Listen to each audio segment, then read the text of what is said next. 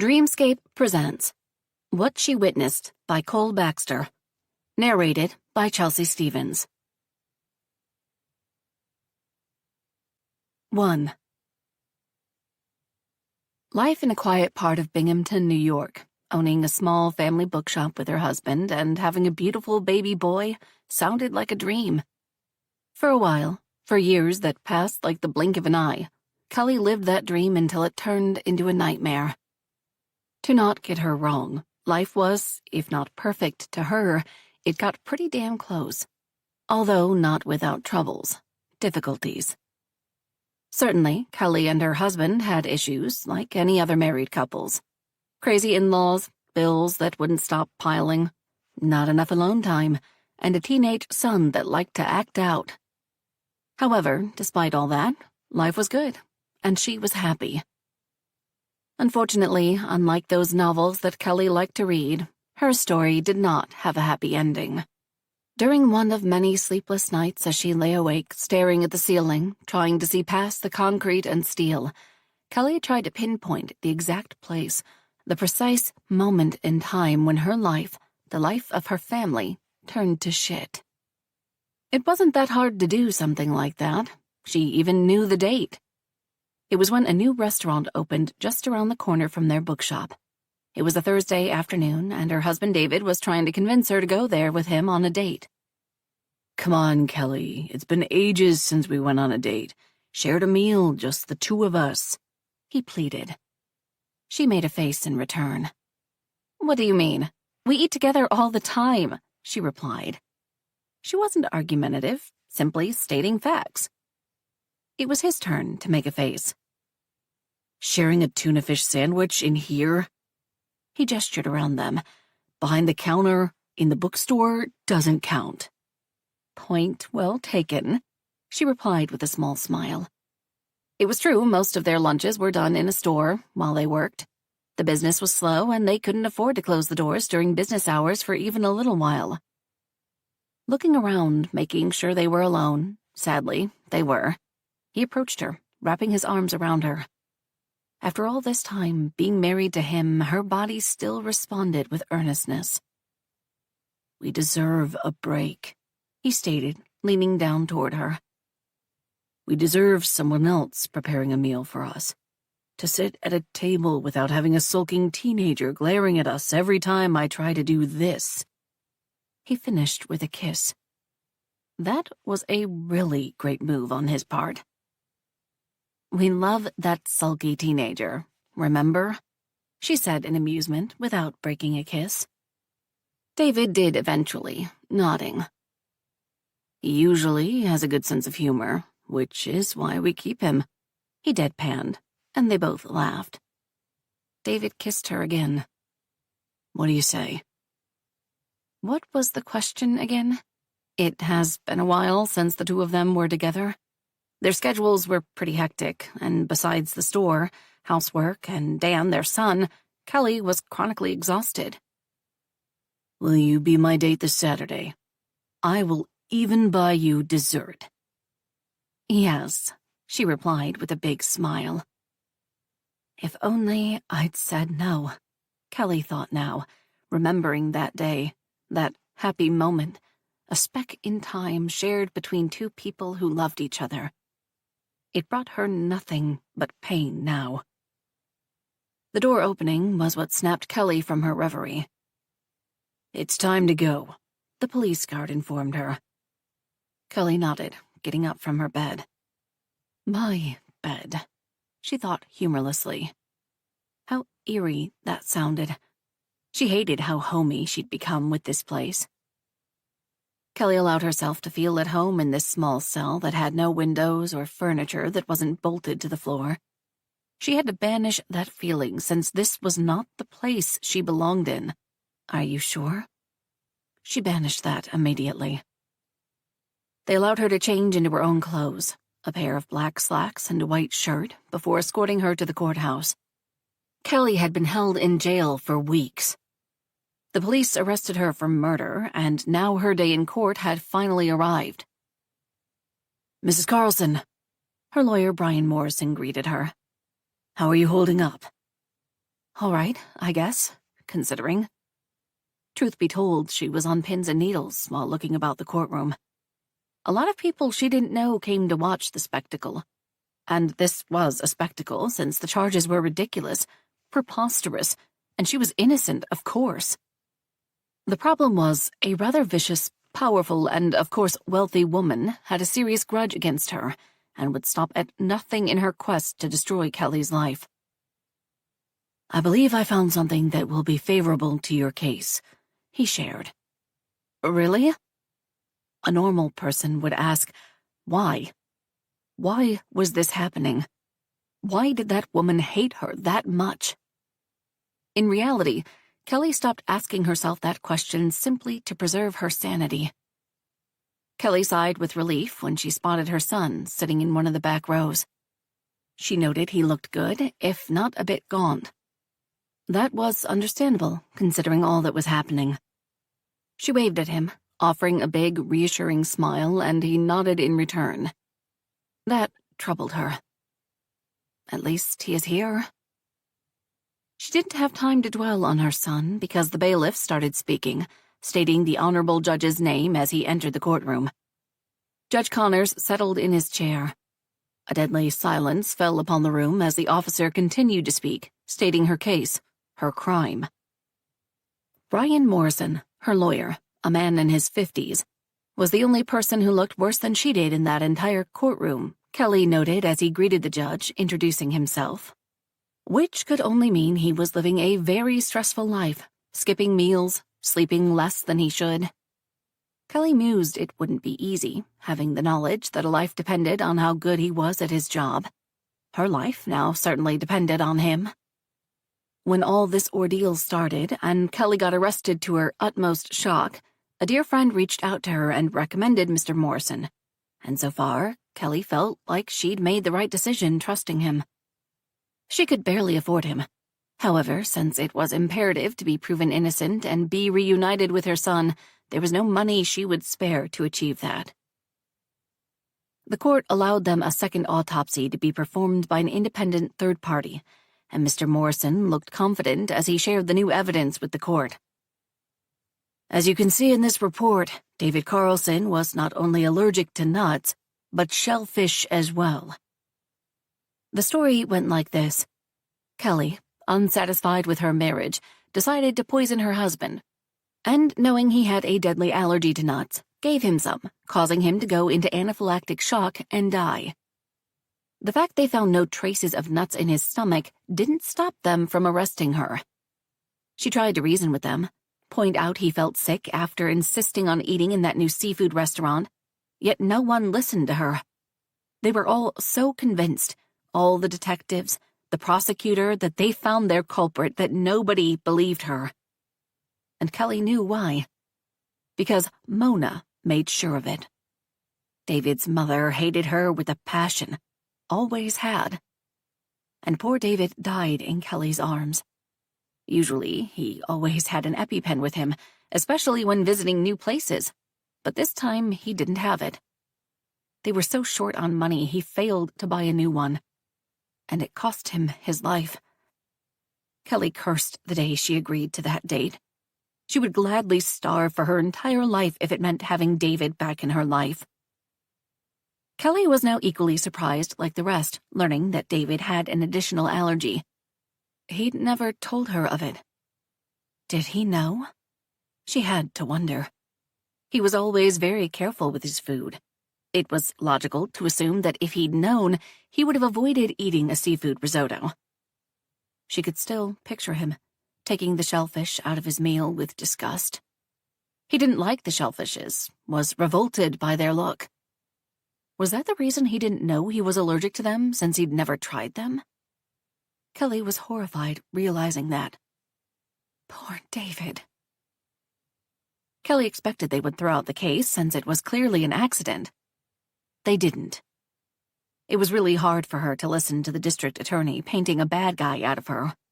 She was sure it was hard on Dan to listen to that as well. Her son had lost his father, and now these people were trying to take his mother from him as well.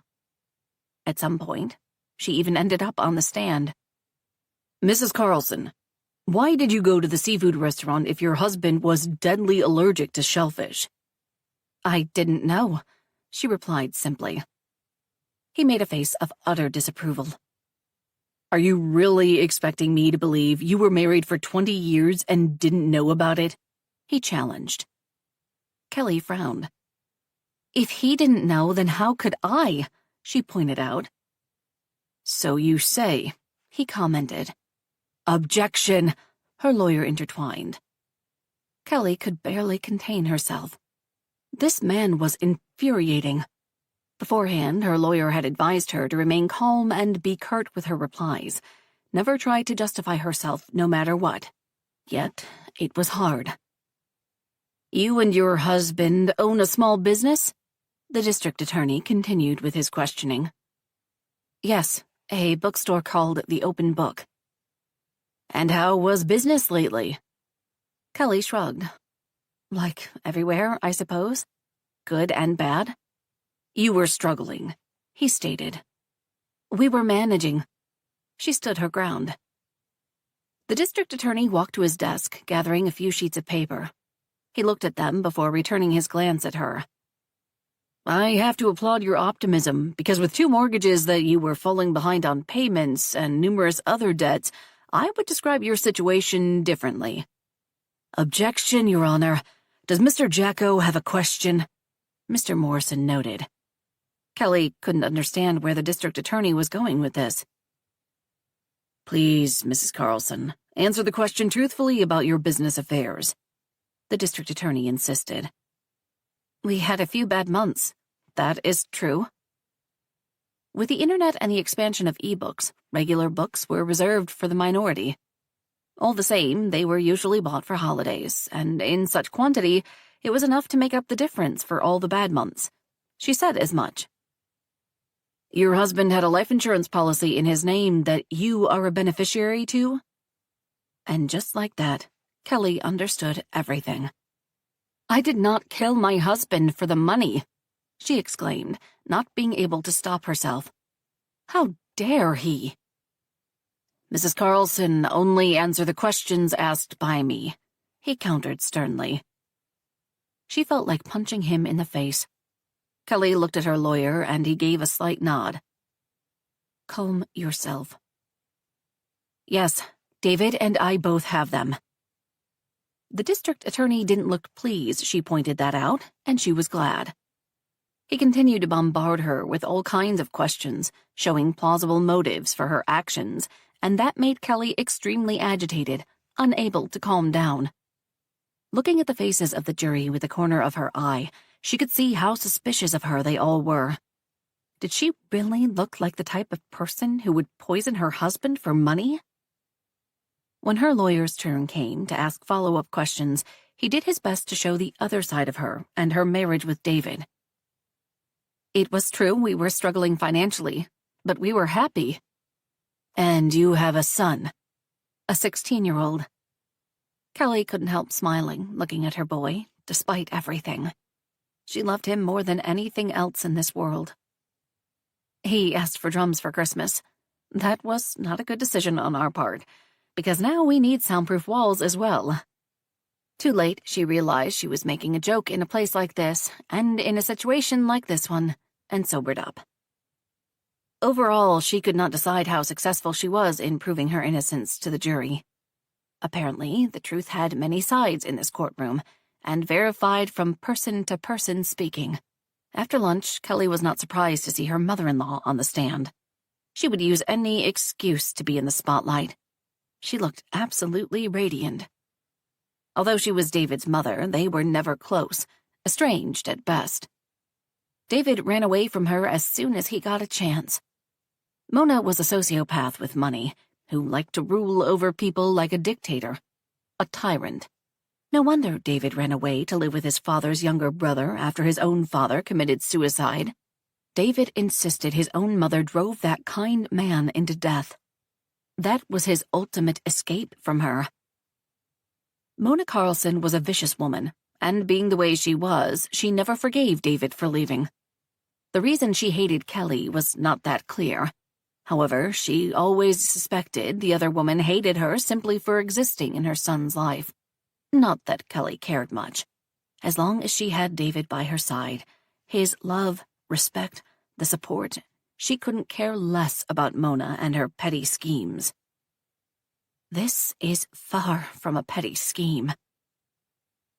Over the years, she tried in a lot of ways to make their lives miserable, up to the point where Kelly wanted them to leave town. David was the one who had pleaded for them to stay.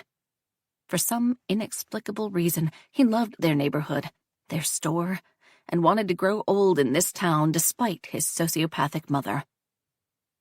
At the moment, it was more than obvious Mona was jumping for joy at the opportunity to spread her hate toward Kelly.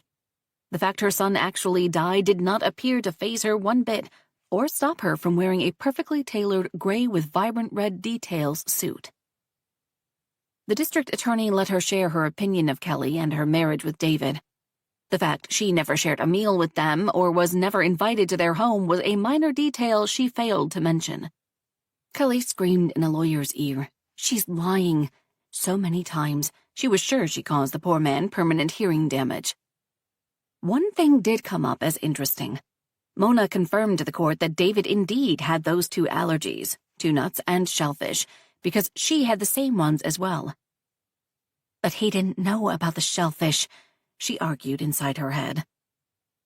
"I am sure Kelly killed him for the money, because she never loved him." "Objection," Mr. Morrison yelled. "I'm sure she's angry I haven't croaked yet, too." She continued to speak, unbothered. "True." "Objection, Your Honor." Kelly hoped there was a special circle of hell reserved for Mona, because she deserved special treatment, even with the devil. Although David rarely spoke of his mother, his childhood in general, there were times, especially after Dan was born, when he opened his heart, shared his demons with her. Kelly knew firsthand what type of mother, if one could even call that woman that, Mona truly was. Her act couldn't fool Kelly. Mona tormented her son for years, physically and emotionally, and drove her husband into suicide. Now it made Kelly's blood boil seeing that woman trying to make a villain out of her, looking down on her as though she'd already won. "I am not letting her have my son." Dan had suffered enough already, so Kelly would do everything in her power to win this so she could protect her son. When it was her attorney's turn to speak with that snake, Kelly held her breath, waiting to see what would happen next. She really hoped her lawyer knew what he was doing because Mona was a special case. Brian Morrison was all smiles while speaking with Mona. She liked that. At first, Mona played along, underestimating the other man. However, after a while, her attitude and her tone started to change as she realized Kelly's lawyer was no dummy and his questioning insightful, revealing the real truth. "Is it true you had no contact whatsoever with your son and his family?" "She made him banish me from his life," Mona said all theatrically while pointing a finger at Kelly. Kelly looked defiantly back at her mother-in-law. "He lived with Matthew Carlson, your late husband's brother, from the age of 15 on," her lawyer stated. "Is that correct?" Mona gritted her teeth. "Yes, but I needed time to mourn. I was distraught after my husband passed away," she said, looking at the jury. And she appeared so emotional that Kelly felt like handing her an Oscar for her performance then and there. Her lawyer was not impressed, though. "He went from his uncle's house straight to college." "And your point, Mr. Morrison?" she said all sweetly. "He ran away from you." The district attorney tried to object. However, Mr. Morrison was quicker. "I have a signed statement." He showed papers to the court. "From Matthew Carlson, of the state David was in when he arrived to live with him after his father's passing. Hearsay, Your Honor." The judge allowed it since Mr. Morrison promised a point. "Matthew turned him against me," Mona tried to defend herself. "I was stricken in grief, and he used that against me." "I have reports showing David tried to run away from home numerous times, even before the age of 15. Mona made a face. That doesn't make me a bad mother. David was simply a rebellious boy. I tried disciplining him, but my husband Stan was always too soft with him. As far as I can see, he was an honorary student, finished college in 4 years without causing any problems. How do you explain that? He did all that out of spite. Could you clarify that? I gave him everything and he abandoned me. David was ungrateful like his father. She practically spat. Oh, no, she didn't. Kelly practically cheered inside her head. Did you share your family's allergies with your son? Mr. Morrison asked a good one. Of course not. Why would I? If he didn't care about me, I certainly wouldn't care about him. Kelly was sure they could all hear a needle dropping after that delightful comment. Kelly couldn't believe Mona had just said that. Apparently, too late, Mona realized what she did. Yet the damage was done. She tried to recant what she'd said, but it didn't work. The murmur of disapproval spread through the room, and the honorable judge had to call for order. Shortly after, Mr. Morrison thanked her for answering his questions. If a look could kill, Kelly's lawyer would be dead on the spot. Sitting down in his chair beside her, Mr. Morrison shared his optimism that the temperature in the room had changed. Tides were finally turned in her favor. Kelly was only partially listening to what was happening around her a few days later when the time for the closing arguments came. She was too stressed out, worrying about the verdict to fully commit. We showed to the court that the two had no previous knowledge of the allergy. This was a tragedy, ladies and gentlemen, not a crime. And I implore you, do not turn it into an even bigger one by sentencing this woman to life in prison for something she had no control of, Mr. Morrison said to the members of the jury. After that, they waited in a small room for them to make up their mind. Lunch was provided to her, yet Kelly was too nervous to eat anything. What do you think will happen? I am very optimistic about the outcome, Mrs. Carlson. About an hour later, they were asked to return to the courtroom. Unlike before, Kelly was hyper-aware of everything that was happening now. The most important thing was that a foreperson read how she was not guilty. Kelly felt like jumping from her seat, cheering with joy. Eventually, she hugged her lawyer, not being able to help herself. Hearing the judge declare her a free woman was music to her ears. Thank you, Mr. Morrison, for everything. The lawyer nodded in return. I need to find Dan, she added, looking about. He was in the courtroom during the trial, however now he was nowhere to be seen. She didn't like that one bit. Maybe he went outside, he provided. Kelly, with her lawyer in tow, found Mona and Dan in the parking lot. It was obvious they were arguing. Dan! Kelly called out for him. He turned and walked toward her. Mom! They embraced. You're coming home with me, she reassured, releasing him somewhat reluctantly. She missed her baby boy so much. Did he lose some weight? Over my dead body, Mona argued, trying to pull Dan away from Kelly. I want to go with Mom. Dan jerked free. Of course you are, Kelly countered. Mona narrowed her eyes, approaching Kelly. The other woman was much taller than her, especially in those heels she insisted on wearing even at her age. You might fool those idiots inside, but I will not allow my grandson to live with a murderer. Yeah, now you care, Kelly thought sarcastically, and was about to say something similar out loud, yet her son beat her to a punch. Better to live with her than with a psychopath like you. What did you say to me, boy? Brian Morrison, the lawyer excellence, came between them. Please, Mrs. Carlson, he said, looking at Mona. Stop causing a scene. My client was found innocent, and she has every right to be reunited with her son. And I won't let you have him ever, Kelly added for good measure. We'll see about that. Mona huffed in return as she started to walk toward her car. Kelly hated that woman. Despite her parting words, Kelly was simply too happy to let that old bitch ruin her mood. She was free and reunited with her son. Life was good. "Come on, I'll take you both home," Mr. Morrison offered, and Kelly simply nodded in return. Home. She really liked the sound of that. 2. Kelly wanted to sit in the back with her son, hold him in her arms like when he was a baby, ask him all kinds of questions about his life during this past month, his stay with Mona, make sure he was all right. But refrained from it, of course.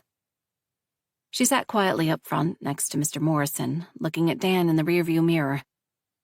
Her restraint was not simply the result of the fact they were not alone, although not behaving like a complete psycho in front of her lawyer was a factor as well. Kelly was sure Dan would not appreciate her cuddling him one bit. He was 16 after all, and the last thing a teenage boy wanted was being smothered by his mother, even if said mother had spent a month in jail. So they drove in silence.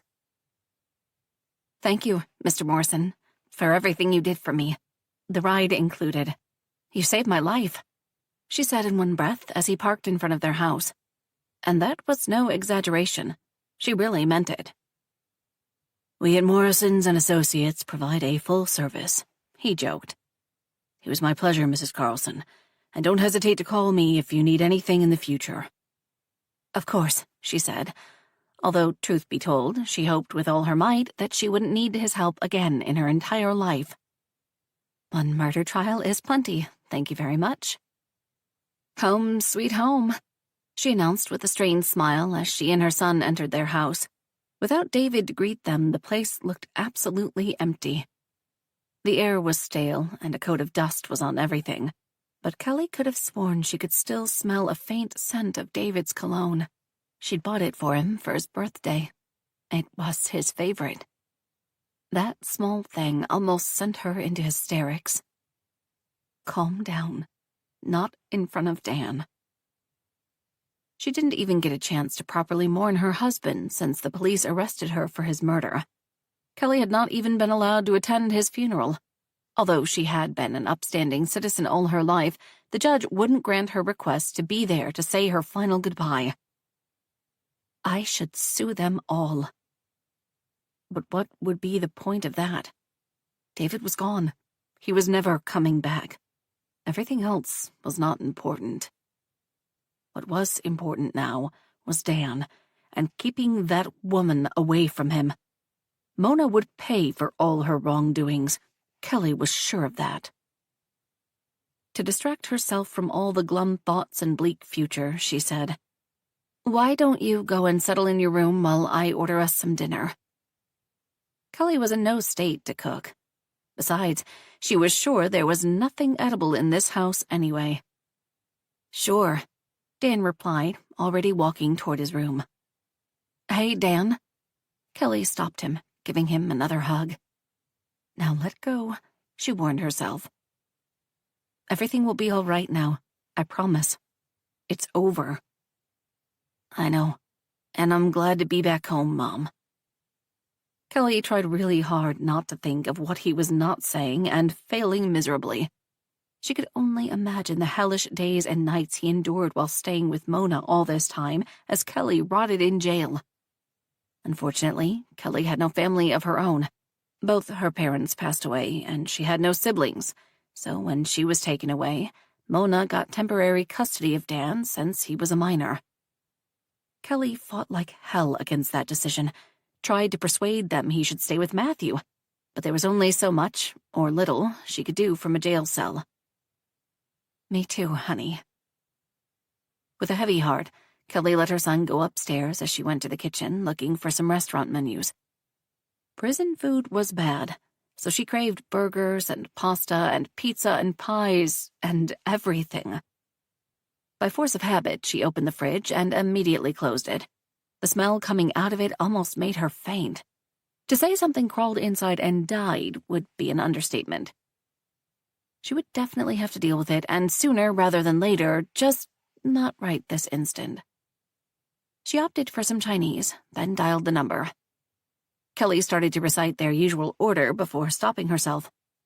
There was no need to order food for David anymore. Wiping the tears from her face, she went to the living room, sat on the couch, and waited. Her mind was completely blank. She didn't dare think of anything. Kelly didn't know how long she'd spent like that when the doorbell rang. "Dan, food is here," she called out as she opened the door for the delivery guy. After paying, she went to the kitchen and realized she couldn't stand to eat next to Dan's empty chair. They would eat in the living room from now on. The dinner was quiet, both lost in their thoughts. Kelly looked more at her son than she did at her food. If only she could see or hear what was happening inside his head, it would help her greatly, stop her from giving herself an aneurysm while thinking of all the possibilities. Sadly, since she was not born with superpowers, she could only stare and worry. She tried to engage him in a conversation, not that she had a lot of safe topics. It wasn't like she could tell him about her time in prison. A woman named Vonda had followed her around, all enamored with puppy eyes. Also, there was a time she earned a black eye because some other woman was trying to make a point, prove she was alpha. She didn't want to share that because she wanted to forget that ever happened as soon as possible. "Do you want more noodles?" "Sure." Dan barely spoke, and when he did, his tone was beyond flat, emotionless. "Oh, David, how am I to live without you?" To not burst into tears, she did her best to focus on her food. "Want more of the spiced rice?" He shook his head. "Did you do all your homework?" Kelly blurted out. At this point, she was desperate, would grasp at anything to try and fill the silence. "Grandmother didn't allow me to go to school." Kelly dropped the container from her hand. "What?" she exploded. Dan shrugged. "She spoke with the principal, said I needed time off, and that was that." And they let her have her way? Well, of course they did. She answered her own question. Mona probably offered them something in return. She added bitterly, "I can't believe it. That woman is pure poison." Dan looked at her, yet refrained from commenting. "You're going tomorrow," she informed him. As far as she was concerned, Dan needed normalcy in his life ASAP, or some semblance of it at any rate. "Sure, Mom, whatever you say." That made her realize something. "And I suppose you haven't been visiting Dr. Snyder either?" "Grandmother said therapy was for the frail, that I don't need it, and how she certainly wouldn't pay for it." "Well, I don't give a rat's ass about what Mona thinks or says. I am calling him first thing in the morning." It was imperative Dan return to his routines, all of them. "Sure." If he said sure one more time, Kelly was about to scream. "Calm down, Kelly. Everything will be all right. Just breathe." That was what she'd said to herself while being all these weeks in jail. "Mom?" "Hmm?" "I'm glad you didn't end up in prison." "Me too." And after a pause, she added, "You know I had nothing to do with your father's death. It was a terrible accident." "I know. Can I be excused? I'm tired." "Sure. Good night." "Night. Hey, want me to change your sheets?" she added as an afterthought. "I'll do it." Kelly looked after him as he went into his room to sleep.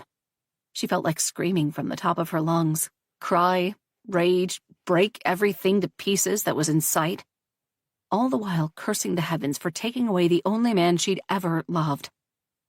Instead of doing just that, she picked herself up and cleaned the mess they'd made while eating. It was a good thing they ate straight from the containers, so she didn't have to deal with the dishes. That still left something else to do. Kelly had to deal with that biohazard threat formerly known as the refrigerator. Putting a shirt over her mouth and nose, she opened the thing. Her eyes actually started watering from the stink. Very quickly, she dumped the entire content of the fridge in the big trash bag, sealing it securely after finishing.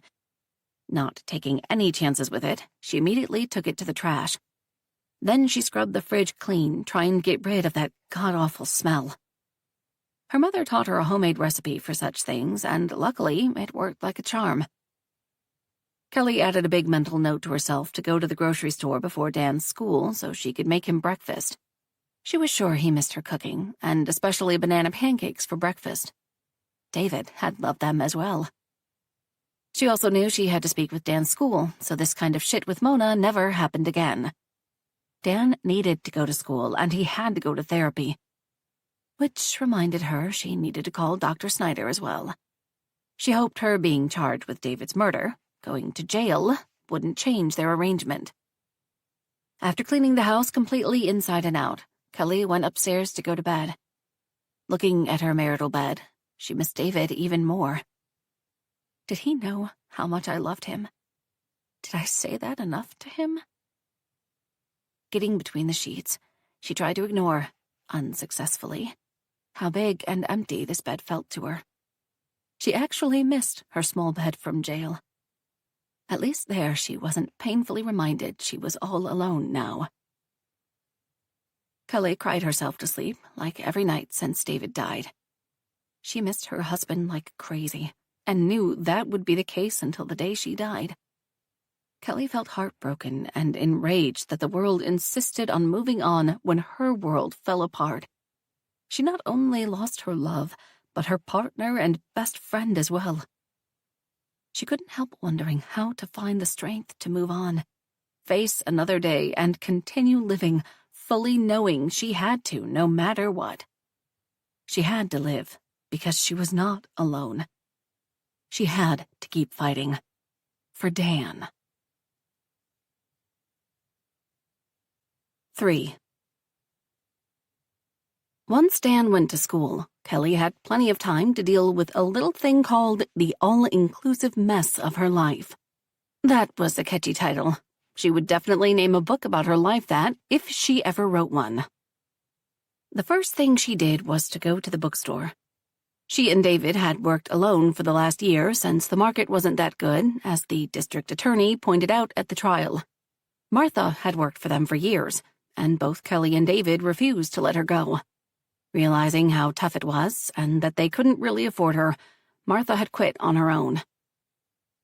A very unpleasant surprise greeted her once she reached the open book. The locks were changed, and she couldn't get in. Great. Just great. Taking her phone out, Kelly tried to reach the building's owner, her landlord, yet he wouldn't pick up her calls. It was not like she could run this business from jail. She was not a mobster, after all, so the place was closed for the duration. Kelly hoped that would mean people would start to miss it and be glad once she reopened. Her landlord had other plans, as it turned out. The last thing she needed was losing this place. They were swimming in debt as it was. This was David's dream, and they'd worked really hard to achieve it. This was her last connection to him. As tears formed inside her eyes, Kelly refused to cry. She knew where Mr. Hendricks worked, so she went to see him. "It's good you're here," he greeted her, although he looked anything but. "You saved me the trip." "The locks on the bookstore are changed." "I had to do it." He fished some keys from his desk drawer and tossed them to her. "You have 1 week to clear everything and return keys to me." He's kicking me out? He was never the warmest person, yet this was too much even for him. Was he like this because she had been tried for murder? He wouldn't be the first person treating her differently because of it. "Clear everything? That's my store. I know I'm behind rent, but I promised to pay you everything." He shook his head. "No use, Kelly." This was David's place. Please, don't do this to me. She was not too proud to beg to save the bookstore. "I sold the building." That was a big shock. All the same, Kelly saw a silver lining. "Maybe I could speak with the new owner, convince him to stay." "They're tearing the place down. You have until the end of this month to take everything you want out, or it will be destroyed with the rest of it." In a daze, Kelly left Mr. Hendricks's office. Although it was not her fault that he decided to sell the building, it still felt like this was her personal failure.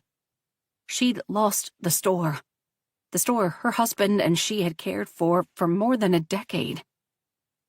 She returned to the store. The place looked kind of bleak now. What am I to do with all these books? She started to worry. Some she could return to the publishers, but David had a special section with used books, classics that he'd bought from various people. He was of the mind that every book, especially a used one, deserved to be read and cared for. He was particularly attached to one copy of For Whom the Bell Tolls by Hemingway. Kelly would take those books home, at least while she had one. With her being out of business and without means to pay their mortgage, it was just a matter of time before the bank came knocking on her door. I will find a way. Grabbing the Hemingway book, she locked everything back up and went home. She had to know precisely how much money she owed before doing anything else. The bills had really piled up. Besides mortgages, utility bills, Dan's treatments, and medications, she now had her lawyer and legal expenses to add to that pile. All that was expensive, and being unemployed now, she was beyond screwed. It was true she would get a paycheck from David's insurance policy. However, that wouldn't be enough to cover everything. Besides, she didn't want to touch that money in the first place. It wouldn't feel right. In some way, it was dirty money, remembering all the things the district attorney said about it. Don't think like that, she chastised. Truth be told, she had a problem with the whole life insurance from the moment David suggested it. Kelly felt like they were asking for trouble by signing them and had shared as much with her husband. You are looking at things the wrong way, he tried to reason with her back then. And how should I look at it? Like it's a gift. She gave him the look in return. That's one more way of taking care of our family. He tried again. Kelly thought about his words then like she did now, and realized he was right, anew. This was David taking care of his family one last time. That made her tear up. Thank you for taking care of us, David. She sent her prayer. I miss you like crazy. She wiped the tears, returning to the problems at hand. She did the calculation, and even with the money from the insurance, she was short to pay all the debts. I need a job, and the sooner, the better. There was only one small issue with that. Who would hire a 41-year-old woman who spent the last month in jail for allegedly killing her husband? Although the jury declared her innocent, the judge said she was a free woman. She didn't feel like one. She saw how the neighbors all looked at her. They still believed she was a murderer, simply one who managed to get away with it. Nevertheless, she had mad skills. She did manage a bookstore for more than a decade. I am sure the offers would come flooding any day now, she thought humorously.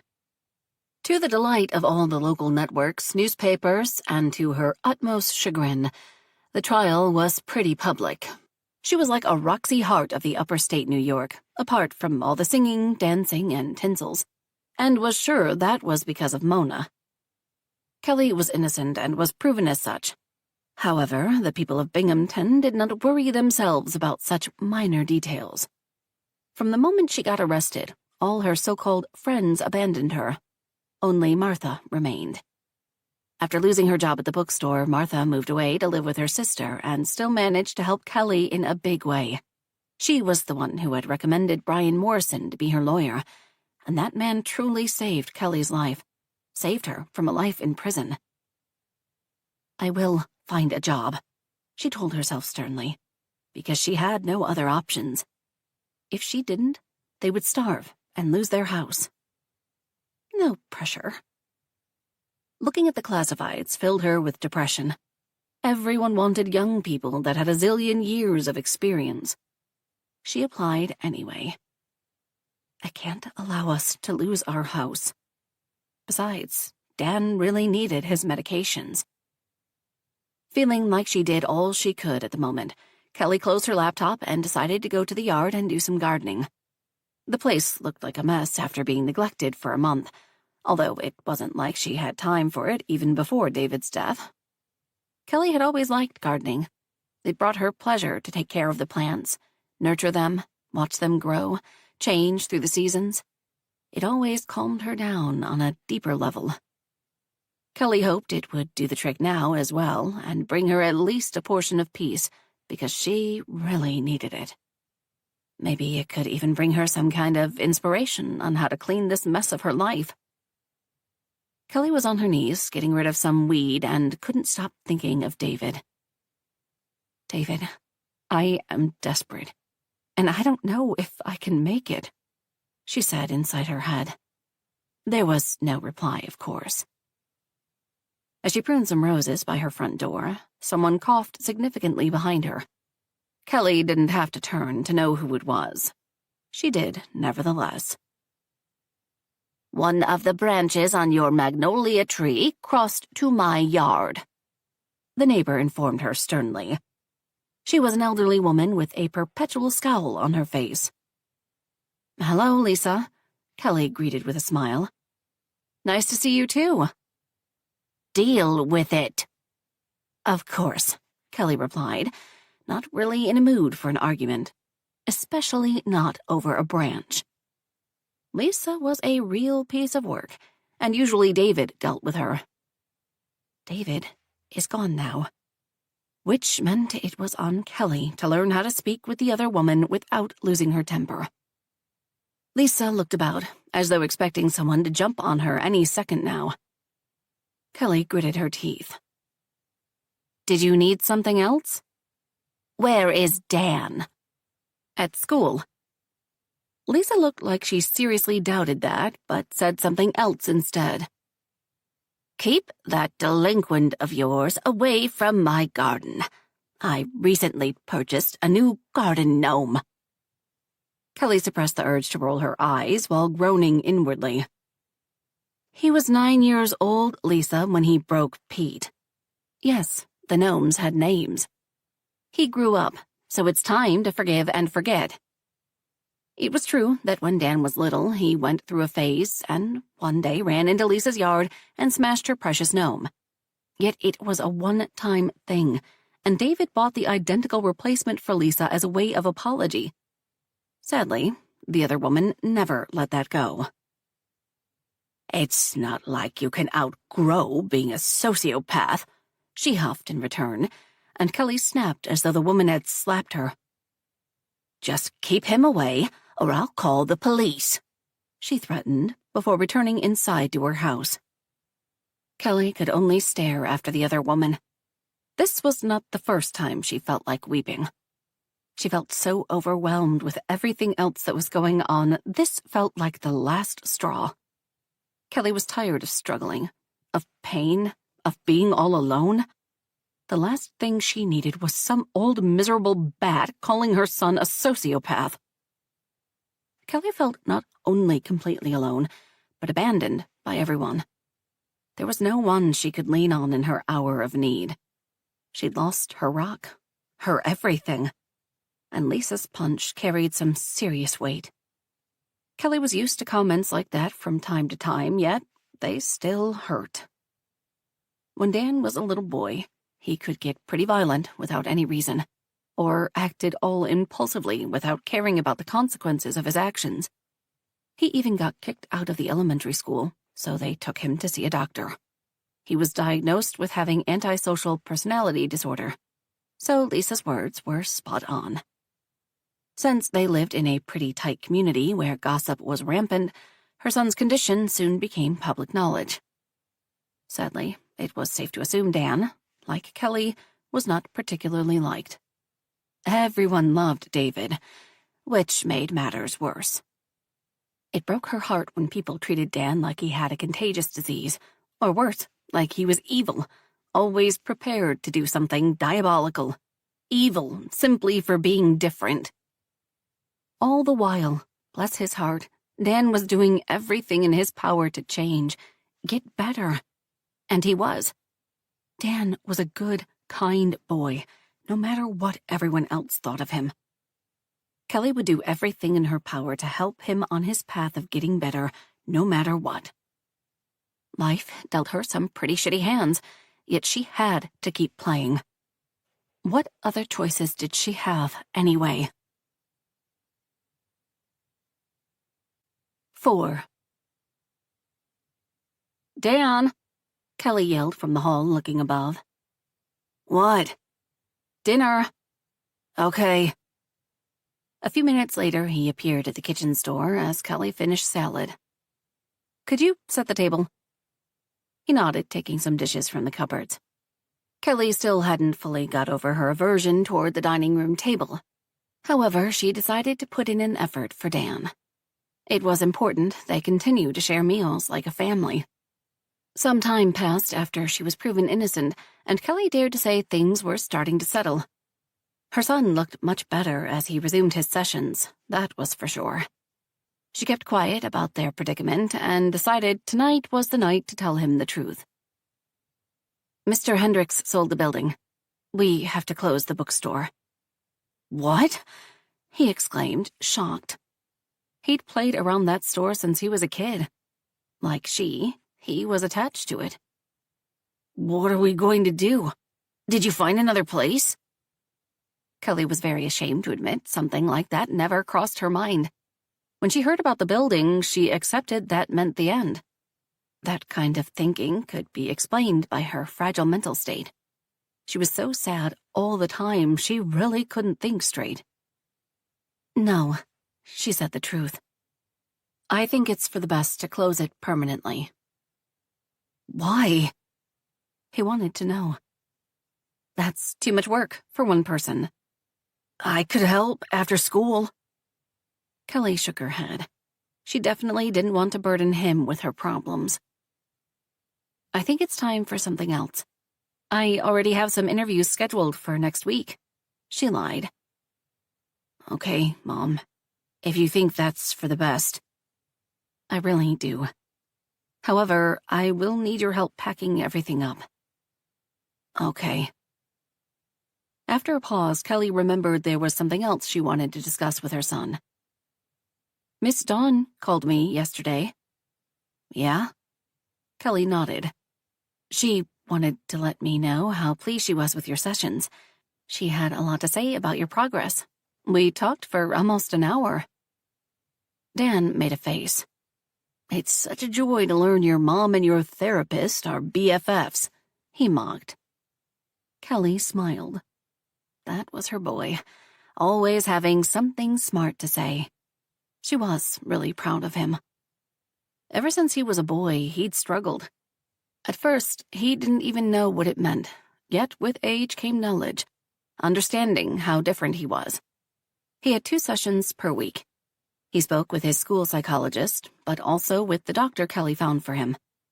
And all together, they worked on helping him surpass some of his limitations and function like a normal teenage boy. She simply wanted to say how proud she was of you and your progress, and I am too, Kelly reassured. Along with his sociopathy, Dan had been recently diagnosed as having PTSD for losing his father, being forced to live with Mona, her abuse. He had to take medications every day. Being present when his father died, fearing of losing Kelly while being tormented by the hands of his grandmother during his stay with her, left its mark. Dan was such a good boy, he rarely complained about anything, but Kelly knew how much he struggled with everything. When he was first diagnosed, Kelly blamed herself, thought she was the responsible one, and needed a great deal of time to escape such a mind frame. Dan was trying his best to overcome his predicament, so what Kelly said was God's honest truth. She was beyond proud of her son. Dan smiled. Thanks, Mom, he said, though his good mood was short-lived. He stopped eating, putting his fork down. I don't want to be a sociopath, Mom. I don't want to end up in jail. Kelly was shocked hearing him speak like that. Was this what was hiding inside his brain all this time? Apparently, yes. Kelly didn't get a chance to reply since he continued. I don't want people staring at me like I'm bad, violent, seconds away from blowing everyone's brains, like I'm a monster. You are not a monster. Kelly felt deeply troubled by his revelation. She also felt powerless.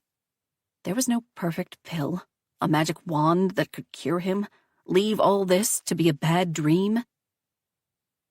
I know it's hard. All the same, you can't think like that. He looked down, shaking his head as though she completely missed his point. Kelly grabbed his hand, squeezed. Dan, look at me, she pleaded. She continued once he complied. Nothing is wrong with you. You are a good boy. He snorted. You are, she insisted. Who fixed Mrs. Gibbons' birdhouse when it fell from a tree? I didn't want that family of swallows to lose their home, he countered with a small shrug. Exactly. Who helped raise money for Tina when she lost her mom? I suggested it. The rest of the class helped raise money as well. He was proving her point without even realizing it. A bad person wouldn't even have such thoughts, but you are good and compassionate. Dan was not convinced. I don't want to end up like her, he confessed, looking genuinely scared. It broke her heart. There was no point for him to clarify whom he was speaking about. Once again, Kelly started to wonder what actually happened to her son while living with the true monster in their lives. All this time, since Dan was born, Kelly and David did their best to keep Mona away from their lives. She was a true sociopath, and sadly, because of everything that happened, Dan was forced to spend time with her for the first time. Apparently, having her grandson by her side did not mellow her heart. She was as bad as ever, if not worse. It was on the tip of her tongue to ask him what happened in Mona's house when she realized comforting her son had to take precedence. If he wanted to speak of it, he would. Dan, Mona doesn't even admit she has a problem and never sought treatment, she reminded him. When David was younger, still dating Kelly, he tried to reach out to his mother, as any good concerned son would, and she did not respond kindly to his words. When he suggested therapy, she had a fit, hit him so hard that David had a small scar on his cheek, compliments of the big diamond ring Mona wore on her dominant hand. More to the point, at times it looked like she enjoyed being a sociopath, tormenting people. So as far as Kelly was concerned, that pretty much made Mona Dan's opposite. You are nothing like her, and never will be, especially since you have something she never did. Me. You really think so? He asked somewhat sheepishly. With all my heart, Kelly replied without a thought. That comforted him to a degree. His next words confirmed as much. She locked me up in the attic, you know. She did what? Kelly exclaimed, and felt like she should drive right to Mona's estate and share her thoughts on this subject. Her opinions shone all over her face, apparently, since Dan said, Calm down, Mom. It's over. How could she? She suspected Mona would use this opportunity to hurt Dan, and she was right. Why? She asked through gritted teeth. Her son shrugged. I don't know. For all kinds of stupid reasons. Whenever she determined I offended her. Kelly's blood boiled. How dare she? Kelly wanted to lock that woman up and throw away the key. See how she would like that, she fumed. She was like that with your dad as well, Kelly offered, not really sure why. It wasn't like that could comfort him, that his grandmother was an equal opportunistic monster. That was why I didn't go to school. I couldn't, he explained, almost matter-of-factly. Well, she can't touch you now. You are home with me. He offered a small smile in return. I know. After that, they finished dinner in silence. They started to clean up when Kelly's phone started ringing. "Mr. Morrison," she greeted, somewhat surprised. "Mrs. Carlson, I hope I'm not catching you in a bad time." "Not at all. What can I do for you?" "I'm actually calling to share some news with you, and I'm afraid it isn't good." Story of her life. "What is it, Mr. Morrison?" "I learned from a friend in the courthouse that Mona Carlson filed a wrongful death lawsuit against you." "She did what?" Kelly asked, feeling a sudden need to sit down. "I'm sorry, Mrs. Carlson. That was in her right to initiate a civil lawsuit if unsatisfied with the criminal one." "Don't apologize, Mr. Morrison. This is not your fault." "It was all Mona's." "And thank you for the heads up," she said politely as her heart raced like crazy. She is suing me. Right when she thought this nightmare had ended, Mona struck again. Unbelievable. She couldn't believe it, and yet at the same time, what Mona did fit her character perfectly. Of course she found another way to torment her. That woman was hell-bent on ruining her life no matter what. Yet she really didn't have to work that hard. Kelly had already lost the love of her life and her place of business. If she didn't have Dan, her life would be ruined completely. "I am sorry this continues to happen to you because of your mother-in-law." If Kelly had any money left, she would pack herself and Dan up and leave this place, move someplace where that woman couldn't reach them. And then something occurred to her. "You said civil suit?" "Yes, and she will be asking a multi-million indemnity." It was good Kelly was already sitting down because her legs, as her brain, could not keep taking these shocks. "I will come to see you as soon as possible." "All right, Mrs. Carlson. Good night." There was nothing good about it, but she repeated the pleasantries before disconnecting. Dan watched her exchange with the lawyer with interest. "What happened, Mom?" "Nothing good." As he predicted, Kelly was served papers a couple of days later. Of course, she went to see Mr. Morrison immediately, and together they discussed her next course of action. "Your mother-in-law's influence bought her a quick court date, so we don't have much time to prepare," he informed. Kelly didn't like the sound of that. However, the lawsuit quickly fell apart due to all the evidence from the criminal case and Mona's own negligence for not disclosing to David about his allergy. That didn't mean it was fun or easy. Mona was doing her best to villainize her while portraying herself as a poor widow who lost everything thanks to Kelly, who ruined a sacred bond between a mother and son. Suffice to say, her words pushed all kinds of buttons, and Kelly barely contained her fury. Thinking of Dan helped a great deal to remain civil.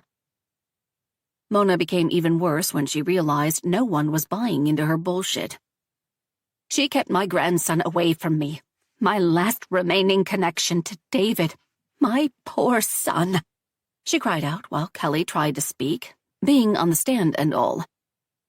"Mr. Kincaid, control your client," the judge said. This was not the first time the judge had to warn her to behave. "I only speak the truth," Mona insisted. "Mrs. Carlson, if you don't settle down and stay quiet, this court will hold you in contempt," he threatened. Mona huffed, yet stayed quiet, much to Kelly's chagrin.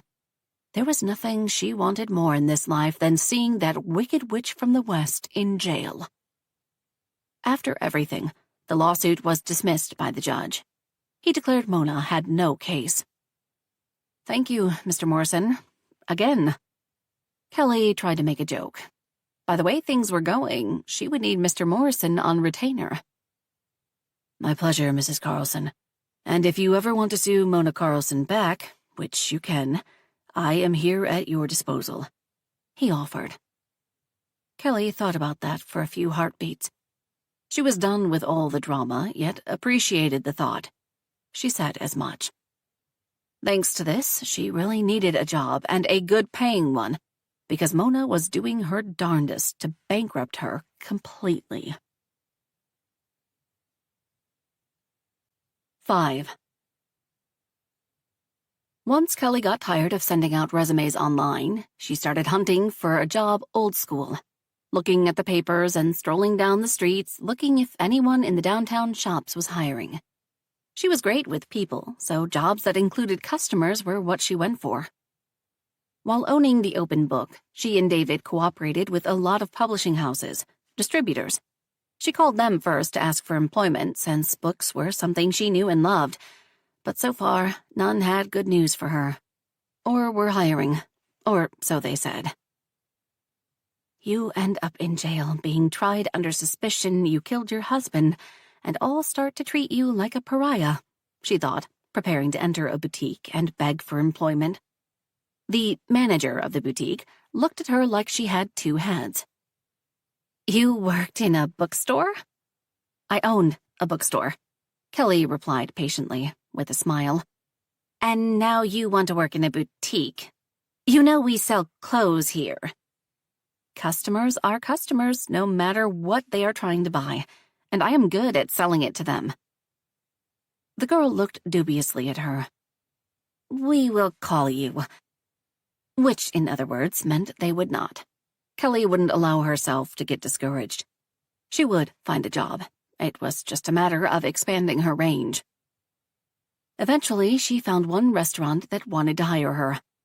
The job was part-time and for a couple of months only, but she accepted it. Beggars can't be choosers. She returned home in a good mood, feeling like things were finally starting to improve for her family. Finally, she had a job, for however long that was, which would provide her some security and breathing time as she tried to find another, more permanent one. Dan seemed to be improving as well as he settled into his old routine of going to school and therapy. Kelly was immensely proud of him, how maturely he was handling his APD.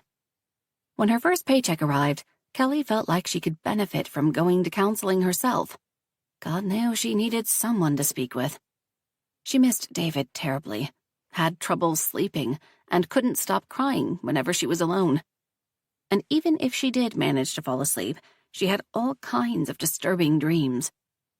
In some, Mona came to take Dan away. In others, she was back in jail, and other prisoners were hurting her. That would usually end with her waking up in a cold sweat. If she ever hoped of having any semblance of a normal life, she had to deal with all the traumas. She owed that to herself and Dan. Besides, if she didn't do as she preached, she would end up being a massive hypocrite. If Dan had to seek help, go to therapy, then so should she. She desperately needed it. She spoke with Dr. Snyder about it. Of course, he couldn't take her on as a client. However, he recommended one of his colleagues to her, who was a renowned grief counselor as well. Kelly didn't know if grief was her biggest issue. Definitely an all-consuming one. All the same, she wasn't about to argue with Dan's therapist about it. She was sure he knew better, and she trusted his judgment. That was his job, after all, to counsel. Dr. Saramati was a fairly young woman, on the slender side, with curly dyed blonde hair and green eyes. Kelly couldn't explain it, but she felt really comfortable, relaxed in her presence, even before they started their session. So tell me, Kelly, why did you decide to come here today? How long do we have for me to answer that question? She joked. If you had to narrow it down. Kelly thought about that for a moment before replying. I have trouble sleeping. She chose that because that was the one making her life difficult. If she was exhausted all the time, then she couldn't function normally, go to work, be a good mother to Dan. Okay, and on the scale of 1 to 10, how stressful are your days? About 15, she blurted out before she could stop herself. I see. So it's safe to assume you lead a highly stressful life. You could say that. And not for the reasons she might think of. Dr. Motti nodded. If you had to choose one thing that troubles you the most, what would it be? Oh, I don't know. Dead husband, spending time in jail and having to go through a murder trial, showering with a bunch of criminals, sociopathic mother-in-law, debts. It's a hefty list. Her therapist leaned in her chair, looking at her with kind eyes. There was no feeling sorry for her in them, which made this manageable. Let's start from the beginning, then. Tell me about your husband. Kelly's heart squeezed inside her chest as she opened her mouth. It was still very difficult to speak about him.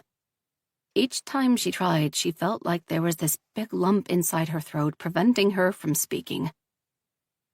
His name was David, and we met in college. As Kelly launched herself into her tale, she realized that with each sentence that left her lips, she started to feel better. It was a delicate feeling. If she wasn't so concentrated, maybe she would miss it, yet it was definitely present. It felt good to say out loud all she was keeping bottled up inside all this time. In the end, they didn't have enough time to speak about Dan or Mona, but that was okay. There would always be next time. I can prescribe some mild sleeping pills for you. However, I would really like to see you again, Dr. Motti said when their hour ended. Kelly decided to continue being straight with her. I would like that too, but money's tight lately. I lost my job, and the new one doesn't pay as much. I understand. So come back as soon as you can, or we can create some kind of billing plan, she offered. Kelly had mixed feelings about that. Of course, she was grateful for the offer. It was only that she had a sense she was such a basket case, this therapist would offer to treat her for free, or in installments, as it turned out. Thank you, Dr. Motti. I really appreciate it. Kelly decided she didn't care about the doctor's motives, as long as she continued seeing her. She needed help, plain and simple, and wasn't too proud to reject an offer like this one. She wanted to deal with the shit inside her head and in life in general, so she could move on. That didn't mean she wanted to forget David. Far from it. But it would be good not to deal with all this sadness all the time, so she could enjoy life with her son. Feeling energized after her session with Dr. Motti, Kelly decided it was time to do something she was postponing for quite some time. No, she wasn't speaking about getting rid of David's stuff. She still had no heart of throwing anything of his away. The mere thought of donating some of his clothes made her panic. Kelly had to go to the open book and pack up all the books, dismantle the shelves. She'd already found a buyer for them, but she had to deal with all the books first. In a way, it was fitting the dream about the bookstore died with David. That was his baby project anyway. Kelly went with it because it sounded like a good idea, yet David was the passionate one. Even if the building hadn't ended up sold, Kelly couldn't say how long she would have managed to keep it going on her own. She texted Dan to come to join her to help, and he texted back he was busy. Returning home after a whole day of sorting, packing, not that she was anywhere near finished, she was surprised to see Dan hadn't returned home from school. Only then did she realize he was too vague in his text. He'd replied he was busy. Busy with what? He didn't do sports, and he didn't have therapy today, so what did he have to do? Usually she would immediately call him back and get to the bottom of things. However, she was too focused on the shop that she made an oversight. Kelly was about to call him when she heard him laughing by the front door, and by the sound of it, he wasn't alone. That made Kelly smile, as well since it had been a while since she heard him like that. As the front door opened, Kelly reached it as well to greet him. As he entered, there was a girl following behind him. They were holding hands. Kelly's jaw dropped watching that scene, yet recovered quickly. She didn't want her son to see how shocked she was. "Hi, Mom," he greeted all cheerfully. "Hi, honey," she greeted back, eyeing their guest. "This is my girlfriend, Sherry," he announced all proudly. "Sherry, this is my mom." "Nice to meet you, Mrs. Carlson," the girlfriend said, her voice soft and melodic. "Nice to meet you too, Sherry." Sherry was short and curvy with wild red hair that was all natural. Her face was cute and her eyes wide and really blue. She looked like a cartoon character, in a good way. "So, what are you kids up to?" she asked to mask her shock and excitement. This was the first time Dan had brought a girlfriend home. Actually, up until this moment, Kelly wasn't even sure he was interested in girls, romance in general. He certainly never spoke of any crush, so this was a surprise on so many levels. "Studying," Sherry replied instantly. "Fun," Kelly joked. "Actually, Mom, we're starving. Is there something to eat?" "I was about to start dinner, but I can make you some sandwiches while you wait." "That would be great. Thanks." "Make yourselves comfortable in the dining room," she pointed for Sherry, "and I'll be right on it." The kids busied themselves with school stuff as she worked. Maybe it was a bit prudish of her, keeping them downstairs, but she wanted to keep an eye on them. At the same time, she was glad Dan decided to introduce them. That must have meant Sherry was special to him. Don't get ahead of yourself. They're teenagers. Once she prepared some snacks for them, Kelly started dinner. Watching the kids laugh was one of those moments she missed David that much more. She could just imagine how he would react to Dan's girlfriend. "That's my boy. He got all that charm from me," he would say, and then Kelly would tease him in return. "Dinner's ready," she announced. Both kids helped with the table. Sherry was a real chatterbox, so Kelly learned a lot. She liked how comfortable and calm Dan looked around her. "My mom and dad own a diner." "Really? What's it called?" Kelly asked with interest. "Smiles." "Oh." Kelly recognized the name immediately. "The one right across the elementary school." Sherry made a face. "The very one. It was a nightmare when I went there," she commented. "How come?" "My dad kept peeking through the window to make sure I was paying attention." Kelly couldn't help laughing. She would totally do that herself when Dan first started school, except David forbade her. "And were you?" Sherry smiled. "No."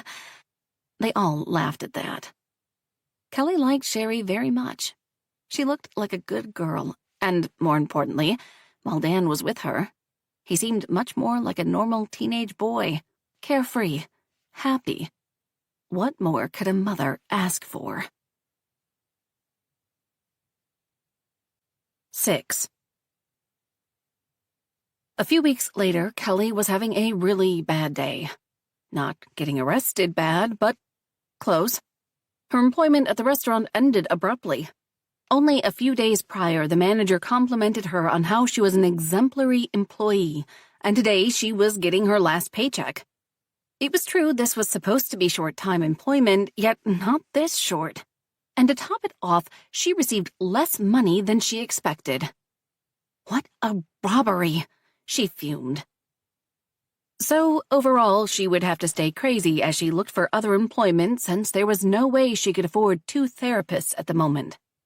"Maybe I could find one that offers 2 for the price of 1 deal," she joked. Or maybe she could find a coupon. After doing a quick stop at the market, getting all that she needed for dinner, she drove home. Maybe she could start riding a bicycle again to save money on gas. She found an unknown man standing by the front door. Getting out of the car, she approached him warily. "Hello," she greeted politely. "Need help?" "Hello, I'm looking for Kelly Carlson." "That's me." He handed her an envelope. "You've been served." He dashed afterward as though anticipating she was about to unleash her fury on him. "Son of a bitch," she raged. "Not again." Still standing outside, she tore the thing open to see what new disaster awaited her. After reading a few lines, she started swearing from the top of her lungs, not caring she was making a spectacle out of herself. Lisa already hated her, so this little outburst wouldn't change a thing. For crying out loud, she thought as she stuffed the letter in her pocket so she could get all the grocery bags from the car. Couldn't the universe give her some kind of a break, even a little one, for a short period of time? Just until she got her bearings again? Apparently, that was too much to ask. Kelly really couldn't take it anymore. "That woman is completely insane," she said to no one as she dumped the bags on the counter. Although that was no newsflash to her. Kelly had many opportunities in the past to experience her mother-in-law's mental state. However, her latest insanity could cost Kelly greatly. As it turned out, Mona wanted sole custody of Dan and was now suing Kelly to get it. She accused her of being an unfit mother, unable to provide, and as such should be stripped of her rights. Huh, I'm unfit? And Mona is an example of parental excellence? Her son ran away from her. Kelly continued to argue with herself as she put all the groceries away.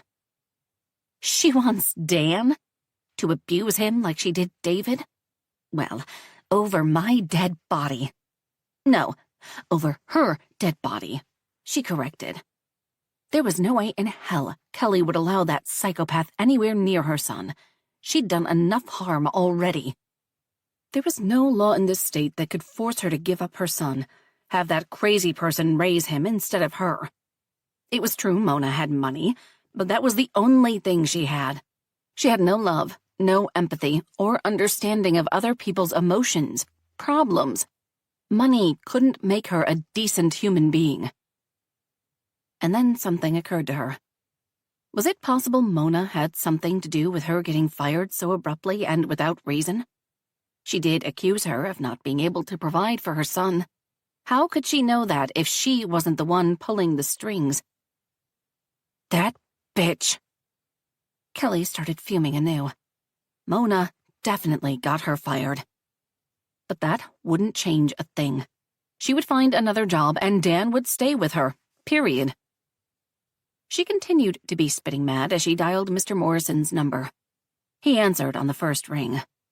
The man was probably used to her having legal problems. "Mrs. Carlson, what happened?" he greeted, proving her point. "It appears I will be needing your services again." "How come?" "Mona is suing me for custody of Dan. I can't let her take Dan away from me." "Could you read me the claim?" Kelly pulled the letter from her pocket and, as she smoothed the paper, started reading. "I see," Mr. Morrison said as she finished. "Could you drop by my office tomorrow?" "At what time?" "I have a meeting at 11, but I am free afterward." "Okay, I'll be at your office around noon." Of course, she accepted to see him. It was not like she had better things to do now that she was unemployed. Again. "Good.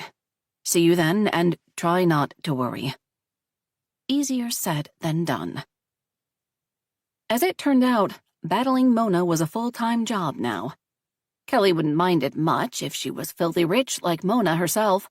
Sadly, she wasn't, so her attention had to be divided between battling that sociopath and fighting for the survival of her family. "See you." With that settled, she waited for her son to return home so she could share this good news with him. At the last minute, she chickened out and decided to postpone that for tomorrow after she had her talk with Mr. Morrison. Besides, Dan had a therapy session tomorrow, so he could immediately speak about this latest crisis with his therapist, who would find a way to soften the blow. Patting herself on the back for figuring all that out, and on her own, Kelly decided to prepare Dan's favorite for dinner. Despite everything, she still felt slightly guilty for keeping something like this from him, even for a little while. It was true, children needed to be protected, yet at the same time, they had the right to know what was going on. That was a fine line to walk on. One day won't make a difference. "Hi, Mom," Dan greeted her once he returned home. "Hi, son. No Sherry tonight?" "She had to help at the diner." "Okay." Those two were inseparable as of late, and Kelly really didn't mind. At the same time, it would be nice to share a meal with just him from time to time. As agreed, Kelly went to speak with Mr. Morrison the next day, and he tried his best to walk her through the trial that would occur. "There's a lot we can do before the hearing," he reassured her. "Whatever you think is best," Kelly replied. She completely put her trust in this man and would do whatever he advised her to do. He already saved her life twice. Kelly had faith he would do his magic one more time and help her keep her son. After their meeting and sending her resume to a couple of businesses that were hiring, there was only one thing on her to-do list. She had to speak to Dan. She waited for him to arrive from school, crushing her fingernails as she sat in the living room. Kelly couldn't explain why she was so nervous. It wasn't like this was the first time she had some unwelcome news to share with him. Maybe that right there was the problem. "Hey, Mom." Dan's voice snapped her from her reverie. He said that in passing, already going to his room, but she stopped him. "Hey, Dan, could you please come in here for a second?" "Okay. I need to speak with you about something." He eyed her suspiciously, dumping his bag on the floor before he sat on the couch. "What happened?" he guessed. There was no point in beating around the bush anyway.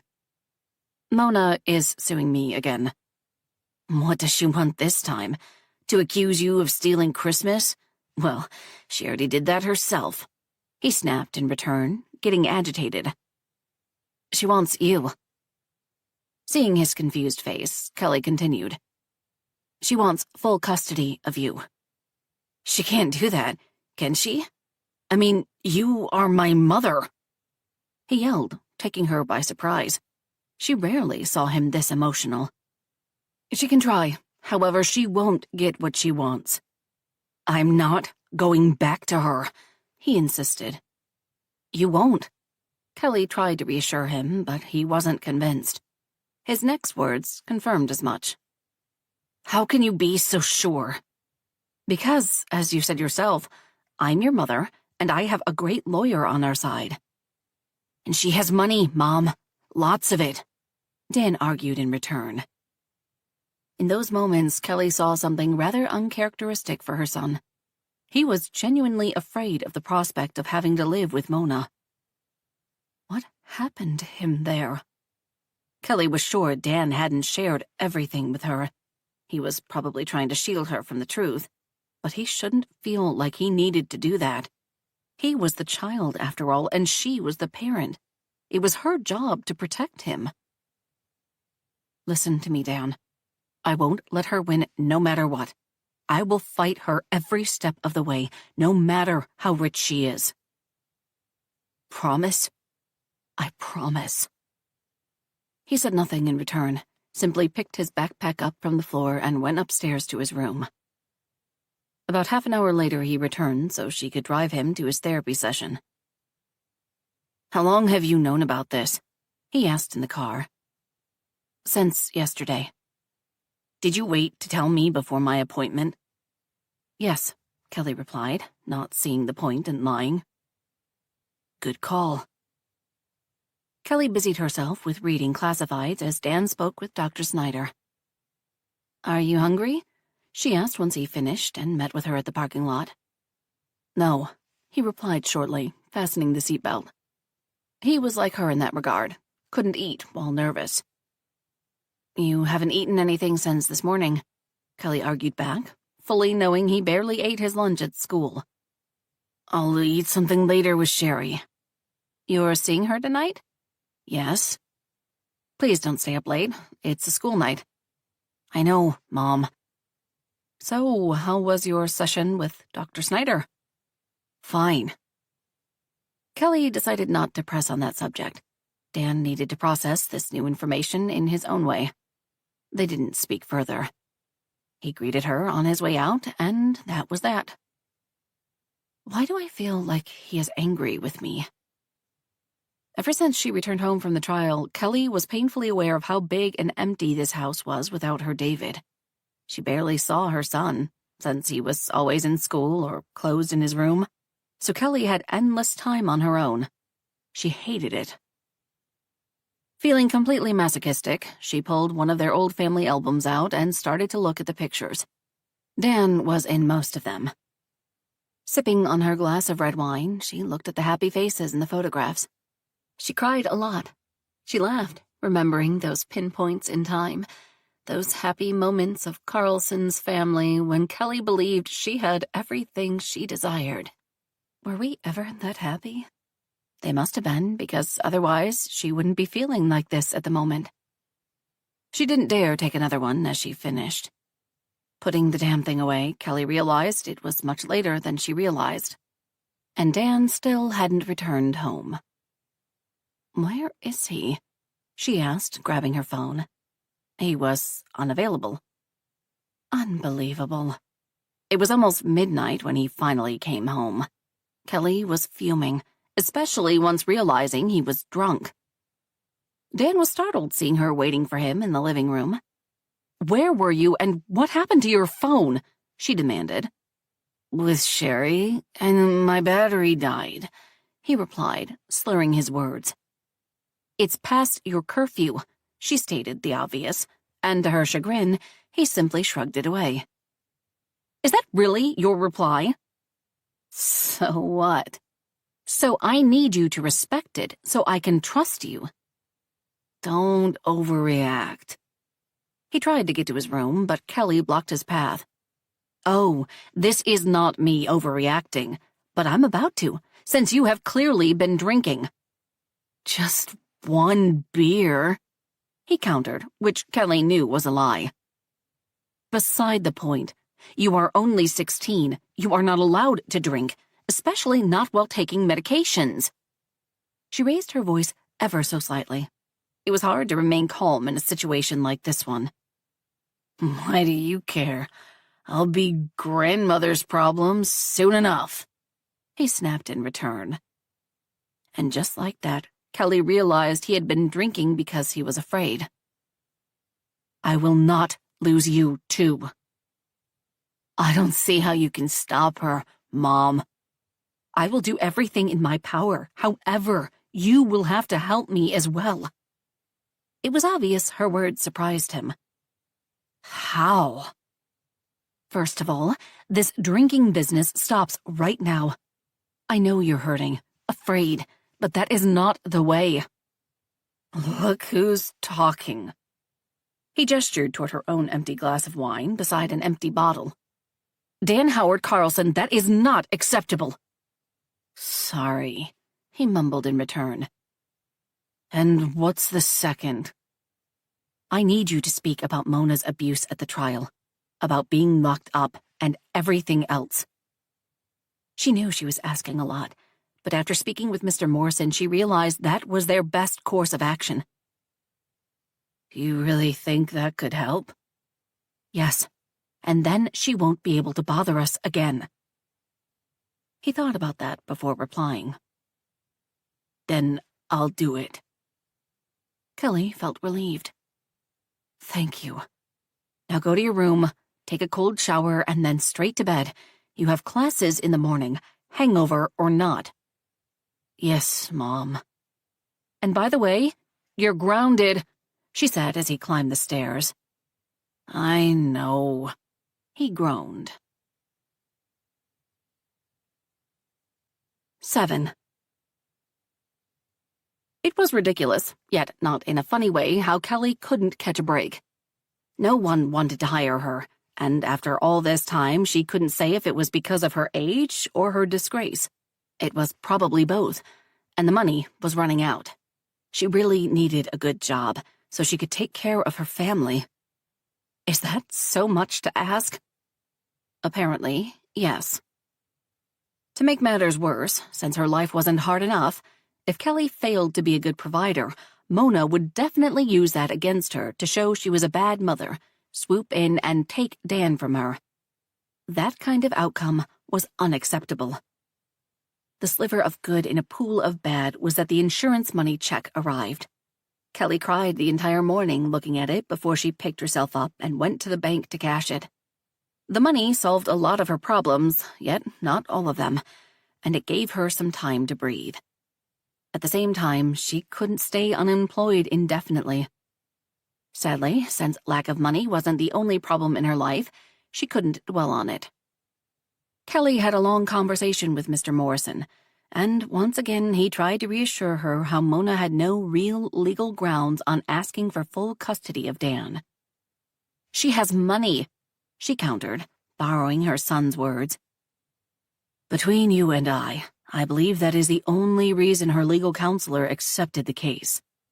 "So, this is all just a waste of time?" "I didn't say that.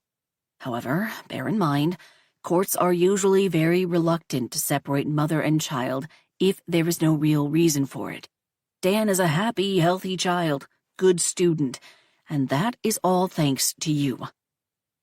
When he put it that way, Kelly started to feel slightly better. "I just hate I have to drag him through this again." As though 2 trials weren't enough already. "Understandable. However, since he's 16, he would be asked to speak. The judge will want to know with whom he wants to live." Kelly already knew that. "I spoke with him, and he agreed to speak about Mona's abuse as well," she informed. Of course, Kelly shared all those details about what happened to Dan with her lawyer. "That is good news. With his testimony, I am confident the judge would rule in your favor." Fingers crossed. There was just one tiny problem she had to take care of before the trial. Dan was acting out again, probably because of all the stress. He was drinking again, and that was intolerable.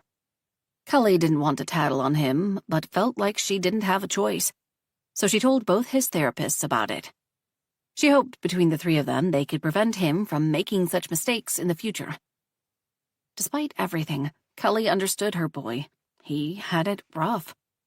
At the same time, they all did, and alcohol was not the answer to his problems, especially in his case since he had to take medications that were part of his treatment. In her weakest moments, she couldn't help doubting herself. Was she really such a bad mother that her child had a drinking problem at 16? She didn't dare answer that. "Thank you, Mr. Morrison, for everything." "No problem, Mrs. Carlson. See you in court." The day of the trial was fast approaching, and Kelly was on pins and needles. Stressing about everything, Kelly realized one thing. All her problems would be solved if she could only find a decent job. Once she stopped worrying about the money and the debts, she could focus on other aspects of her life, plain and simple. Yeah, right. Kelly drove herself to the place that was formerly known as the Open Book to grab a couple of boxes with books to return them to the publishing houses. She decided to do it personally, rather than paying a courier. Yesterday, when she did the exact same thing, a former customer ran into her and expressed her sorrow the store was closed. She wasn't the only one. There was another reason, apart from saving money, why Kelly decided to personally deliver everything. This way, she could learn firsthand if one of those places was hiring. She had a degree in literature, and before she was responsible for a bookstore, she was an assistant editor in one of the smaller publishing houses, the Golden Feather. Book publishing was a big industry, so she really hoped there would be some place for her in it.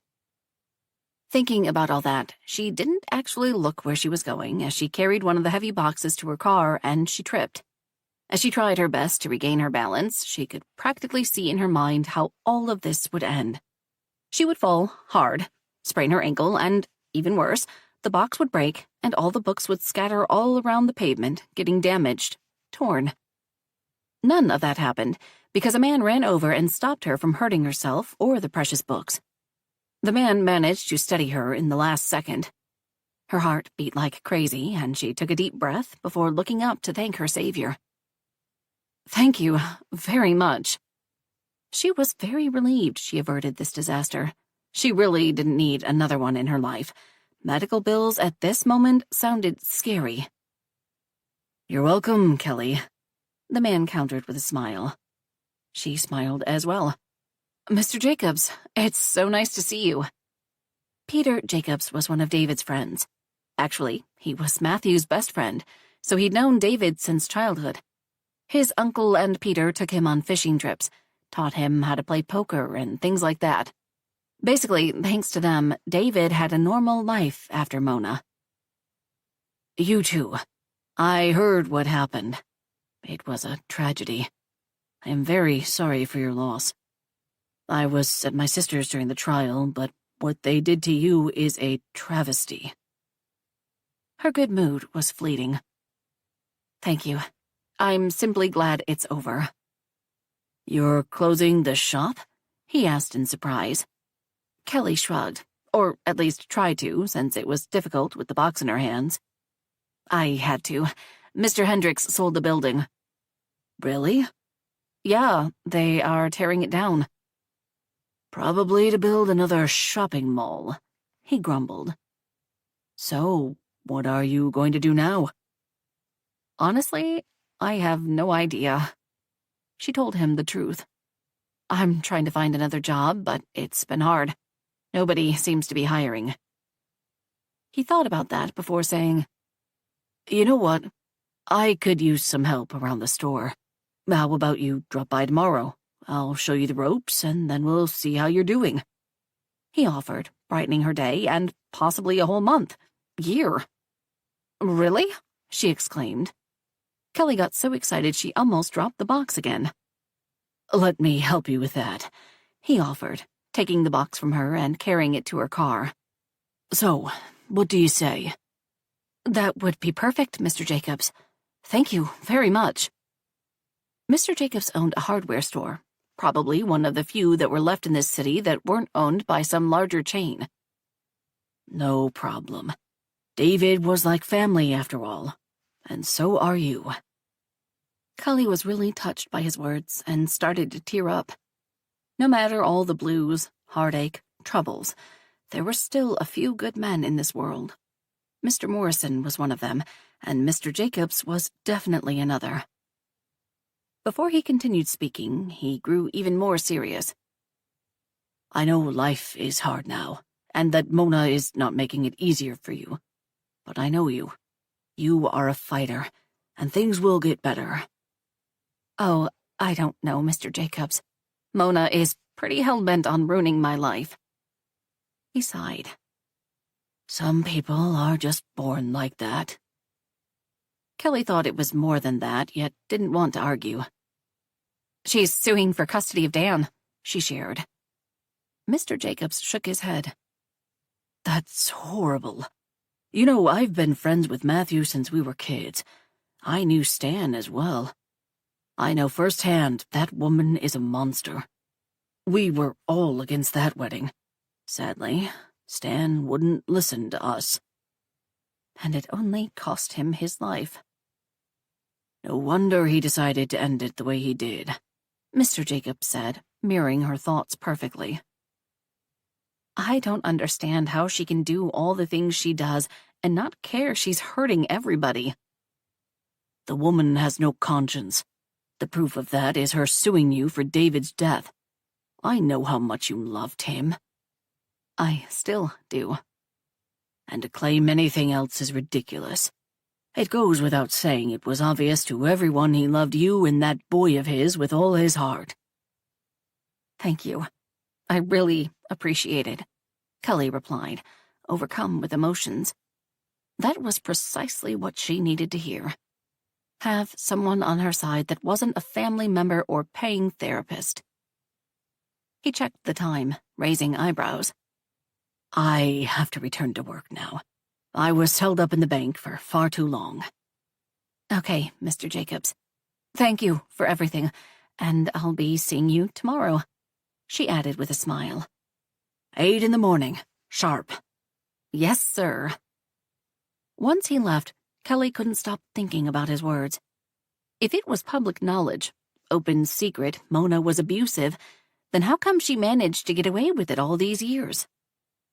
Money. But it couldn't be just because of the money, she argued with herself.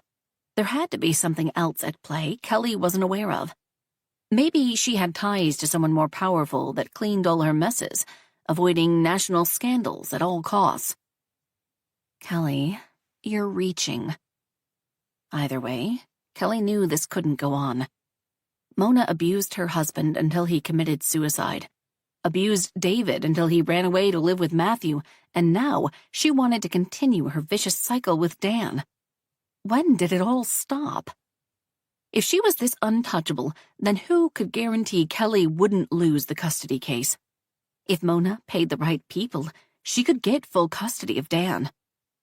Kelly couldn't let that woman take her son. She made a promise to Dan she would win. What if I can't? Getting into the car, firing the engine, Kelly felt a sudden urge to collect Dan and simply start driving. Take them as far away as was possible from here. That was what David did all those years ago, once he realized his mother was toxic and would never change. Should I follow his example? She wondered. Should I run away or trust Mr. Morrison? That was the real question, and sadly, Kelly had no answer to it. 8. After the panic attack she caused herself, with all kinds of doom and gloom thoughts about losing custody of Dan, Kelly managed to calm down and return the books. Of course, she would stay and fight. Kelly had to have faith in the legal system because, despite the fact she was twice charged for killing her husband, she was twice proven innocent. Because this was David's hometown, after all, and she didn't want Dan to lose that connection with his dad. This was the town David wanted to live in with his family, work, grow old, and Kelly really wanted to honor his wishes. As promised, she went to Mr. Jacobs' hardware store first thing in the morning. She arrived 15 minutes before 8. "Someone's excited to start working," he teased. More like she was afraid he would change his mind. Of course, she didn't say that out loud. Much to her delight, she started working immediately. Mr. Jacobs talked about the store for a while, showed her what products they held, all the ins and outs of how the store operated, and that was that. "I suppose I don't have to teach you how the register works," he commented after some time. "Nope, I got that covered. It's the same kind we used at the bookstore." "Good," he replied with a small smile before leaving her alone. They agreed that for the time being, she would manage the register while he dealt with the customers. For a while, she would simply watch and learn about the products. Truth be told, Kelly didn't know a lot about the items sold at the hardware store, but she was confident she would learn in no time. Kelly was motivated to be the best employee Mr. Jacobs had. She didn't want to disappoint him, not when he was kind enough to help her when no one else would. When everyone else turned their back on her, Mr. Jacobs offered her a job. Salvation, really, and she didn't want him to regret that decision. Her day passed by fast, and saying goodbye to Mr. Jacobs, she rushed home. Kelly was excited to share her big news with Dan. Things were finally turning around for them. He was already home when she arrived. "Where were you?" he asked with mild interest. "Working at my new job," she beamed. "Mr. Jacobs, you remember him, Uncle Matthew's friend, gave me a job at his hardware store." "Good for you, Mom." She expected a little more enthusiastic reply from him, since this was a monumental achievement. However, she wasn't about to press. He was a moody teenager, after all.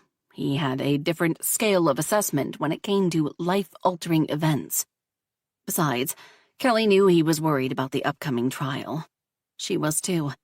Mona had a lot of influence in this town, and Kelly worried she would try to tamper with the trial, cheat, plant false evidence. "Oh, Kelly, you are watching way too much crime series," she chastised.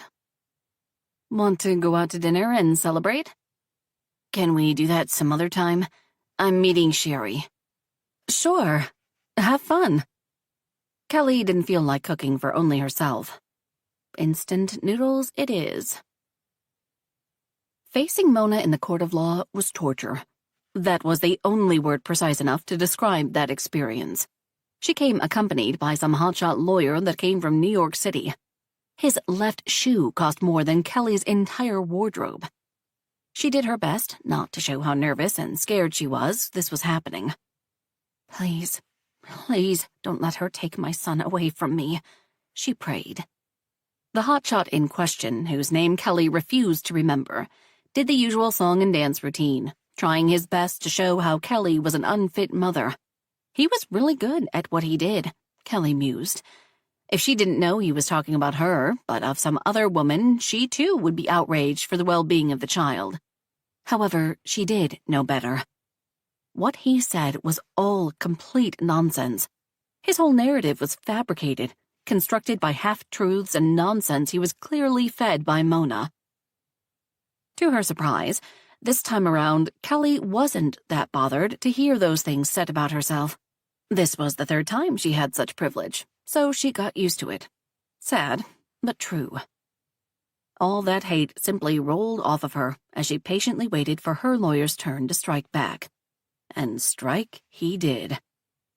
Mr. Morrison completely turned the tables around and showed how, in reality, Mona was the one who was completely unfit to be Dan's guardian. Mr. Morrison showed how many days Dan missed school while living with her, how he stopped his treatments. He went even further, showing how her own son lived with someone else while growing up. Mona huffed and raged the whole time, not that it brought her any good. It was all crowned with Dan's testimony. Kelly's son looked uncomfortable and nervous, yet determined as he spoke, answering Mr. Morrison's questions. While Mom was in jail for something she didn't do, I stayed with my grandmother, and I hated it. Could you elaborate on that? She had all these strict, crazy rules, and refused to take me to therapy. Oh, you don't need therapy, boy. Mona showed her displeasure. Kelly's lawyer objected, and the judge warned in return. Dan continued with his testimony. I hadn't been going to school because she locked me in the attic. She said I was mean to her because I asked about Mom and that I needed to stay there until I learned my manners. Mona completely lost it. He's lying, she started to shout. She made him do it. She pointed a finger at Kelly. That's why he needs to stay with me. She's evil. Was she talking about me or herself? The judge wasn't pleased she was interrupting the trial again. After they managed to calm Mona down and the judge fined her, Mr. Morrison continued. Could you tell us more about your life with Miss Mona Carlson? It was hard for Kelly to listen to all about Dan's hardship. He endured a great deal while being forced to live with Mona. There was no worse fate in the world than being betrayed by those who were supposed to protect you the most. Mona was his grandparent, and she hurt him badly. That was why Kelly never considered Mona family. How could she when the other woman brought them nothing but pain? She made a living hell out of David's life, and now she was trying to do the same with Dan. Not to mention, she was responsible for her husband's death. Someone needed to stop her. But who? And how? And how are things now? Great. Mom is doing her best to take care of me. She is driving me to therapy, and I'm taking my medications again. Thank you for sharing all that with us, Dan, Mr. Morrison said to Dan. I know this wasn't easy for you. I don't mind, Dan replied all humbly. I have one more question for you. You're 16. Can you distinguish right from wrong, so if you could choose, would you continue living with your mother, or go to live with your grandmother? With Mom, of course, Dan replied without a thought. I don't know that other woman, nor do I want to. Thank you, Dan, the lawyer said before turning toward the judge.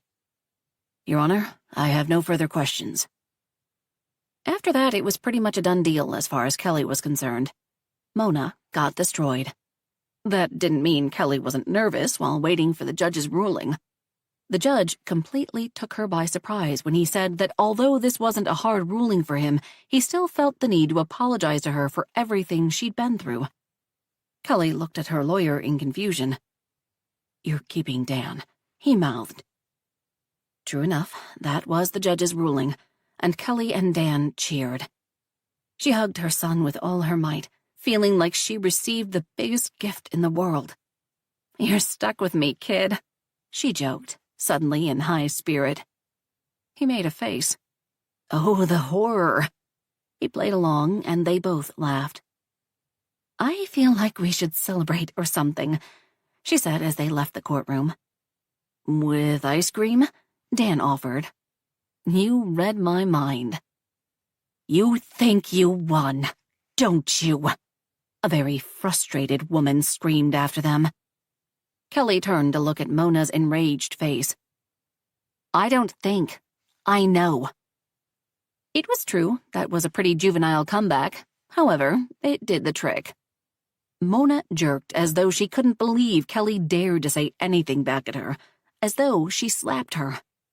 I wish. You killed my son, and now you turned my grandson against me, she raged.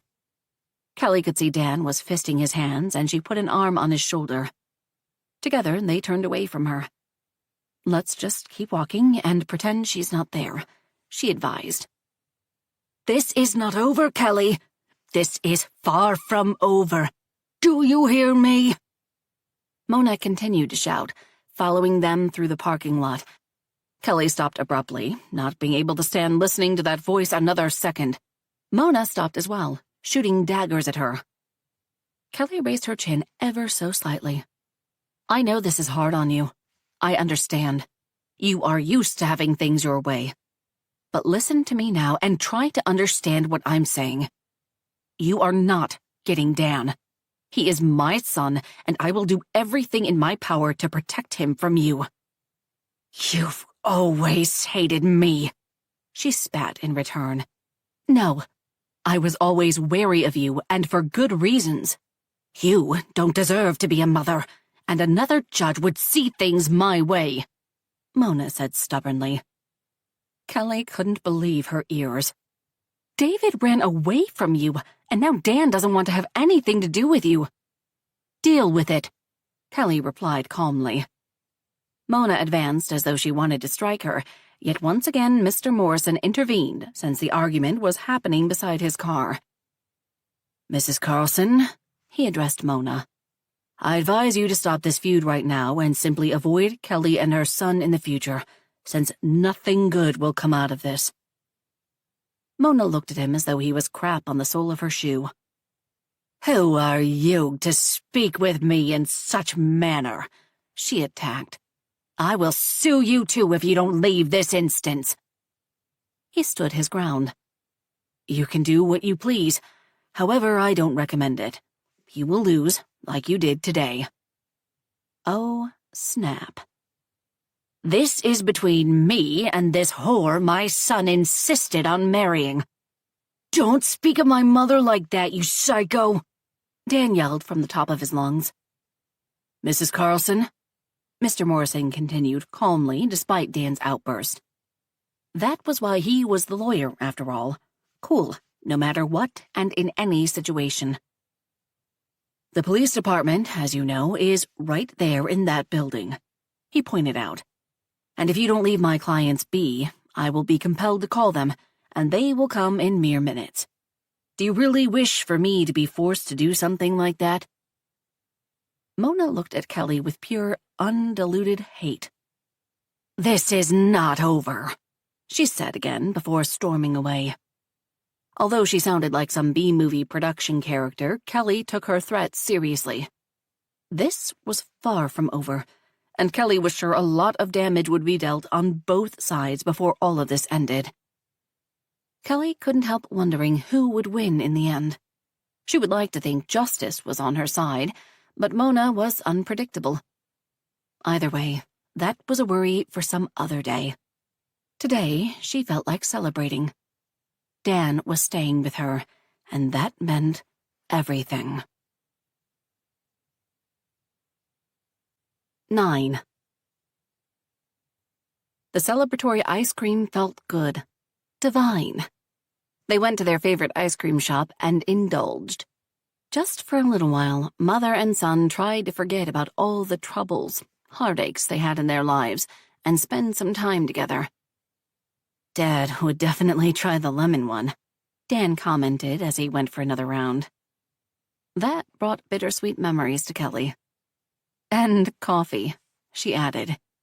David liked to experiment and mix things together that only sounded appetizing for him.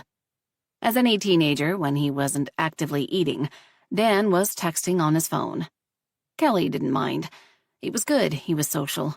although she had a sinking feeling the only person he was texting to was Sherry. It took her some time to wrap her head around the idea that her son had a girlfriend. However, she couldn't be happier because she could see how happy he was. "Hey, Mom." He looked up at some point. "Yes?" "I just talked with Sherry." "Bingo." "Shared the good news with her, and she asked us to dinner at her house to celebrate our victory." He delivered as though it was no big deal. "Both of us?" Kelly asked for clarification. "Yeah." Dinner at his girlfriend's house. "Do you want me to meet her parents?" He rolled his eyes. "Don't make a big deal out of it, Mom. It's only dinner. Besides, Sherry offered to cook." No big deal. Yeah, right. "Okay, I'm in. Tell her to let us know what time." "Okay." Truth be told, Kelly had wanted to meet Sherry's parents for quite some time now. She was such a sweet girl, Kelly felt like thanking her parents for raising their daughter right. Sadly, there was never an opportunity for something like that. Kelly knew they owned a diner. However, it wasn't like she could drop by and pretend it was a happy coincidence. So overall, this was a perfect opportunity. That didn't mean she didn't feel nervous. She was excited, but her nerves were definitely getting the best of her. It had been a while since she was forced to socialize with other people, adults, that weren't threatening her with utensils or trying to take her food. Do they know about me? The trial? She had a sudden thought. About what happened? They must have, but she hoped they wouldn't judge her too harshly because of it. With all kinds of thoughts swirling inside her head, once they returned home, Kelly started to get ready. After some thought, she managed to find something decent to wear. Kelly put on a nice dress, and after adding on a small amount of makeup, she was ready. There was nothing she could do about her dark brown hair. Ever since she'd ended up in jail, she'd kept it short. David had loved to play with her long hair. Maybe that was the reason she couldn't stand the sight of it anymore. It brought her too much pain. Banishing those thoughts, because she couldn't go if she started crying. It would mess her mascara. She went downstairs. Dan was already in the living room waiting for her. He didn't need that much time to get ready. He'd changed his shirt, and that was that.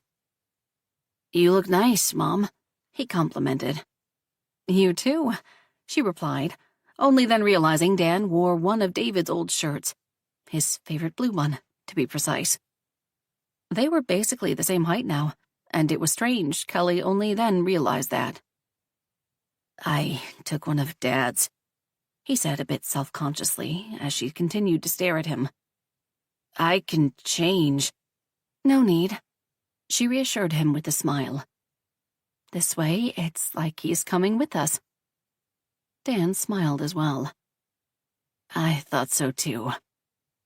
Although Kelly had mixed feelings about seeing her son in one of David's shirts, she meant what she said. Besides, she had trouble parting with his clothes anyway, and now she wouldn't have to. Dan could honor his father any time he chose to wear something of his, and Kelly thought that was beautiful. "Ready to go?" she asked, simply to distract herself. She was highly emotional and didn't want to burst into tears in front of her son. This was supposed to be a happy day. Dan nodded. After a 15-minute drive, they arrived at the Browns' residence. It was a similar house to their own, 2 stories high with a nice-looking yard. Sherry beamed at them, looking all dressed up as she opened the door for them, way before they even managed to reach the doorbell. "You're finally here," she exclaimed sweetly. Kelly smiled as well, since her enthusiasm was catchy. Sherry and Dan managed to share a quick kiss before her parents came by the door to join them. "Mom, Dad, this is Dan and his mother, Mrs. Carlson." Sherry made the necessary introductions. "Call me Kelly," she added with a smile. By the way Sherry's parents were looking at Kelly, she had a sinking feeling they already knew everything about her and her son, and were not impressed, to say it mildly. At the same time, perhaps Kelly was exaggerating, since she was slightly nervous.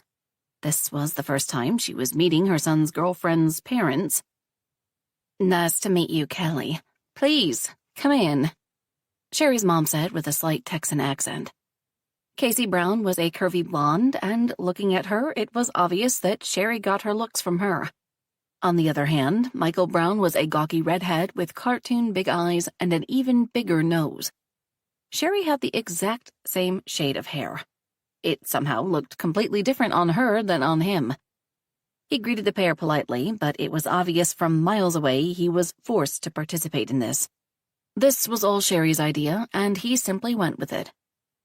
Kelly felt slightly uncomfortable. Although they were perfectly nice and polite, Kelly couldn't wait to go home. Mother and son sat on the sofa as the hosts occupied the chairs, as Sherry was walking about offering refreshments, snacks. Kelly felt like she was put on display. Banishing all her crazy thoughts, Kelly put on a big smile and tried to act like a normal, socialized human being. Glancing at Dan, he appeared as though he didn't have a care in the world. That was his default mode, so it was hard at times to determine what was happening below the surface.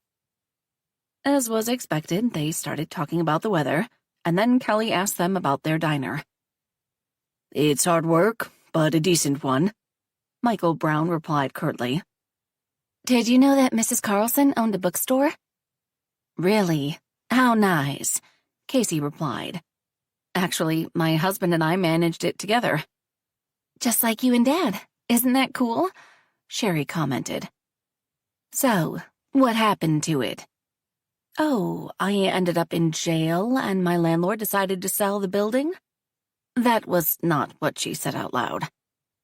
"We had to close it.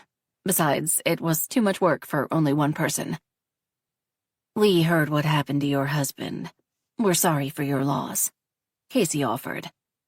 "Thank you," Kelly replied politely as an awkward silence fell upon the group. "Dinner is served," Sherry announced. Thank God. Kelly was relieved. All this small talk was wearing her down. Sherry really put in an effort and made quite a display. "The food is delicious, Sherry," Kelly complimented after tasting everything. The girl beamed in return. "Thank you, Mrs. Carlson." "Mrs. Brown, you must be very proud of your daughter, since she clearly inherited your cooking talents."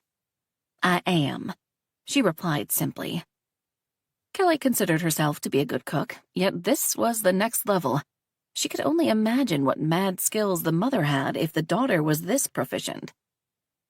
The awkward, almost tense atmosphere continued during dinner. It was true they were strangers, but shouldn't they all put in an effort for their kids' sake? At least, that was how Kelly was looking at things. Apparently, the Browns were of a different mind. This dinner was complete torture, and Kelly knew what she was talking about since she had Mona in her life. Kelly racked her brain for anything to say to keep the ball rolling. "Will you be going to the dance next month?" she asked the kids.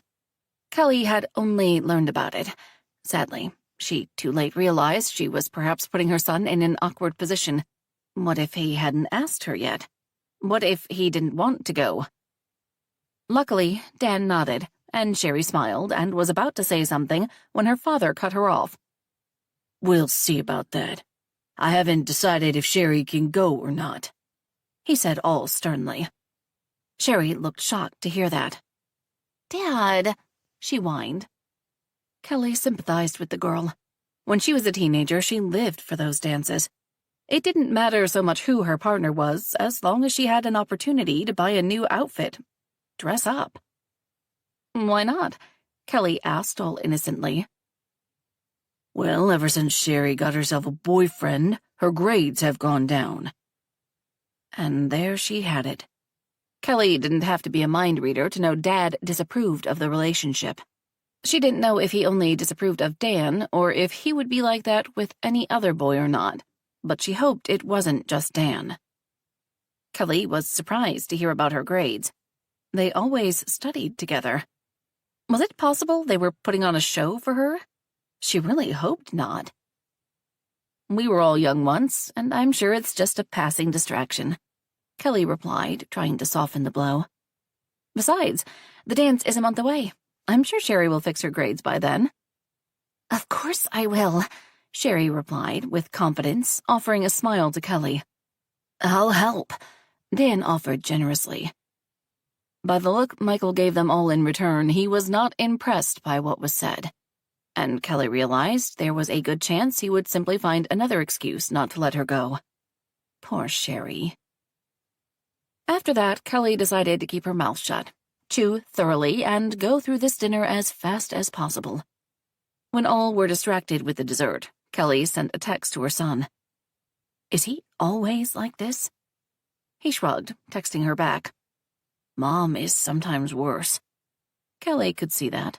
She barely spoke the entire evening. Thank you for a lovely dinner. Kelly found a way to excuse them about 15 minutes later. Dan and I really appreciate you inviting us to your home. She was extra sweet for some reason. It was our pleasure, Casey replied flatly. See you later, by the lake, Dan whispered to Sherry, but Kelly heard it. From everything she'd seen this evening, she was sure Sherry sneaked out of the house to see him, and she didn't know how she felt about it.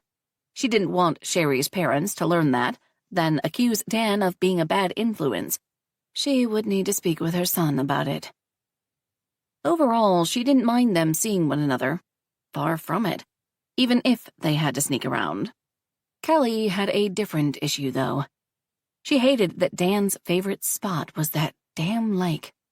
Not only that it was too far away, and neither one of them had a car, but it bordered Mona's estate. The lake was practically adjacent to Mona's backyard, and Kelly worried the crazy woman would harass them if she saw them. Do you have to go there? She asked once they were in the car driving home. Don't worry, Mom. I'll keep an eye out for her, he promised, guessing her thoughts. She did worry, and big time, especially since she knew he'd been drinking, which could make him vulnerable. Still, she said, Okay, but please be careful and take care of Sherry. Of course, he promised. After a pause, he added, So, what do you think of Sherry's parents? Nice people. However, I don't think they like us very much. Kelly said the truth. Dan shrugged in return. They're just stern. Okay. Kelly left it at that. She had enough problems of her own to stress about them. 10. Mom, come quickly. Dan called out for her. She was in the middle of an important task, trying to calculate all their expenses and pay the bills when his words snapped her from it. She didn't even know he was downstairs. Putting the calculator aside, she went in search of him, needing a break from the migraine she was causing herself while figuring out how to earn extra cash, and found him in the living room, peeking through the window. What are you doing? She asked, intrigued. I think Grandma has a new trick, he informed. Frowning, she joined him. Looking through the window, she had something interesting to see. A big black car with tinted windows was parked on the street right across from them. Kelly would recognize that car anywhere. Unbelievable, she mumbled. What is she up to now? Nothing good, Dan grumbled in return, then turned to look at her. Do you think we should call the police? That was a good question. Over the past months, after she exhausted all legal means of harassing Kelly and Dan, Mona changed tactics. At first, she started calling them both at all hours, saying all kinds of crazy nonsense, trying to intimidate Kelly into giving Dan to her, that eventually they had to block her. That went for social media as well. Clearly unhappy with that turn of events, Mona started spreading rumors about Kelly around town. She had no proof Mona was doing that, but she was the only person who had motives for something like that. Apart from saying how Kelly killed her husband, she then decided to embellish it a little, saying how Kelly cheated on David constantly and how Dan wasn't even his son. She really didn't think that one through, because if she did, she would realize stating Dan was not her grandson kind of negated her claims that he needed to live with her and all that.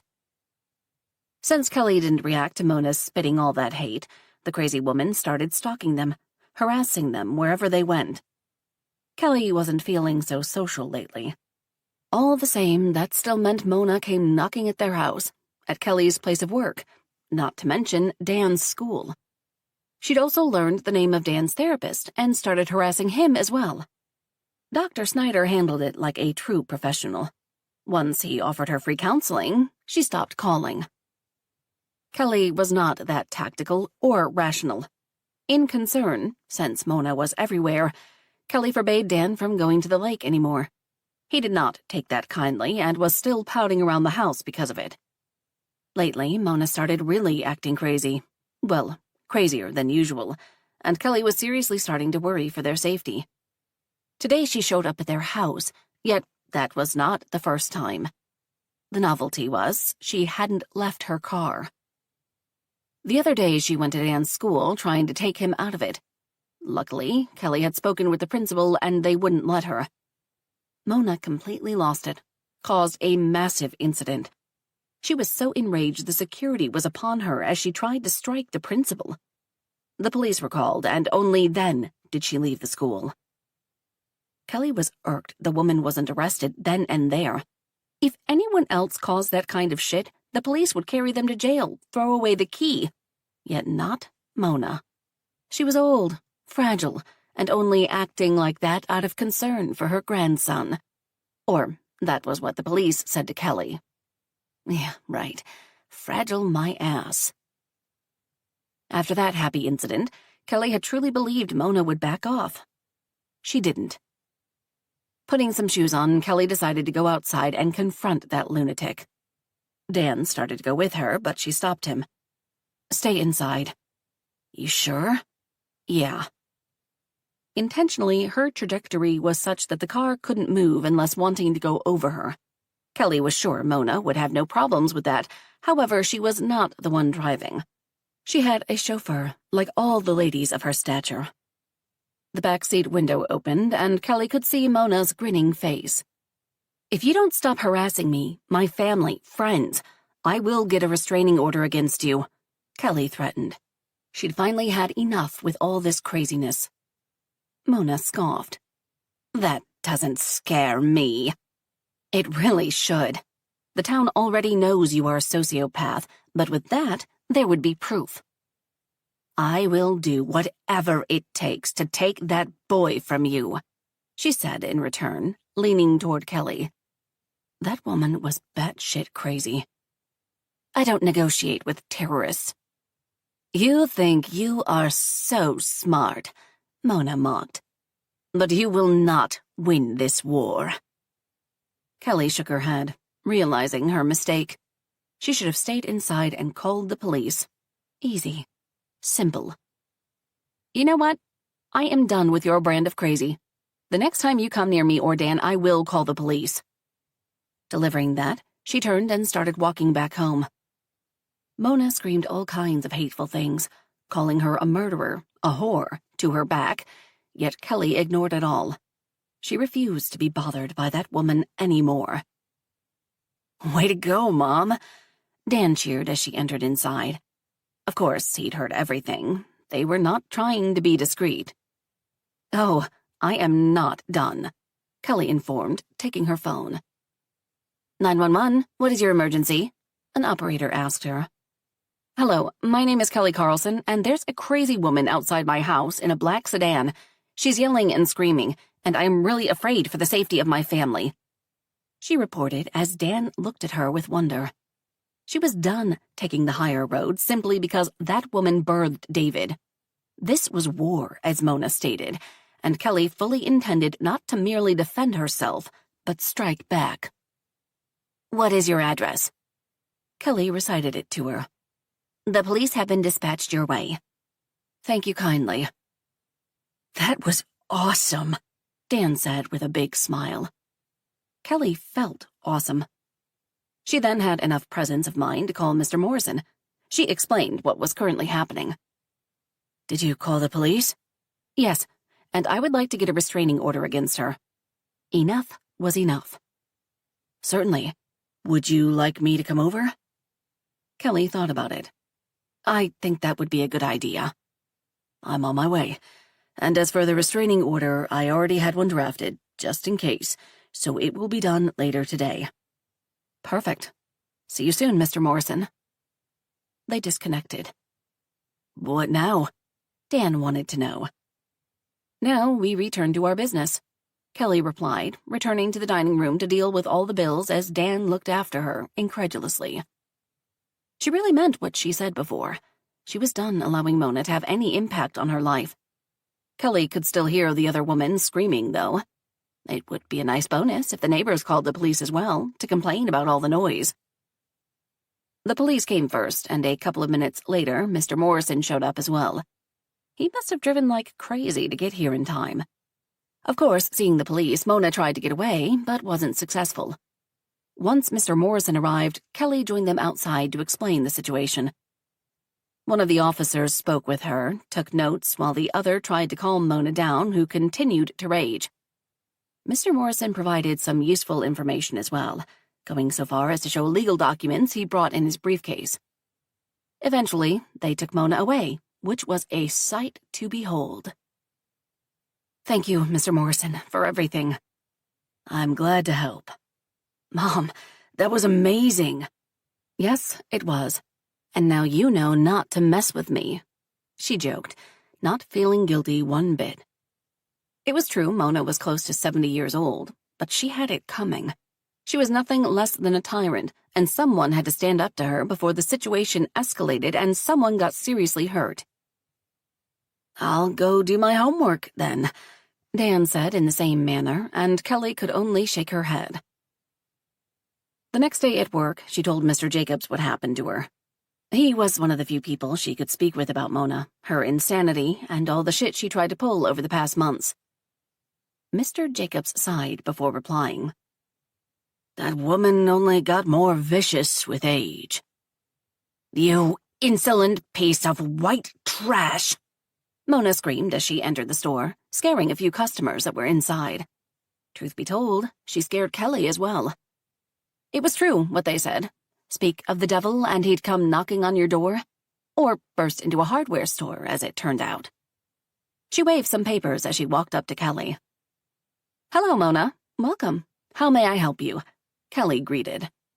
A restraining order? The other woman spat, grimacing. You really think a piece of paper can stop me? Kelly really hoped it could, already reaching for her phone. The state of New York thinks that, Kelly corrected. Mona glared in return. Look what I think about your worthless papers and silly threats. She tore the papers theatrically, throwing them in Kelly's face. That's enough, Mona, Mr. Jacobs boomed, deciding to intervene. Mona was startled, as though she only then realized they were not alone, although how she could miss that mountain of a man was a mystery. Mona recovered quickly, wearing that fake smile on her face. Hello, Peter. Long time no see. Not long enough. I thought you died, Mona countered. I'm waiting for you to do the honors first. Kelly tried hard not to laugh, and then realized there was no reason to restrain herself, so she grinned like a Cheshire cat. You were always the rude one, she said with disdain. And I'm about to get a lot ruder if you don't leave my store right this instant.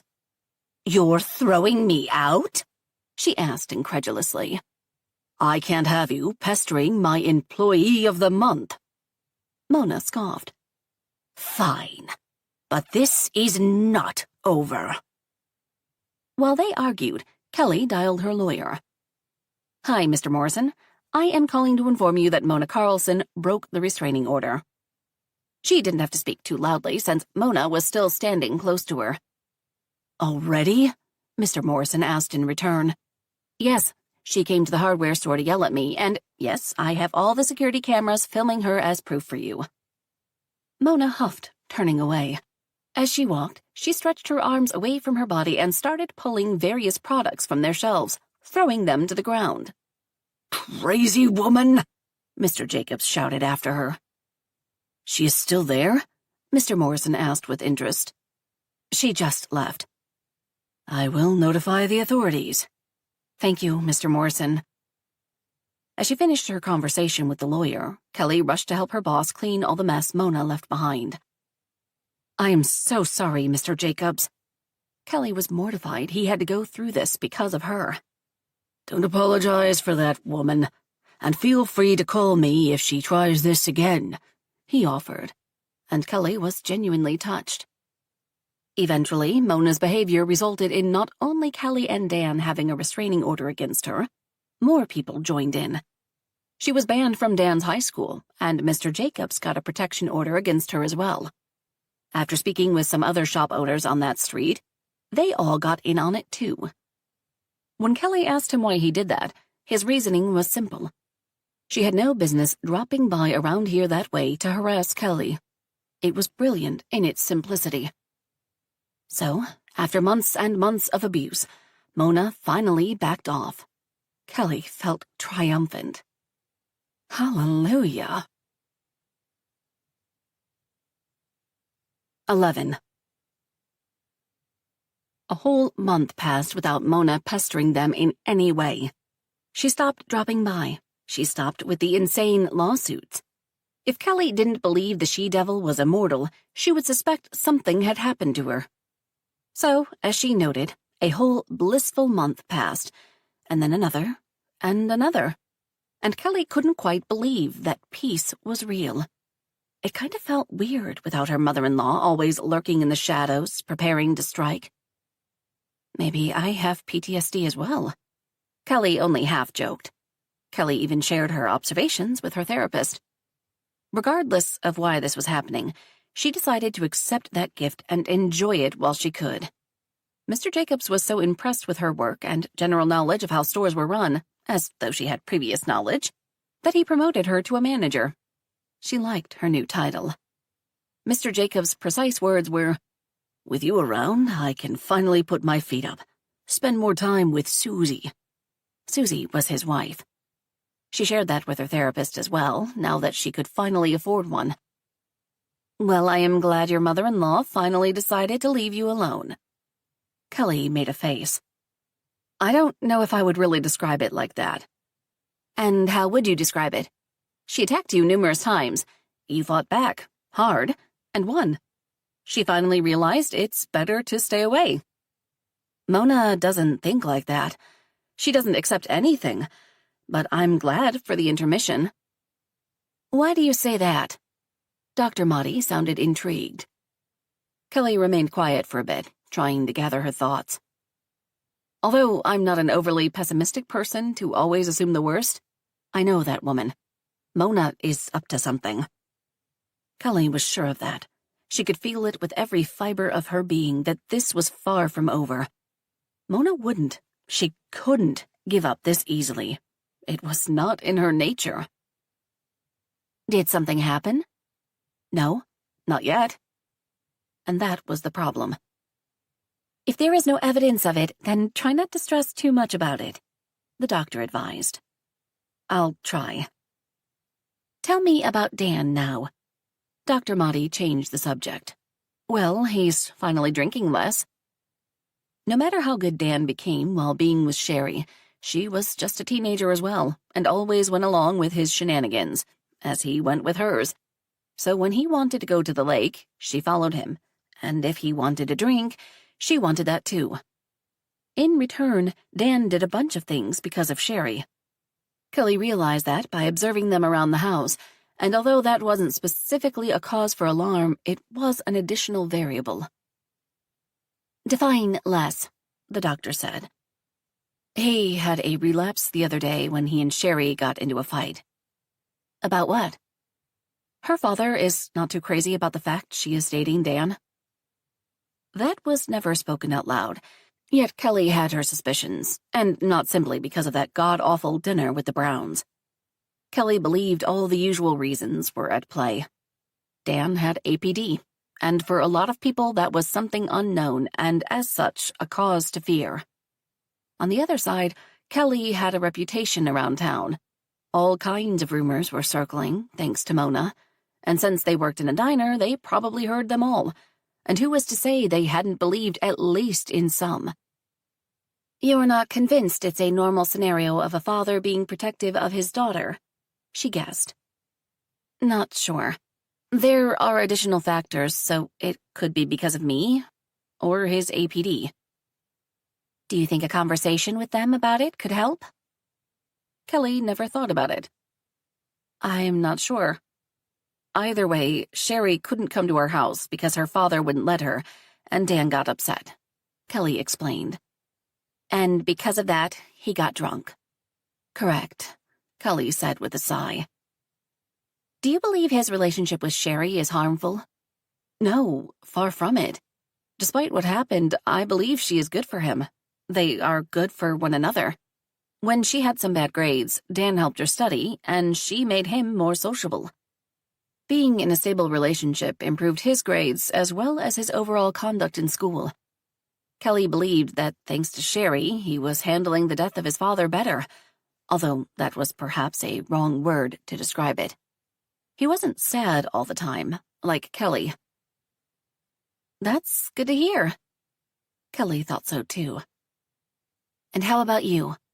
Dr. Motti surprised her by asking. How about me, what? Are you sleeping better? Kelly sighed with relief. For a moment she feared how the doctor would ask her what she thought about dating. She would leave the office this very instant. That was what she thought about it. But the doctor was inquiring about something else. Yes, I am, Kelly replied, banishing all else. And the nightmares? Kelly shrugged non-committally. I still have them from time to time. However, I do feel they don't have the same power over me as before. Good. That means the exercises are working. Dr. Motti looked pleased. Yes, they are. Thank you for showing them to me. Do you still speak with David? Every day, usually before going to sleep. It helps me in a way. It makes me feel better, she confessed. That's understandable. Did you do what I asked of you? Kelly tried not to cringe. I really tried, Dr. Motti, but between work and Dan, I don't have that much time for socializing. The doctor was of the mind Kelly should be more sociable and gave her the assignment to meet a new friend. Pointing out she worked at a hardware store and met all kinds of people every day didn't help her get out of it. But Kelly didn't want to do this. Wasn't she too old to be meeting new friends anyway? Her old friends didn't want to have anything to do with her anyway, so why bother? How would she make new friends at any rate? It wasn't like she could stop some folks on the streets and ask them to be her friends. They were not 3-year-olds anymore. Things didn't work like that. They would think she was crazy, or worse, they would be the crazy ones accepting something like that. As I told you on our last session, you could try and pick a hobby instead. That involves people, she grumbled inside. A hobby? Kelly repeated as though it was a foreign word. She couldn't explain why she was this resistant. Dr. Motti nodded. Find something you like doing, and then find the same-minded people. It all sounded so easy when she put it like that. Okay, doctor, I will give it a try, Kelly replied, wishing her therapist would change the subject. She was not that lucky. You told me how you enjoy gardening. Why don't you take a bonsai class or something? She suggested. Actually, that sounds like a great idea, Kelly said, and she meant it. She would try to see if someone was holding such classes in her neighborhood because that sounded fun. Besides, she always wanted to make her own bonsai tree and never had the time. Perhaps her therapist had a point. She had to make time if she wanted to heal herself, her heart. They talked for a little longer about general stuff before their hour ended. Ever since Kelly started going to therapy again, she felt much better, more centered, if that made sense. Even when she was having a bad day, missed David more than usually, she would go to Dr. Motti and share all those negative feelings. Together, they found a way for Kelly to overcome them. Dr. Motti showed her how things were not as bleak as they appeared at first sight. There was always something good in the bad, even if it was hiding in plain sight. On her way home, Kelly picked up some takeout since it was too late to start dinner. Dan was already home, with his nose stuck in the fridge, clearly in search of something to eat when she appeared at the door. Seeing her, he grabbed the box from her. "Pizza night, yes," he cheered. "What? Not even a hello, Mom?" Kelly only partially teased. "Hello, Mom," he mimicked. "How was your day, Mom?" Kelly continued in the same manner. "How was your day, my dearest mother?" he countered. "Smarty pants." He grinned, stacking a couple of slices of pizza on his plate before dashing to his room. Having a teenager was lots of fun. They barely left their rooms, and one had to clean up after them and cook for them. Actually, when she put it like that, it was no fun at all. It was like a job she wasn't even paid for. "You are paid with love," her mother used to say, and remembering her put a smile on Kelly's face. Deciding to follow her son's example, she sat on the bar stool, leaning against the kitchen counter, taking a slice of her own. As she was about to take the first bite, for some unexplainable reason, she remembered David, how he once told her he hadn't tasted pizza until he started school. Mona didn't allow any type of fast food in her house. They had a chef who prepared meals that were approved by her. That filled Kelly with sadness back then, listening to him share that, as it did right now. Kelly knew that nothing could fill that empty space inside his heart, which was created growing up with a lack of mother's love. However, she did her best to show him how much she loved him. It wasn't the same, and she knew he struggled with it. Nevertheless, things changed drastically when he became a father, experienced that unconditional love firsthand. His small family, which he created for himself, loved him with all their might, as much as he loved them in return. Those were the words Kelly spoke to him as he was dying in her arms, fighting for each breath. Through tears, she repeated over and over how much she loved him. "I love you, David, so much. Please don't leave me," she begged. "Hold on," she encouraged, since the ambulance was on their way. They hadn't arrived in time, and he died in the middle of the restaurant, since he collapsed while they'd been dining at the new seafood place.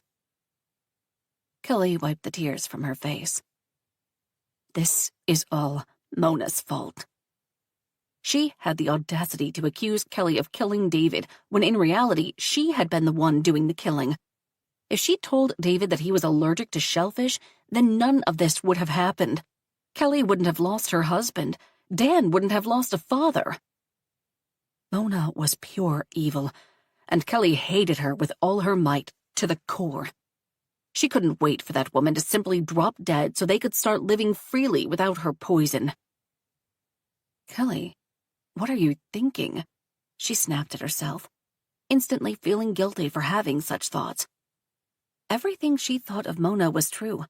However, Kelly shouldn't allow such hate to consume her. She couldn't allow herself to become so cold-blooded, or let hate govern her life because nothing good would come out of it.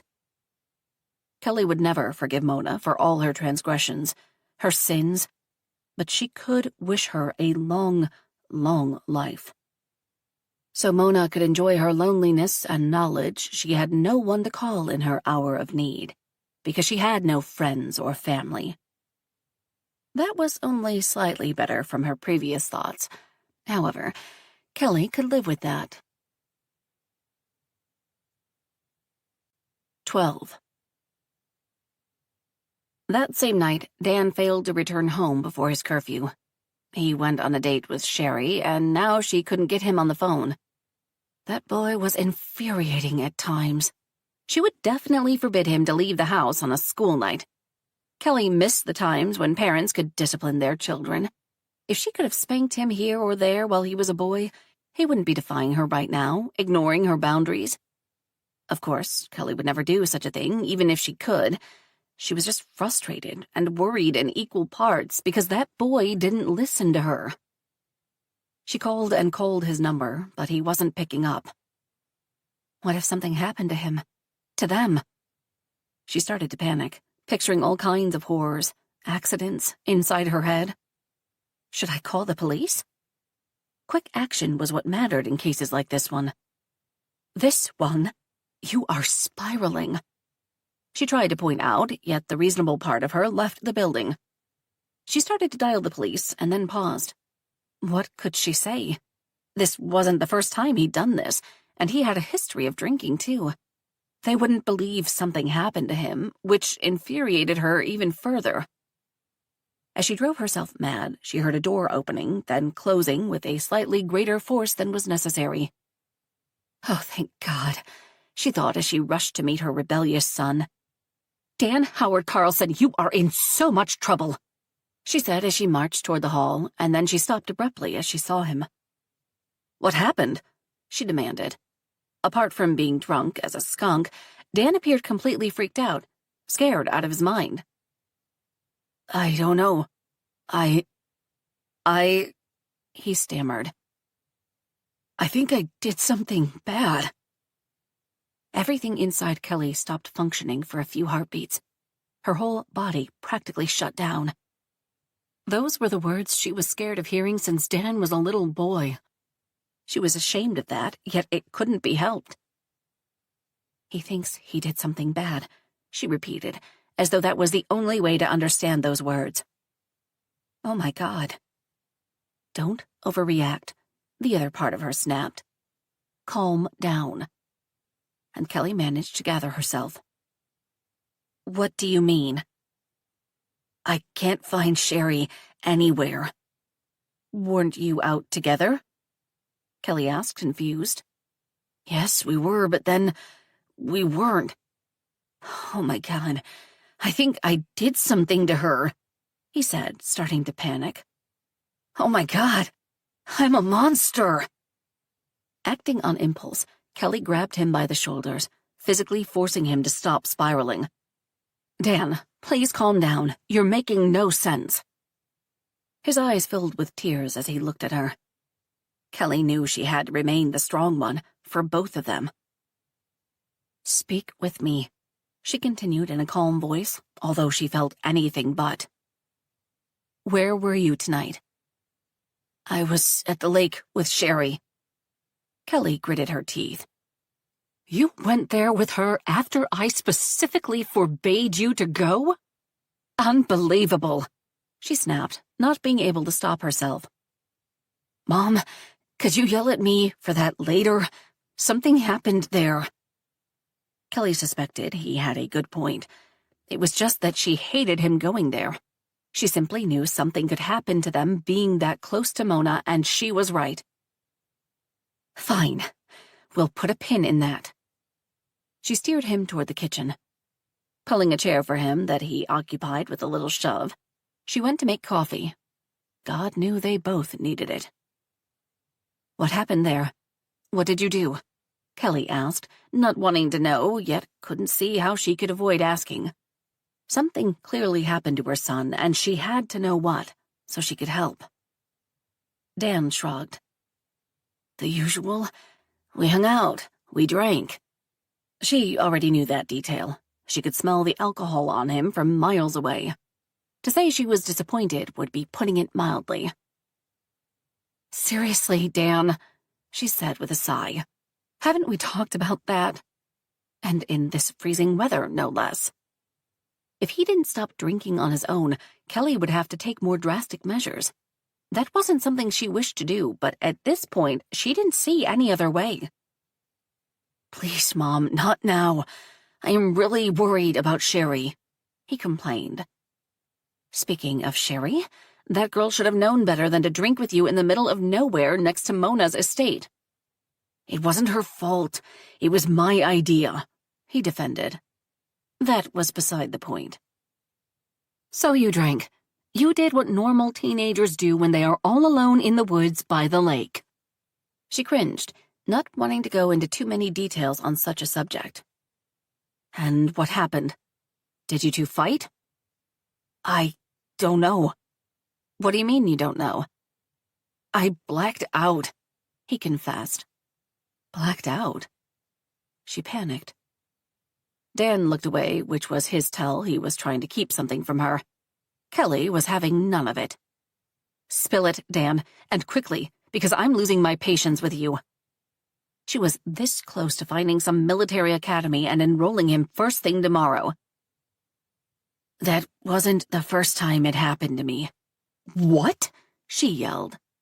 So you've been blacking out, and you didn't think it was important to tell me?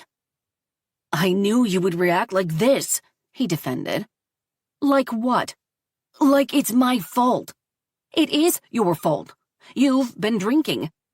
God knew what else could have happened to you. The anger was quickly replaced with concern. I didn't want to worry you. The last time it happened, I woke up and my knuckles were bloody. Kelly could only shake her head at that. That boy was beyond infuriating.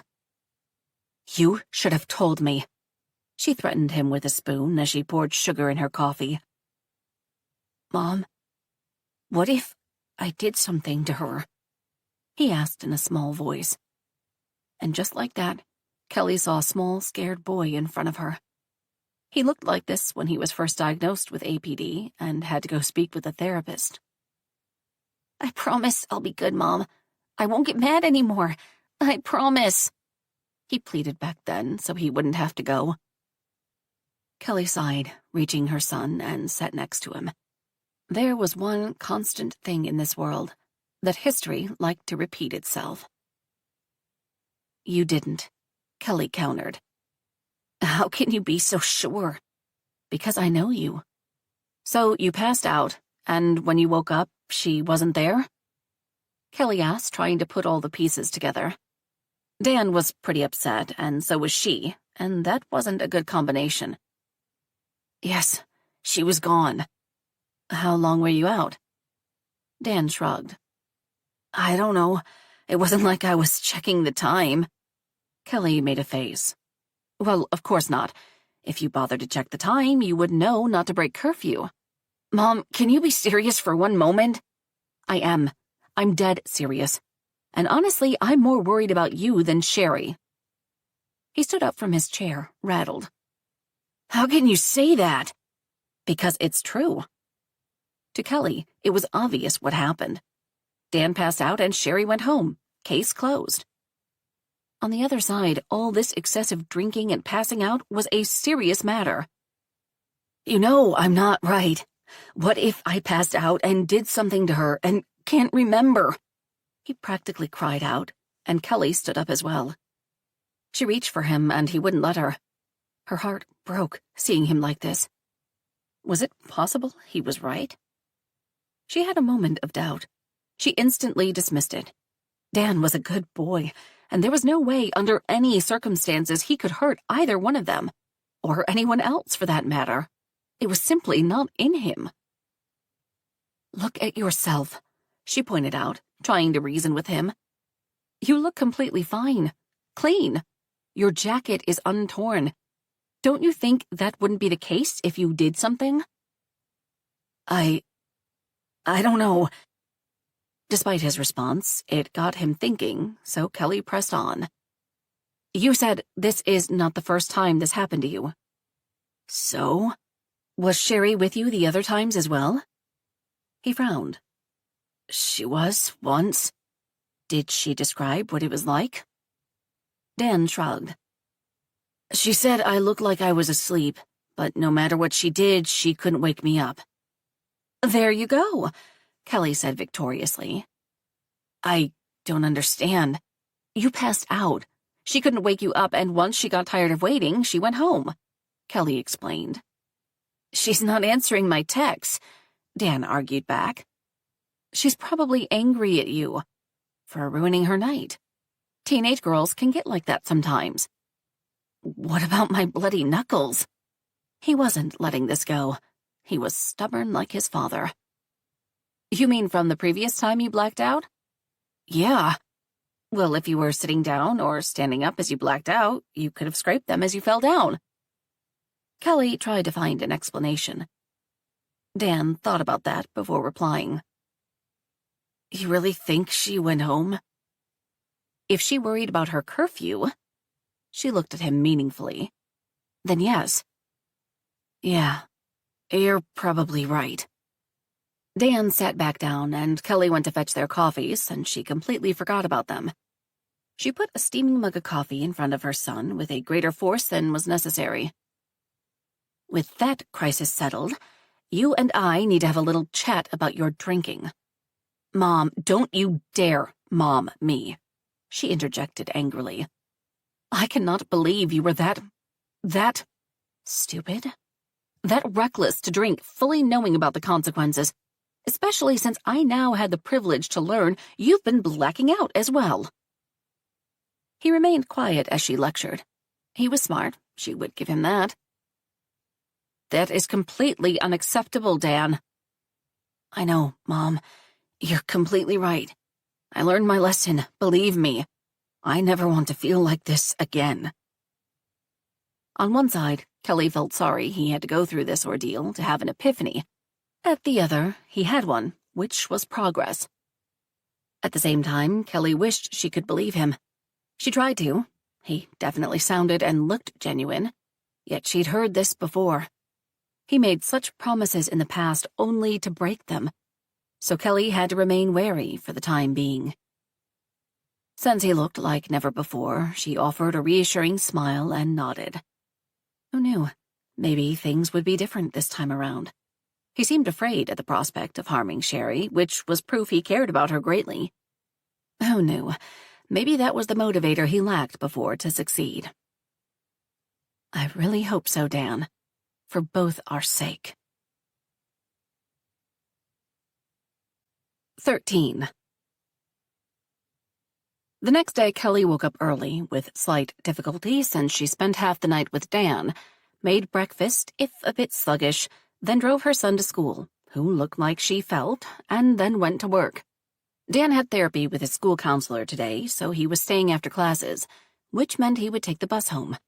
After wishing Dan a good day, she went to work. The traffic was surprisingly light, and she arrived early. Mr. Jacobs gave her keys, so she was the one that opened the store today. Her boss was pleasantly surprised, arriving about 10 minutes later. It was true bliss and a joy knowing Mona wouldn't jump out on her from around some corner or burst into the store screaming bloody murder, making a scene. New items arrived today, so could you help me put them out on display? Of course. Where do you want them? Mr. Jacobs thought about that. On that shelf there. Kelly spent the entire morning rearranging the shelves so everything could fit and look good as well. Although she was a bit tired, Kelly was in a good mood, and that same mood followed her on the way home. Since she had already prepared tonight's dinner in advance, maybe she could use the extra time she had making chocolate chip muffins. Dan would like that. Those were his favorite. For that to happen, she would have to make a stop to the market to buy chocolate. The store was bursting with people, more than usual. Is it some kind of a holiday I'm not aware of? She joked as she waited in a long, long line. Not even that wore her down. Kelly couldn't explain why she woke up in such a good spirit. It wasn't like today she had fewer problems, but perhaps after having that heart-to-heart conversation with Dan, after that big scare, she could finally see them moving forward. He was trying his best, and soon they would be picking colleges together, getting him his own place. And then I will be all alone. That thought made her feel slightly uncomfortable, so she banished it. Kids were supposed to leave their parents so they could have lives of their own. Suddenly, Dr. Mahdi's suggestion about her having some kind of a hobby looked like a great idea. She would need those, and lots of them, to not think about how alone she would really be. And soon. Parking the car, getting out of it, holding 2 bars of chocolate in her hand, she chastised herself for managing to pretty much ruin her good mood with such unnecessary thoughts. That is what happens when you think too much. Entering inside, she was startled to see Dan waiting for her. He had been sitting on the stairs and rose when he saw her. He looked like he was in an even worse mood than she was. He was downright scary looking. Kelly was about to ask what was wrong with him when he beat her to the punch. Mom, you were wrong, he stated. That confused her. She felt like they were in the middle of a conversation she had no memory of having. So she asked, about what? Sherry didn't come to school today, and she hasn't answered a single text I sent her. And by his demeanor, he sent a lot. That means something happened to her last night. I just know it. Kelly shook her head as she spoke. Calm down, Dan. I'm sure nothing bad happened to her. She tried to reassure, yet he wasn't listening. I should go to her house, he said, and tried to move past her to reach the door, and Kelly wouldn't let him. No, that's the last thing you should be doing. Considering Sherry's parents didn't like him, or her for that matter, that could only make matters worse. Why not? He demanded, raising his voice ever so slightly. The way I see it, Sherry clearly stayed home because you two had been irresponsible drinking last night. It was hard not to reprimand him a little while saying that. No matter what you think or feel, you two are kids and can't hold your liquor. I want to make sure she's all right. He tried again to move past her. No one ever died from a hangover. The question is, did she tell her parents or not? If she did, they'll hate seeing me, Dan finished instead of her. And if she didn't, I could out her and make matters worse, he said, making a face. Exactly. That stopped him in his tracks. You might be right, Mom. I don't want to make matters worse for Sherry. She already has to sneak out to see me. He provided, confirming Kelly's suspicions. Of course I'm right. I was a teenager as well. She tried to joke, but he wasn't impressed. I'm still worried about her, though. Why won't she talk with me? He practically whined. Kelly really felt for him. Being a teenager was hard. Look, if she came home drunk and her parents caught her, there's only one explanation. They grounded her. Kelly provided in sympathy. And took her phone from her. Dan replied, making a face as though that was a dirty word. For them, it was the ultimate punishment. Her own son was glued to the thing. That was because he was born with that technology available to him. Kelly had a slightly different childhood and at times thought it was a better one. It wouldn't be the first time they did that, he continued, unaware of her musings. There you go. Case closed. Kelly felt sorry for Dan and Sherry. However, it was not the end of the world they made it seem. Her parents would calm down and everything would return to normal. And I'm sure she will confirm it tomorrow, Kelly reassured. If they don't transfer her to a different school. Did they make such threats before? Dan shrugged. I told you they're strict. Kelly was surprised to hear that, but looking back, maybe it did make sense. Although Sherry was a good kid, she had a bit of a wild side as well. If she didn't, she wouldn't be sneaking around with Dan and drinking in the woods by the lake. I'm sure it won't come to that. I always threaten you with the military academy, and you're still here, she pointed out. He made a face. You've never threatened me with the military academy. Kelly grinned. Not out loud. He rolled his eyes at her. Very funny. It's not a joke. You would really do that to me? Your only son? In a heartbeat if you don't clean up your act, she said, yet her tone was still light. Unbelievable. My own mother. He started playing around. Kelly was glad she managed to lighten the mood, made him see things with Sherry weren't so bad. At the same time, he was a teenager, and to them, everything was the end of the world. Sherry got grounded. That kind of thing happens all the time. Maybe I should ground him, too, she mused. Or maybe not. The kid went through enough, stressing about nothing. Kelly would definitely make muffins to try to cheer him up, since he looked like a dark cloud was following him around every time he checked his phone and failed to see a message from his girlfriend. The next day resembled the previous one. She woke up, made breakfast, packed muffins to have for lunch, drove Dan to school before going to work, except she had a good night's rest. Everything appeared completely normal, until it wasn't. Kelly was stacking some plumbing supplies when Dan rushed inside, startling her. Mom, he exclaimed in urgency, coming to stand in front of her. Dan, what are you doing here? Why aren't you in school? She demanded. She couldn't allow him to start skipping school again on top of everything else. They just got him back on track, and Mona would use even the smallest infraction against them. I skipped during lunch. Sherry didn't come to school again. That was not the emergency she was preparing to hear, and Kelly needed to get him straight because this couldn't happen again. Well, listen, Mom. I got worried, so I went to her house and I couldn't see her. I knocked on the window and everything, and she just wasn't there. So I dropped by Smiles and it was closed. He rushed to explain. Kelly had so many issues with that, she didn't know where to begin. But then what he actually said caught her attention. What do you mean, closed?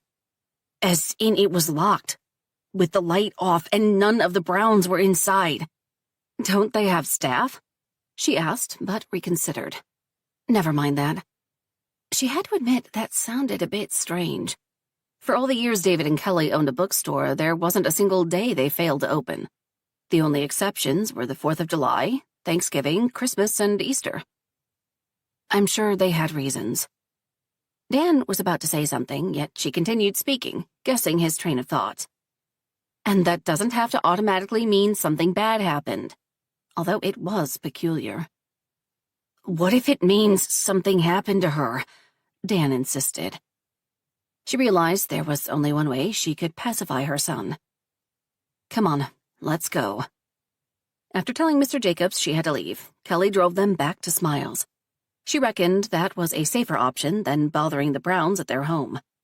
If something did happen, God forbid, she didn't want to insult them. Going over to Smiles, talking with the staff could provide some insight as to what was going on. Sadly, it was still closed like Dan said it was. Told you. Kelly found it strange no one came to open it. Even if something did happen, wasn't the staff capable enough to run the business on their own without the owners? Were you? She countered. That was a good point. Kelly looked about. It was strange there was no note attached to the door proclaiming the business was closed for sanitary reasons or because the owners failed to pay taxes. That left only one possibility. The Browns did it on their own, for personal reasons. She tried not to get worried about that. There were millions of possibilities why they would do something like this, why Sherry missed school. Perhaps a relative fell ill, passed away. Can we go to their house now, please? Her antsy teenager complained beside her. For some reason, Kelly thought that would be a terrible idea. I don't think that's wise, Dan. She started carefully. Why not? She gave him the look. You're not a little boy, so I won't sugarcoat it for you. As you can plainly see, they are not really our fans, so if something happened, we are the last people they want to see at their doorsteps. But Mom, I'm so worried. I know. Although she didn't want to admit it, Kelly was starting to get worried as well. Let's make a deal. If you don't hear from Sherry by tomorrow, or if she doesn't return to school, we'll pay them a visit. Deal. As it turned out, they didn't have to wait that long to learn what was going on. As Kelly parked in their driveway, a car pulled behind them.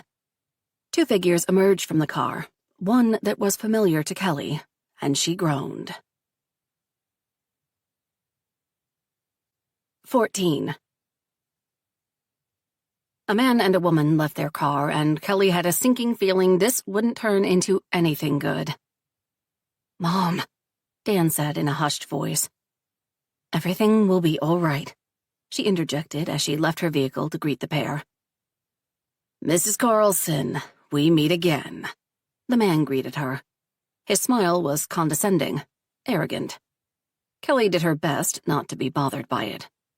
Hello, Detective, she greeted back. Detective Carl Teller was the one who had arrested her all those months ago. He was convinced she killed her husband, and by the way he looked at her, he still did. Why he thought that in the first place was bizarre. You would think the blame would fall on the restaurant, considering they made the food, not her. But this man just wouldn't believe she hadn't somehow forced David to eat something he was allergic to. The detective was an older man, in his 50s or 60s, completely rigid in his posture and large. He was big in all directions, with a donut gut and balding head. The mutual animosity between him and Kelly was almost palpable. This is my partner, Detective Lacey Chan, he introduced. Kelly couldn't help wondering what happened with his old partner. Kelly believed his name was Nick Atkins. At the same time, considering what an SOB this man was, it was no wonder no one wanted to work with him for longer periods of time, she thought grudgingly. Kelly simply nodded in the other detective's direction. Detective Chan was much younger than Teller's previous partner. Younger than Kelly, too. She appeared very athletic, tallish, and was sporting a stylish jet-black bob. Basically, she was everything Detective Teller wasn't. They were an odd match. "So what can I do for you, detectives?" Kelly inquired as Dan exited the car as well. Detective Teller eyed her son with suspicion. "We need to have a chat with you and your son, if you don't mind." She did mind, a great deal. "Regarding what?" Kelly asked in return, defiantly. "And would I need to have a lawyer present?" "Only if you have something to hide." That man really pushed all her buttons. "Please, Mrs. Carlson, could we talk in private?" Detective Chan added. Reluctantly, Kelly nodded. Maybe that was for the better. They went inside the house and Kelly offered them chairs in the living room. That was the only thing she offered, since there was no way she would make coffee for that man. Her mother would be disappointed by her lack of manners, but screw that. Detective Teller didn't deserve to be treated as a guest. Dan trailed behind them, and as the detectives settled down, he asked, "Is this about Sherry?" He blurted out, much to Kelly's chagrin. She felt like shouting out from pure frustration. Her boy was too young and naive, and as such, it would be the death of her. As expected, Detective Teller narrowed his eyes on him. His frown was deep. "What do you know about Sherry Brown? What's your relation to her?" he demanded. As though he doesn't know already, Kelly thought sarcastically. "She's my girlfriend," Dan replied truthfully. "And I've been worried about her since she didn't come to school for the last couple of days." "When was the last time you saw her?" he asked next. 2 nights ago." The detectives looked at one another. Kelly knew that look very well. They were about to share something neither Dan nor Kelly would like to hear. And she was right. "Sherry went missing 2 nights ago, and her parents are very worried about her," Detective Chan explained. "Oh no," Dan cried out. "Please, Dan, calm down," Kelly warned, fully knowing what was happening inside his head at that moment, because the same went inside hers. Dan didn't do anything bad. "Missing?" Kelly added, looking at the detectives. "Do you think she's been kidnapped?" "We can't exclude anything at this moment," Detective Chan replied.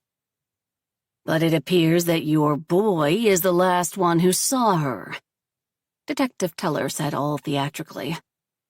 Dan looked like he was about to cry. "That doesn't mean anything," Kelly defended, fully knowing where this was going. The detective suspected Dan as he suspected her when David died.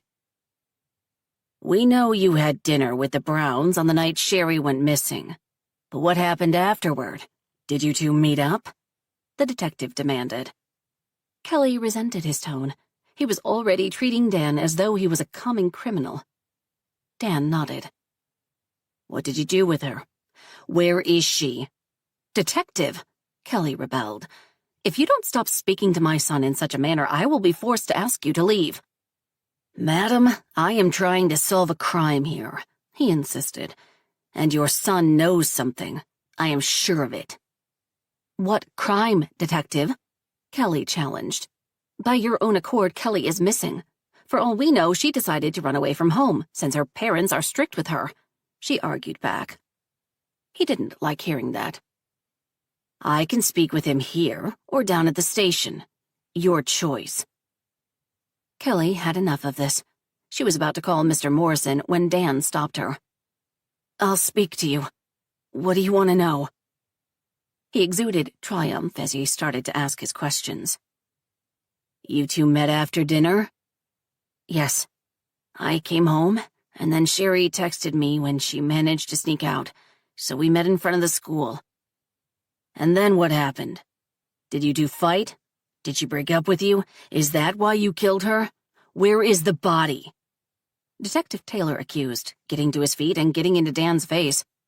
It all happened so fast, Kelly failed to react for a couple of moments, stunned by his outburst. "Detective!" Kelly screamed, recovering. Dan cried out. "I don't know!" Oh no. That put a stop to everything. "You don't know where the body is?" Detective Teller asked for clarification. Kelly moved to stand in between him and Dan. "Detective, you are harassing him, and I need you to back off," she snapped, completely losing patience. At that moment, she didn't care if he took her in handcuffs. She wasn't about to let the brute bully her son. He was jumping to conclusions as he had with her. Detective Teller got all red in the face, as though ready to explode, yet Kelly refused to back down. She wouldn't let that man stare her down. She stared back. Detective Chan decided to intervene as well. "Let's all just calm down and return to our seats." That was for Detective Teller's benefit. After all, we all want to get to the bottom of this, right? With some more coaxing, Detective Teller sat back down and Detective Chan took the lead. "So, Sherry is your girlfriend?" she asked in a calm voice. Dan nodded. "Yes. How long have you two been together?" Dan shrugged. "I don't know. 6 months, maybe." "So a long time." "I guess." "Do you care about her?" She continued to question him. "Yes, I do," Dan replied without a thought. Kelly couldn't see where this was going. However, she wasn't about to intervene, since Dan looked like he wanted to talk, and the detective was respectful. "So you must be worried about her as well." "Of course I am. I've been begging Mom for 2 days now for us to go to the Browns and see what's going on." "I see. And I sent her a bunch of texts, but she's not answering me." Detective Teller looked like he had something to say, but one stern look from his colleague and he remained quiet. Regardless, his displeasure was written all over his face. As far as Kelly was concerned, he could shove his opinions up his ass. "Could you tell me what happened after you met at school? Did you stay there?" Kelly trusted her son immensely, but at the same time she was petrified about what would happen next. She knew the whole story, and she had to admit the optics weren't that good. And knowing this hothead of a detective, he would be more than happy to accuse her son of harming Sherry. "Please, God, save my son." "No," Dan replied with a shake of his head. "We like to hang out by the lake, at the old pier," he explained. "And Sherry brought us some of her dad's bourbon." "You went to the pier and had a few drinks." As Detective Chan spoke with Dan, Detective Teller took out his phone. He conducted a brief conversation ordering a diving team. Kelly had to fight like hell to rein in the overwhelming panic that was about to swallow her whole. "Calm down. Everything will be all right." "And then what happened? How long did you stay there?" Dan shrugged. "We drank the entire bottle, and then, I don't know. I must have passed out because when I woke up, she wasn't there. She was gone. I tried her cell, but she wouldn't answer me," Dan explained, getting nervous, agitated all over again. "What did you do then?" "I came home, told my mom what happened. I figured she went home, mad at me for blacking out." "Tell me about the blackout. Is this the first time something like that happened?" Dan hesitated for the first time. He looked at Kelly, and she nodded. He needed to be completely honest with the detectives. "No, it's happened a couple of times in the past." "Does it happen when you're stressed or angry?" "When I drink, because I'm not supposed to mix alcohol with the medications I take." "What kind of medications?" Detective Teller decided to join the party. "For my APD." Detective Chan looked confused. "I'm sorry, I'm not familiar with that." "It's an antisocial personality disorder. The kid is a sociopath," Detective Teller provided with relish. "Detective," Kelly snapped. "The case seems pretty clear to me now," he announced, getting up anew. "What?" Dan snapped. I'm diagnosed, so that automatically means I'm bad? Pretty much, yes, Detective Teller answered unconcernedly. I'm sure you did something to her. Kelly couldn't believe her ears. This was a complete travesty. Dan's eyes filled with tears. Good, because I think that too. Dan! Kelly exclaimed.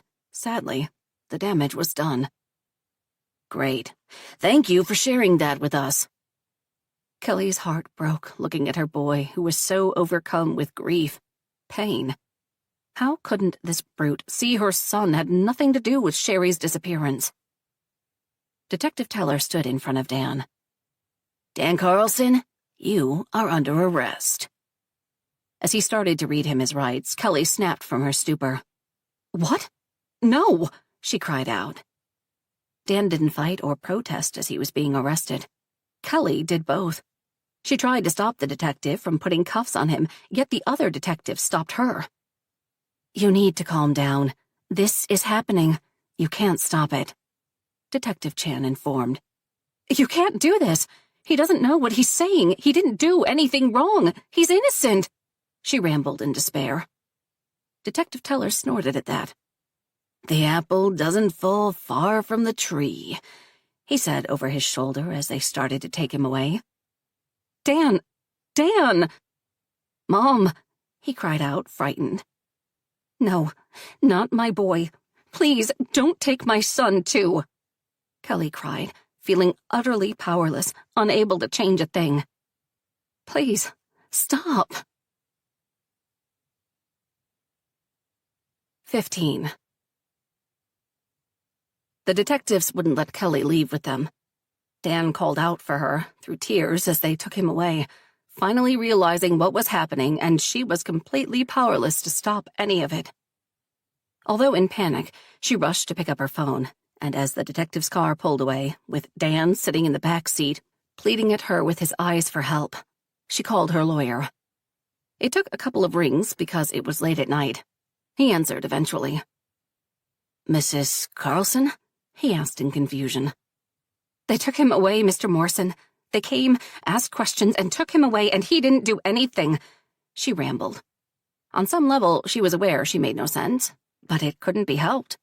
She needed to say it all as soon as possible so Mr. Morrison could help and get Dan out of jail. They arrested him, she screamed inside her head. The pain that came with that knowledge was almost unbearable. Who took who away? Mr. Morrison asked a valid question. Kelly closed her eyes for a bit, taking a few steadying breaths. The detectives, Teller, and Chan came. Kelly tried again, once she managed to clear her foggy brain, if only for a little bit. Okay, her lawyer coaxed. They came and arrested Dan. Tears streamed down her face as she said that. Her boy was arrested. Why? His girlfriend went missing 2 days ago, and they believe he had something to do with it. Dan is a good boy. He didn't do anything to that girl. Okay, Mrs. Carlson, please try to calm down. He pleaded, yet that was like saying to the tide not to roll in. However, for Dan, she put in an effort. You said 2 detectives came and made the arrest? Yes. Could you please repeat their names for me? Detectives Carl Teller and Lacey Chan, she replied as calmly as she could muster, because Mr. Morrison was right. She couldn't help anyone, let alone her son, if she was hysterical. Detective Teller again? Mr. Morrison commented, recognizing the name from her own trial. Unfortunately. Where are you now? At home. Okay. They'll need time to process him. However, I'll go to the station right now to see what's happening, he informed her. Should I meet you there? Better to remain home until morning. When can I see him? I can't answer that question with any certainty. For now, we have to wait and see what the other side will do, issue a warrant or not. But he was arrested, Kelly countered, not following. Detective Teller arrested him under suspicion of committing a crime. Now the attorney has to decide if he'll charge him or not. That gave her some hope. So there's a possibility they will release him?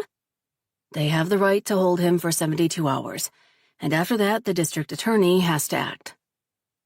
They didn't talk long after that. Kelly felt like she would jump out of her own skin as she paced around the house, waiting for any kind of news. Eventually, Mr. Morrison called her to tell her pretty much the same thing he did before. Dan was in holding, and no one apart from his lawyer could see him. We had a brief chat, and I advised him not to speak with anyone if I'm not present. How is he? Good, considering. Kelly could imagine. Sadly, it is all on the police and district attorney now, so we will know more in the morning. Thank you. I will stay in touch, Mrs. Carlson. Although the lawyer suggested she should try and get some rest, Kelly couldn't sleep at all. She couldn't even imagine herself going to bed when her son was in custody. That was why she didn't even try. Kelly kept repeating the entire conversation she had with her son that night, and later the one with the detectives. It was all such a big mess. Kelly's head was spinning. One thing was clear to her, though. Dan was innocent, except Detective Teller would do everything in his power to prove otherwise. For some unexplainable reason, he had it for her, and now he was expending the same courtesy to her son. When the morning finally came, Kelly took a quick shower, made herself a triple dose of coffee, and then left the house in a hurry. She needed to talk to Mr. Jacobs and take a few days off to get things settled with Dan, and then needed to head to the courthouse to see Mr. Morrison. I saw the police last night at your house, Lisa said snidely, leaning against her fence as Kelly reached her car. They finally took away that delinquent of yours.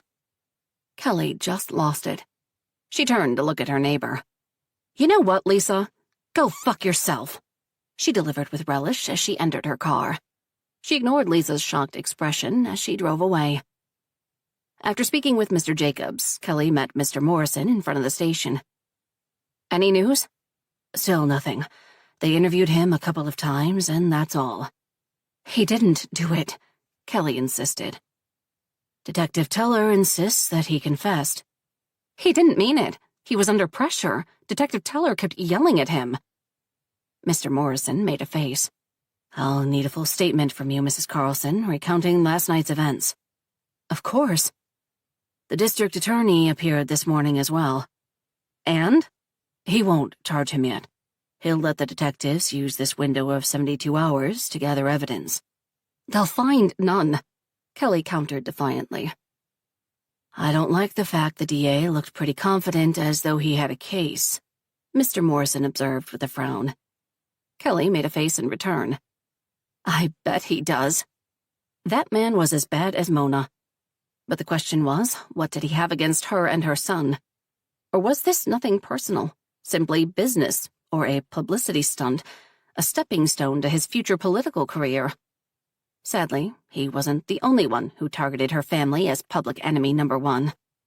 That old detective acted as though he simply couldn't admit to himself and others that he was wrong about Kelly, stubbornly clinging to his wrong belief no matter what.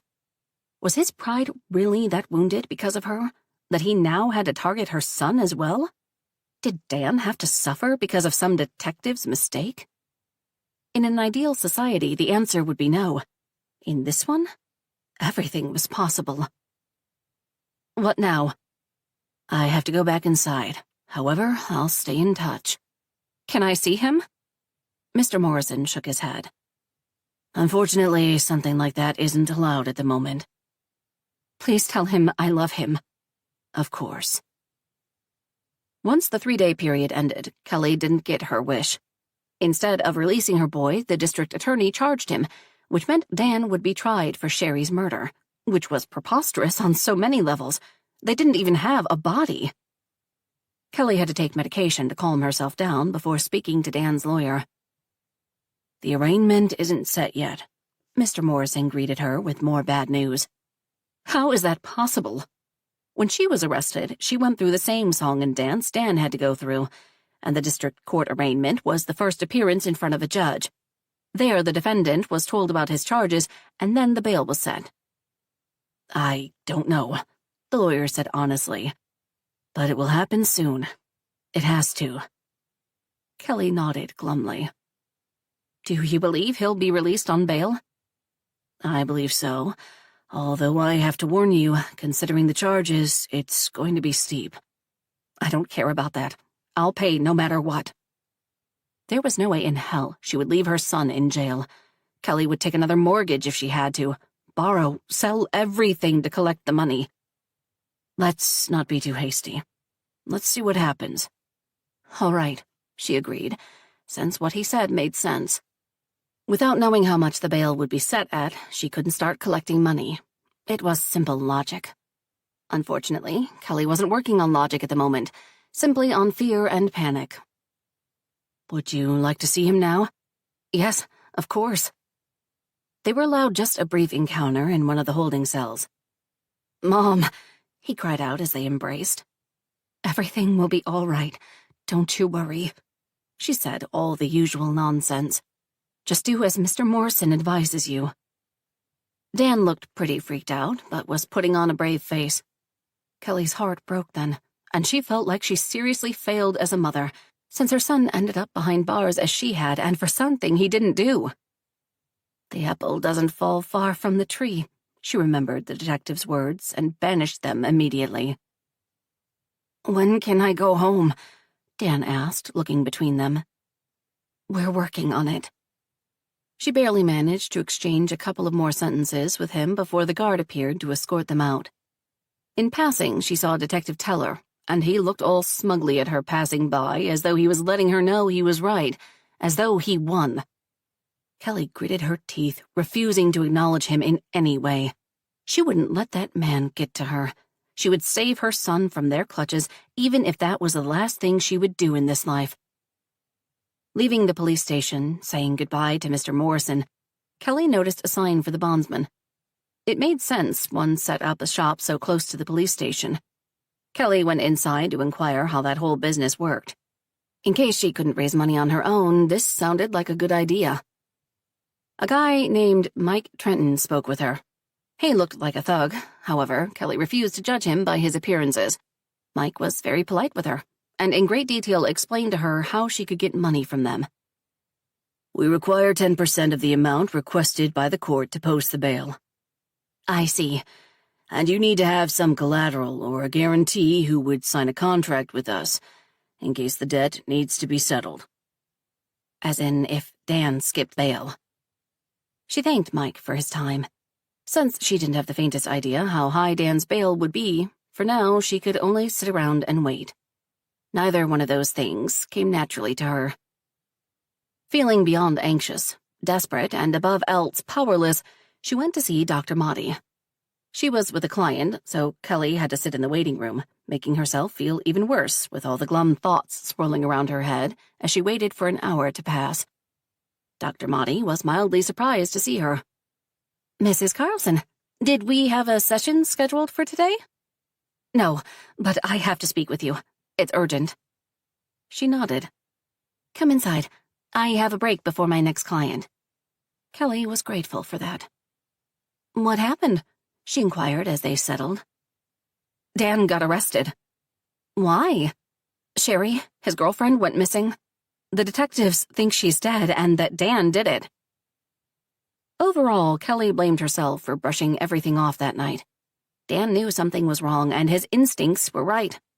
In her defense, she truly believed the girl simply went home.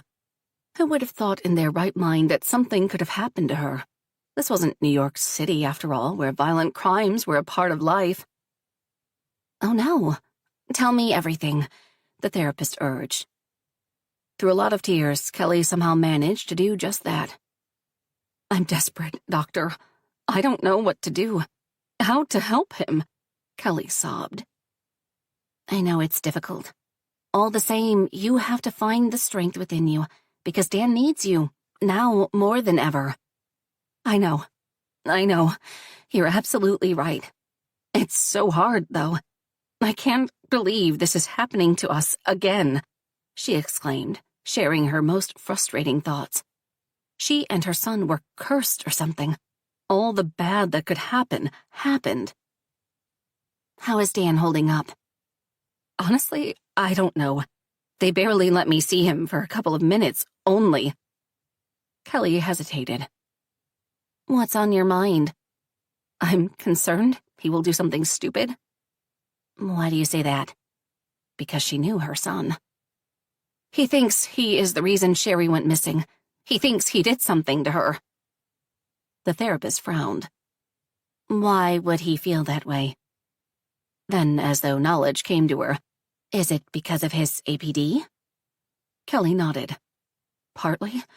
More accurately put, because he drank that night while taking medications. Did he experience some kind of a side effect? The night of Sherry's disappearance, Dan confessed to me he had been blacking out during his drinking escapades. I see. So he doesn't really remember what happened that night because he blacked out, and she was gone once he woke up. He blames himself for what happened to her, the therapist guessed. Yes, but I know with all my being that despite his diagnosis, he couldn't do anything to harm Sherry. I saw them together, and Dan loves her, even though he isn't aware of it. Then hold on to that notion.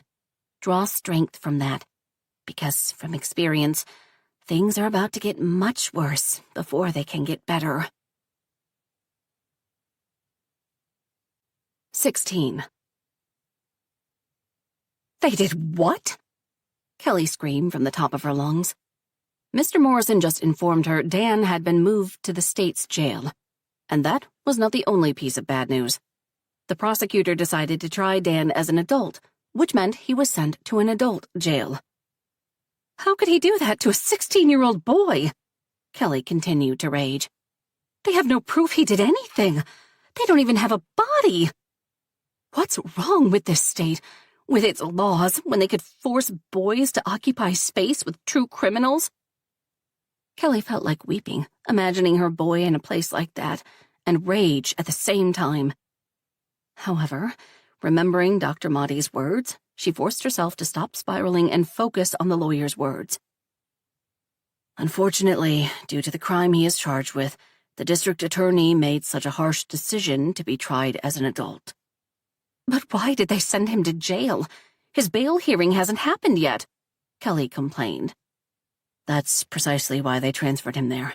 The court doesn't work on the weekends. Could you maybe transfer him someplace else? He was a boy, for crying out loud, and not some drug dealer or a mobster. Sadly, I can't do anything until the first court appearance. That didn't sound reassuring one bit.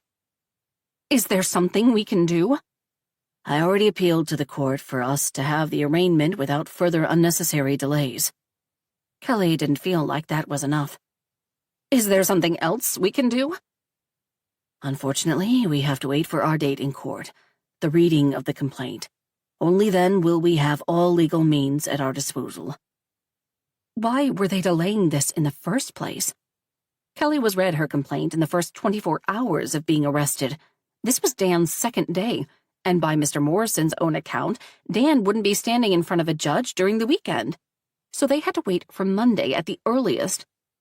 And then something occurred to her. Mr. Morrison, do you think there is a possibility they may be doing this on purpose? What do you mean? All this stalling. They kept him in custody for 3 days before he was charged, and now he's transferred to jail without standing in front of a judge? This can't all be just a coincidence. Kelly stopped believing in those a long time ago. Honestly, it's hard to say.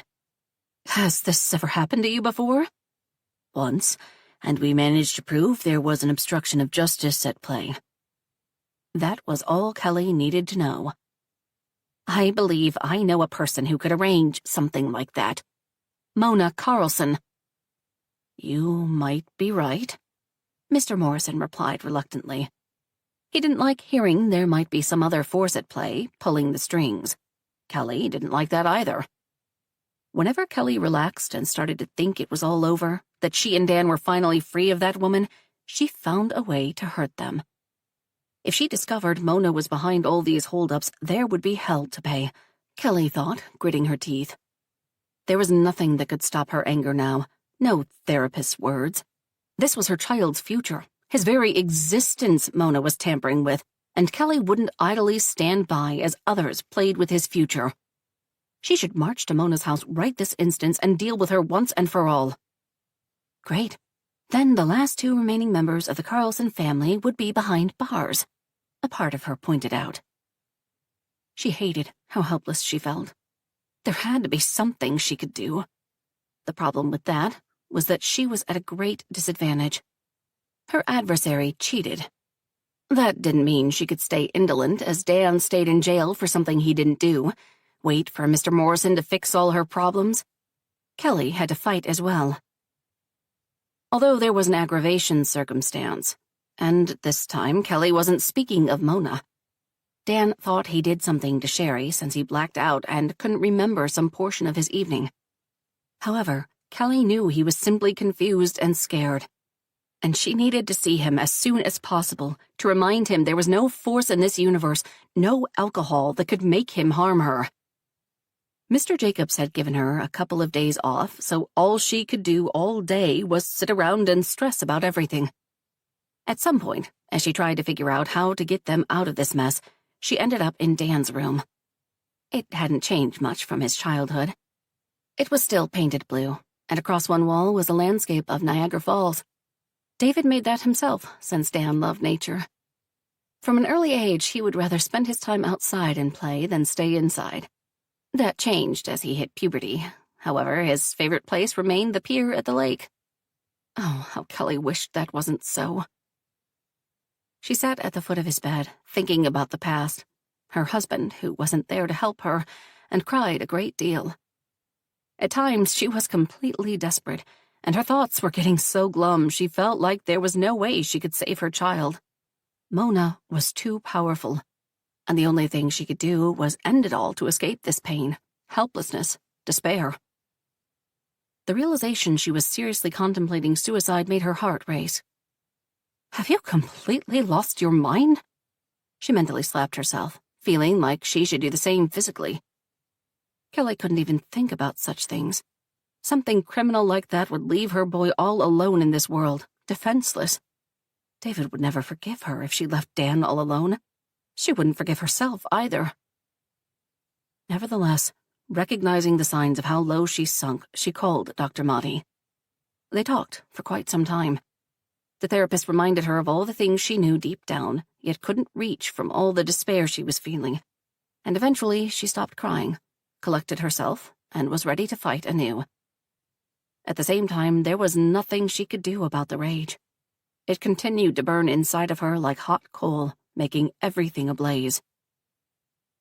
I know it's crazy, but I feel like the whole world is against me, against us. It is not crazy at all. It's perfectly understandable for you to feel isolated and alone, especially if you don't have a strong supporting system. Or any, for that matter. Thanks to Lisa, the whole neighborhood was informed of what happened, and the gossip spread like wildfire. That's precisely how it is. The doctor nailed it, but Kelly and Dan would lean on each other in these difficult times.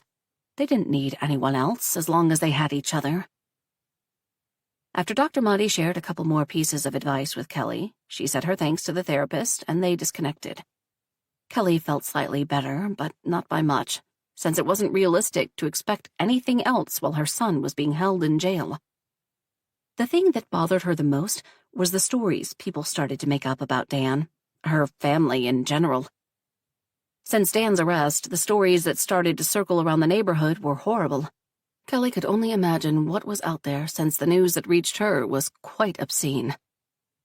They all stared at her when she went to the store, whispering behind her back, fabricating all kinds of stories while trying to understand what happened at the lake that night when Sherry disappeared. Today, Kelly even heard how it was said Dan performed a demonic ritual in the woods since he was a Satanist, and he killed Sherry because he wanted to summon the devil. Kelly felt like crying again, but didn't. She couldn't allow herself to be weak. Not now. And the irony of the situation was that Dan was charged with murder even though they hadn't found Sherry's body. Not that Kelly wanted something like that. She still harbored hope Sherry was someplace alive, just couldn't reach them. Despite the best efforts of the police, who were searching the woods, the lake, and all the places in the vicinity, they failed to find that poor girl, or any evidence that Dan had killed her. Volunteers got organized to help the search. The entire town got engaged to find her and came up empty-handed. That only reinforced the belief that something ominous, like an occult thing, happened in the woods that night, because no one could vanish in thin air like that. At first, Kelly took that as a good sign. They had to release Dan if there was no body, no crime. But she was wrong. That only made people more on edge, furious, and in search of blood, and Dan was a perfect scapegoat. Sadly, as the days passed without any news, Kelly's hope about Sherry started to shrink, and pretty soon, along with the rest of the town, she had to come to terms that Sherry would not be coming back. That made a terrible situation appear even worse. Kelly sympathized with Sherry's parents greatly, but couldn't go to visit them and share her condolences. They all openly hated her now, and she couldn't blame them. Something horrific happened to their daughter, and they needed someone to blame. Kelly would probably be the same if the situation was reversed in some way. The problem was her son was at the end of that equation, and he was being publicly condemned without the trial, and she feared it would be like Dr. Motti said. Things were about to get much, much worse before they could start to get better. If they ever get better, she corrected. 17. All right, Kelly, it's just a quick trip to the market. Don't make such a fuss about it. She gave herself a little pep talk over the weekend as she dressed, put her coat on. Words can't hurt you. That was typically not true. Words could hurt her a great deal. However, for the sake of this little expedition, Kelly would pretend that although words were small bullets, she was bulletproof. Getting from her house to the car was the easy part. After Kelly had that outburst the other day, Lisa avoided her completely like a plague. Driving to the store was equally safe, if she didn't listen to the radio, because they spoke of Sherry nonstop. The actual shopping was what tended to get a bit tricky, which ticked her off, to be honest. Kelly felt like she had to hide and watch her every step because some people, practically all people who didn't know her, didn't know anything about her life, decided to judge her and her son. Ever since the story about Dan's arrest became public knowledge, it turned out to be hard for her to do even the simplest of tasks. Yet she shouldn't really complain. Dan was the one in jail, not her. He had it worse, so Kelly endured. It was hard, though. The local news networks simply ate up the story about the son who committed a crime mere months after the mother did the same. The mother killed her husband, yet managed to get away with it, and now the son was charged for killing his girlfriend, which was all the more horrific since there was no body. They became the notorious mother-son pair. Since that was what the police thought, that was what the news spread, and the population believed. And now she could barely leave her house, fearing something could happen to her. People stared at her as she did her shopping. Of course, everybody knew what she looked like. Even if people didn't know about her trial, her image was now plastered next to Dan's on the news 24/7. They called it the crime of the century. It was heartbreaking, among other things, that her son was targeted like that. Just ignore them, Kelly. They are not actually looking at you. They are looking near you at something they want to buy. Yeah, right. That nonsense wasn't working out. Besides, Kelly couldn't pretend nothing around her was happening because a few dirty looks sent her way were not the biggest problem. Those people who decided to interact with her were. Just yesterday, one woman took it upon herself to tell her, even though she was a complete stranger, that she needed to leave town. "We don't want your kind around here." She practically spat at her. And just like that, they were transformed in the Middle Ages, where villagers would gather around with pitchforks to force her out. "Ma'am, I am simply trying to buy some food, like you." Unfortunately, the other woman took that as an offense. She didn't like being placed in the same basket with Kelly. "You and that son of yours don't deserve to live." Words can't hurt you, remember? Regardless, tears started to form in her eyes. My son is innocent, and I was proven innocent in court, Kelly countered, not being able to help herself, although fully knowing altercations like this one solved nothing. That lady would continue to believe in her version of events, no matter what Kelly said. The woman snorted. That son of yours will certainly rot in hell for what he did to that sweet girl, but you will keep him company there as well, she announced, and someone from the bystanders actually cheered. A few curious people gathered around them to see what would happen next. It was time for Kelly to leave. She tried to move away, avoiding any kind of conflict. Unfortunately, the woman kept following her around. As it turned out, she refused to be ignored. What kind of a monster is he when not even a body remained? She started to raise her voice. Few agreed this time. I don't need bread, or anything else for that matter, Kelly decided.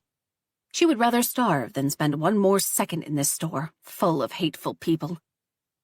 Kelly simply abandoned her cart and started walking toward the exit. And that was when it happened.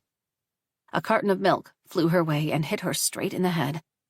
The container naturally broke. The liquid splashed all over her, soaking her clothes. Kelly wiped her face without reacting further, doubling her pace. The woman who assaulted her continued to spew her hate without a speck of remorse for what she did, and Kelly was the monster.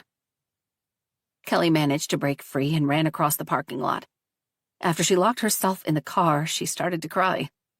She reeked of milk. It made her sick to her stomach. Kelly would rather starve than return there. Thank God there were takeouts and deliveries, so it would never come to that. Yet, here she was again, shopping in the store, as though one humiliation wasn't enough for her. What could she say? She was starting to get crazy locked in her house. Besides, she refused to live like that, like she did something wrong, like she was hiding. She would not succumb to public pressure no matter what.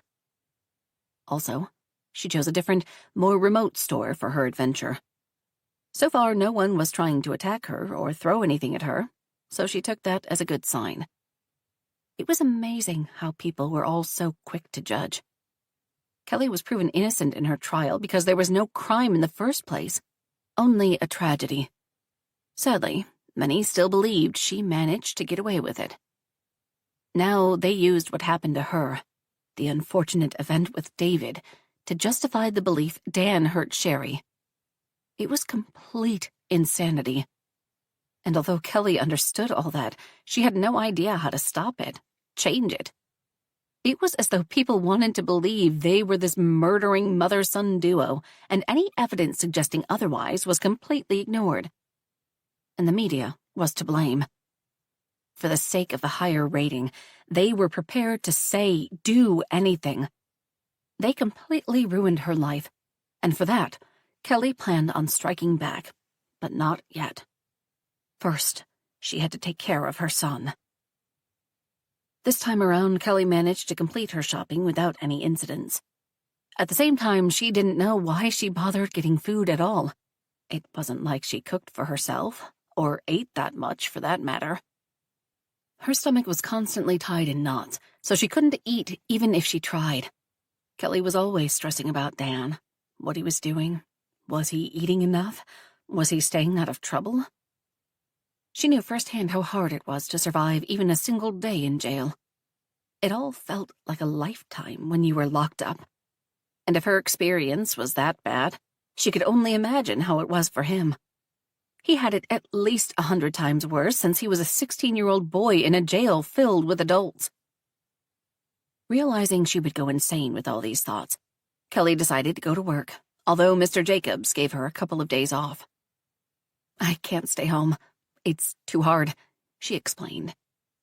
I understand, he countered glumly. But work was hard as well.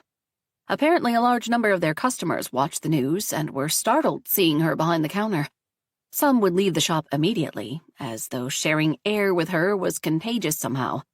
The rest would finish shopping while watching her intently, warily, as though in fear she was about to do something sinister to them. A couple of times, Kelly felt like asking them how they would like to be charged with murder. She refrained from doing something like that, of course, since it was a bad joke, and she was sure no one would take it as such. Mr. Jacobs tried to comfort her, seeing how she struggled. "This will all blow over soon, especially when Dan proves his innocence." What if he couldn't? She had a moment of weakness. He was already condemned in the public eye, declared guilty, so if he got out, what kind of life would wait for him? "You mean when, Kelly?" she corrected herself, realizing her mistake. "I hope so," Kelly replied instead of sharing her thoughts. Troubled, absent-minded, Kelly was startled and jumped ever so slightly when her phone started ringing. She hoped it was Mr. Morrison, wanting to finally share some good news with her. Looking at the screen, she discovered it was not him, but an unknown caller. Kelly debated if she should answer or not. Although she changed her number, a few very persistent reporters got a hold of it and were pestering her night and day. She answered to tell whoever was calling her to go to hell when she heard a familiar voice on the other side, and it was laughing. "Mona," she seethed, instantly seeing red. That woman had that effect on her. "I knew things would turn out like this," the other woman declared once she settled. Although Kelly knew she should simply hang up and be done with this, she asked, "Like what?" "With your son in jail. Now he is right where he belongs, the scoundrel." "Is that why you called? To gloat?" "Of course. And to tell you I will do everything in my power to make sure that boy gets a life sentence." Kelly's blood boiled, and she visibly started to shake. How could this woman be this cruel? Evil. She was talking about her grandson, for crying out loud. Sadly, that meant nothing to that serpent. "Is that a threat?" Kelly asked, managing to rein in her temper. Nothing good would come out of it if she lost her temper now. "Of course it's a threat," Mona countered, self-righteously. "You're more dim-witted than I thought." Kelly ignored the insult. "I'm not scared of you." "You should be," Mona said ominously. "I'm not done punishing you for defying me." "Is that so?" "You will rue the day you disobeyed me." Kelly was already rueing she accepted this call. "None of this would have happened if you'd only given me Dan." She spoke of him as though he was a thing and not a human being, her own flesh and blood. Although there was an understanding between Kelly and Dan, how they would all like to forget the fact that Dan was related to her. "Now, for your insolence, you will all suffer," she concluded with relish. Enough of this nonsense. Kelly hung up on her, not being able to listen to her voice any longer. Mr. Morrison would be mildly disappointed she didn't let Mona compromise herself further, yet this small gem would have to suffice. Kelly had to think of her sanity as well. She stopped the recording app the instant she hung up. Mr. Morrison was the one who gave her the idea she should start recording her interactions with Mona in the first place. He thought that would be an excellent source of evidence against the other woman. And he was right. Not wasting time, she sent the audio recording to the police, since, in a way, this was a violation of the protection order. She sent it to her lawyer as well, just to speed things up. Kelly half believed the police wouldn't lift a finger due to her notoriety. So she was pretty surprised when Mr. Morrison called her to let her know Mona was in jail. Unfortunately, her joy was short-lived. The jailing was only temporary. Considering her wealth and advanced age, her lawyer got her out on bail in no time. Mr. Morrison notified her a few hours later. "I know." It didn't matter. It was the first nail in Mona's coffin as far as Kelly was concerned. Nail by nail, Kelly would manage to entrap that monster and bury her so deep into the ground she wouldn't be able to harm anyone ever again. That was a promise. 18. How is it possible he still hasn't appeared in front of the judge? Martha shared her outrage. That was precisely how she yelled at Mr. Morrison the other day, although it was completely uncalled for. It wasn't his fault Dan was stuck in jail. Logically, her frustration had to come out somehow. Luckily, he didn't hold that against her. I don't know. We are hoping it would happen tomorrow, Kelly replied honestly. And if it doesn't? Mr. Morrison will file a complaint. He tried to explain to her everything he could do. It was all very technical to her. Besides, she didn't care how it happened as long as it did. That sounds all very fishy to me. Kelly understood what Martha meant. I know. To me as well, especially after Mona called me to gloat. I don't know how, but she's behind all this somehow. Pitiful woman. And that district attorney is a nasty piece of work as well. Kelly couldn't agree more. Mr. Morrison thinks that they are all stalling, hiding behind legal technicalities. How so? She sounded intrigued. Well, they have no body, no motive, only Dan's testimony that was made under duress and could easily be rebuffed, Kelly explained. So, you think the DA is giving the detectives more time to find something because he's not sure he can win? Martha guessed. Exactly. He won't be able to prove without a shadow of a doubt Dan did anything wrong. And he's keeping him in jail, Martha explained. Can he do that? Apparently so, Kelly countered furiously. He couldn't allow himself to lose twice from the same family, so he was using any means available to him and the system for his advantage. She said as much. Is his vanity that fragile? There's a rumor going around he wants to be a candidate for office next year. I see. Sadly, with or without this knowledge, Kelly felt equally powerless. This is all beyond infuriating, she confessed. Don't want to add to your problems, but I think there's another explanation, Martha countered. What do you mean? What if this is some kind of a scare tactic for Dan? Kelly wasn't following. How so? Well, you said it yourself. He was transferred to the adults' jail, would be tried as an adult too.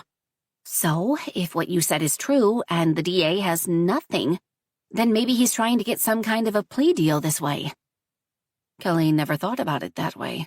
Yet it was possible. Dan won't accept any kind of a deal, she insisted. He's innocent. Of course. However, maybe this was the district attorney's way of saving face. No matter how she looked at it, it was all bad. All the same, if this was true, then there was a sliver of good. If the DA would go through all this trouble, then he really feared he would lose, and that meant everything to Kelly. Shortly after, they said their goodbyes, because Kelly had to call Mr. Morrison and share the new theory with him. I thought about that, he said as she told him everything. And there's a chance of something like that happening. We'll have to wait and see. Kelly was sick and tired of waiting.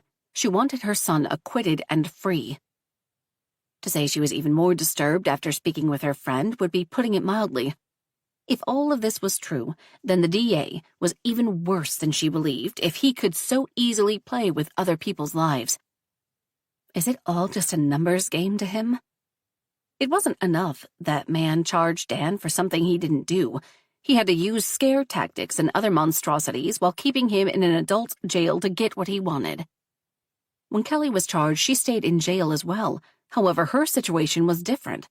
Her bail was set too high, and she didn't have the means to pay and get out. On the other hand, there was nothing she wouldn't do or sell to collect money for Dan's bail. If she had to suffer, he didn't have to. If only the powers that be would let her. What if Martha was right, and the DA was trying to scare Dan into admitting? What if he succeeded? That was a truly terrifying thought. No, she rebelled. She wouldn't let him accept any kind of deal. They would fight and win because they had to. No matter what happened, Kelly had to cling to the idea there was still justice in this world, even if it was a bit sluggish. Later that day, Mr. Jacobs called to see how she was doing, if there was any news. Kelly refrained from saying how she had been crying for the last couple of hours. He was her boss, after all. "No news yet," she said instead. "Susie asked if you would like to come to dinner." "Thank you for the invitation, but maybe some other time." Kelly wasn't in the mood to socialize. "I understand, and I know it's hard to comprehend from this perspective. Nevertheless, you have to believe everything would turn out all right," he advised. Everything would be all right if I could just get him out of jail. Everything else would be much easier, even the trial if he was simply by her side and not at that horrible place. "What did his lawyer say?"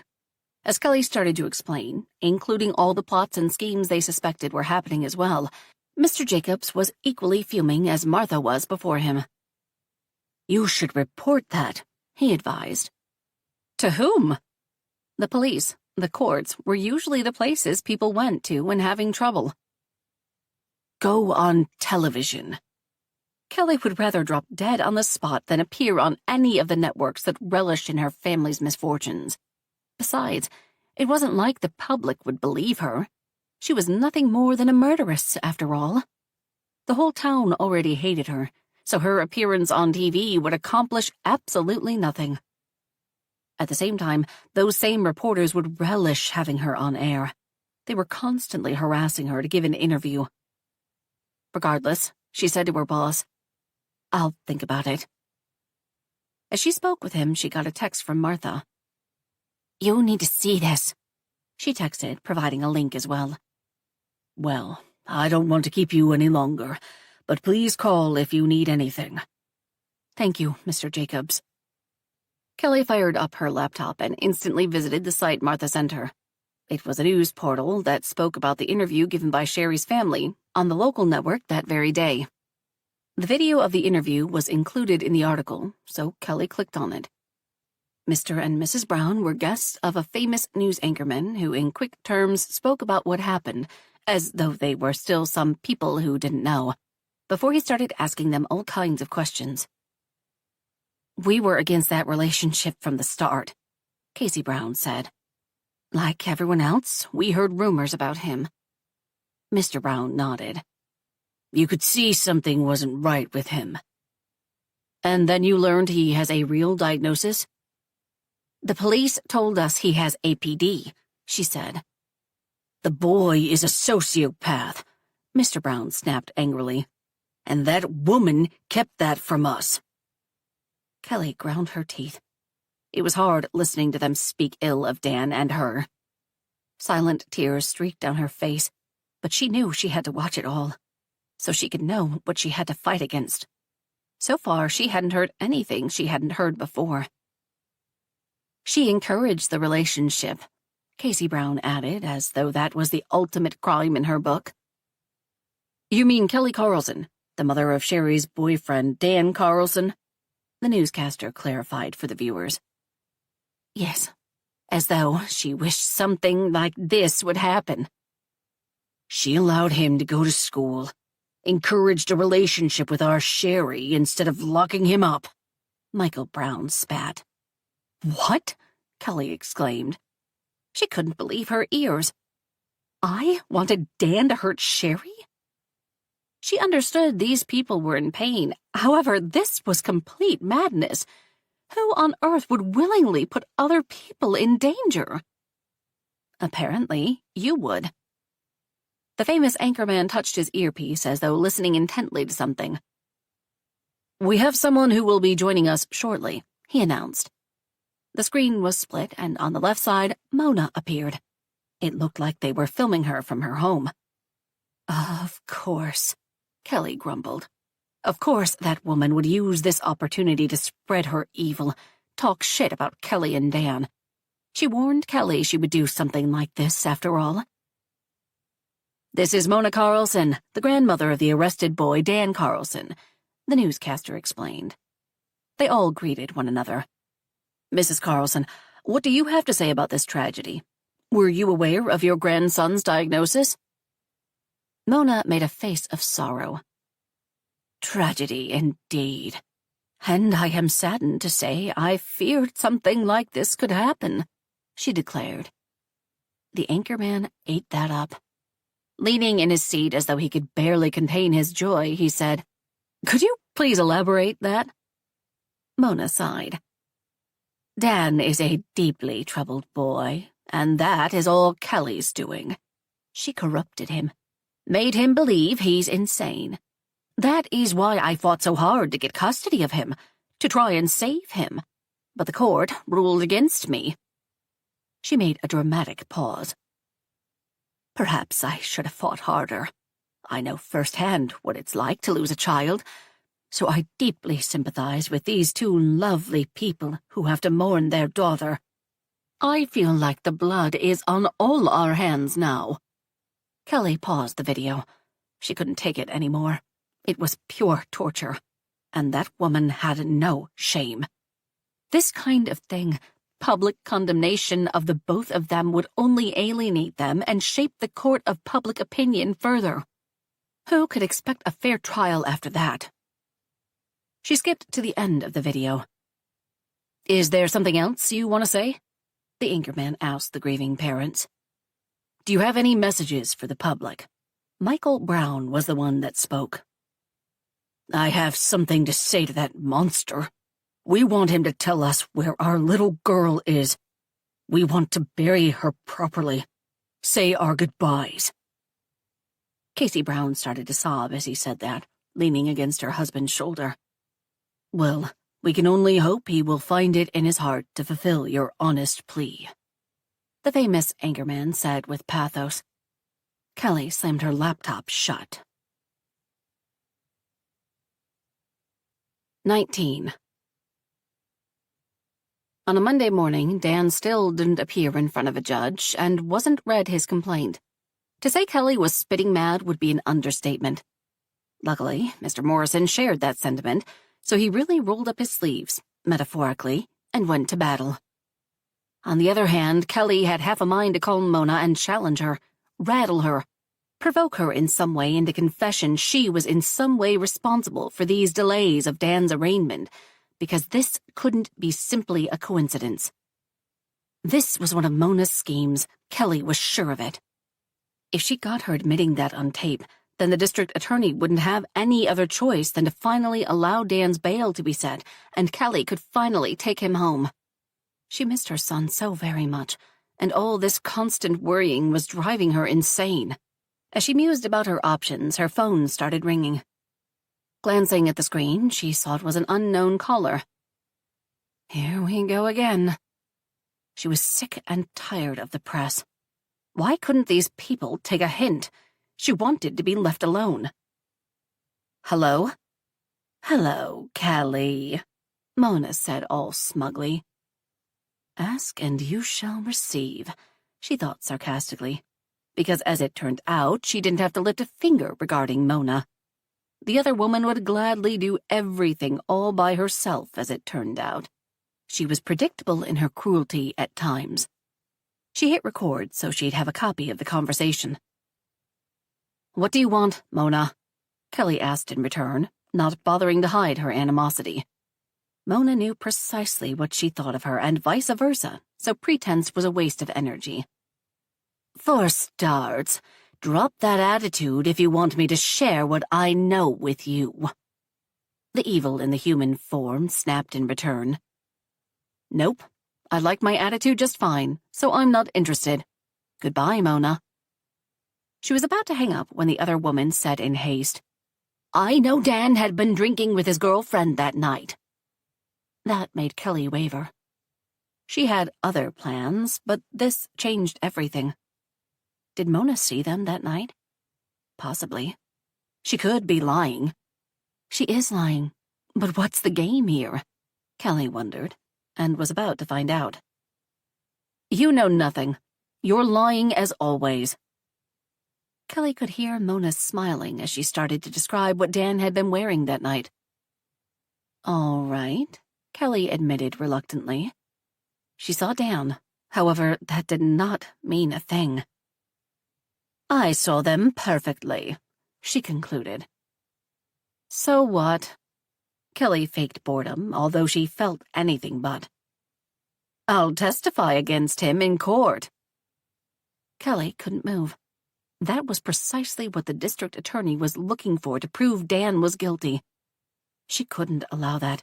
She had to stop her. How? Are you there? Mona inquired, since Kelly remained quiet. Why are you doing this? Kelly demanded. Because the two of you need to be taught a lesson.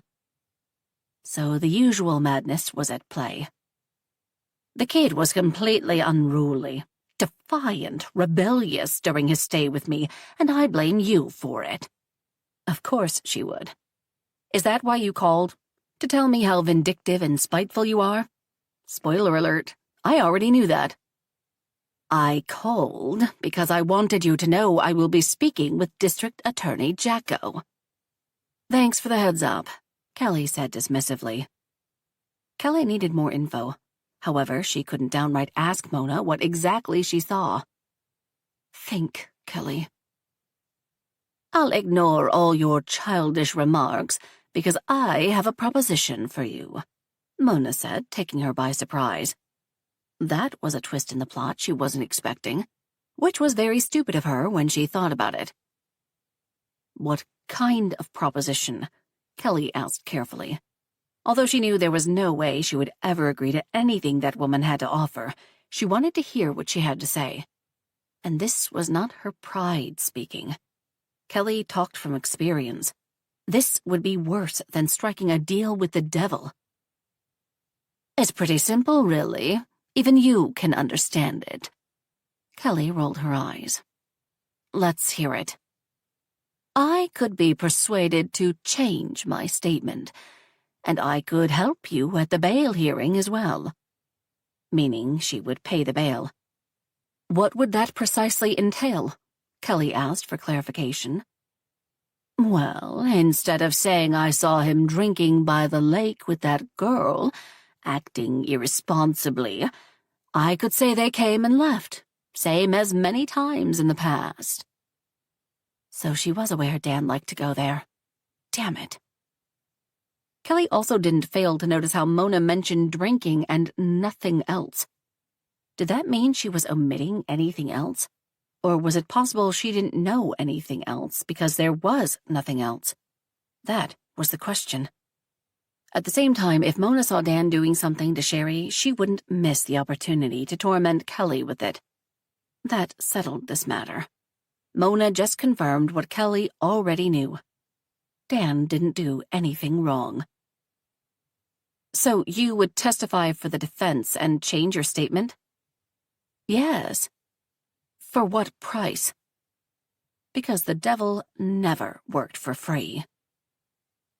Give me custody of Dan, and I'll set him free. Mona really knew how to make a tempting offer. She wasn't the devil for nothing. That did not change the fact Kelly couldn't take it. I don't want you to be forced to lie on the stand, so I have to decline, Kelly forced herself to say, praying like hell this didn't make her a bad mother. Mona gave her everything she wanted on a silver platter, and all she had to do in return was give her Dan. Of course she had to say no. Kelly couldn't make a deal with the devil. Nothing good could come out of it. You stupid girl, Mona spat in return. You sentenced him to a life in prison. I saw him drinking with her. I saw them together that night.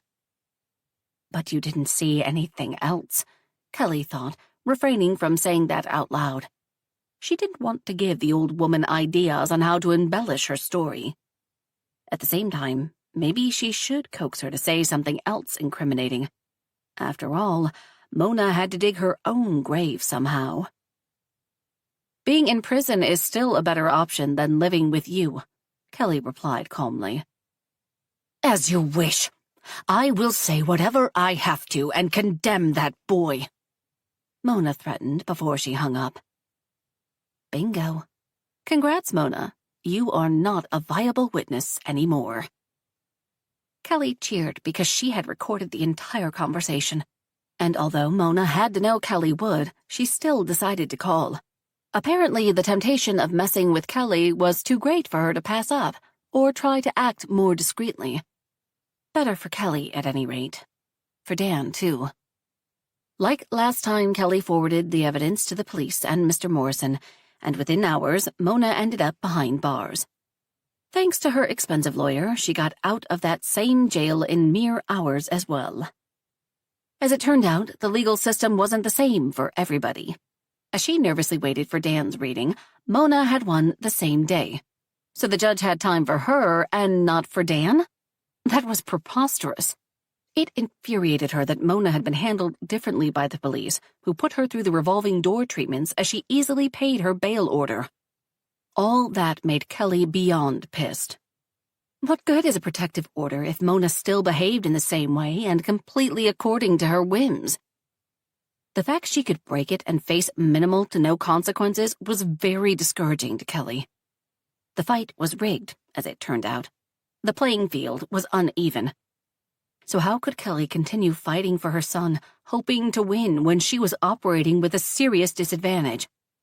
The advantage was in Mona's hands, and as long as that was the case, Kelly had no real chances in getting Dan out of jail. She knew that now. We will continue to struggle, fight against the windmill as long as that woman is around. Oh, why won't she just drop dead? She thought in exasperation. This time around, she only mildly felt guilty for wishing ill to another human being, which was a true testament of her mental state, and the fact she felt beyond desperate, powerless. Regardless of its fruitlessness, as it turned out, Mr. Morrison thanked her for the audio file of Mona she sent him. Kelly made a face. That man was a true optimist. However, maybe that was required, considering his occupation. She decided to call him. Once he answered, she said, "It accomplished nothing." If she sounded bitter, that was because she was. "I understand your frustration, but look at it this way. All those recordings would be a nice piece of evidence in a lawsuit against her." Kelly never thought about it like that, but maybe her lawyer had a point. At the same time, what good would a lawsuit bring her? It wasn't like it could magically undo everything that woman had done over the past years, or what she was planning on doing in the near future. Which reminded her. "What about Dan?" she asked with hope. Mr. Morrison understood what she was getting at. "Unfortunately, this cannot be used to exonerate Dan," he said to her disappointment. "Why not?" "Because that is simply a testimony of one witness, and a very bad one at that." Kelly understood that, but didn't like it. It would be miraculous if that small recording could solve all her problems. Regardless of the difficulties, Kelly prayed something like that would come along and help her free Dan. Finishing up her conversation with the lawyer, Kelly continued to think about all the players on this battlefield. On her side, there was her and Mr. Morrison. On their side, there was the police, the power-hungry DA, and of course, a sociopathic Mona. Perfect, she grumbled. Feeling pissed and resigned, Kelly reminded herself they would be victorious at the end despite the obvious disadvantage. Dan would be set free. And why was that? A normal person might ask. Because they didn't have any other choice. It was as simple as that. 20. Kelly went to jail to see her son. The date was finally set for his arraignment, thanks to Mr. Morrison's efforts, and she wanted to share such news in person. Maybe she was exaggerating, but after all the delays and obstructions, she felt like this was monumental. Finally, something was happening, and Dan was now closer to freedom. She missed him terribly, and couldn't wait to see him, and at the same time, she felt nervous as well. Will he blame me for having to spend so much time in jail? She had a feeling, though, that troubled her deeply. They spoke over the phone every day since he was locked up, but that was not the same as seeing her boy face to face. Sadly, that was all she could do, because in this facility, contact wasn't allowed. She would have to speak to him over the phone because they would be divided by the plexiglass window. The waiting room reeked of despair and strong cleaning supplies as she entered. She chose an empty cube and waited as all kinds of thoughts swirled inside her head. It felt like a lifetime since they took him away that night. She couldn't help feeling how she failed. There had to be something she could have done to prevent all this mess from happening. Maybe if they had a chance to explain everything properly without heated emotions, then maybe things would turn differently. Or they would end up pretty much at the exact same place, because of Detective Teller who wanted to arrest him, and that was that. Kelly's mind cleared as the guard escorted her son inside. Oh my God. She tried not to flinch or make any kind of negative expression seeing the state of him. She waved for him to notice her. He sat down on the other side of the glass, and Kelly forced a smile. What did this place do to him? Dan still looked the same. He was still her son, yet at the same time it was like seeing someone else sitting in front of her. He looked different, changed on a deeper level. It was clear he'd lost some weight, and dark circles around his eyes suggested he wasn't sleeping much. However, his eyes were the worst. There, the transformation was the most noticeable. They were impassive. Her son, who used to be full of life, sat so motionless that Kelly felt like asking the guard to check his pulse. Although she smiled at him, she felt like weeping. This place changed her boy. He wasn't an innocent child anymore, but something else, someone else. Someone who had to grow up overnight simply to survive. Monsters. All of them. The detectives, the district attorney, and all that lot. Damn them to hell. Kelly felt like screaming. Calm down. It wasn't a news flash. He would be having a rough time in jail. That was why the district attorney sent him to an adults facility in the first place. This was the point, after all. All the same, as it turned out, her boy wasn't so easily defeated. If that man expected Dan would go weeping to his mother, he had another think coming. His face, full of scrapes and bruises, was a testimony to that, as were his bruised knuckles. Once he saw her staring at them, he put his hands on his lap, out of Kelly's sight. She couldn't decide if she was glad or not her son was a brawler before he started going to therapy. Considering everything, maybe it was a good thing he had previous knowledge about such things, or how to stand up for himself. Standing up for himself in a place like this can get him killed. Don't think like that. How are you? She asked, too late realizing she didn't pick up the phone. Idiot. She grabbed the phone and slowly put it against her ears as he did the same. How are you? She repeated that ridiculous question. It was more than obvious how he was doing. At this moment, Kelly didn't know what else to say. I'm sorry? It took him some time to answer. There was a sad smile on his lips that didn't touch his eyes as he spoke. You know, Mom, I finally understand your time in jail. What it was like. What went through your head. Something inside Kelly simply shivered and died hearing him say that. It came with the knowledge his childhood truly ended with this. She had to fight tears that formed in the corners of her eyes. She needed to remain strong for him. Do not dare let him see you cry, she warned herself, and that somewhat worked. Dan, she didn't know what to say to that. You kept a lot from me. There was no reprimand in his tone. It was completely flat, lifeless. It chilled her to the bones. At the time, she thought she was protecting him. Not in a million years would she imagine she would have to prepare him for such an outcome. I'm sorry, she replied honestly. I'm not angry at you. Although he did look like he was angry at somebody. Those were all signs of his mental disorder. This was what he looked like without medications, therapy.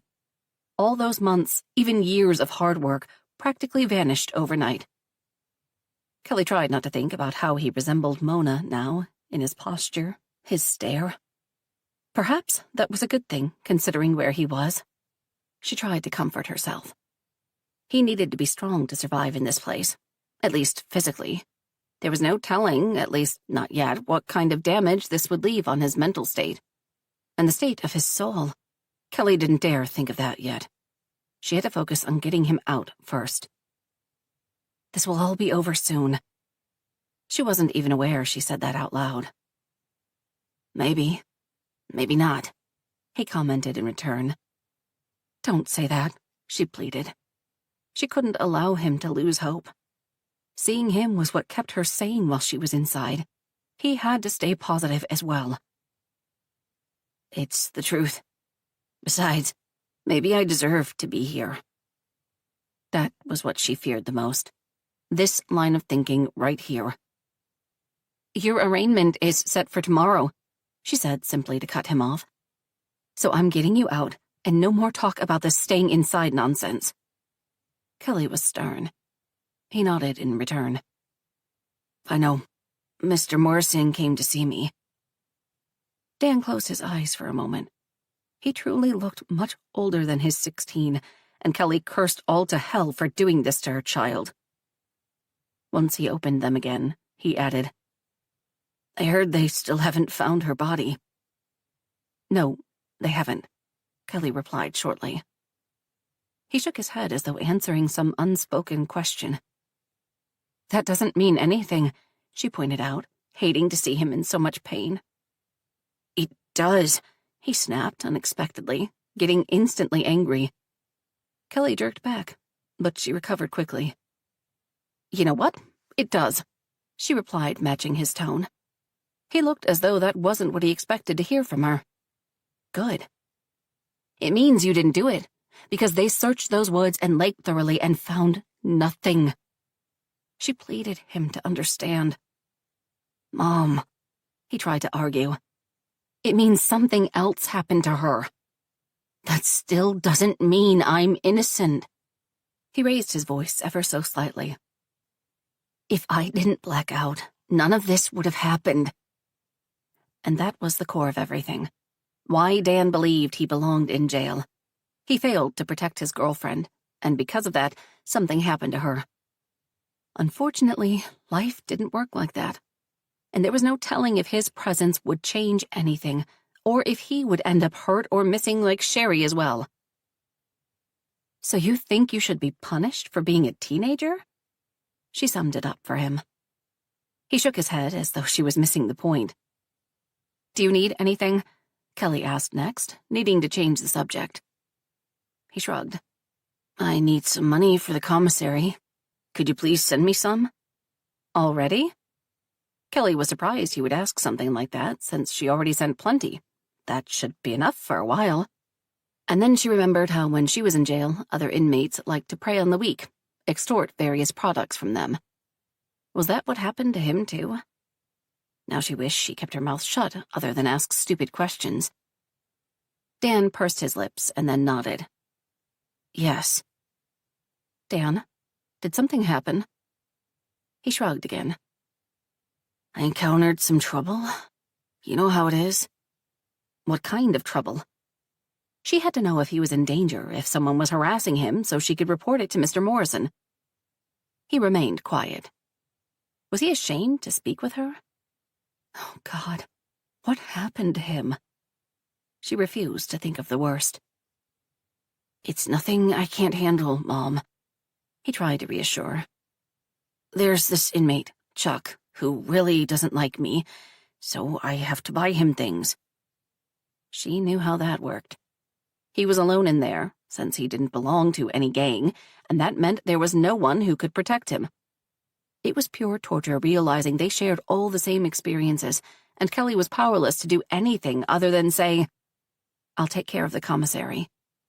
Since that was the only way she could actually help her son to stay on top of things. Don't get hurt. Thank you. They remained quiet for a while, as though neither one of them knew what to say. What do you want to wear tomorrow? Kelly asked lamely. He shrugged. Shortly after that, her visit ended, and with a heavy heart, Kelly watched as the guard approached to take him away. I love you, she rushed to say while she had the opportunity. Dan put the phone down. Her legs were shaking badly for some reason as she stood up at the same time he did. "Pull yourself together." "See you tomorrow," she mouthed to him, sending a kiss, and he simply nodded in return. The jail was hurting her son, and she knew how ridiculous that sounded. It was still true. She hated seeing him like this because she was scared for him.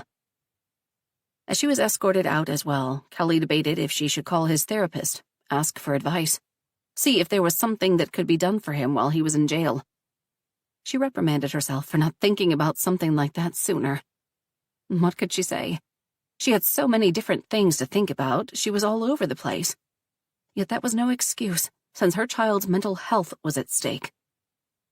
Remembering how he looked when he was first arrested, and now it was clear there was a big difference.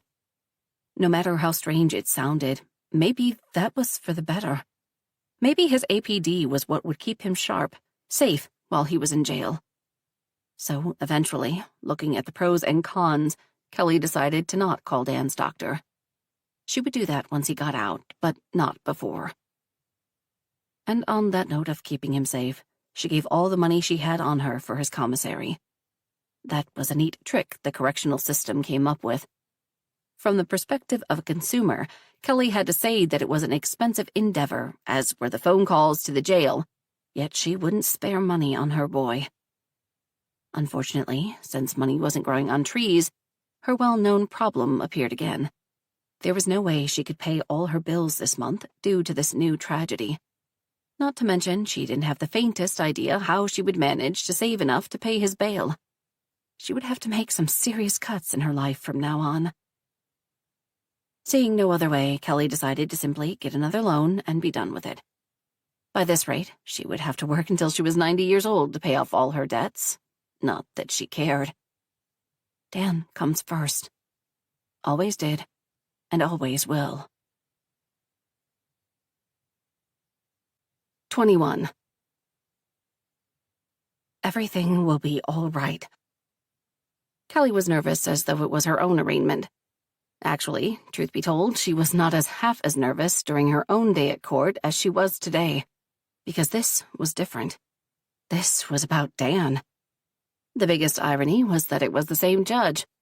She couldn't decide if that was a good or a bad thing, remembering what it was like for her. None of that matters now, she snapped at herself. She needed to stay focused on the here and now. When they finally brought Dan and he was wearing a suit, that didn't come up as such a big shock, since she was the one that brought it for him. However, what was shocking was how it looked on him. It hung on him as though he lost some serious weight. Dan was naturally tall and lanky, like his father was, so it was noticeable when he lost even a pound. Now he looked like he was starving. How did she not see that yesterday? Actually, she had, sadly. Some other issues pulled her attention someplace else. Like now. One of his eyes was completely black, and he could barely keep it open, which was a testament to the treatment he was receiving in jail. Damn them all to hell, Kelly thought for the 100th time in the last 10 minutes. Seeing Dan in such a state was unbearable. I have to get him out of here, no matter what. Although it was unimaginable, that wasn't what troubled her the most. Seeing him exchanging a few words with his lawyer, Mr. Morrison, was. His expressionless face chilled her to the bones, and although she couldn't quite hear him, from all the commotion going around in the courtroom, she knew his voice was monotone, cold. If this was to be prolonged for some reason, the jail would be the complete ruination of him. Don't think like that. They said their hellos before it all started. Kelly took her seat right behind her son. She feared it would be like this, that even the smallest amount of time spent in jail without his medications and talks with therapists would cause him to regress. Because the stress and the constant battle with other people inside were just that great.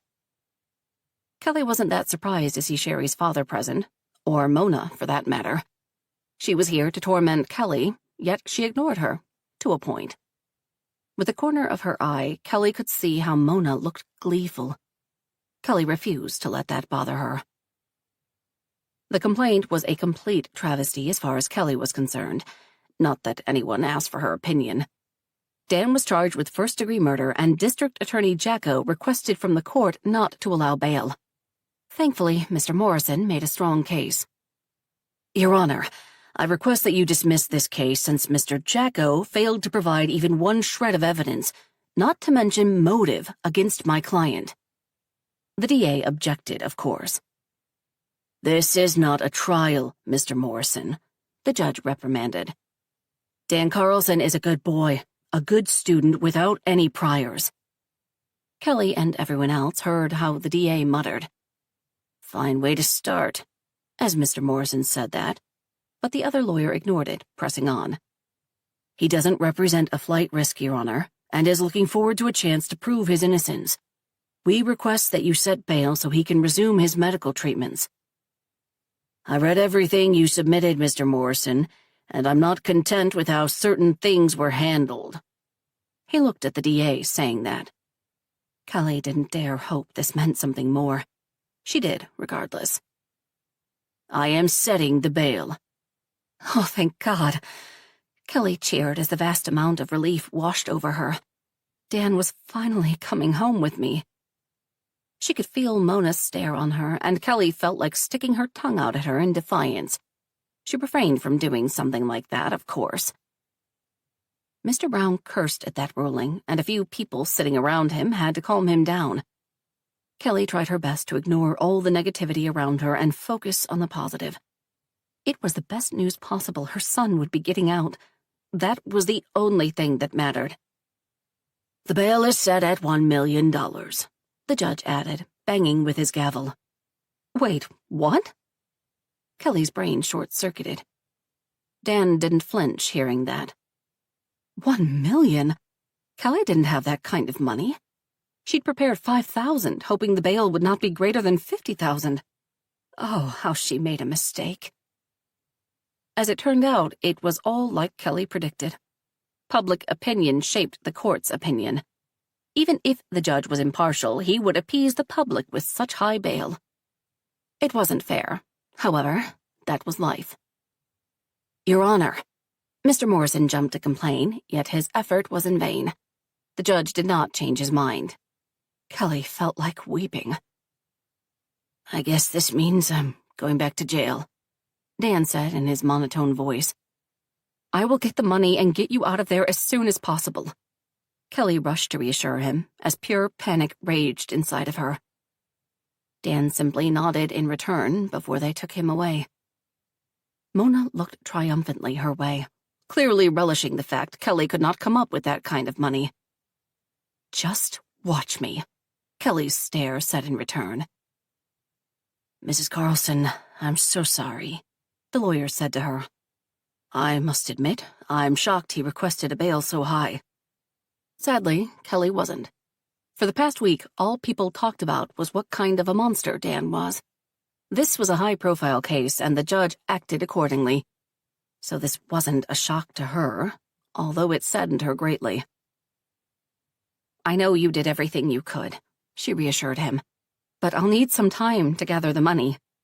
Although she didn't have the faintest idea how to achieve something like that. Where am I to get $100,000? Because that was how much she needed for the bondsman. I'll file a complaint. Perhaps another judge could be swayed to lower the bail, he provided, and Kelly was grateful as she was many times in the past to have such a good man in her life on their side. Thank you. Mona blocked Kelly's way on her way out, and Kelly seriously contemplated if she should punch her in the face and be done with it. But then Mr. Morrison came to her defense. Madam, you are not allowed to come near my client closer than 100 yards. Should I call for law enforcement? He wasn't subtle or discreet, for that matter. Mona huffed in return and retreated.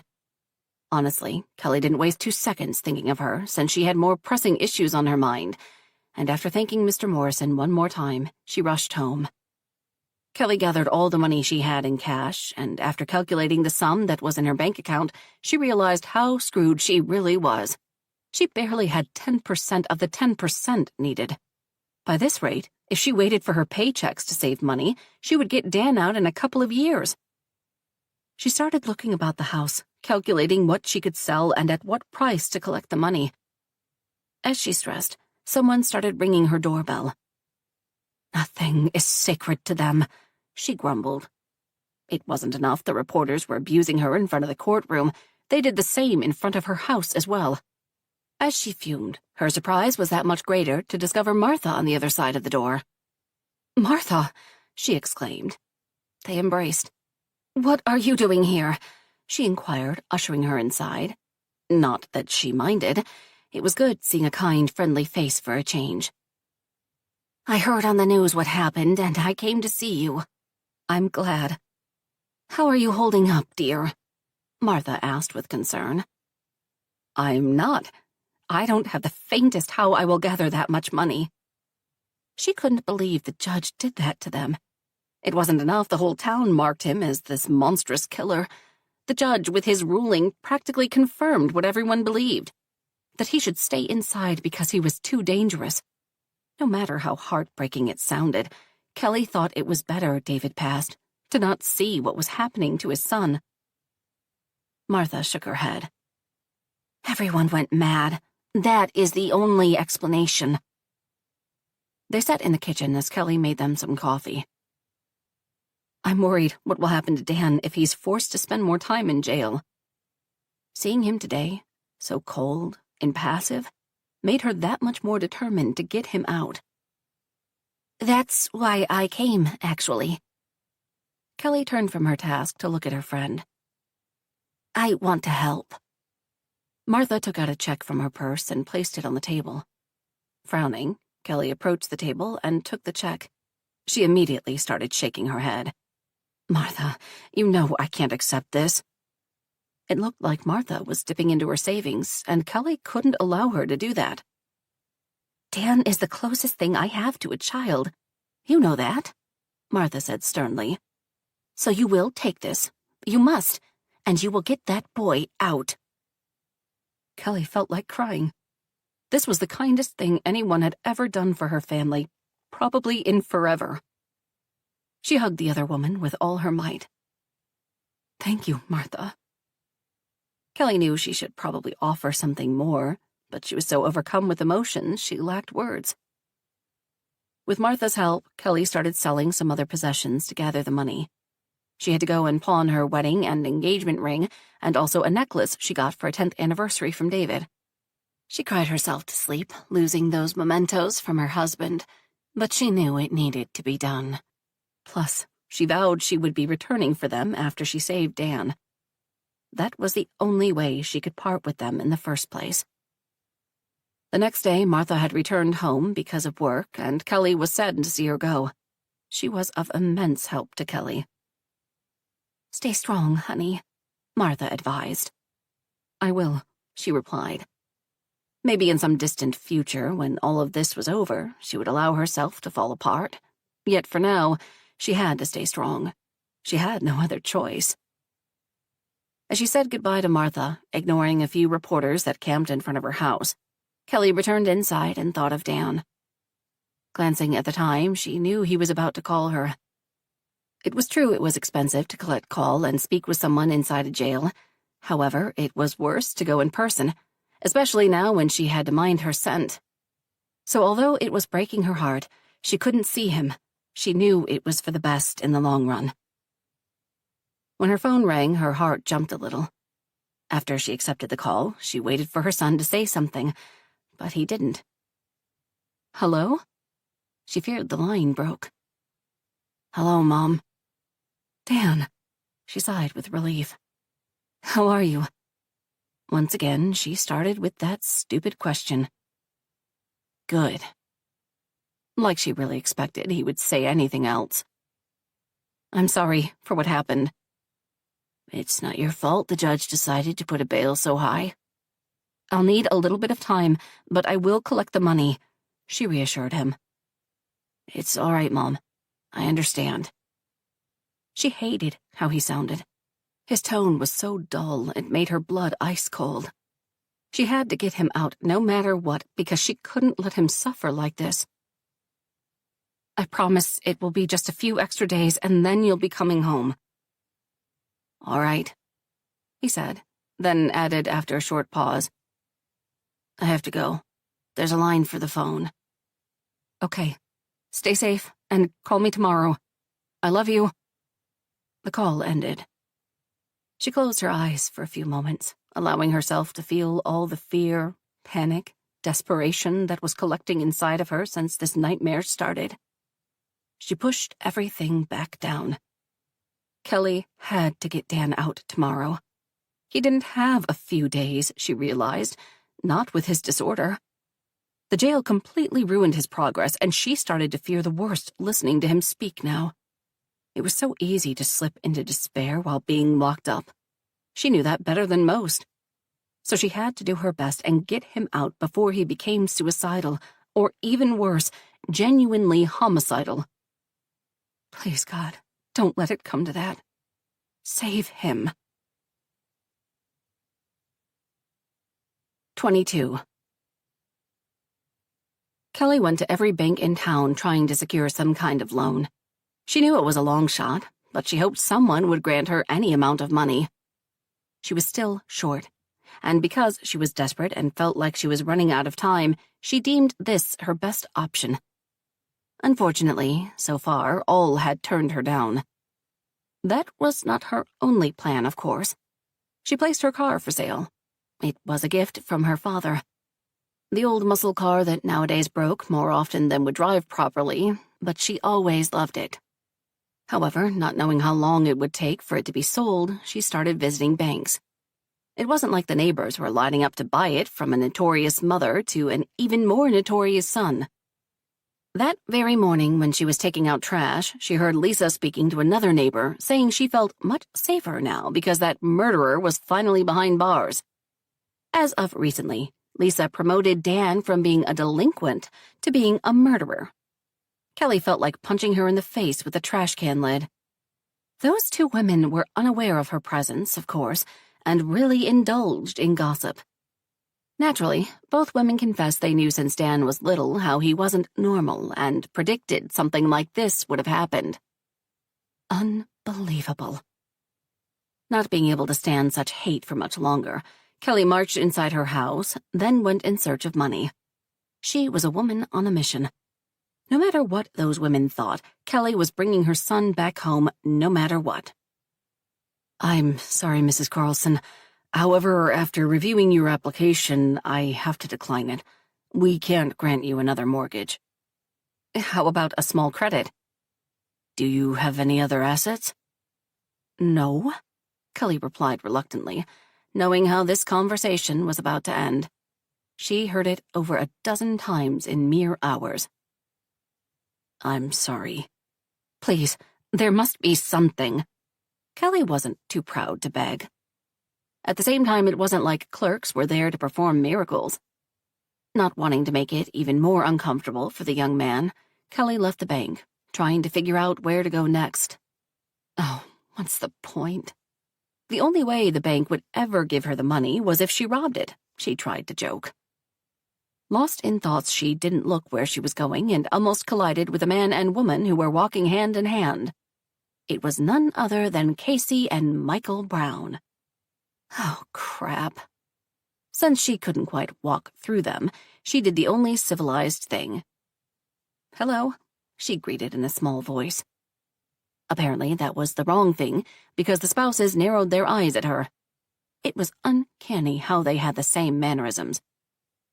Don't you dare speak with us as though nothing happened, Michael snapped. How dare you look us in the eyes after what your son did? Do you have no shame? Casey added. They practically circled her, blocking her path. Dan didn't hurt Sherry. You are making a big mistake. It was all a misunderstanding, and Kelly pleaded with them with her eyes to understand. Casey looked at her with disgust. The only mistake was letting that monster come near our daughter. And to think we invited you into our home, Michael spat. Dan is innocent, she insisted, yet it was like speaking to a wall. And on some level, Kelly understood them, their pain, yet she had to defend her child. I know you are in pain now, but you know nothing, Casey shrieked. You have no idea what it's like to lose a child, to not know what happened to them." She started to shake from anger. "I'm sorry, but Dan is not responsible for such a tragedy." "You are completely shameless," she countered. Kelly was trying to remain calm, but it was getting difficult. If she could only leave, she would. They were still on to her, though. "Did he share with you what he did to her?" Michael Brown surprised her by asking, not that he gave her a chance to reply. "Did he tell you where he hid my Sherry?" he demanded, raising his voice as well. The crowd around them gathered, and Kelly started to feel pretty claustrophobic all of a sudden. She had to get away. This was madness. "Where is she? Where is my child?" he continued to press, getting into her face. "Dan didn't kill Sherry," Kelly cried out, gritting her teeth. "You're as bad as he is. Mrs. Mona was right," he threw in her face.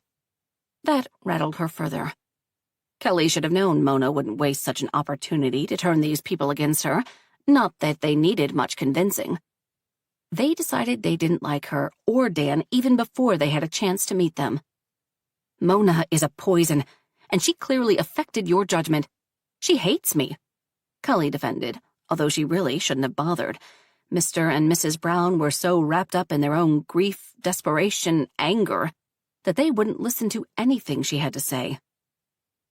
"Oh, we see perfectly." Casey took charge. "You killed your husband, and that wasn't enough for you. You had to convince Dan to kill our Sherry as well," she accused. "What?" And Kelly simply lost it. "What?" she started to scream. "I did what?" As they both started screaming all kinds of insults, Kelly lost herself in the shouting match that ensued. "You murderer! Monster! Rot in hell! Get away from me!" Kelly screamed from the top of her lungs and couldn't stop. It was more of a wail of despair. She couldn't take it anymore. All the pressure, all the pain and hate that was constantly surrounding her, threatening to suffocate her. She screamed and screamed until even the Browns had to take a couple of steps away from her in uncertainty. At some point, she realized she was crying as well. Her vision blurred. However, she was far too gone to care. Her mind was filled with all the bad things that happened since Dan got arrested. What these people said about Dan, what Mona said, what that blonde asshole said on Channel 2. She kept listening and listening, pushing it all deep down inside as the pressure kept building, and it was natural it all came rushing out in such a glorious explosion. Kelly let everything out until there was nothing but darkness. Kelly came to, only to realize she was lying down, and by the feel of it, not in her own bed. What happened? She opened her eyes to investigate and discovered she was in a hospital. Great. Just what she needed. Another bill, she grumbled. The nurse noticed she was awake. "What happened?" she asked, or at least tried to. Nothing came out. She started to panic. Why couldn't she speak? "Everything is all right, Mrs. Carlson. You are all right," she was quick to reassure. "Let me get a doctor for you." Kelly simply nodded in return. The doctor appeared about 5 minutes later. He checked her vitals. "How did I end up here?" Kelly produced nothing but air. "Try not to speak. You strained your vocal cords pretty badly." Kelly made a question mark in the air, hoping they would understand her. Luckily, he did. "An ambulance brought you here because you collapsed on the street. Do you remember?" Kelly half shrugged.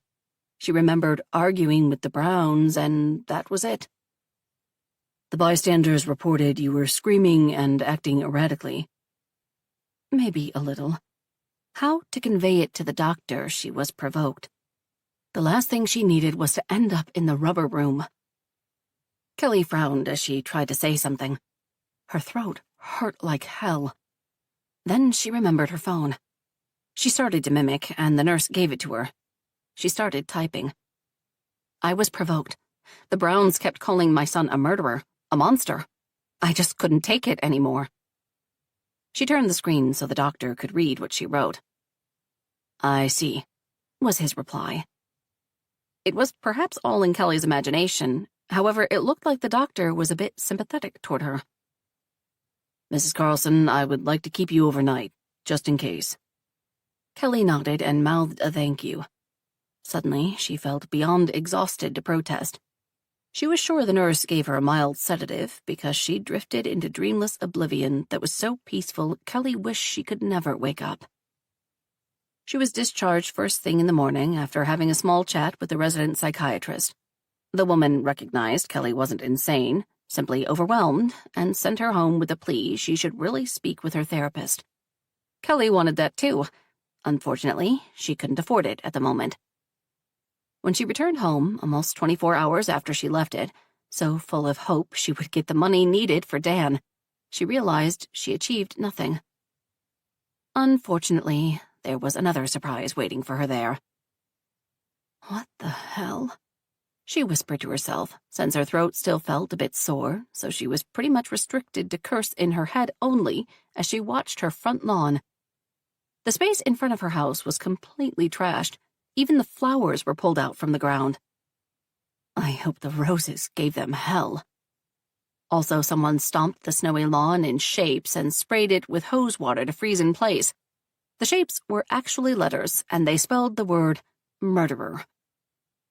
Kelly looked at the scene pretty cold-heartedly. Apparently, what happened yesterday completely spent her. She didn't have the energy to get angry about this. More to the point, she was kind of impressed in some macabre way. It was obvious that took a great deal of time to accomplish, the trashing and the message. Kelly knew only one person with such time on her hands. Out of the corner of her eye, she saw the curtain moving in Lisa's living room. She was clearly watching for Kelly's reaction. Looking directly at the other woman, Kelly raised a thumbs up before going inside her house. The other woman didn't get a chance to react. That bitch was always jealous of Kelly's garden. All the same, Kelly refused to be rattled by the state of it. She would simply rebuild it because that was what she always did. No matter what these people tried to do to her or how much they tried to bring her down, Kelly would always find a way to survive and win at the end. And that was a given. 23. The next couple of days were pure agony. Kelly couldn't go to therapy, couldn't visit Dan, and all for the same reason: money. Or more accurately put, the lack of it. She went to the cemetery at the break of dawn, sat next to David's tombstone, and cried her eyes out. "I am such a failure, David. I don't know what to do," she complained in her moment of weakness. She missed her husband terribly, and not simply because he would know precisely what to do in this situation, but because he was her rock. Kelly felt out of place ever since she lost him. Maybe I should just kill myself, make it look like an accident so Dan would get the money from the life insurance policy and simply be done with it. That would certainly be enough money for him to get out of jail. There was only one problem with that plan. Kelly didn't want to die and leave Dan all alone. He needed her now more than ever, so she would simply have to work that much harder and come up with a plan that could actually be achievable. Besides, she completely forgot to make payments for the insurance, so Dan wouldn't get the money anyway. Realizing that, she started to laugh out loud. Wouldn't it be hilarious if she went to so much trouble to kill herself, accidentally, only to leave Dan with nothing? She laughed even harder. Kelly was still crying as she did that. She must have been a sight to uphold, laughing like a mad woman as she cried next to her husband's grave, and she didn't care. "I really miss you." Once she calmed herself down, she returned home to prepare for her day. It pained her she couldn't send Dan money for the commissary as much as she wished, as much as he needed. She was aware of the consequences of that. It concerned her greatly he would be having problems because of it. However, it was a tough decision she had to make. The goal was to get him out of that place as soon as possible. and in one piece, she reminded herself. For that to happen, Kelly needed to save as much money as possible on all fronts. As she went to work, she ignored the state of her yard. She left all the junk as it was. The snow melted quickly, so the little art project left by Lisa disappeared, but all the ruination of her once beautiful garden very much remained. She wanted all of the neighborhood to see who the real monsters were. Those who hid behind smiles, behind morality, and were still capable of unimaginable cruelty when no one was looking were the real monsters. Those who worked in the shadows were the really dangerous ones as far as she was concerned. She wondered what they would do to her next. Not. Kelly could deal with those who gave her dirty looks in the streets. She could also deal with those who called her names in the passing, who ruined her garden. She couldn't deal with Dan being in jail. It was difficult and not pleasant at all to have friendly neighbors, and a few friends turn against her practically overnight. They all considered her the mother of true evil.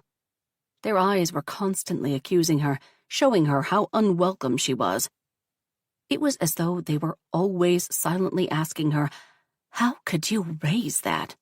How could you love that? How could you do that?" Of course, she ignored all that, knowing the truth. She only prayed the rest would realize it as well before it was too late. As she said before, those were all situations she sadly got used to and could manage. Situations she could not manage were the ones that aspired true violence. She couldn't handle being assaulted by that woman who threw milk at her, or by the Browns in front of that bank. She could not handle such situations. They caused her too much pain. Perhaps that was on her. To win this battle, she would have to have much thicker skin. Nevertheless, she vowed to avoid such confrontations in the future as much as possible. Kelly really didn't want to end up in a hospital again. Life was difficult as is without further complications. At the same time, she knew she would have to find a way to get rid of all the stress building inside of her. When I get Dan back, it will disappear on its own. Or so she hoped. The only escape she had, the only piece of normality she had in her life at the moment was her job. Mr. Jacobs never treated her differently. More to the point, he was her only support, and for that, she was grateful beyond measure. She wouldn't know what she would do without him. Unfortunately, since her bad luck followed her everywhere, like a dark, stormy cloud above her, the workplace got tarnished as well. It stopped being her refuge. Somehow it got out, like everything else about her life, where she worked. Mr. Jacobs brushed that off as not important in the slightest, yet Kelly knew better, and she was right. People started boycotting the store because of her. There was a Facebook group that got created for such a purpose. Consequently, their daily turnover went down. Kelly felt immensely guilty because of it, and at the same time she feared Mr. Jacobs would have to let her go, and losing her job would be the last wound that would kill her. Without constant income, she would be completely doomed. On the other hand, she was not the only employee Mr. Jacobs had. Those people also had to work and support their families. And Kelly had to be perfectly honest.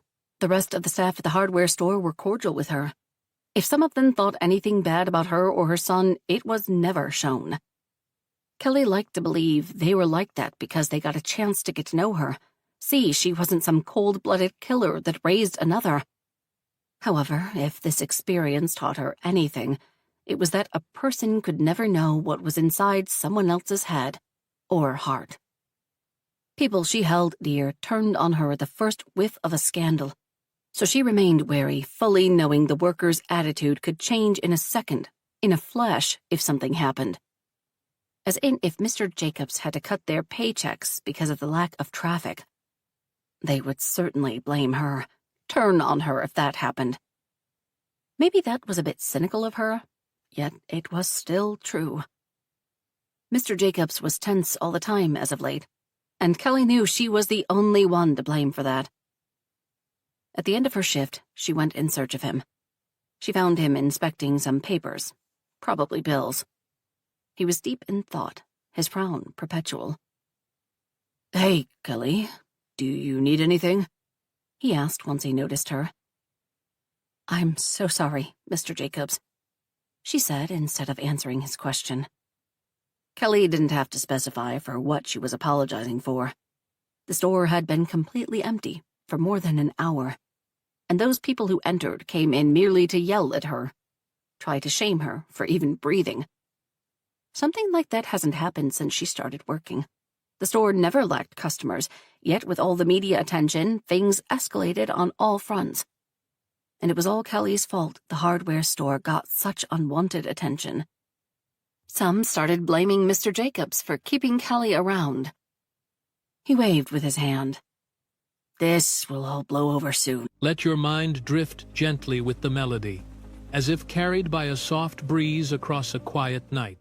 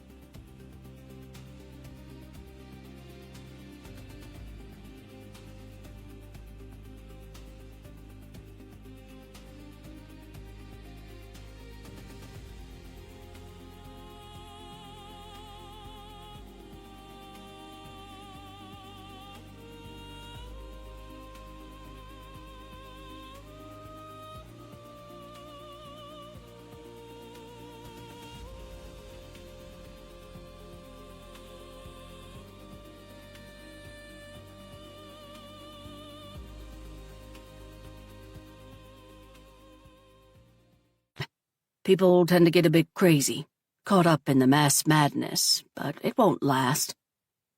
Although he said the right words, not even he sounded completely convinced by them. What if it doesn't? Was on the tip of her tongue, and she didn't dare ask.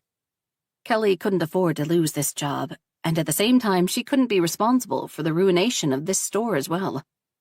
That wasn't how she wanted to repay him for all his kindness. He showed her compassion when no one else would, so she had to do right by him, no matter what it cost her. Or Dan. No matter what, she always felt like she was smacked right between a rock and a hard place. "Maybe you should put me in the back for the time being, so people can't see me," Kelly offered. "That won't work, and you know it." Sadly, she did know that. "What then?" she asked, even though she didn't want to hear the answer, expecting the worst. Mr. Jacobs put the papers down. It was obvious he struggled with what he had to say next. "Please don't fire me." "You know, I think Dan didn't have anything to do with Sherry's disappearance." "I know. He was probably one of the few people left in town who thought like that. Everyone else condemned her son a long time ago. From what you've told me, I'm sure that poor girl simply ran away from her strict parents." She could feel the but coming. "But?" she prompted as he remained silent. "I will not be able to financially withstand the boycott for much longer. It's already starting to affect us.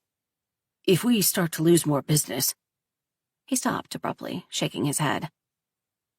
"I'll leave," Kelly said instead of him. "It was never my intention to drag you into my drama in the first place." "Kelly." "It's all right, Mr. Jacobs. I understand," she reassured. She too struggled with this decision, but it was the right thing to do. Kelly couldn't allow this good man to lose his business because of her. She couldn't live with something like that on her conscience. "Let's not make hasty decisions," he countered, getting up to stand next to her.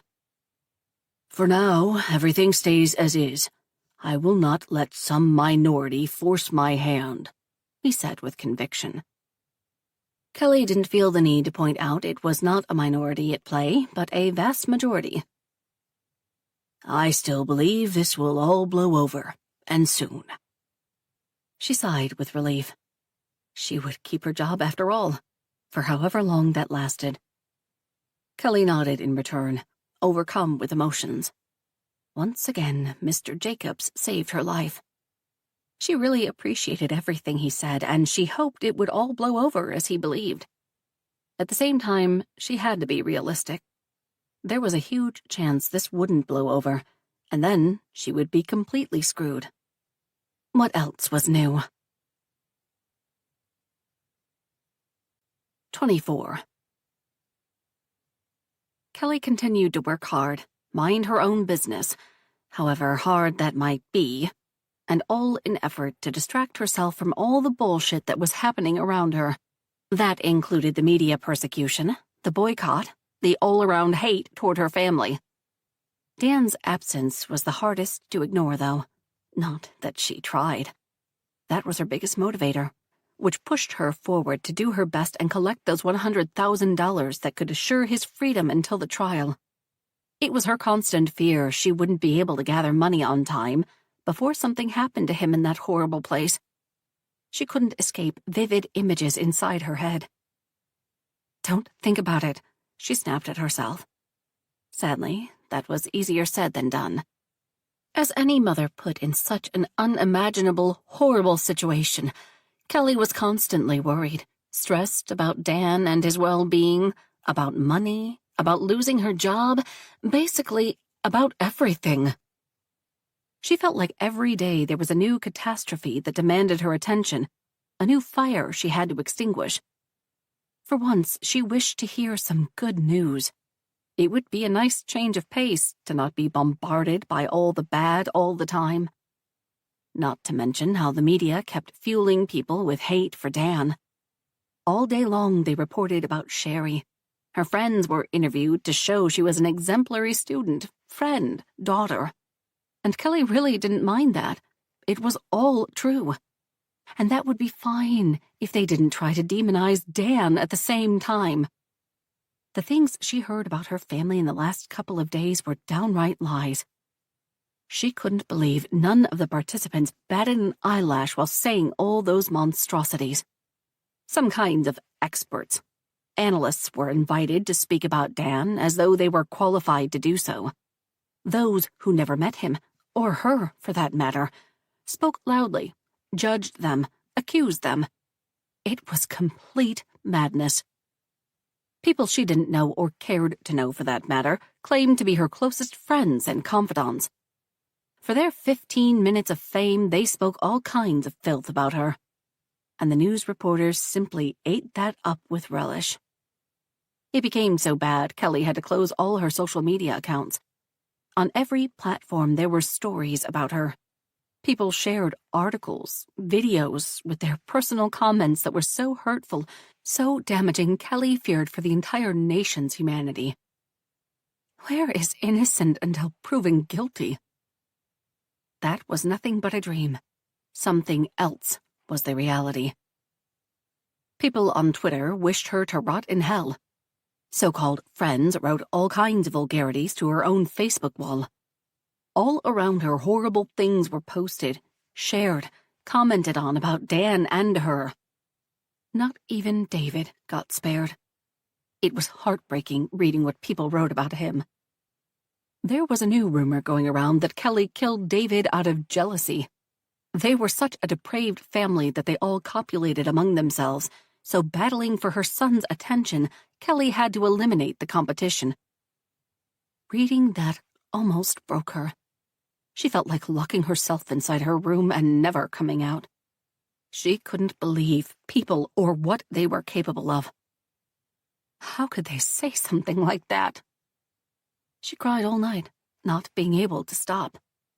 To say all those horrible things about her was one thing, but tarnishing David's good name, his memory, was something else entirely. People were most evil when they tried to point out someone else's mistakes. Kelly started to receive personal messages from strangers as the madness grew. People wished for her boy to be raped in jail, for her to be raped as well by a whole football stadium of men. Messages where people wished her or Dan death were the easiest ones to read. Realizing all this would drive her mad, Kelly had to get rid of everything. It was too much for her to handle. No wonder her nightmares returned with vengeance. Each night she dreamt about Mona or Dan. Mona would laugh at her while she struggled, trapped in quicksand. The harder she struggled, the quicker she sunk. "Somebody, please help me," she screamed, but nobody heard her. "I told you I would take everything from you," Mona said between the cackles. No matter what Kelly tried to do or say, she couldn't. It was as though she had no mouth whatsoever. The only thing she could do was scream inside her head as she thrashed about. Mona continued to laugh at her, throwing stones every once in a while. She felt real pain as the bigger one hit her at the side of her face. "No, stop. Leave me alone." "No," Kelly screamed, opening her eyes. The first thing she did was to touch her lips as though to make sure they hadn't disappeared somehow. Once she managed to wake up, covered in a cold sweat from that delight, and forced herself to fall asleep again, her brain found another way to torment her. Usually she would end up in jail with Dan. She was invisible and could only observe what was happening around her. Mostly she dreamt about him being abused, beaten to the brink of death as she helplessly stood by, watched her son's agony. At times the violence happened in a small yard, in others, in some dark corridor. However, tonight was different. Dan was sleeping peacefully in his jail cell, in his bed. Kelly watched him as he frowned, probably having a nightmare of his own. She cried silent tears, not knowing how to take his sorrows away. That was when his roommate, a bulky man twice his size and age, jumped from the top bunk and advanced toward her sweet boy. That filled her with dread, and Kelly sprang into action.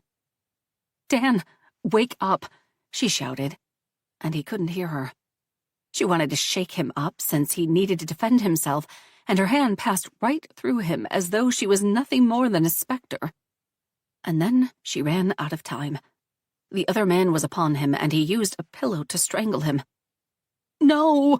she screamed out of pure desperation. Dan finally woke up and tried to fight the other man off. He was thrashing about, and his muffled screams could be heard beneath the pillow. He gave him all, and it was all in vain. The other man was too strong. "No, let him go," Kelly screamed again, yet no one minded her. "Dan, fight," she urged.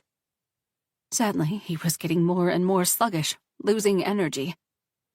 Horrified, Kelly realized her son was about to die. "No," she screamed, lunging herself at the fiend. She pushed right through them as she started to fall through the darkness. "No!" The sound of her own voice woke her up. It took her a couple of heartbeats to get her bearings. Checking the time, she discovered it was 5 in the morning. She abandoned all illusions of further sleep, and, putting a nightrobe over her pajamas, she went downstairs to the kitchen. This was a brutal one, Kelly thought, still musing about that dream. What she saw in it was precisely how she felt, powerless to help her son. She made herself some coffee, but remained standing.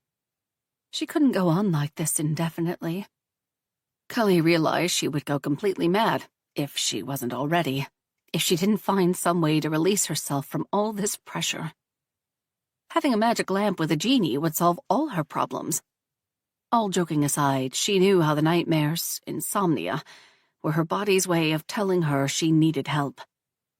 She would cause herself great harm if she didn't deal with the stress building inside of her. The last time she collapsed on the street after almost tearing her throat out, there was no telling what could happen next. There will be no next time, she snapped at herself sternly. Sadly, as it turned out, her will was not enough. Not when there was an army of people who were doing their best to make her life miserable, shame her for something that wasn't her doing, make her regret she ever accepted to live in this rotten town. All the while she was powerless to change anything and point at the true villain in this story. She wasn't referring to the Browns, of course. They were simply grieving parents, victims of circumstance swept away in the current of hate. And the villain certainly wasn't the district attorney Jacko. He was merely an ambitious man who saw his opportunity to distinguish himself, so when he ran for office, people would remember how he tried his best to fight for justice and all that was good. He was a born politician, yet not a true villain. Mona was. She was the true power behind this whole machinery. Kelly was sure of it. She tried to keep herself away, work in the shadows, yet her desire to be recognized, her narcissism forced her to step forward, give interweaves, play the part of an outraged grandmother, all the while calling Kelly nonstop to gloat, rub salt in all her wounds. Mona was a thorn in Kelly's eye that kept pushing, going further, deeper, causing her immense pain. And Kelly knew that as long as the other woman was around, she would do everything in her power to make her life miserable. Keep Dan in jail. Kelly's dream was a testament to that. Mona had one purpose in life, and if Kelly wanted to win, help Dan, she had to remove Mona from the battlefield.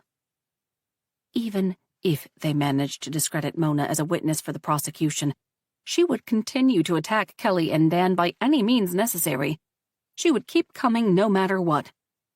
The only way Mona would ever stop going around causing havoc, turning the entire town against her and Dan, was if she was dead. Sadly, Kelly was sure Mona wouldn't simply drop dead or commit ritualistic suicide. She was too spiteful, too evil for something like that. Monsters like that could live forever. Maybe I should give her a little nudge in the right direction, Kelly thought simply. Maybe I should remove her from the battlefield permanently. Realizing what she was doing, Kelly stopped thinking completely. Finishing her coffee, she located her phone, then called Dr. Motti to speak with her. A part of her felt guilty for wasting money, yet the rest recognized how much she needed it. She was contemplating murder, for crying out loud. She had to speak with her therapist, since this was clearly a cry for help. I'm falling apart, doctor. Breaking at the seams. I can feel myself slipping into madness, Kelly said at some point. Mrs. Carlson, you're not crazy, the doctor said quite sternly. Merely troubled. And considering everything that is happening, your emotional state is completely valid, she reminded her. Thank you. I really needed to hear that. For some reason, Kelly refrained from informing her therapist how she pondered about murder only half an hour ago, which was not something someone of a sane mind would do. At the same time, perhaps it was. After all, a mother had to do everything in her power to save her son. Even consider the unthinkable. 25. By force of habit, or simply because she was a pure masochist, Kelly put on the news that morning while she got ready for work. Breaking news was written across half of the screen, and she didn't pay it any mind. Everything was breaking news to them. Breaking news! It's the first day of school, and the one we visited had pizza for lunch. Breaking news! The cat saved herself from a tree. Kelly continued to goof around, trying to find her other shoe. It was very suspicious they were never where she put them. Good morning. For all of you that just tuned in, today at 5:37, a body was found in the northern woods by the trail. Kelly's whole body went numb. What did he say? A body? Is it? Oh my God. She forced herself to move in front of a TV. The anchorman was animated, gesticulating vividly as he explained. A local hiker, Peter Morgan, found the body of a teenage girl this very morning. His dog discovered her first, and the hiker immediately called the police. The screen was split, and on the right side were shown footage from the scene. Oh my God. It was near the lake. She could practically see the trail going toward it and everything else. That was the place Dan liked to visit with Sherry. Oh my God. It's her. It has to be her, Kelly stressed. Don't jump to conclusions, the other part of her warned. It was too late. She was sure they found her, that poor girl. The anchorman continued to speak, but Kelly wasn't following. She was watching the footage provided.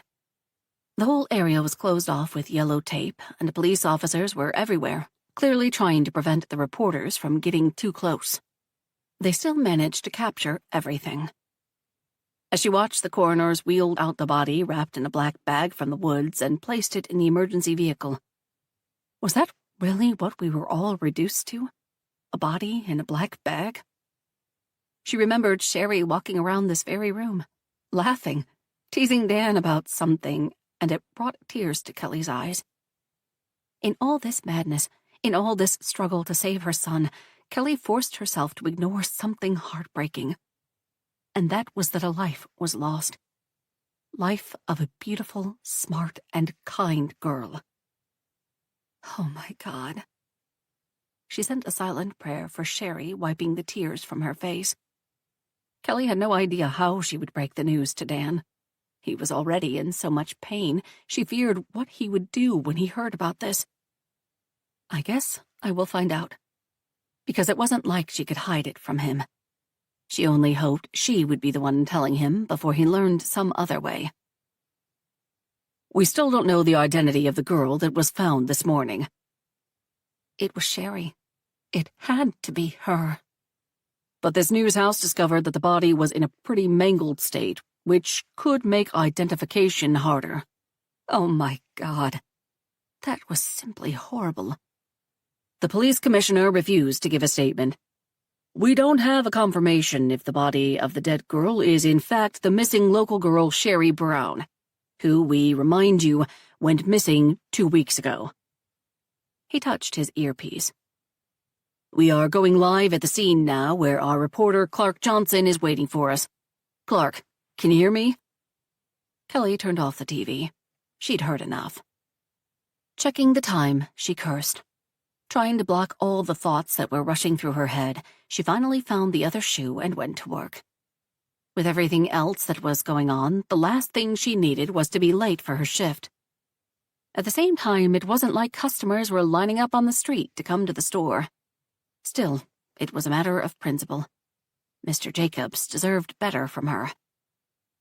By the looks on everyone's faces, it was obvious all saw the news. Who is that girl? Was it really Sherry? And if so, how could they have missed her while they searched the woods the first and the second time around? Maybe she was killed someplace else, then left there, Kelly hypothesized. It doesn't have to be Sherry at all. It could be some other poor girl. And even if it was Sherry, it meant nothing. Dan was equally innocent. There was no doubt in her mind about that. Not that the rest of the world would think like that. She already started receiving hate mail. She didn't know how people got a hold of her email address, but her inbox started to fill with all kinds of threats and promises.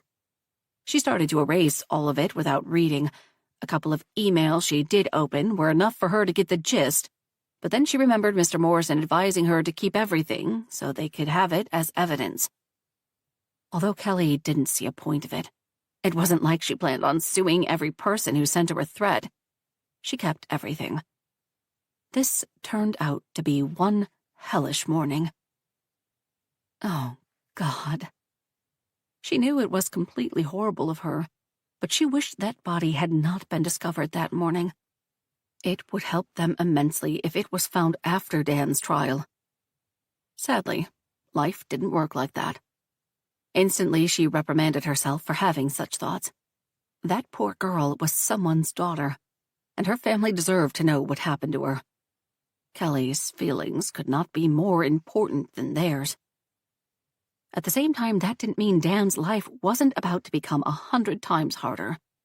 Even if the dead girl was someone other than Sherry, they could suspect that he had something to do with it. As she started to spiral, coming up with all kinds of horrible scenarios, Kelly put her head into her hands. What a mess. What a fucking mess. So you heard. Mr. Jacobs came to greet her, making her raise her head. Yes, Kelly replied with a sigh. Did you tell Dan? Kelly shook her head. I'm waiting for the police to identify her." She felt no need to additionally stress him out, only to learn it was some other poor girl in question. But come on, what would be the odds of that? Kelly didn't dare think about it. "Smart," Mr. Jacobs mumbled, leaving her be. They didn't have much work that day, which wasn't a surprise, considering, and that gave her plenty of time to stress about the news. She went online basically every 5 seconds to see if they managed to identify the body. Of course, everyone believed it was Sherry Brown. However, there was no official confirmation of that. During one of her browsings, she stumbled upon an interview Michael Brown gave that morning. He was convinced the hiker found his Sherry. "Now we can finally bury her," was the title the newspapers decided to use for the article. Feeling compelled, she went to read it. It was a brief statement. However, Mr. Brown didn't fail to mention Dan as well. He hoped Dan would get what he deserved for mangling his daughter. "My son is innocent," Kelly screamed inside her head. Moving on. Kelly wasn't that surprised to see how Mona seized the opportunity to say something as well. She didn't have the patience to read through that shit, knowing how enraged that made her feel, and Kelly was at work, after all. That didn't mean Kelly took it lightly. Even seeing the caption made her blood pressure rise. She'd had enough of that woman and her agenda to ruin her family's life. No matter what Kelly did, no matter how hard she fought, she simply couldn't escape that woman. It was maddening and infuriating. If she wasn't going around town sharing her hate, then all would see Dan wasn't guilty. He could have been a victim as well if he hadn't blacked out, but no, Mona couldn't resist tormenting them.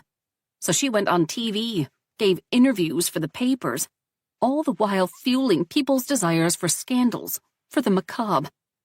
Kelly hated that woman with all her might. This was one of those moments when she regretted being a pacifist all her life, because if she wasn't, she would march to a store right this instant and buy herself a nice little gun and then go to find Mona to deal with her once and for all. Kelly would shoot the woman like the rabid animal she was and lose no sleep over it. Mona was the root of all her problems. Dan's as well, and with one bullet, she could get rid of it all. Besides, the world would be a much better, happier, cleaner place if that woman wasn't around. "Kelly? Kelly?" Kelly looked up, only to see Mr. Jacobs' frowning face. It appeared he had been trying to get her attention for quite some time as she mused about Mona. Damn it. "Yes, Mr. Jacobs?" she asked all professionally, putting her phone aside. Her boss gestured at the man standing next to him. Kelly completely failed to see him. "You are losing it, Kelly. Snap out of it." "Mr. Jenkins would like to finish his purchase." As in pay, since she was working at the register, after all. Kelly was so far gone, lost in her thoughts, that she completely failed to notice they finally had a customer in the store. And not only that, a customer with a full cart at that. Crap. Kelly plastered a smile on her face. Yes, of course. She became extra sweet to compensate for the fact she treated him like a ghost earlier. "Have a nice day," she said as the man left the store. This couldn't happen again, she warned herself. Not 10 seconds later, she checked her phone to see if they identified the body. "Is there any news?" Mr. Jacobs inquired. Kelly shook her head, putting the phone away. No more, she cautioned herself. No matter how pleasant daydreaming about killing Mona was, she had to refrain from doing that during business hours. She couldn't afford to lose this job, not for being irresponsible. There was still a chance Mr. Jacobs would have to fire her for other reasons, but that was something she couldn't change. And this was something she most certainly could. She would be an exemplary worker from now on, totally professional. No matter how much she wanted to grab her phone and see what was going on, she wouldn't. And as for Mona, Kelly would have to reserve such pleasantries as thinking of ways to kill her for bedtime. That almost made her smile. Her therapist did suggest she should get a hobby, and ways to kill Mona just became her favorite. This time, she did smile. 26. 24 hours later, the authorities still remained quiet about the identity of the found dead girl. Although there was a lot of speculation about who that could be, Sherry's name was mentioned about 99% of the time. However, it was all unofficial. The police kept quiet, and Kelly couldn't fathom why. What was taking them so long? Then she remembered that all the news reported how the body was in a really bad shape, so perhaps that was the reason behind the delays. Maybe they didn't know yet. As Kelly mentioned before, all speculated. However, one person stepped out of the crowd and claimed to know for sure who the girl was. Yes, Mona was the one who claimed the spotlight all to herself, going around insisting the girl was none other than Sherry Brown, the girl her own grandson was charged with killing. Kelly was shaking from fury watching the other woman's act. Mona was on all channels, giving all kinds of tell-all interviews, and all from the comfort of her home, since she was an old woman after all. Kelly was disgusted, not only with Mona, but with all the vultures, reporters who rushed to her home to do those interviews. It was downright disgusting. Kelly watched in utter disbelief as Mona gave the performance of her life. She insisted with utmost conviction, as though she was a coroner herself, that the girl found near her house, Kelly might add, was none other than Sherry Brown. It would be ridiculous if it wasn't tragic. I know it in my heart it's Sherry. Mona talked as though she had the privilege to meet her. In reality, she knew nothing of that poor girl. Of course, that was no surprise. She knew nothing of Dan as well. That didn't stop her from speaking to whoever was prepared to listen and record. And by the looks of it, all wanted to hear what she had to say. Having the grandmother of a killer was pure gold, rating-wise. Do you believe your grandson killed her? The journalist wasn't subtle at all. I'm not at liberty to discuss that before the trial, she replied with a sigh, while her whole demeanor said yes. She was good. Too good for Kelly's comfort. She realized Mona never downright said that Dan killed Sherry, and she started to wonder why that was.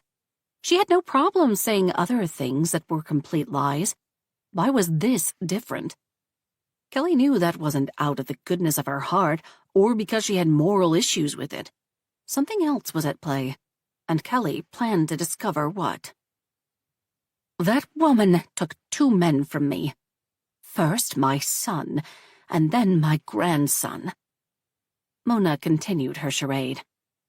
She dabbed her completely dry eye with the corner of her monogrammed handkerchief. Kelly couldn't decide what insulted her more, the fact that Mona called her a murderer, or that she called Dan her own. Definitely the latter. Can you tell us more about Sherry's relationship with Dan? The journalist prompted. She knows nothing of their relationship. Kelly gloated. They often came here at night. I could see them on the pier from my window. She pointed. The lake is Dan's favorite place. Lucky guess. Did you see them? And he always acted so cold toward her. Mona cut in as though anticipating what his next question would be. If she saw them that night as well. Why didn't she want to answer that? She already told Kelly she did, so why did she feel the need to deflect? Kelly wondered. What was her agenda?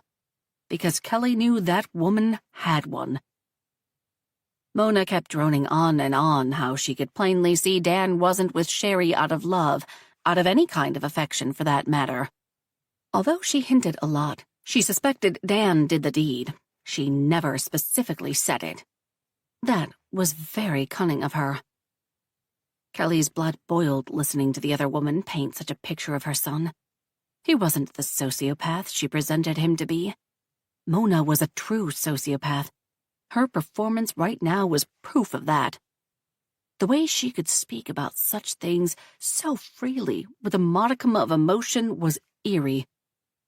However, only to Kelly because she knew Mona's true nature. Everyone else was enchanted by her, as it turned out. And by everyone, Kelly meant the media. She forced herself to keep watching.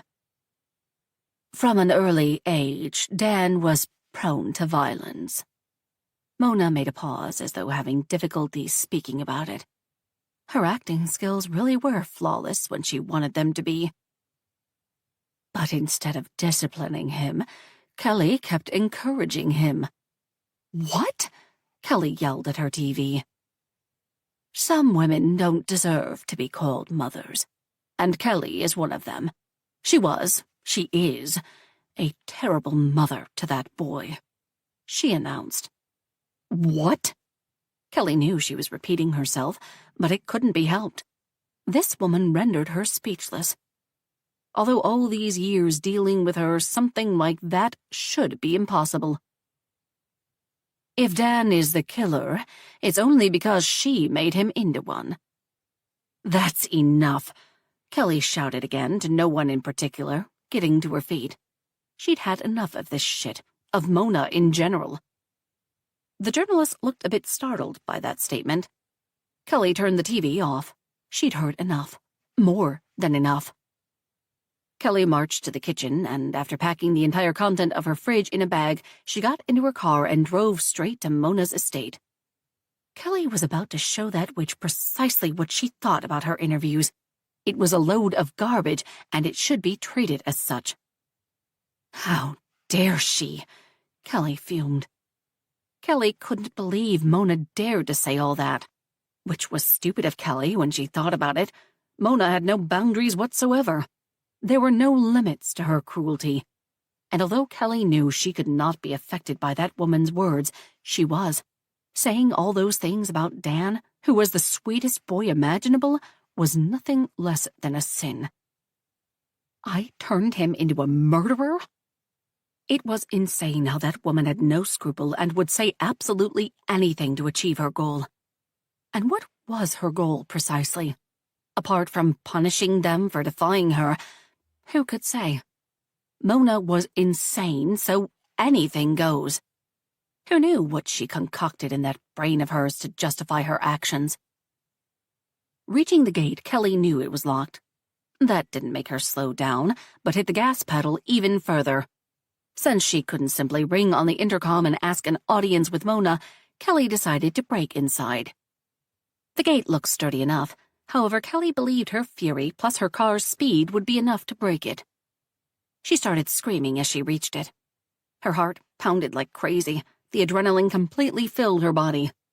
She hit the iron gate full speed and the gate gave with a loud bang. Her car lost some parts as well, but she didn't care. Kelly left like a madwoman, speeding down the road toward Mona's house. She didn't bother parking as she reached the front door, simply stopped. Grabbing her bag, she exited the car. "Mona!" She started calling out to her. "I know you are here." She was always home if one was to trust the news. "Get out here and face me, you old bitch!" Apparently, the mistress of the house decided to remain silent. Kelly refused to be ignored. "Face me, you daughter of a whore!" Kelly provoked. "Try to say all those filthy things to my face." It felt good to finally say all these things out loud and not simply bottle them inside, hide them because of propriety or good manners. Well, screw manners. Mona deserved to be called far worse. "Mona!" To emphasize her words, Kelly reached into her bag and pulled out a carton of eggs. She started to throw them at the door. Windows, pristine white facade. It looked marvelous, and Kelly couldn't help but smile. She didn't stop there. Once she finished with the eggs, she grabbed tomatoes. It was a bit old school, but highly effective. All the while she kept shouting for Mona to come outside and face her. She didn't. Not even her driver dared to confront her. Kelly was enraged, and it showed. "You will pay for every vile thing you said about my son." She started throwing potatoes. Smash! She managed to break quite a few windows. "I turned him into a murderer? Only a deranged person would say something like that." Kelly even packed a jar of jam. Well, it would be a shame to waste it. Smash! The strawberry jam fitted perfectly next to the egg stains. That was when the police showed up. It was good timing as well, since she ran out of things to throw. I should have packed a bigger bag. She tried to explain to the officers why she came here, but they wouldn't listen. One tried to approach her to put handcuffs on her as the other reached for his gun. "No," she rebelled. "I need to stay here. Mona needs to pay for what she did." The officer kept speaking with her in a soothing voice as though she was the problematic one, as though she was the dangerous one. And then it dawned on her. They were about to arrest her. She couldn't allow that. She simply couldn't. Kelly started running away, and the officer quickly caught up with her. "No, let me go." She started to thrash about, in panic, screaming her lungs out. "No, you have to let me go." He was about to start reading her Miranda when it happened. She couldn't breathe. Oh my God, what did I do? The other officer looked at her with concern as she started to struggle for every breath. "I can't breathe," she managed to choke out. She was sure she was about to die. And then she lost consciousness. When she opened her eyes, she was in a hospital again. She had no idea why she ended up in a hospital and not in jail. Nevertheless, she decided to count her blessings, although she did have to stay for mandatory 72 hours for observation. Talking with a psychiatrist about everything that was pressing her felt good. "Maybe you should stay a couple of months simply to rest," he joked. Dr. Mendez had a weird sense of humor. "If I could, I would," she replied in the same manner. Leaving the hospital 3 days later, she was racked with guilt. She let that woman provoke her so badly she ended up locked up. She'd wasted 3 precious days. Instead of working on getting Dan out of jail, she let her emotions get the best of her. I seriously fucked up. She barely got home, in a taxi since Mona kept her car hostage, when her phone started ringing. Checking the time, she rushed to answer. The operator asked if she wanted to accept the call from one Dan Carlson. Yes, Kelly said impatiently. "Hello?" Kelly sighed with relief. It was good hearing his voice. "Hi, Dan." "Hi, Mom. Where were you?" he asked immediately. Of course he would wonder where she was all this time. They had an agreement to speak every day at the same time, and while she was locked up in a mental institution after raging in front of Mona's house, she completely forgot about it. Not that she had any means to reach out to him at any rate. Maybe Mona was right. Maybe I am a bad mother. She banished that immediately. "I took some double shifts at the hardware store," she lied. There was a small pause before Dan replied. "Grandma paid some men to come and see me. He told me you were in the mental hospital. Why?" Fuck. Fucking Mona. It was always fucking Mona, no matter what. "Mom?" "It was nothing. A misunderstanding." "What kind of misunderstanding?" "I fell into one of Mona's traps. Nothing else." She prayed like hell he wouldn't press, and luckily he didn't. Although it was clear he wasn't completely buying it, he left it alone. She already felt like a complete failure without having to speak about it with her son. Besides, it wasn't like they didn't have more pressing issues than her having a little vacation to the loony bin. "I miss you, kiddo." "I miss you too, Mom."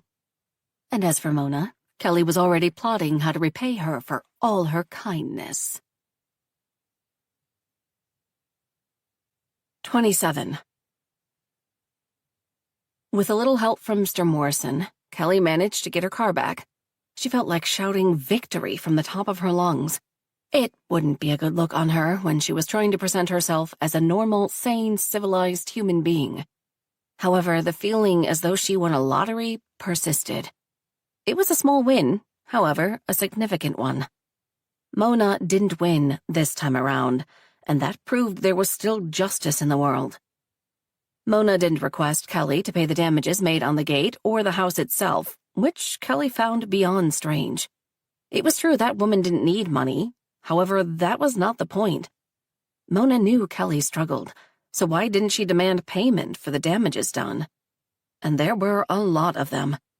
Mona would have to replace quite a few windows, repaint the entire part of the facade, not to mention change the front gate. She could have cleaned her out completely. It was worrisome she didn't use such an opportunity, and Kelly would pay because it wasn't like she wasn't guilty. She rushed there like an idiot and vandalized Mona's house. The question remained, why did Mona show her mercy when she had none? Kelly started to fear something bigger was brewing under the surface if Mona made such a conscious oversight. Don't be paranoid, she chastised. At the same time, how could she not be? All the same, some money left her pocket anyway. Kelly had to pay repairs for her car and was not too happy with the bill. That seriously set her back. So she decided to punish herself by cutting all her sweets, sugar, chocolate from her diet. Sadly, not even her new dietary restrictions would suffice to gather all the money she needed. At times, she felt like it didn't really matter how much she put away for bail, because the sack she was holding the money in was full of holes, and she was running out of time. Her last conversation with Dan was pretty strained. Although he pretended everything was fine, she knew he was saying that for her benefit, but her mom's sensors were tingling. Her son was struggling in there, and she had to get him out, plain and simple. Sadly, instead of collecting the money, she wasted time being locked up in a mental institution and spending cash on car repairs, basically screwing up on all fronts. Finishing with work, she got in her car to go home. She planned on putting some of her clothes, maybe some furniture, online to sell for some extra cash. Kelly knew she wouldn't get much, but at the moment, every dollar counted. Especially now when she spent a fortune of it to fix the car. Stupid, stupid. Her little stunt in front of Mona's house, although it felt good, freeing, it cost her too much. Lesson learned, she hoped. What the hell? Her usual wallowing in self-pity was cut short when she noticed a familiar car trailing behind her. It was Mona's car, of course. She would recognize it anywhere, even if she didn't know the license plate by heart. Maybe it's a coincidence, she thought. Just to test that, she turned at the next intersection, although she didn't have to. The car stayed glued to her. She turned again. Mona was following her. Unbelievable. That woman was batshit crazy. What was she trying to accomplish with this anyway? There was nothing for her to learn. The only place Kelly went nowadays was work, and that was it. Her social calendar was pretty empty since she ended up in jail and got worse after Dan did the same. So what's the play? The only thing Mona could achieve was to piss Kelly off. Mission accomplished. It irked her to no end to see that black car with tinted windows in her rearview mirror. You want to play with me? Let's play. Kelly hit the gas pedal and abruptly turned right onto the next street in an effort to lose her. Son of a... she exclaimed, seeing her little stunt accomplished nothing. Still not loosening on the gas pedal, Kelly started going around other cars trying to put some distance between them. It didn't work. The other car stayed on her no matter what. Mona's driver was great, much to her chagrin. Who did she hire? A former race car driver? It was hard to keep track anyway, since her employees tended to run away from her after working for only a couple of months, which wasn't that surprising when she thought about it. Who would want to work for a monster anyway? All the same, Kelly wasn't about to quit so easily. She would shake those two off if it was the last thing she did. If that bitch wanted to know about her whereabouts, she would have to work much harder than this for that information. Kelly hit the gas pedal again and really put in an effort to shake them off. She was on the long boulevard, and she knew she had to change the route if she wanted to accomplish anything. Up ahead, she could see that the light was about to change, so she did her best to catch it, hoping the other car would be left behind. Having to wait for the light to change back would certainly delay them, right? That was what happened in movies, anyway. She zoomed by at the last second at the yellow light and then turned left when possible for good measure. Unfortunately, Mona and her driver followed behind. "Oh, come on!" she exclaimed in frustration. The guy had to be a former spy or something. Then again, it wasn't like she had mad skills to begin with.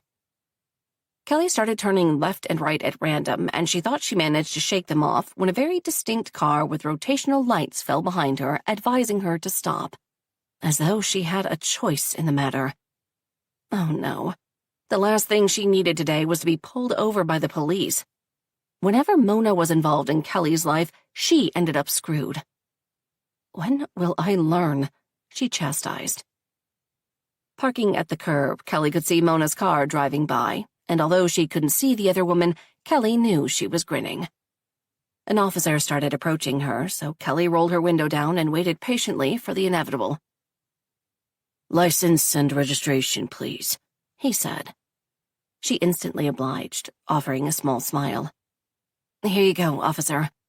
He was not impressed. "Ma'am, do you know how fast you've been going?" She could never tell if that was just a rhetorical question or not. "I know, but I had to." She tried to defend herself. He gave her a stern look. Kelly continued. "I was being followed, stalked, really, and I was only trying to get away."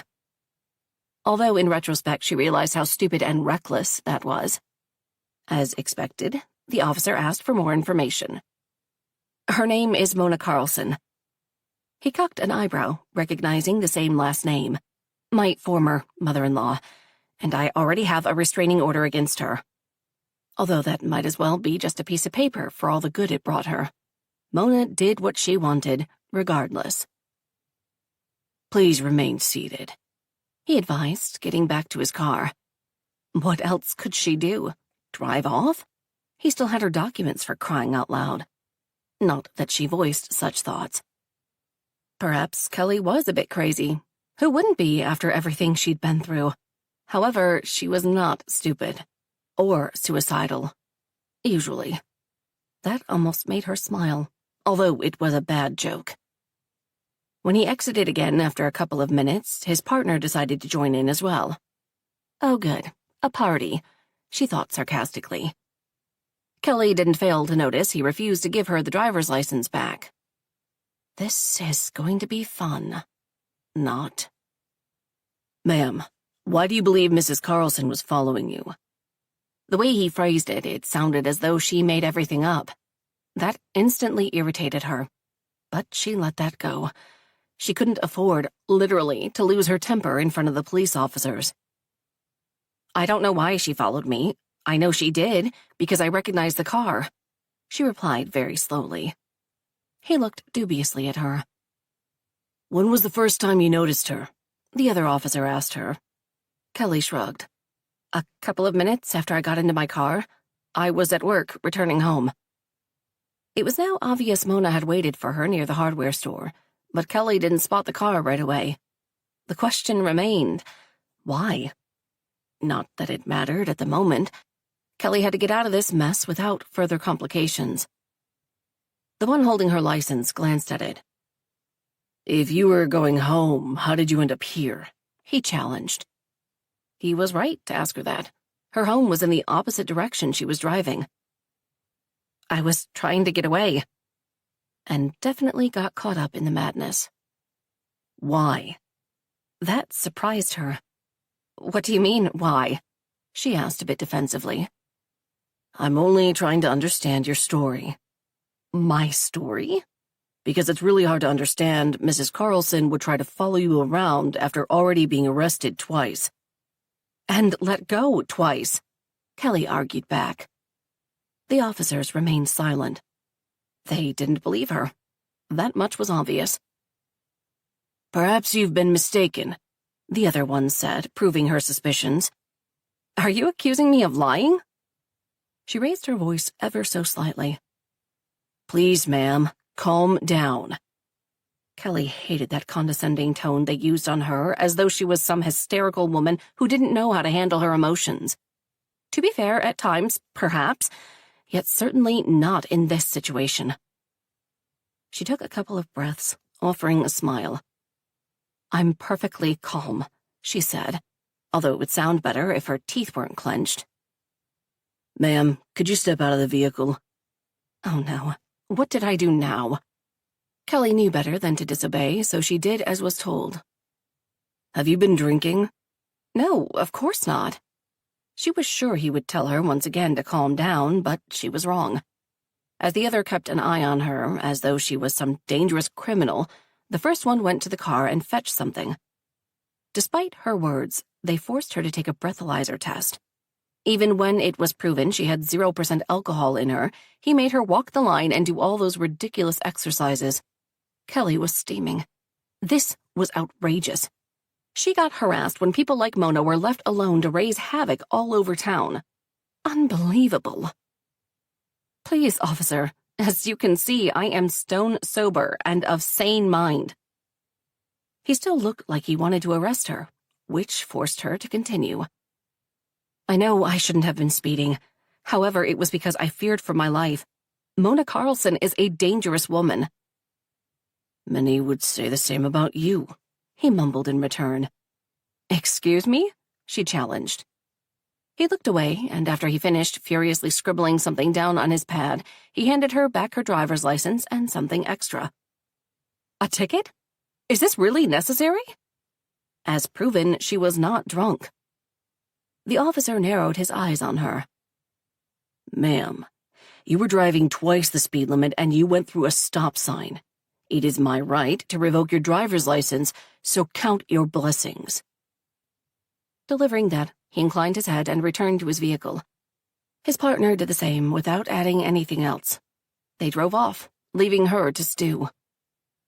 Count my blessings? Yeah, right. Especially now, since this little adventure cost her greatly.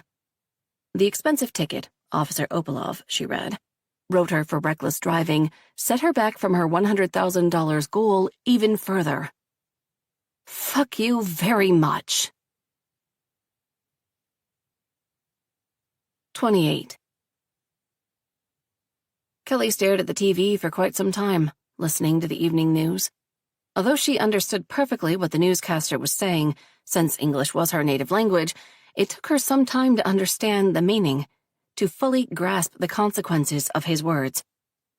Thanks to the dental records, the body of a dead girl, found in the woods, was finally identified. The media went absolutely nuts. Today, the police commissioner Gordon gave a statement and notified the public of the identity of a girl found in northern woods. Her name was Sophia Duncan. She was an 18-year-old runaway from New York City. Her parents reported her missing 4 months ago. The circumstances revolving how she ended up in Binghamton are unclear. However, it is certain she died of exposure. It was nothing more than a tragedy. The poor girl froze to death, since it could get pretty cold around here in the autumn, not to mention winter. And as to why her body was so badly mangled, that was due to the scavenging animals. Why they found her now and not before when they were searching the woods for Sherry was what baffled Kelly the most.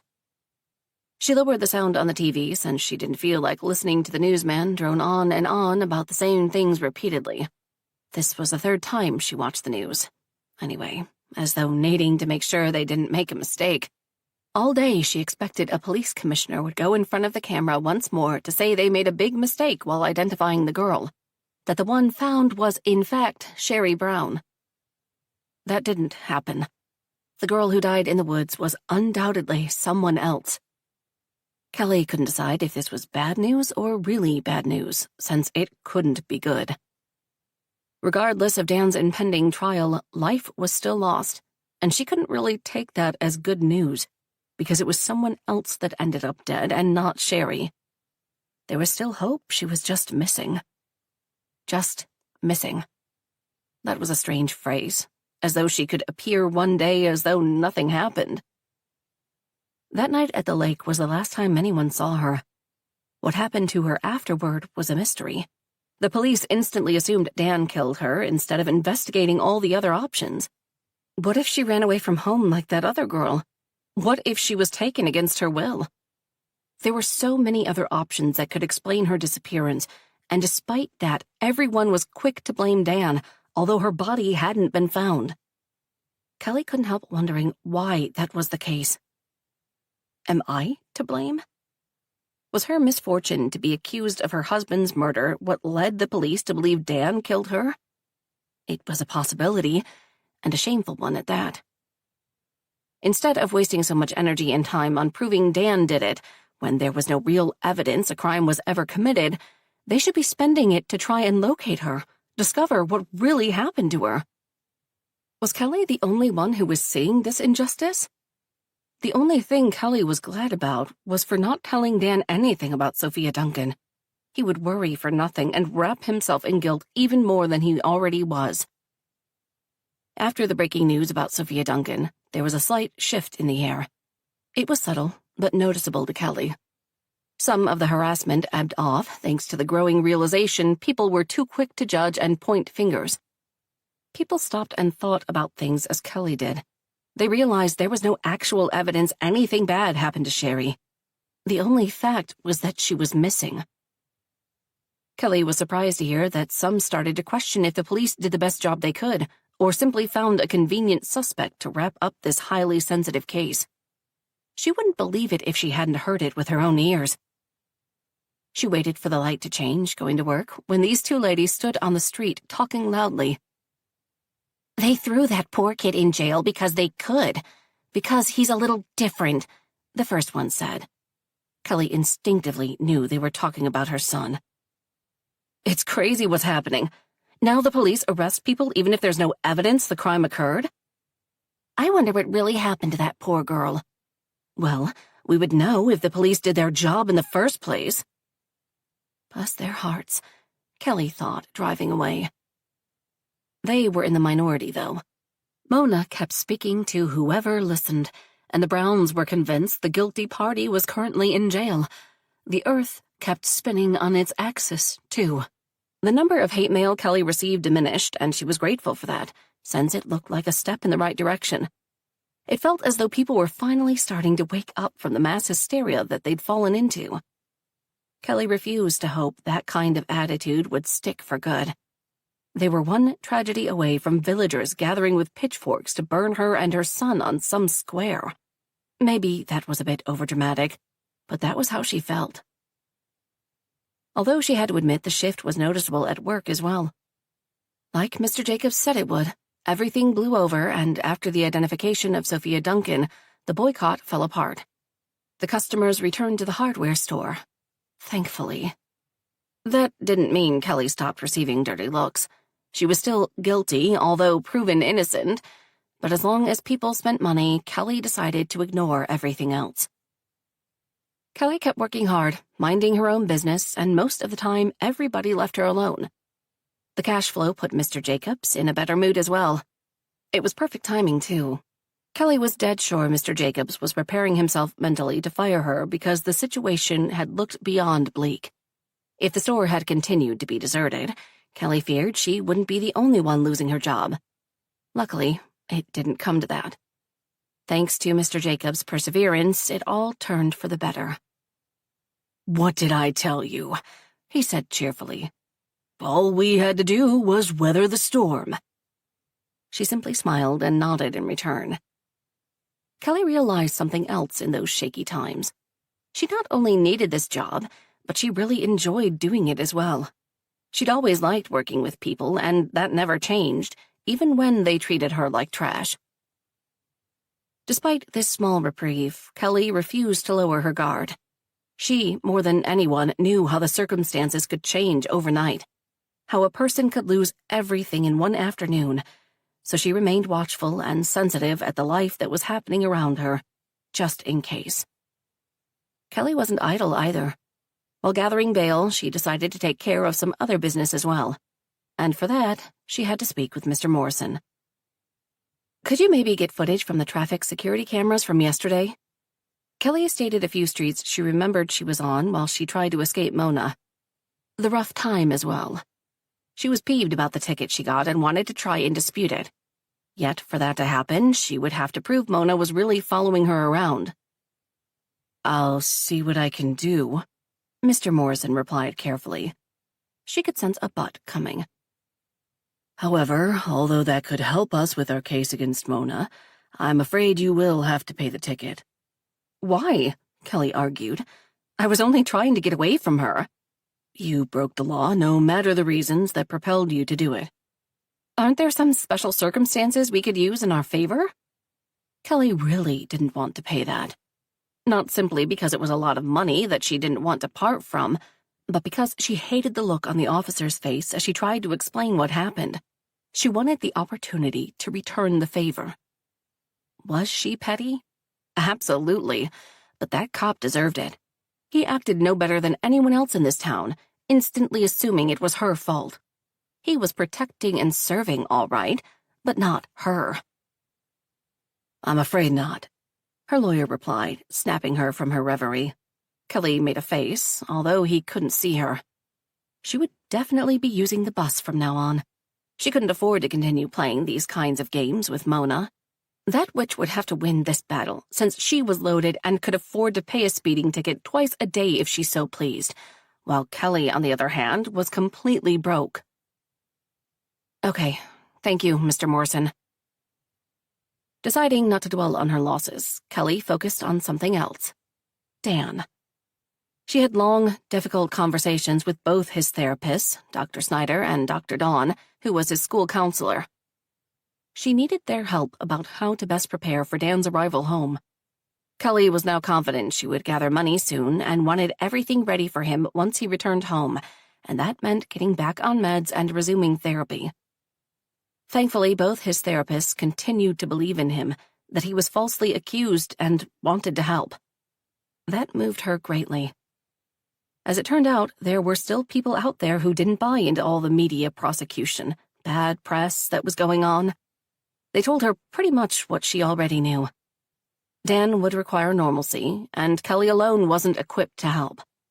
That was why Dan would have those two at his disposal. Dr. Snyder even offered to counsel him free of charge for the duration of the trial, which Kelly wholeheartedly accepted. She was relieved she wasn't the only one having Dan's best interests at heart. She knew how difficult it would be for him to simply slip back into his old life, especially since he couldn't, considering everything that happened. All the same, she could help with his APD. Without a strong support system, it was hard returning to normal life after being locked up in a place where everything was predetermined for him.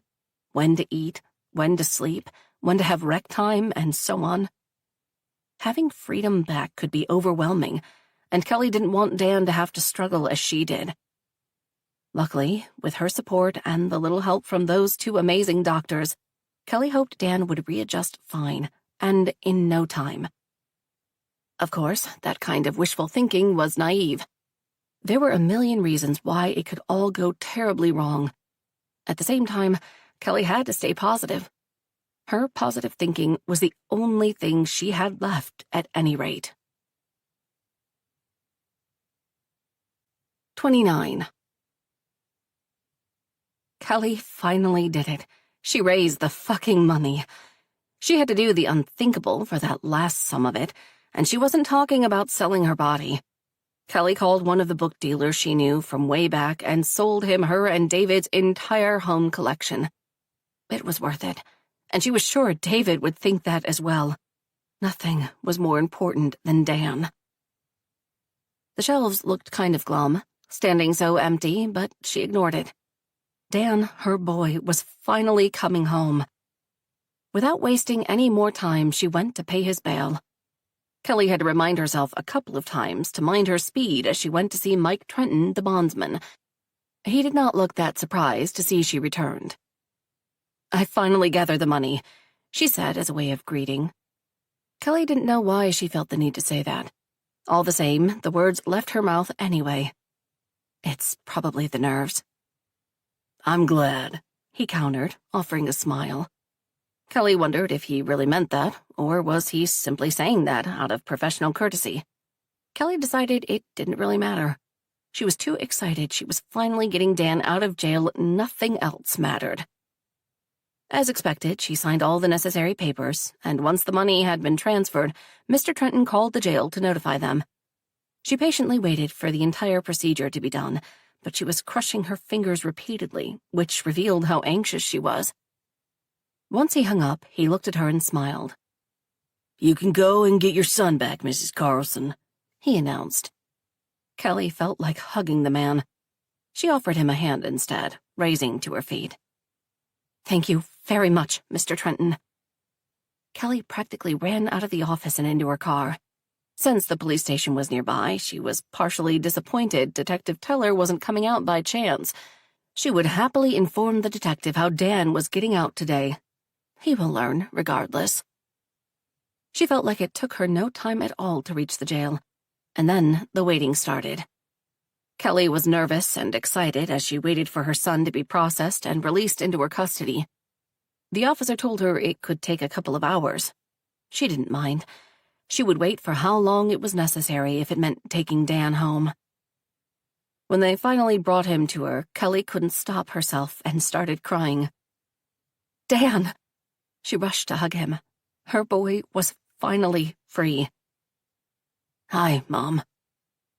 She knew something like that wasn't possible, yet his tone sounded even flatter now. "You're finally coming home." It was good holding him in her arms. She ignored the fact he barely returned the gesture. His coldness didn't bother her one bit, because that was not her real son. It was APD. "I'm glad to see you, Mom." That almost broke her. She let him go, although she didn't really want to. "Come on, let's get you out of here," she urged. Without looking back, mother and son left that place and walked in silence along the cold parking lot. Dan broke as he looked at the car. "What happened to Stan?" When he was little, he named the car Stan, and they started calling it that ever since. He pointed at the place in front where all the paint was thoroughly scrubbed. That happened due to her breaking Mona's gate. "I hit an iron gate full speed." She intentionally used such phrasing, hoping to entice some kind of reaction. She didn't. Dan shrugged it off, offering a cold stare in return. There was a slight limp to his stride. What happened to him? She held her tongue. The car was cold as well as they entered it. Kelly knew by experience it would take it quite some time to heat up. It was an old car. As they started their journey home, Kelly ignored the fact Dan looked freshly beaten. She didn't want to start questioning him about everything right away. That would feel as though he was still in jail and interrogated by the police. Besides, it didn't matter anymore what happened since he was out, Kelly reminded herself. And he was never going back. Are you sure? She banished that immediately. Kelly refocused on the traffic, minding every traffic signal as she drove home. They were literally broke, so she couldn't afford another ticket. She hadn't paid the last one. It was on the pile of unpaid bills with the rest. However, her son was sitting beside her, so nothing else mattered. She kept glancing at him as though in fear he would disappear. You're staring," Dan said at some point. "Sorry. I'm just so glad I've got you back," she replied, honestly not caring if that was too mushy for his taste. To her surprise, he added, "Me too. I'm relieved to be out of there." Her heart squeezed inside her chest, and before she could start dwelling on the negative, on all the bad things that must have happened to him inside, she forced herself to refocus on the positive. He wasn't in jail anymore. It was as simple as that. "Still," she said, "I'm sorry it took me so long to gather the money." "It's okay. I wouldn't hold it against you even if you left me in there." That sentence, delivered in that way, stunned her and almost made her miss her turn. "Dan, don't you ever say something like that to me again," she snapped. To say something like that was unacceptable. I would never leave you in jail. Do you hear me? Sorry, he said in return. Kelly could only shake her head in return. This is a happy day, remember? I'm thinking lasagna tonight. That wasn't the most subtle way to change the subject, but it worked. Dan almost smiled. That sounds perfect. I missed your cooking. Kelly did smile. I imagine that compared to the jail food, my cooking is like eating at a restaurant with 3 Michelin stars, she blurted out before realizing what she did. Kelly cringed inwardly. Was it too soon to joke about such things? But then Dan said, Sure is, and she sighed with relief.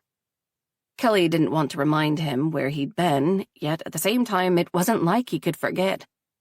Just this morning he woke up in his prison cell for crying out loud. He will sleep in his own bed tonight, though. Kelly did her best to distract them both from the horrors of jail time. It saddened her greatly they shared such a horrible experience, although she feared his was much worse, since he was locked up with adults. Don't think about it. Kelly ignored Lisa spying on them as she parked the car. She raised her chin ever so slightly, walking with her son toward the door. She knew that in a couple of hours all in the neighborhood would know he got out. Not that she cared. Here we are. Home sweet home, Kelly announced, sounding all official for some reason. Dan went to sit in the living room, more like sprawled on the couch, and Kelly smiled at the sight of him. He was finally where he belonged, with her. Then he frowned. Where are all the books? Kelly cursed to herself.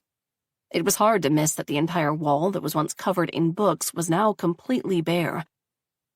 Kelly debated if she should tell the truth or lie. Dan beat her to the punch. You sold them, he guessed.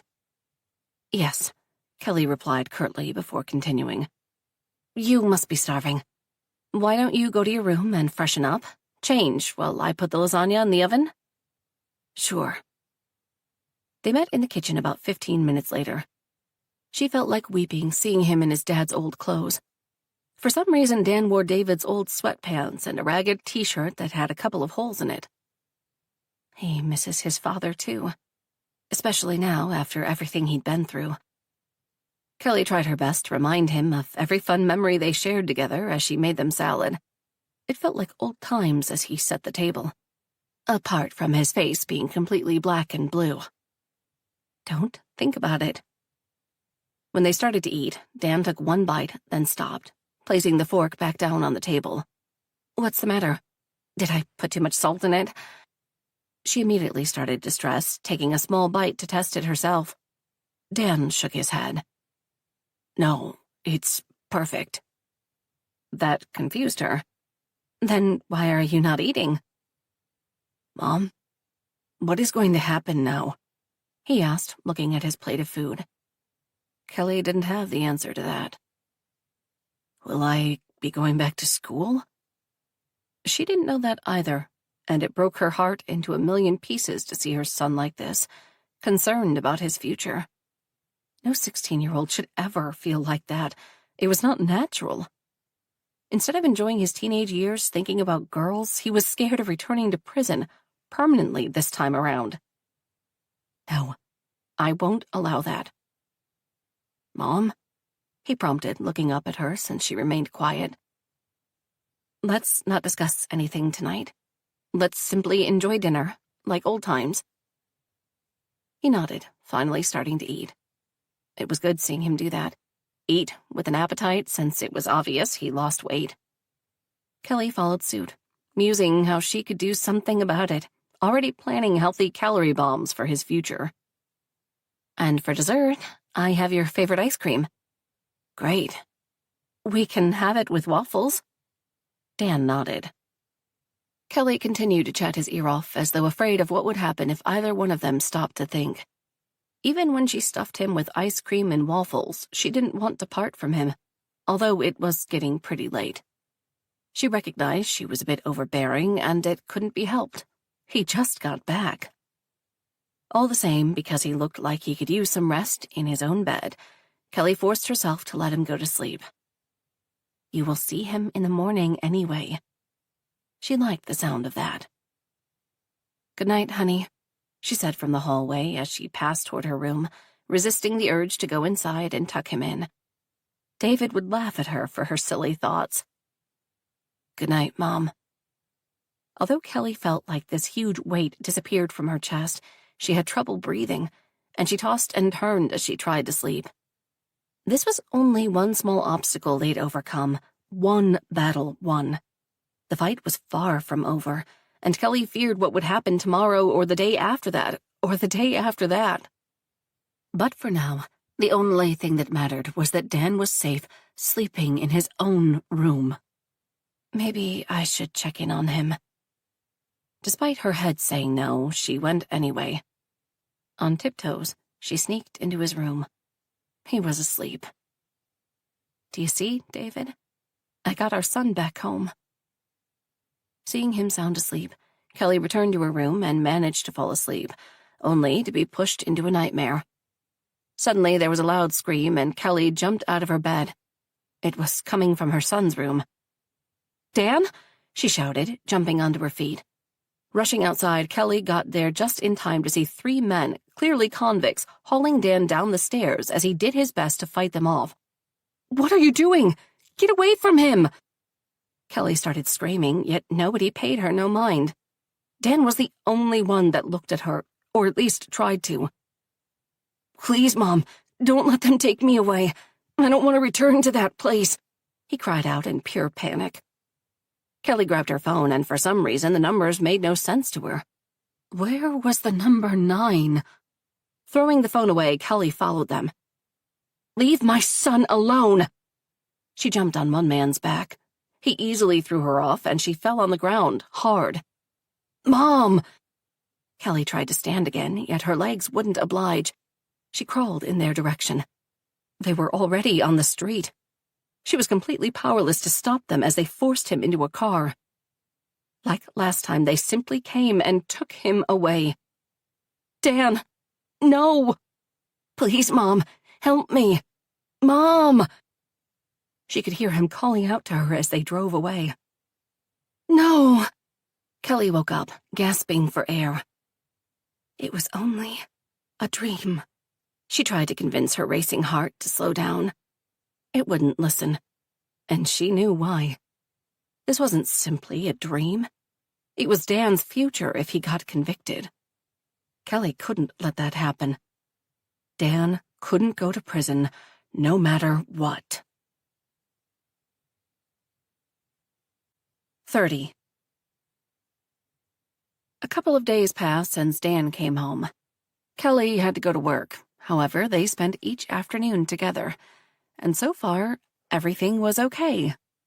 Knock on wood. Mostly, Dan kept to himself, and she knew he had nightmares as she did, but they would overcome that together. It was only understandable he had difficulties after what he'd been through.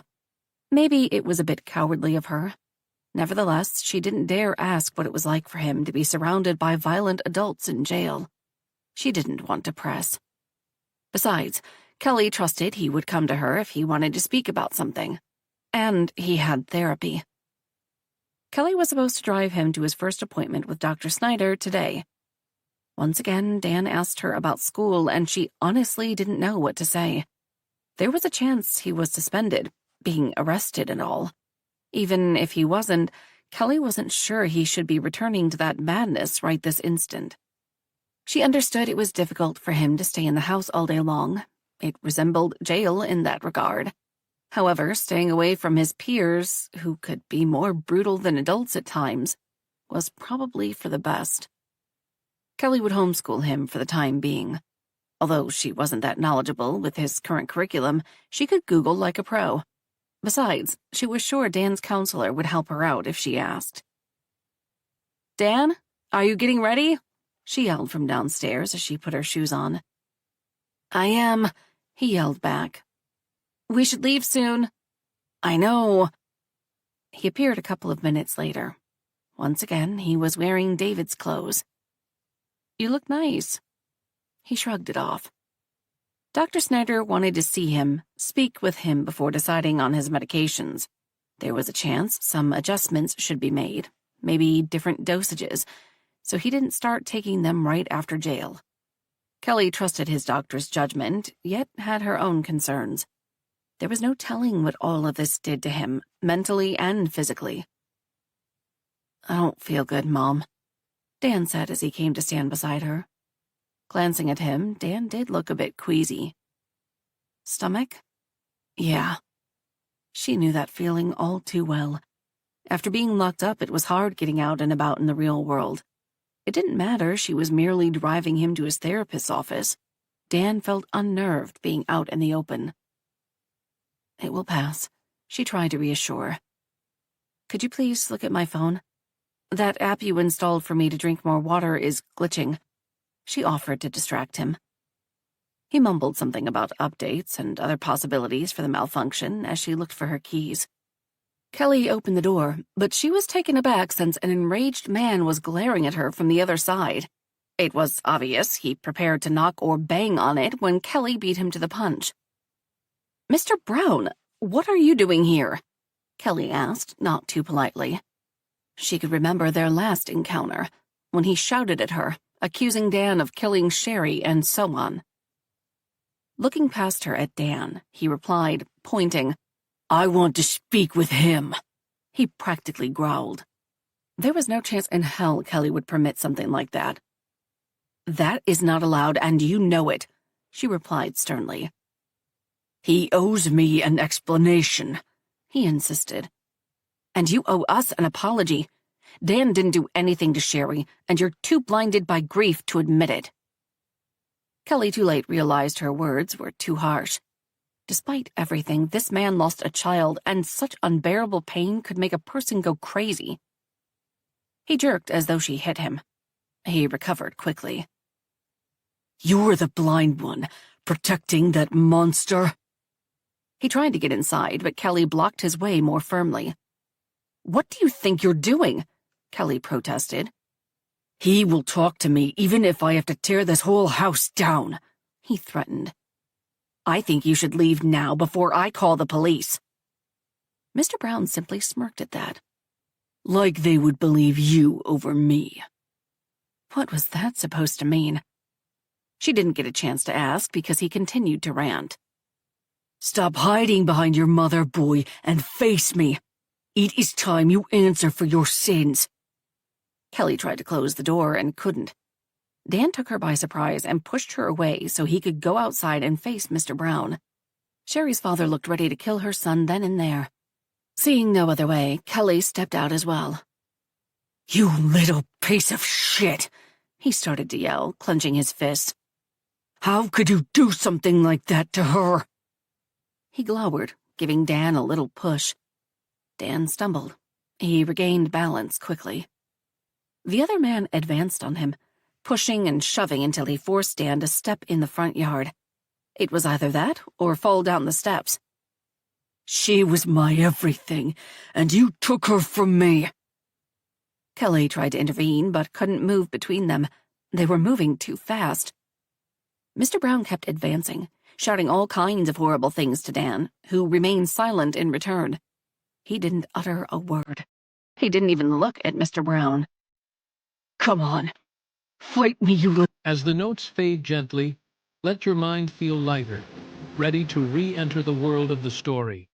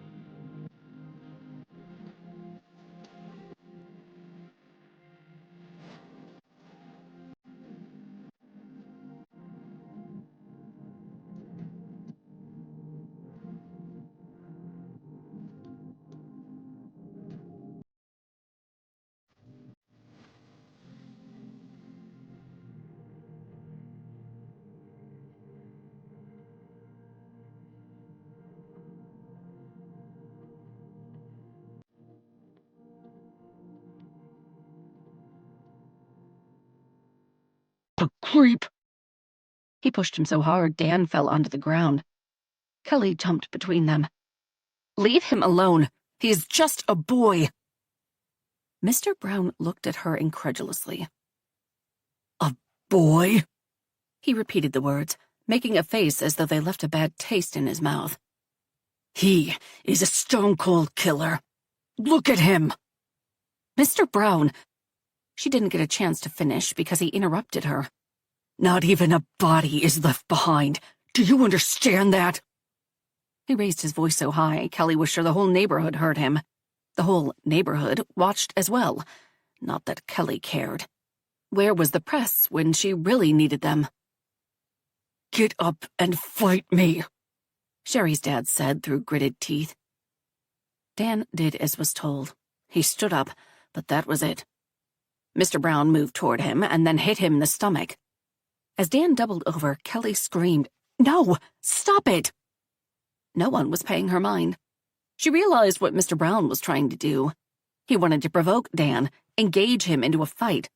That way he would be returned to jail, she thought with horror. She couldn't allow that. Dan remained calm, which enraged Mr. Brown further. So, you like to torment girls and don't know what to do with real men? He boomed. Kelly knew this would not end well if she didn't do something about it. She got an idea, then felt like screaming from sheer frustration. Dan had her phone. Not that it would do her any good. She needed his. Kelly moved between them again, fully knowing the next swing from Mr. Brown could knock her out, and managed to take the phones from Dan. Mr. Brown glared at her. Move out of the way, Mrs. Carlson. This is between him and me. Kelly raised Dan's phone. Wrong.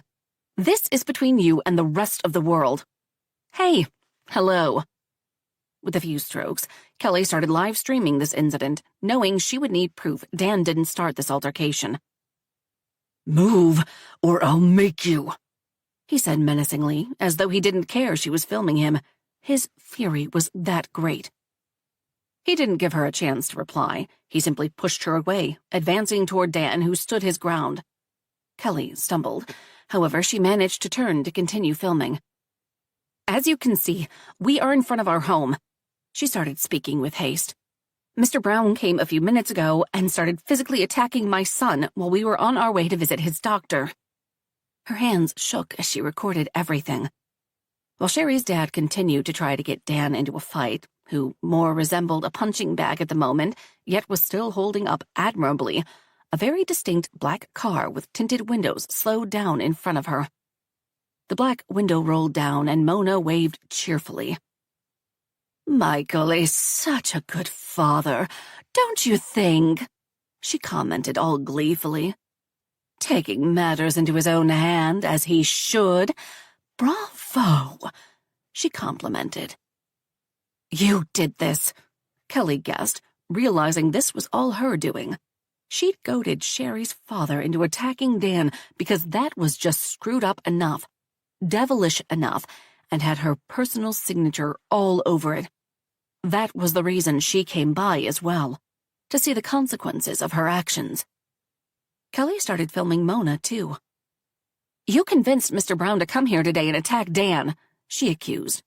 For those of you who don't know, this is Mona Carlson, which both Dan and I have restraining orders against.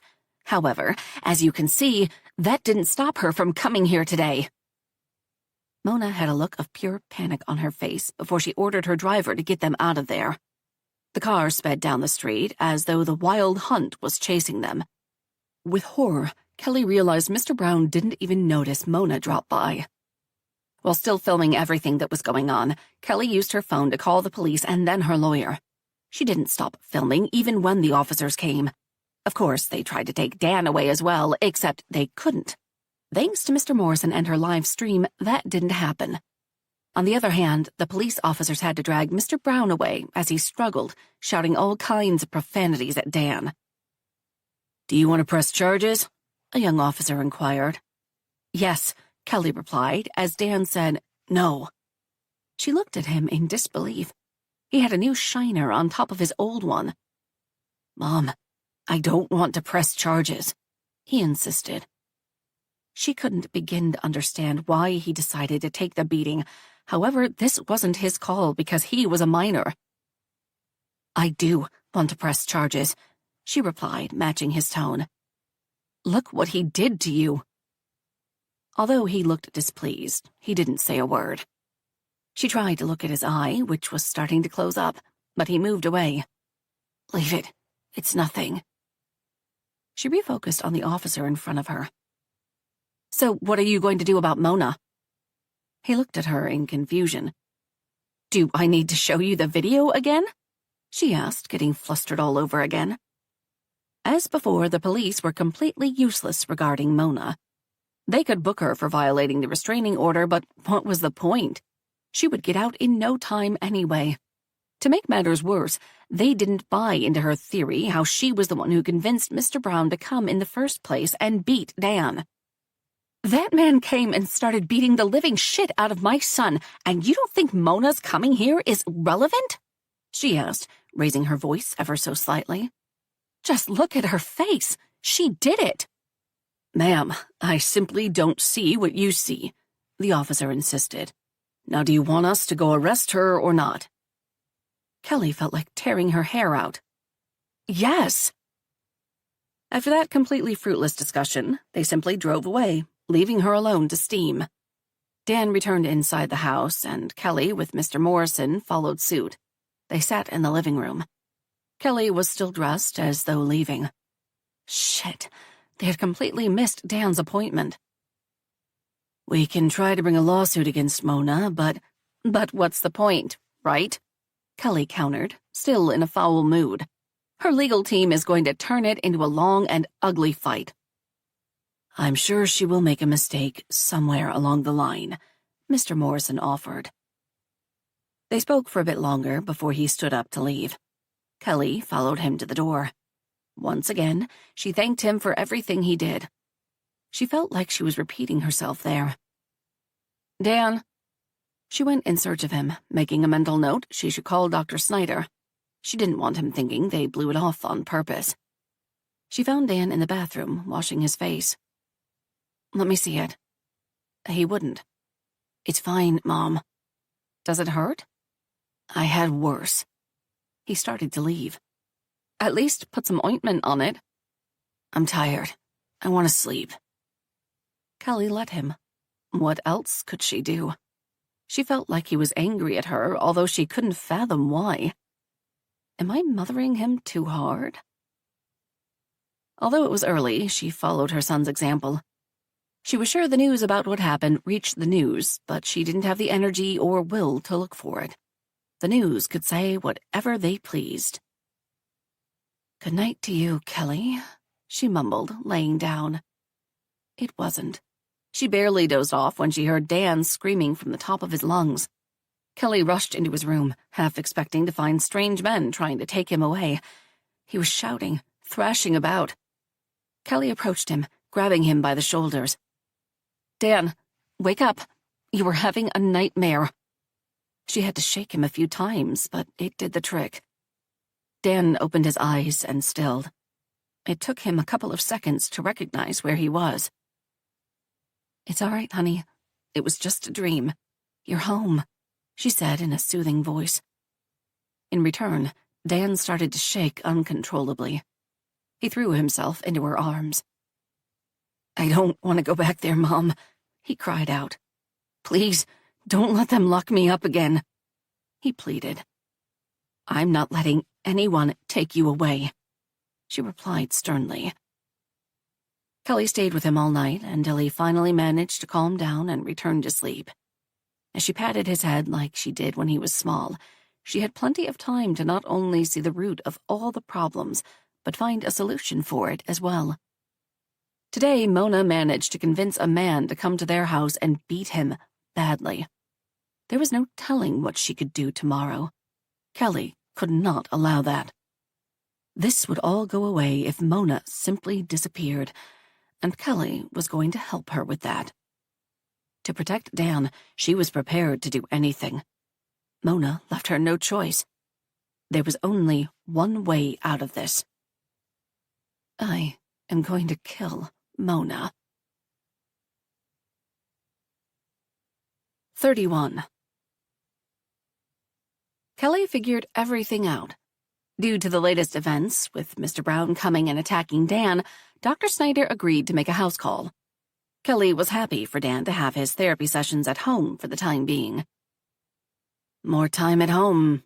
Great, was Dan's comment, and she understood his anguish, yet she really thought that was for the better. Anyway, Kelly decided to use their appointment to take care of some business. She told Mr. Jacobs she would have to leave work early because Dr. Snyder was coming, and she wanted to be there. Of course, he let her. However, that was only partially true. Once Dr. Snyder came, she exchanged a few words with him, then excused herself. "Thank you for doing this, Dr. Snyder." "Of course, Mrs. Carlson. I don't condone any type of violence, and what is happening to your family is appalling." Kelly smiled in return, touched by his words. "Well, I'll get out of your hair then. Dan, I'll go and do some shopping while you talk. Call me on the cell if you need anything." "Okay, Mom." Kelly got into her car and drove to the bus station. Maybe she didn't have to go to all that trouble for a simple shopping trip, but this was her first murder, no matter what the people said about her, so she was a bit paranoid. She bought a ticket to Scranton, which was a town about an hour away. She paid everything with cash so nobody could trace her. As she mentioned before, she was a bit paranoid, yet it was more than that. If she wanted to put her plan in motion, then everything had to be perfect. There was no such thing as a perfect crime, but Kelly would do her best anyway. This needed to be flawless, because the consequences of her discovery would be too great. She couldn't allow her son to grow up without a mother as well. So even though she was aware of the risks, Kelly still believed this was the right thing to do. The reason she decided to ride to a different town was not mere sightseeing. She needed to do some shopping, and since she was such a celebrity in her neighborhood, it was the only thing she could think of. Locating the right store, Kelly got herself a lock-picking tool and bump keys. The guy that worked there was super friendly and sympathized when she explained she managed to lock the basement door and lost the key. He even offered to help her out, play the handyman. Is he flirting with me? Kelly refused to smile. "Thank you, but I like to do things on my own. Besides, this way I'll learn a new skill. Who knows, maybe I'll need it someday to stage a prison break," she joked. "I understand. You're one of those modern women." Did he mean that as a compliment? Kelly decided to ignore that comment and simply finish her purchase. Afterward, she went and got herself some new clothes. Was a black turtleneck too much on the nose? She bought one anyway. Next, she found a costume shop and got herself a blonde wig. She always wondered how she would look as a blonde, so it was a win-win. Who knew that preparing to commit murder could be so much fun? The last place she needed was a fish market. Kelly found the closest one to her current location, not feeling like walking about. She strolled about, looking for what she needed the most. One gentleman, a true salesman, offered to give her a great price for catfishes if she ordered a ton. "No, thank you," she replied with a smile. What would I do with a ton of fish? Besides, after what happened with David, she'd lost the taste for it forever. Suddenly, she froze in place. Crap, crap, crap. Martha was here. She panicked. Quickly turning on her heels, she practically ran out of the place. Of course, she hadn't forgotten Martha lived here now. It was just that she didn't expect to run into her like that. What were the odds, anyway? Without bothering to do the actual math, Kelly sped up down the street. Knowing her bad luck, it was strange Kelly didn't see the other woman sooner. Crap, did she see me? What should I say if she did? Her mind started to spiral as her heart pounded like crazy. She couldn't help turning to look over her shoulder every 2 seconds. Stop it. You look like a madwoman. As it turned out, she wasn't born for a life of crime, and she didn't even do anything bad for crying out loud. Yet. Kelly took her phone out and tried to find another place where she could buy dried shellfish. She found several. just in case she chose one that was furthest from here, not wanting to take any chances. She loved Martha very much. However, the other woman could never know Kelly was here, making a killer's toolkit. After, Kelly bought the last item on her list, then hurried back to the bus station to return home. How to kill Mona was a simple plan. While she was soothing Dan after a terrible nightmare, when he cried into her lap, begging her to save him from life in prison, Kelly had a lot of crazy ideas swirling inside her head. However, once she reminded herself David and Mona shared the same allergies, everything fell into place. Kelly would break into Mona's house in the middle of the night, sneak into the kitchen and mix some dried powdered shellfish with the rest of her spices, and wait for her to die out of severe allergic reaction. Quick, simple, elegant. Since she was highly allergic to shellfish, like David was, fingers crossed it wouldn't need much for her to die from it as well. When Kelly thought of it, it was pure divine justice. Mona deserved to die of food allergy since she failed to warn David about his own in the first place. It was strange, but not unheard of, how David inherited his allergies from Mona. When Dan was little, David was a bit overprotective and eventually had their son tested for everything imaginable. Luckily, Dan wasn't allergic to anything, and after discovering that, David relaxed a bit, allowing a little more culinary experimentations with Dan's diet. Thinking of David made Kelly want to kill Mona more. If she could kill that woman twice, it still wouldn't feel enough.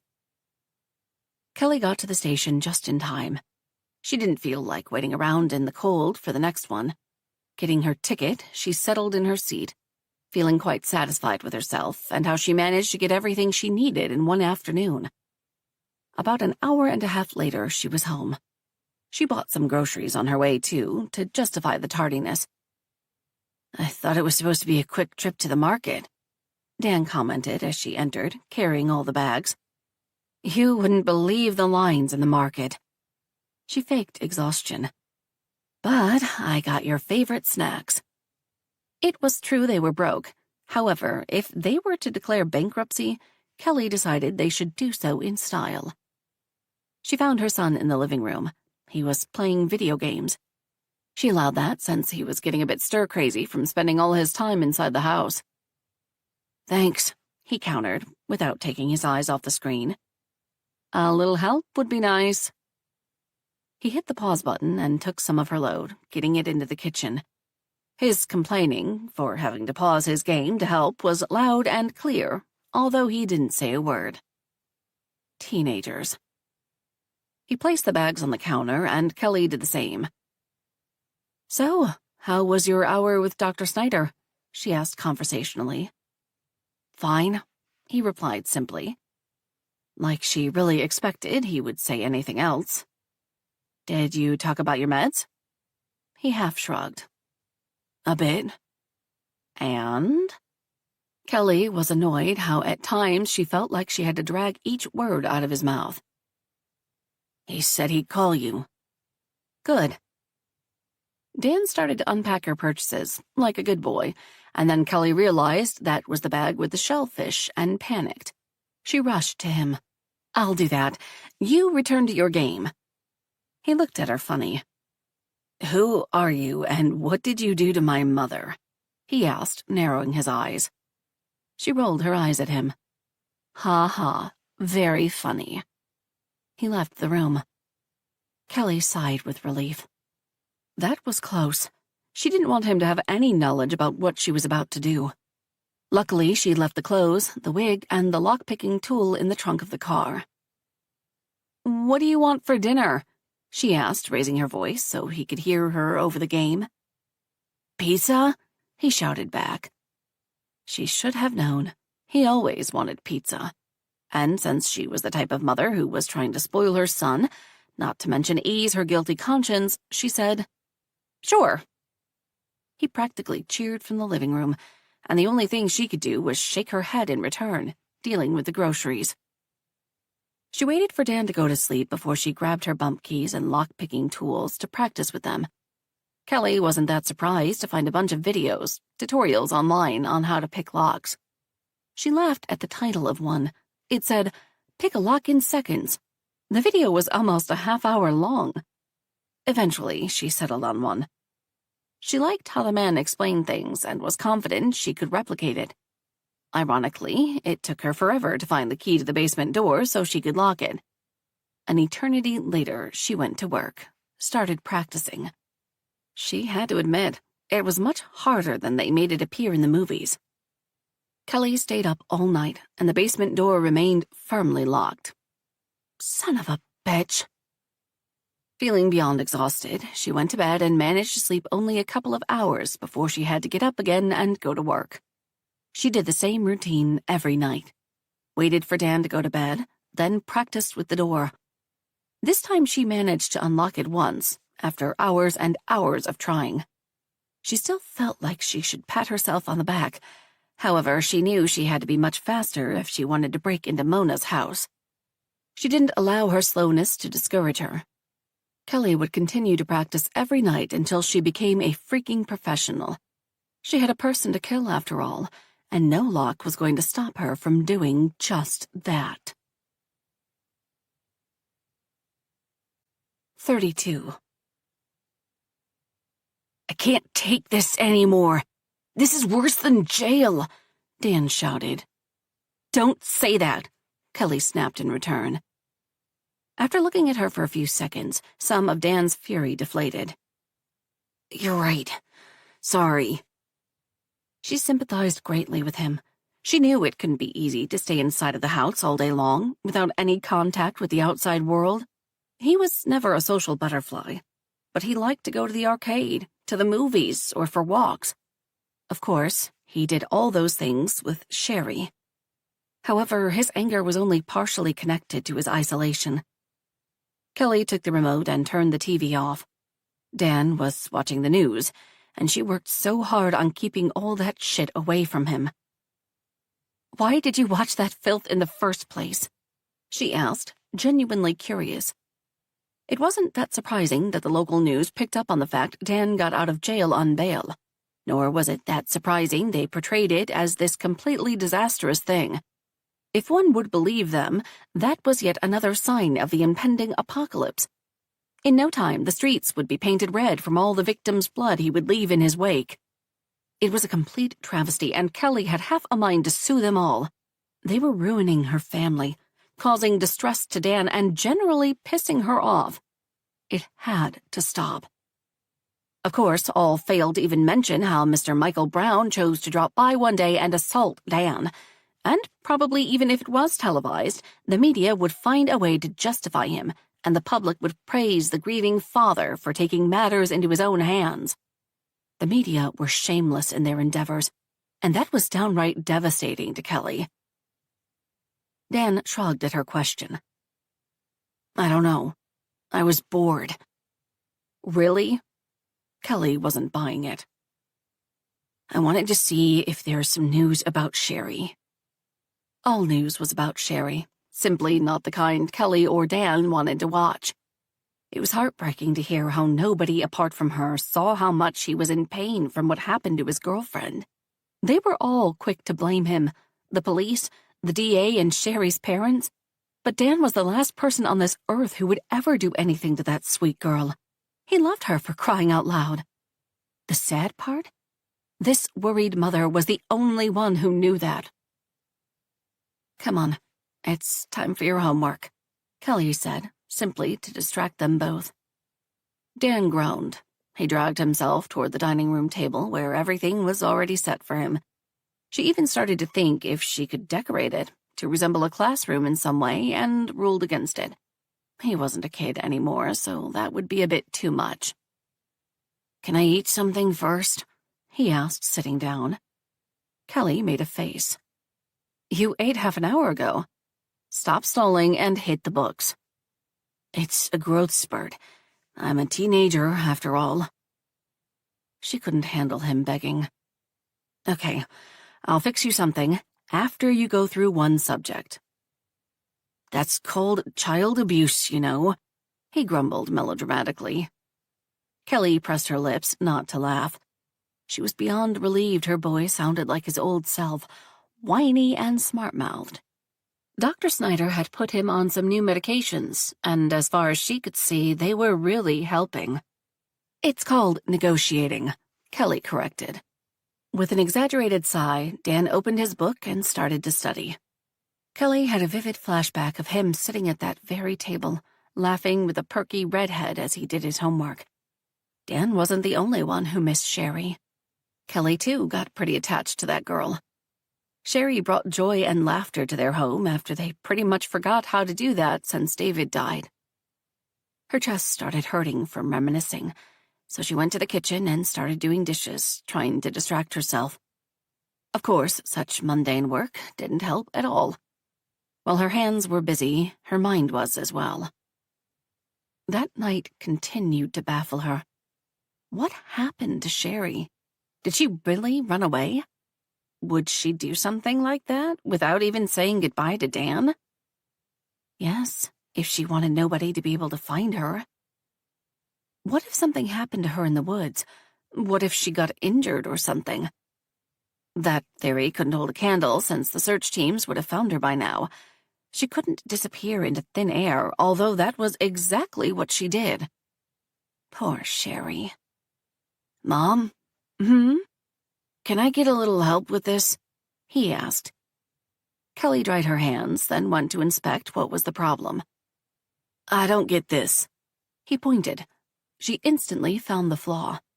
"You're thinking of the wrong book. It's Elizabeth." "Oh, right." Dan was an avid reader, like everyone else in their family, so doing this should be a piece of cake for him. Sadly, the poor kid had so much on his mind he couldn't concentrate on the simplest of tasks. She hoped it would get better with time. Kelly returned to her dishes. Since getting out of jail, Dan didn't go to school, but stayed with her. As she suspected, he'd been suspended. Not for anything that he'd done at school, more because they were afraid of what would happen if he came back to school. For the safety of all students, they'd suspended him. Of course, she was furious by the injustice of it all. It would be much more honest if they'd expelled him. There was a small issue with that, though. They had no legal grounds for it. All the same, Kelly wouldn't let him go anyway. People were mean to them wherever they went, so it was safe to assume his peers would act in the same manner, if not worse. Dan used to get into a lot of fights when he was younger. The kids teased him because he was different, didn't act in the same manner as they did in specific situations. She could only imagine what they would try to do to him now. Her whole body shook, rejecting mental images of all the possibilities. Besides, he'd already missed too much to play catch-up with the rest of the kids, and not simply because he was locked up. He'd missed a month of school before that, thanks to Mona. So it only made sense to homeschool him. Although it would be better if she was a teacher or something, not a salesperson. This arrangement was far from idyllic. She lacked skills and he lacked focus. Sadly, it was far better than the alternative, so they did their best. A loud crash snapped her from her reverie. "Stupid!" Dan shouted. With soapy hands, Kelly rushed to his side. He pushed all the books from the table, and they were now scattered on the floor. "What's the matter, Dan?" she asked calmly, knowing how her yelling at the moment would make matters worse, not better. "I don't get this, no matter how hard I try," he said, frustrated, angry. "No big deal. Try to calm down and let me have a look at it." Still in a foul mood, he picked up his geometry textbook. Math? What happened to English? And how long did she wash that single plate? He pointed. "Walk me through it," she said, as though she had the faintest idea what all those lines were supposed to represent. "I'm supposed to replicate this and determine the length of this, but I can't. It's not adding up," he explained. Kelly nodded. She stared at the image, trying to remember what she learned in school about this, and came up with a whole lot of nothing. Then she stared some more, hoping for some divine intervention. Eventually, she gave up. "Yeah, I got nothing. It looks like fine art, though." Despite himself, Dan chuckled. "Thanks, Mom. That was really helpful," he said, heavy on the sarcasm. No problem. Now clean this mess up, and then we can search for an answer or at least some kind of an explanation online. Okay. Kelly returned to the kitchen to wipe her hand properly. Mom? Yes? Could you please buy me a new protractor? I seem to have broken this one. His tone was remorseful. Sure. Could you wait until tomorrow? Yes. That means I'm done with geometry. Nice try.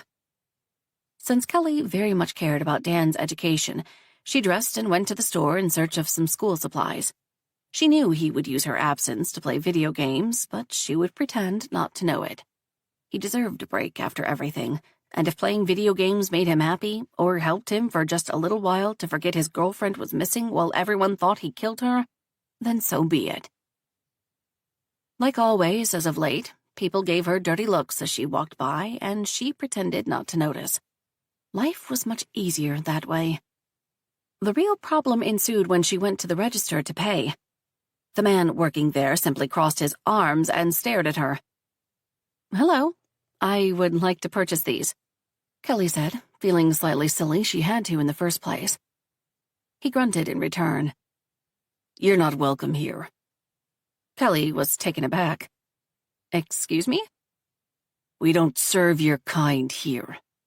My kind? All criminals belong in jail. Bingo. Not seeing the point in arguing, Kelly left the store. She couldn't believe what just happened.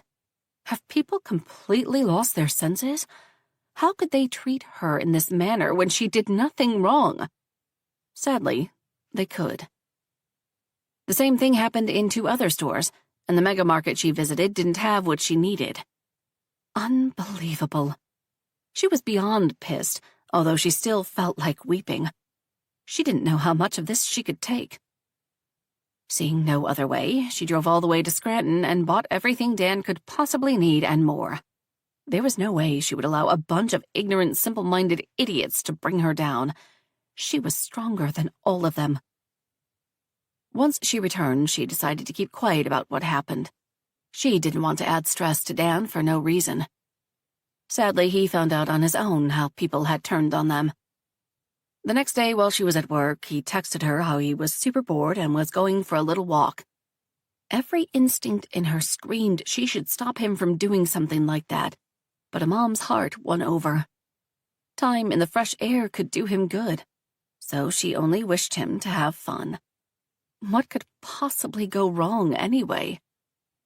Kelly knew something was wrong the instant she returned home because he was waiting for her, sitting on the steps. Why didn't you tell me how bad it is? He asked. Kelly understood him perfectly and didn't pretend otherwise. It's my job to protect you. Or at least try. He snorted. What happened? She looked for visible marks, in fear someone attacked him, and found none. His bruised face was healing nicely. He shrugged. I went for a walk, and wherever I went, people recognized me. And? She prompted. And everyone stared at me as though I'm this time bomb ready to explode. Just ignore them. She did.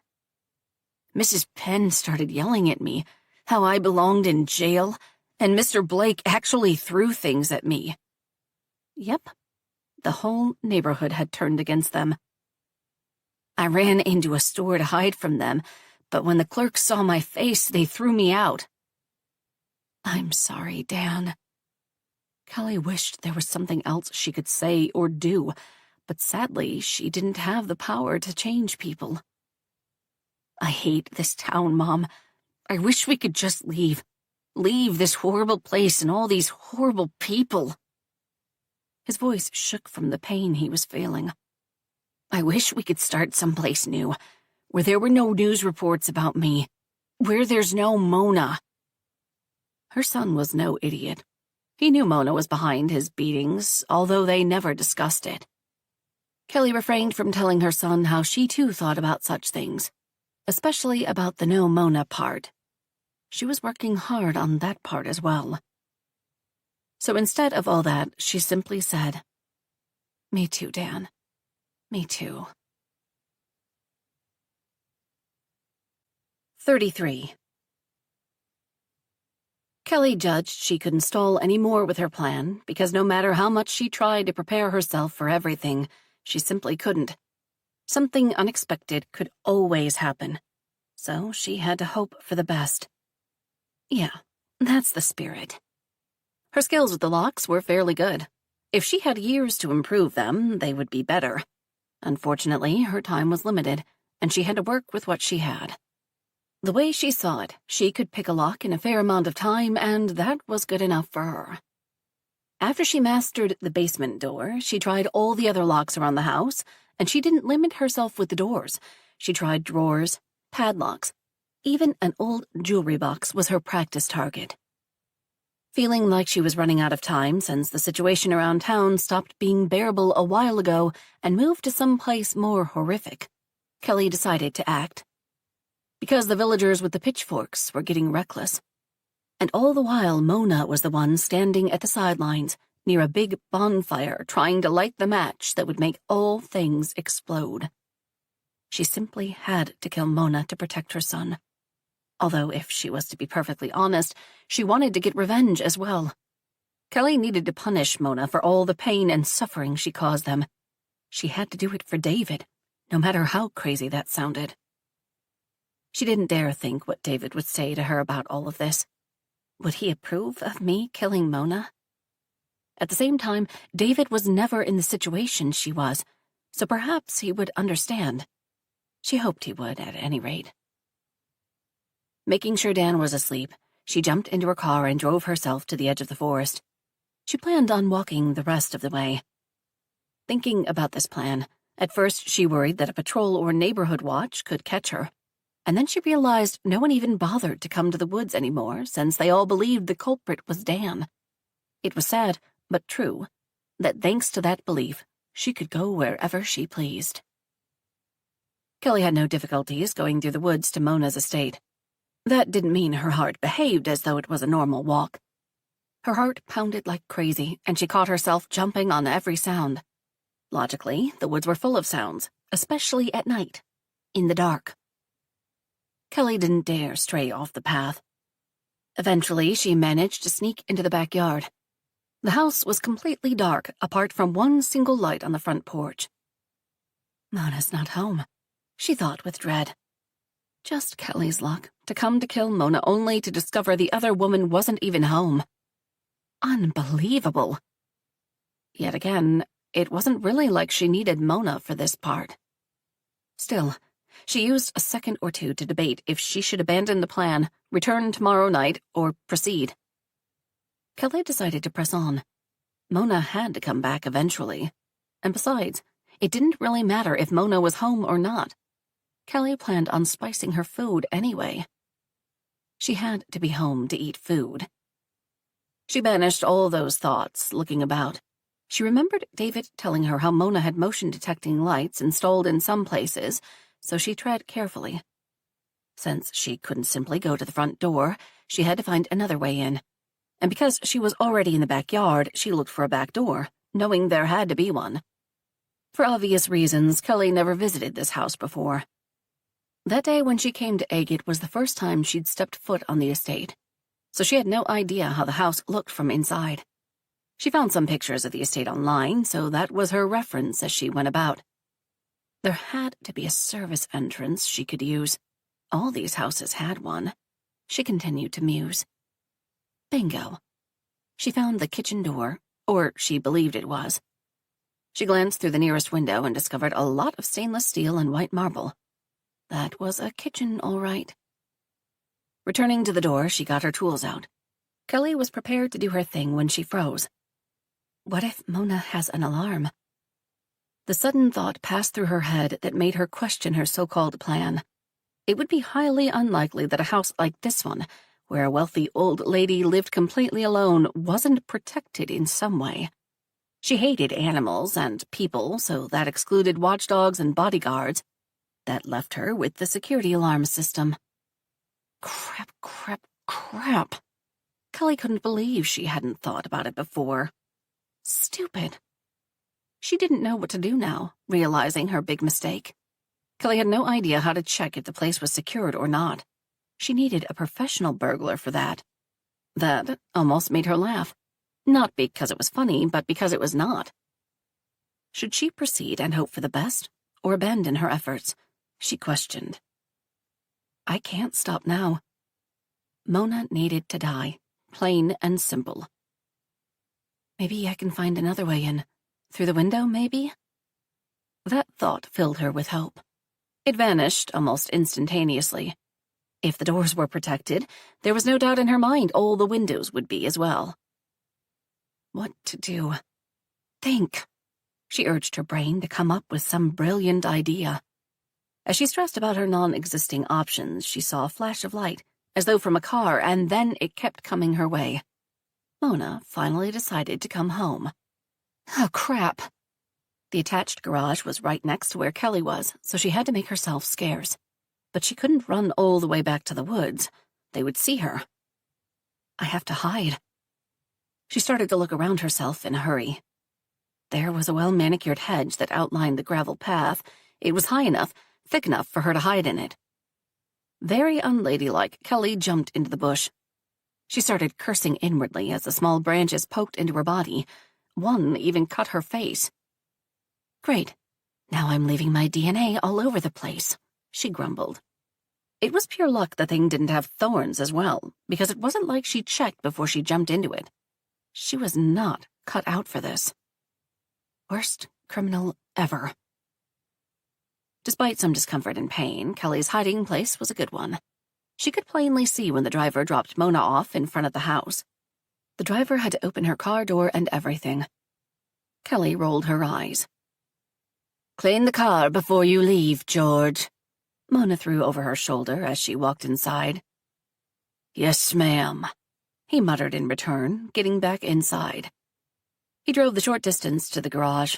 Kelly cursed. She couldn't simply slip inside while the garage door was wide open. There was one tiny problem with that. The freaking driver would see her. And she wasn't some Mission Impossible spy type to make herself invisible or something. Kelly didn't have the faintest idea how she would untangle herself from this damn bush, let alone anything else. The lights all around the house started to come on, as Mona clearly moved from one section to the next. Sadly, from her vantage point, Kelly couldn't see Mona, or what she was doing, or if she went to her bedroom at some point. It would be handy to know where her bedroom was, so she could avoid it. Yet again, the only room Kelly needed was the kitchen, and she already knew the location of it. And the chances Mona was sleeping next to it were slim to none. So as long as Kelly waited for the witch to fall asleep and find a way in, she was safe to roam about and do her deed, as in contaminating every spice with some shellfish powder.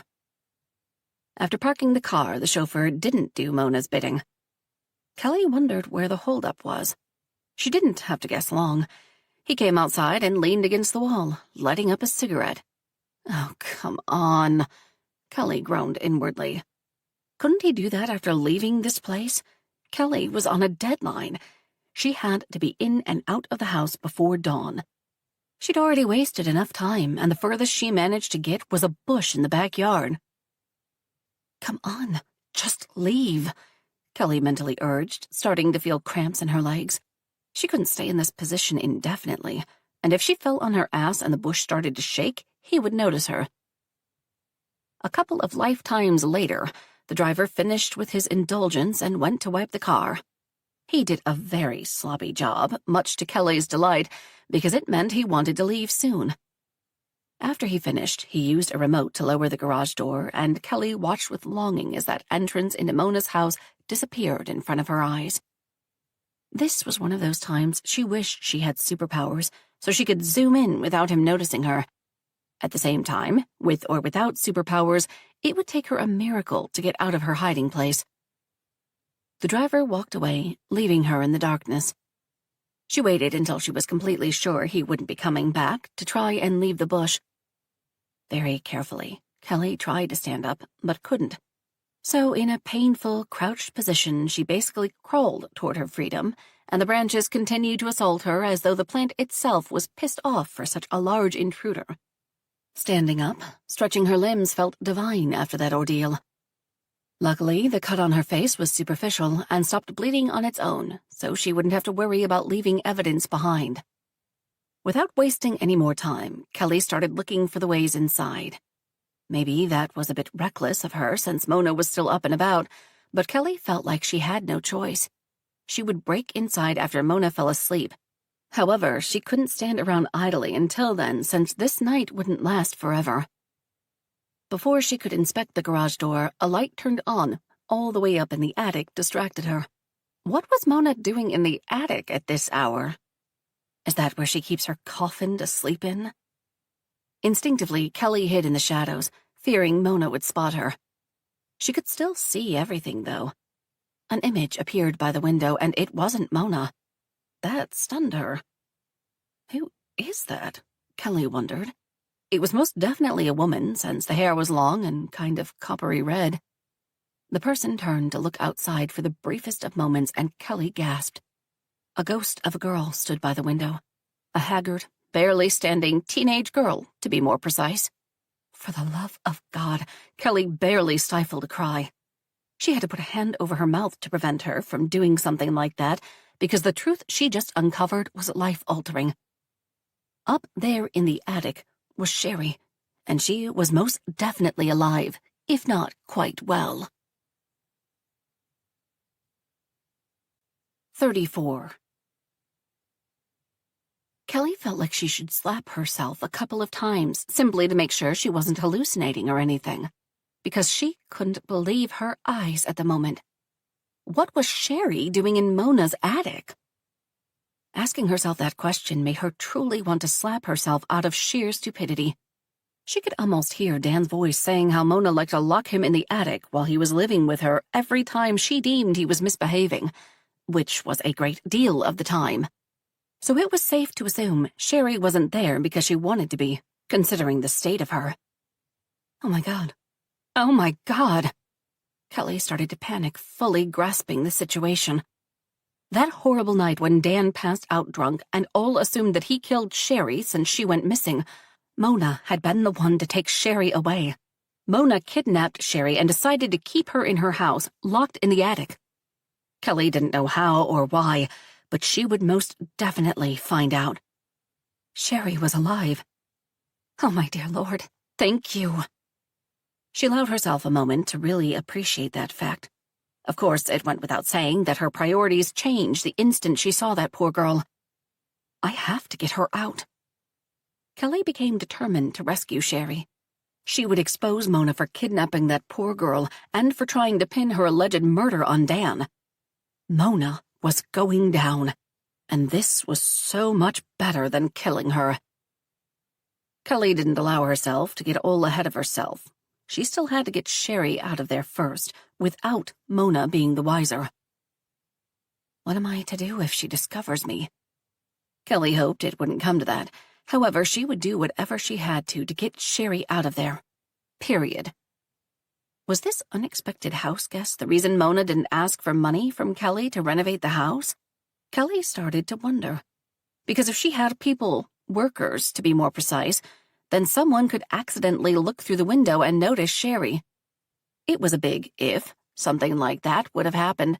However, as it turned out, Mona didn't want to take any risks. She kept that girl in her attic all this time, and by the state of Sherry, it wasn't exactly a 5-star hotel treatment. That evil, sadistic demon of a woman. If Kelly had a gun instead of powdered shellfish, she would march to the front door, knock on it, then shoot her without pausing to think if that was the right or wrong thing to do. This right here proved Kelly was right all along. That woman didn't deserve to live. Although a life in prison, locked in a cell without ever having a chance to get out, sounded even better. As she mused about all of this, the light went out at the attic. However, Kelly could still see Sherry's silhouette as she continued to stand next to the window, probably praying for someone to come and rescue her. Don't worry, Sherry.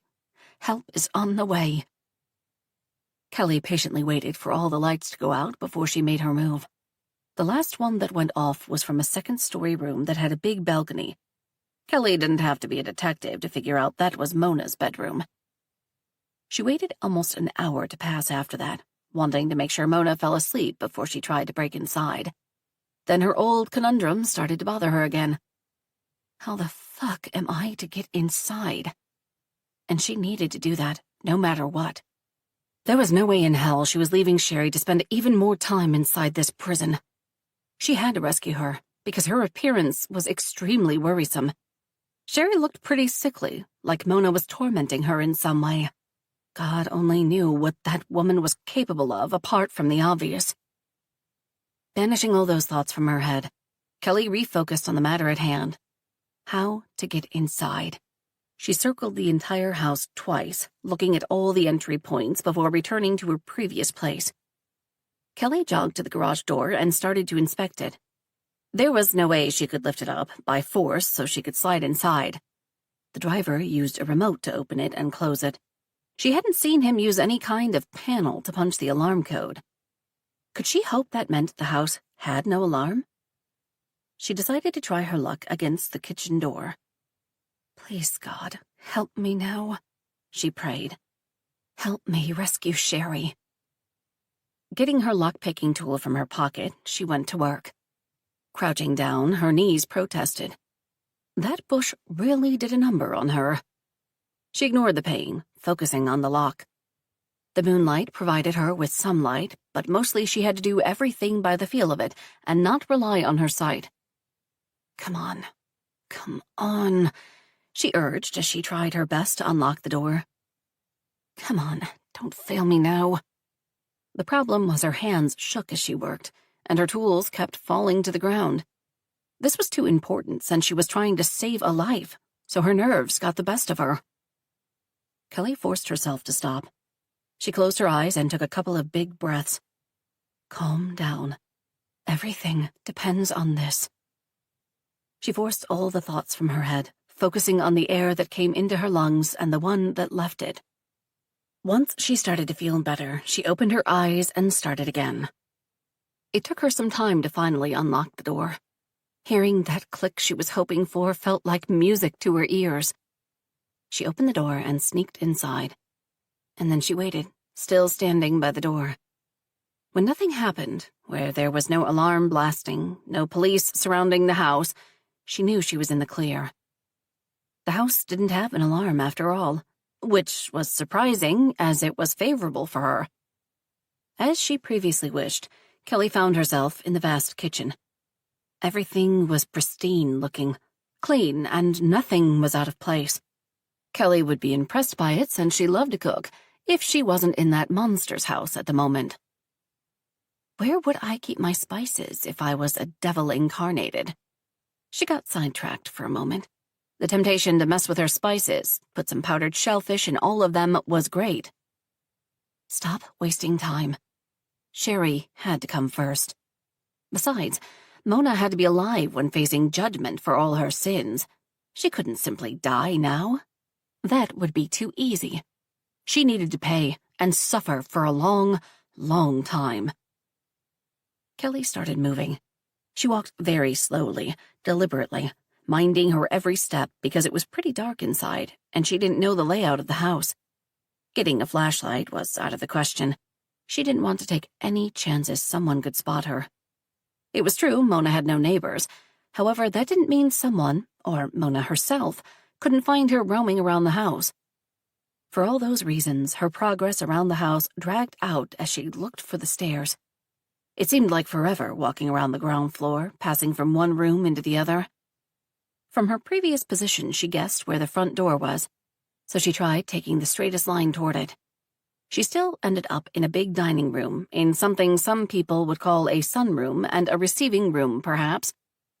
Kelly couldn't say for sure. It was dark, after all. While passing all those various rooms, she managed to hit furniture only once, which she found miraculous, before she managed to reach the hall. The entrance hall looked impressive, even in the dark. The staircase was as grand as one would expect that it would be in a house like this one. It was massive with red carpet, and about halfway upward it forked, and one could continue going upstairs taking a left or a right. Kelly realized too late the main steps and the way they were built could only lead her to the second floor and not further. Kelly started climbing, taking the right path too late, realizing that put her straight in front of Mona's bedroom. Stupid. Stupid. She paused, debating if she should retrace her steps, return to the kitchen to try and locate the servants' stairs instead of using these. Houses like this one are bound to have those, right? On the other hand, that would feel like a big waste of time.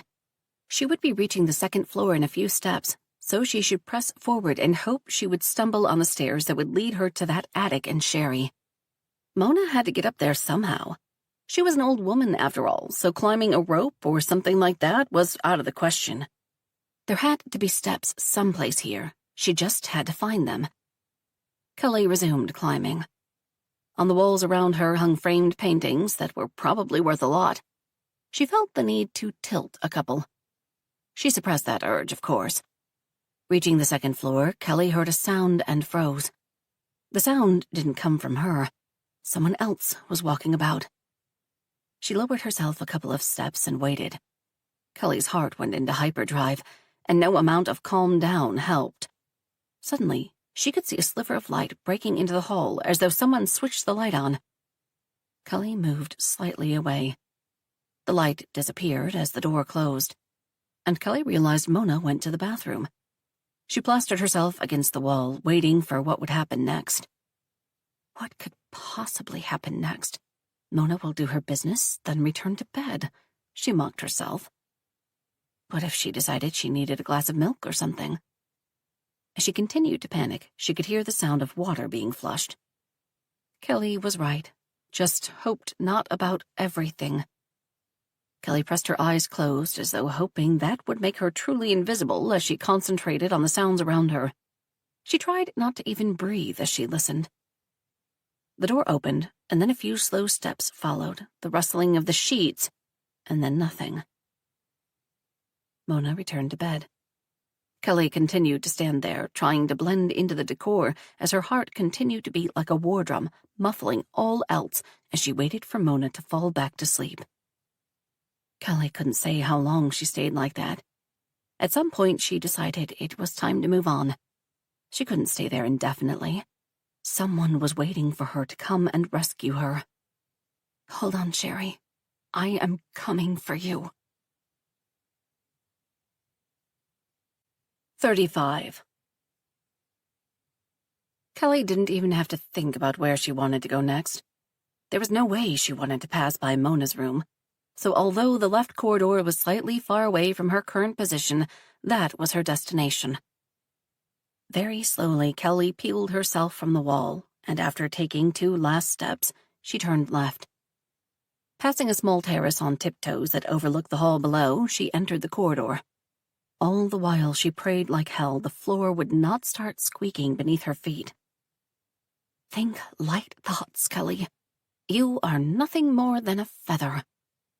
It was ridiculous, but it helped her.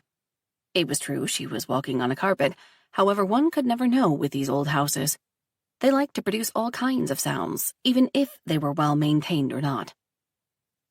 On her left and right were closed doors placed at respectable distances from one another. She started thinking about this game show with the doors. And what do we have behind door number 1? Focus, Kelly. Reaching the end of the corridor, a whole lot of nothing greeted her. There were no steps, only walls, and she cursed inside her head. She really couldn't catch a break this evening. She was going from one problem into the next, and that was that. But it wasn't like she could turn around and go home. Sherry was someplace above her, locked and frightened, and Kelly had to find her. But how? What am I to do now? How was it possible there were no steps? She started to rant to herself. Did Mona teleport herself into the attic? That was highly unlikely. Maybe the stairs were hidden behind a closed door. She passed a lot of those, and she assumed they were simply spare bedrooms, but it was highly plausible she could find what she was looking for hiding behind one of them as well. Seeing no other way, Kelly approached the door that was closest to her. Here goes nothing, she thought, grabbing the handle. Very slowly, she started to open it, all the while praying to God the door wouldn't start squeaking. On the other side was a bedroom, as she suspected. Kelly made a face as she closed it. That was one mini heart attack she didn't need. It was intense trying not to make a sound while knowing it wasn't all up to her and that a squeaky hinge could fuck her over, and good. But since she didn't find what she was looking for, she had to try again. Behind door number 2 was a closet. Son of a bitch. With desperation, she realized the universe was going to try and fuck her over by forcing her to open all the doors on the floor. She tried her luck again and found herself in a craft room. Why does she need a craft room? Kelly didn't care and continued on. 2 more doors followed after that.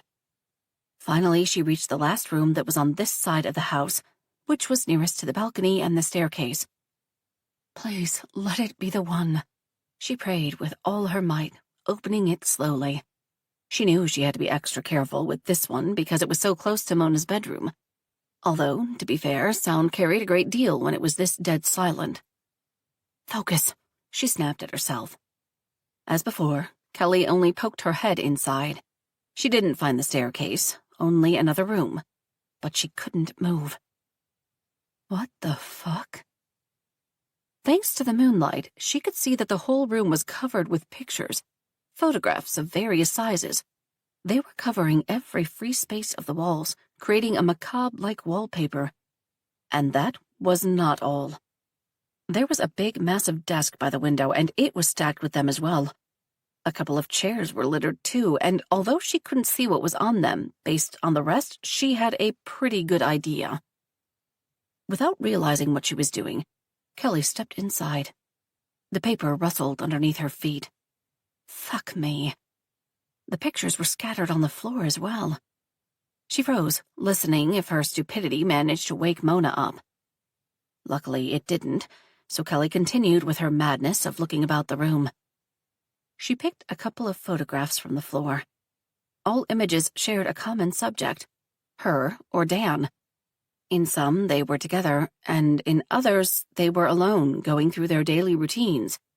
Some looked quite old, and others looked like they were freshly made. There was even a photograph of Dan from jail. How did she manage to get that? And why? Kelly was surprised to see her family's photos as well. She looked at hers just the other day, so she knew they weren't stolen. Kelly was horrified realizing these were actually copies. Through all this madness, there were also pictures of them shot from afar, as though someone was following them around, taking pictures, documenting every second of their lives. Kelly's whole life was mapped inside this room. Dan's, too. It was very eerie looking at all that, and she didn't know what to make of it. At the same time, she shouldn't be that surprised. Mona was crazy. She kidnapped a girl for crying out loud. What's a little stalking and taking pictures for her in comparison? Simply walk away from here, Kelly advised, completely freaked. She felt fully exposed, vulnerable, and she didn't like the feeling one bit. Stepping outside, managing to close the door without problems, she still needed a minute to find her bearings again. No wonder Mona knew how to strike best. She'd been observing them for God only knew how long. Only then did she realize she was still holding one of the pictures. On it were Dan and her, walking down the street. She remembered that day. He needed new jeans for the first day of school, so they went shopping. Kelly stuffed the photo in her pocket, not really sure why, before she continued with her search. Since she checked all the rooms on the left side of the house and found absolutely no steps, she had to search Mona's side as well. Just my luck, she thought glumly. Minding each step and breath, for that matter, Kelly started to move past Mona's room.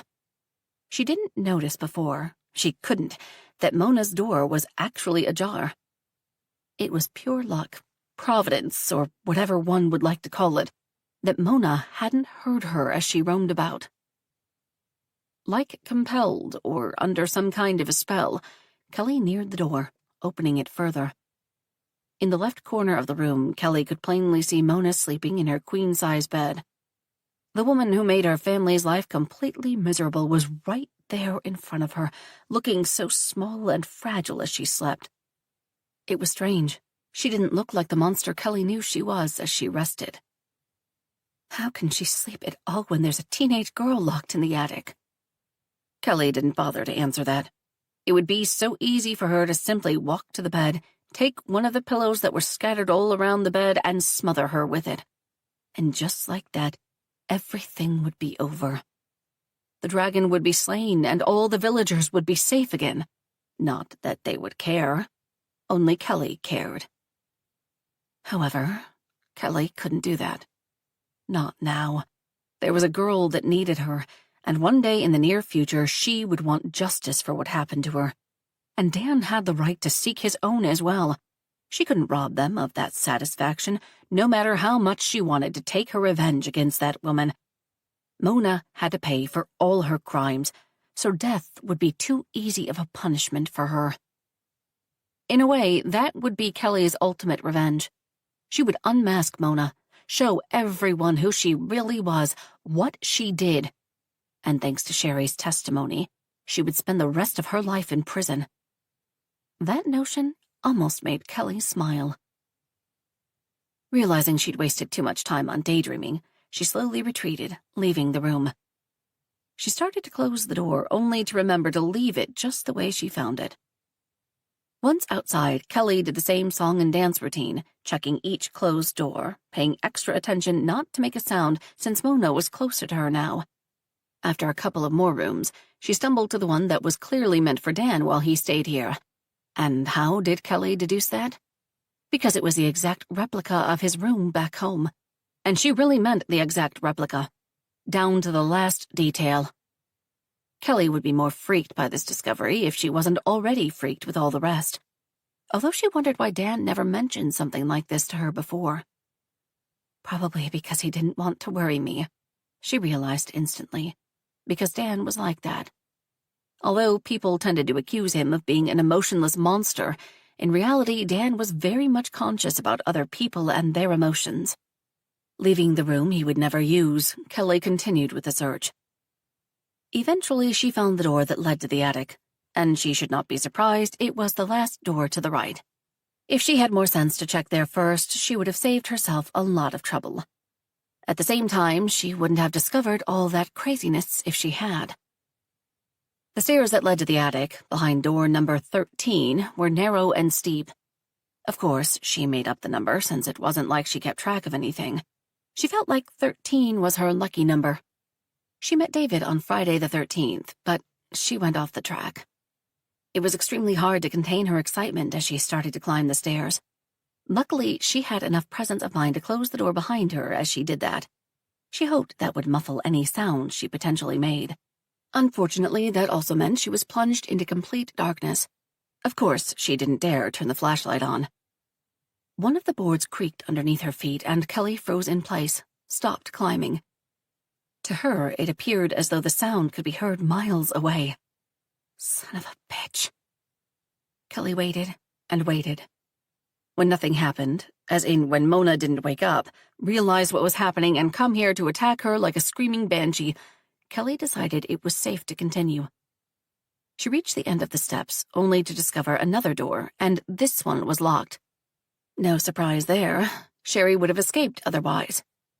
That also filled her with hope she was at the right place. For the briefest of moments, she wondered if she should try and alert Sherry of her presence to not frighten her further, and ruled against it. It was too risky. Once again, Kelly took her tools out and went to work. It was hard doing it in the complete darkness. However, Kelly was extremely motivated to see what was hiding behind this door.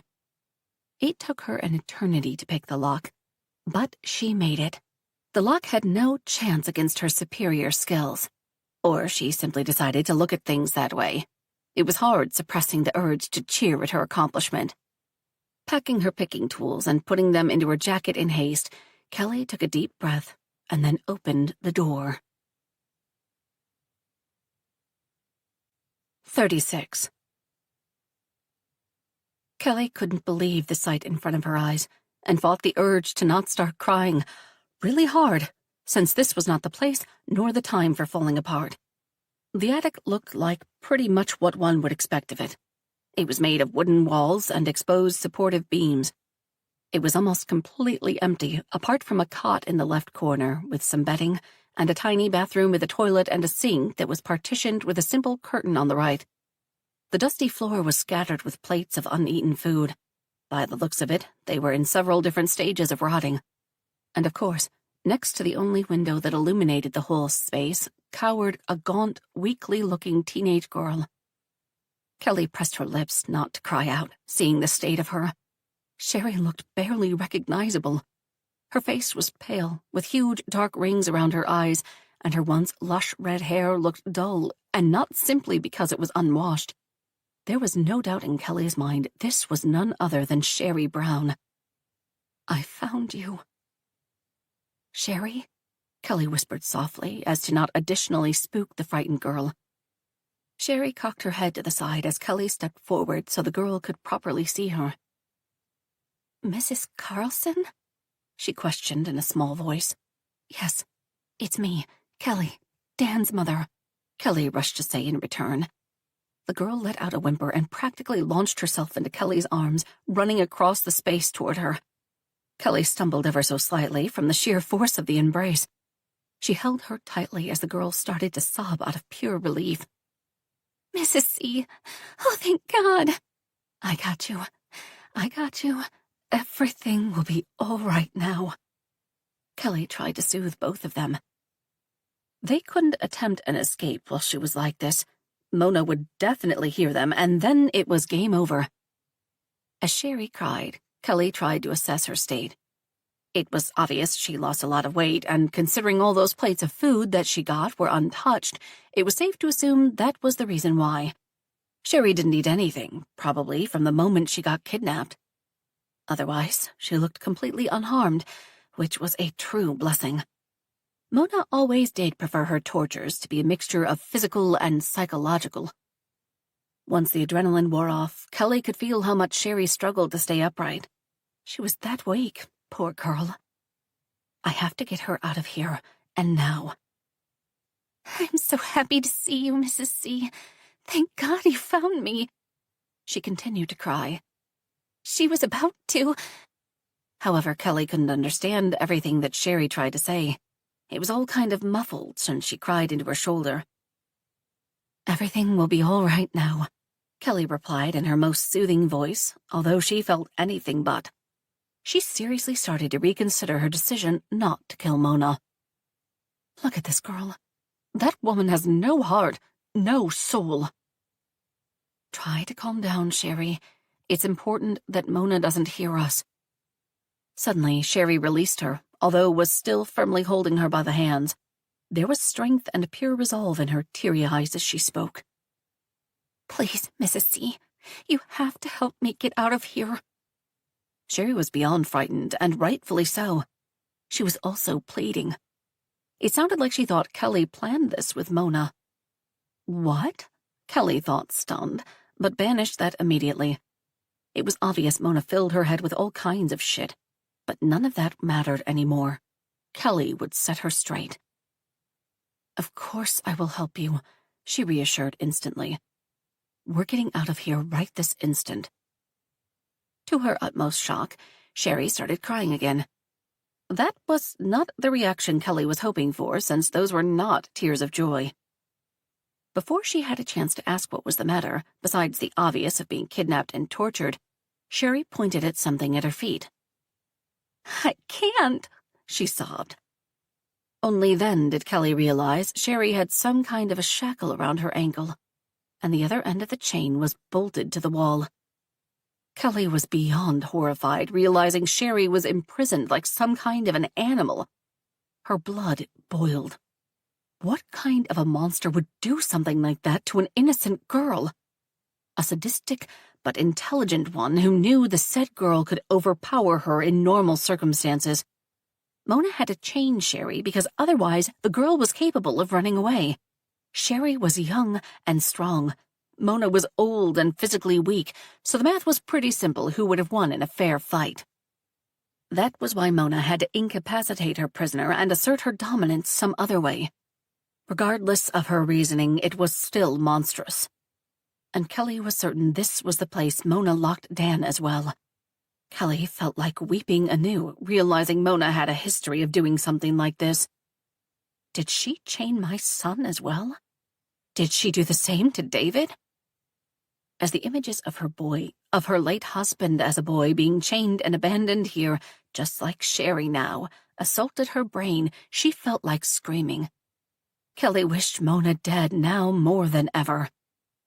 Mona deserved to be dragged here, shackled, then left to starve to death until she rots. Kelly felt like burning this whole house to the ground with her in it. You need to get Sherry out of here first, she gently reminded herself. Wiping the tears she wasn't even aware she shed, Kelly steered the girl toward her cot. Sherry looked at her in panic as Kelly explained. I will take care of that. I tried everything. It won't come off, Sherry complained in return, justifiably fearful Kelly would have to abandon her. That will never happen. Sit down, Kelly commanded, trying hard not to picture her having to sleep on that old cot while being all alone, taken from all her family and friends, fearing for her life. The girl obliged, and Kelly crouched next to her, inspecting her leg. The ankle was completely chafed, red, bloody, slightly swollen, and Kelly was certain it hurt like hell. It was admirable how Sherry weathered everything. Does it hurt a lot? Kelly asked lamely. Sherry shrugged. A bit. Since there was nothing Kelly could do about it, she came here to murder someone, not to provide first aid, she refocused on what she could do, getting that damn thing off her leg and setting her free. To Sherry's surprise, Kelly took out her lock-picking tools and immediately started working on the shackle. It had an old-fashioned padlock on it, and luckily Kelly practiced with those as well, so she knew how to deal with it. Where did you learn to do that? Sherry asked curiously. I saw it in the movies. Kelly lied in return, because it wasn't like she could downright tell her she was practicing that on purpose so she could break into this house to poison Mona. How did you find me? The girl wanted to know. By accident. I saw the light. Then you. As before, it took her some time, and it didn't help she had an audience staring at her as though her very life depended on her success, because it did. Yet, eventually, Kelly managed to unlock the padlock and get the thing off Sherry's leg. Oh my God, you did it! Sherry beamed, rubbing her free leg. Unfortunately, they didn't have time to waste on cheers and congratulations. Get dressed. We have to go.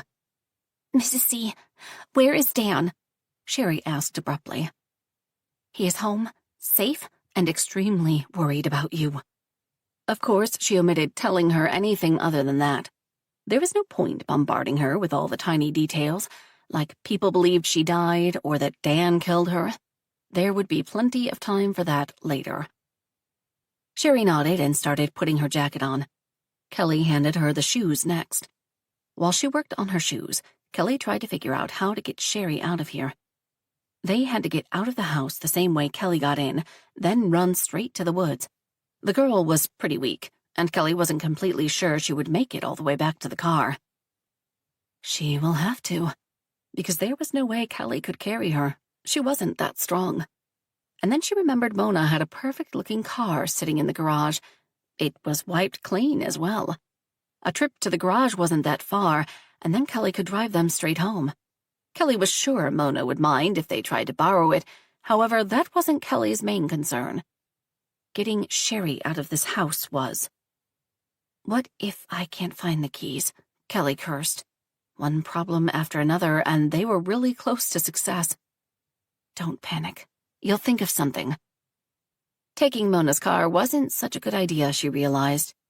Maybe we shouldn't alert her of our escape. Kelly couldn't risk Mona trying to leave the country or something before the police had a chance to arrest her. We will make it to the car. Regardless of all the obstacles and problems, they were, no matter what, one way or the other, leaving this house together. 37. Sherry barely managed to pick herself up from the cot once she finished putting her shoes on, and Kelly rushed to help her. She cursed herself to hell and back for not having anything edible on her.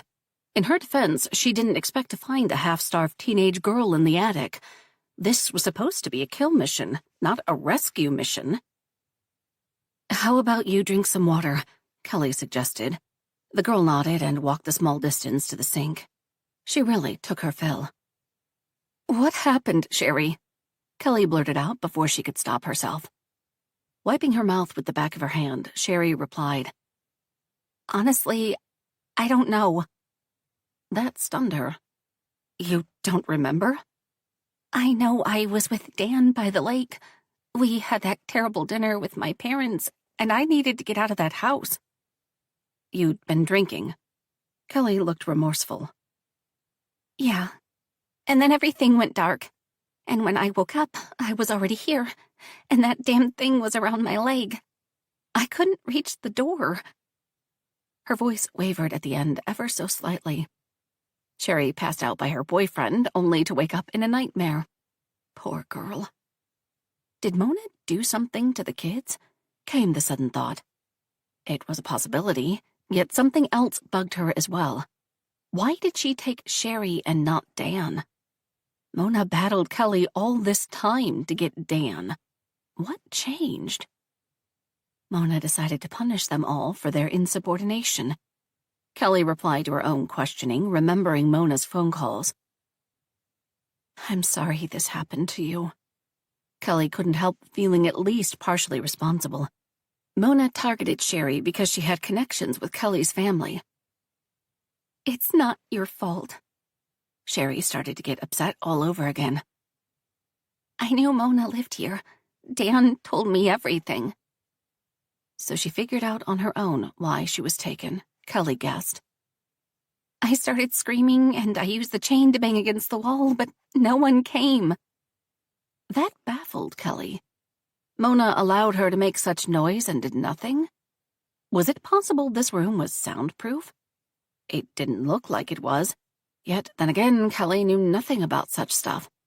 This was a big house. Perhaps the sound didn't carry. What happened then? "I realized all my stuff was gone. My phone, too. I was really freaked, remembering all the stories Dan told me about his grandmother. So I went quiet and simply waited for her to come and see what she wanted from me." That was very rational of you, not to mention brave, Kelly complimented. Sherry shrugged. "I waited for a long time, so I started looking about. Since I woke up thirsty, I discovered I could go to drink water and use the bathroom. That was a relief." Kelly cringed inwardly. It was pure tragedy Sherry was forced to consider that a blessing.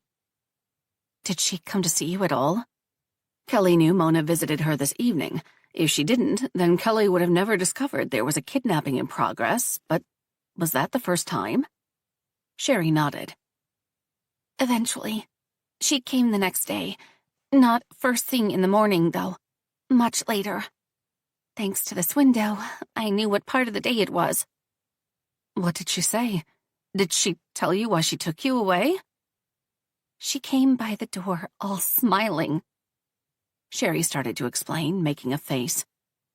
"I tried to rush her, figuring she must have the keys from the chain, but it wasn't long enough.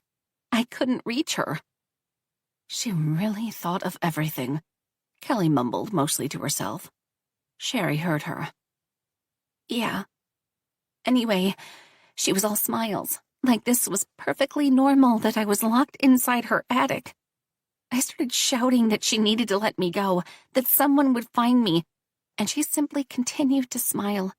She offered me a plate of food and said how she hoped I would enjoy my visit as her special guest." The woman was completely insane. "She didn't say why she took you?" Sherry shook her head. "She ignored all my questions, all my pleas, and since I wouldn't accept the food, shouting she needed to let me go home, she placed it on the floor and pushed it toward me." "And then she just left?" Kelly guessed. "Yes. Wished me a happy meal and locked the door behind her." This was all very strange. Why did Mona take Sherry? What was she planning on doing with her? And more importantly, why did she go around saying Sherry was dead and that Dan probably killed her when all along she knew that was not the case? Kelly's blood turned cold. Oh my God, that was it. She dreaded asking this next question, but she needed to prove her theory. Sherry, how come you didn't eat? When she left, I jumped on it since I was pretty hungry. However, it smelled funny. Funny how? She half shrugged in return. You know, I worked at my parents' diner all my life. I know when the food is off, so I decided not to risk it. Kelly sighed with relief. That was probably the smartest thing she could do. Kelly took one of the plates and sniffed. Sadly, all she could detect was spoiled food. There was no telling if Mona put something extra inside. So you two think she put something in my food? Sherry asked in return. I don't know, but not eating anything was probably a good call, Kelly replied honestly. You know, I left everything untouched, and the next day when she returned, she didn't look too happy about it. That was all the confirmation Kelly needed. However, was she simply trying to put her to sleep, or something worse? That was the question. Actually, she was enraged, said I was a spoiled, ungrateful girl for refusing her generosity, Sherry added. That definitely sounded like Mona. You did the right thing. I know. She kept bringing me fresh food, though, each day, and it was torture. Kelly could only imagine. It must be pure agony having all that food on display while knowing she couldn't touch it. All the same, if Mona was that determined, it could mean only one thing. She was trying to poison her, Kelly realized in horror. They said that was the ultimate woman's weapon of choice. It was more than that in this case. Mona was old and weak. She couldn't kill Sherry with bare hands, even if she wanted to. Kelly kept that to herself. There was no reason to traumatize the girl further. Overall, Kelly was grateful and thanked God that Sherry was smart enough to figure that out on her own, because if she wasn't... Kelly stopped herself there. She didn't want to go there.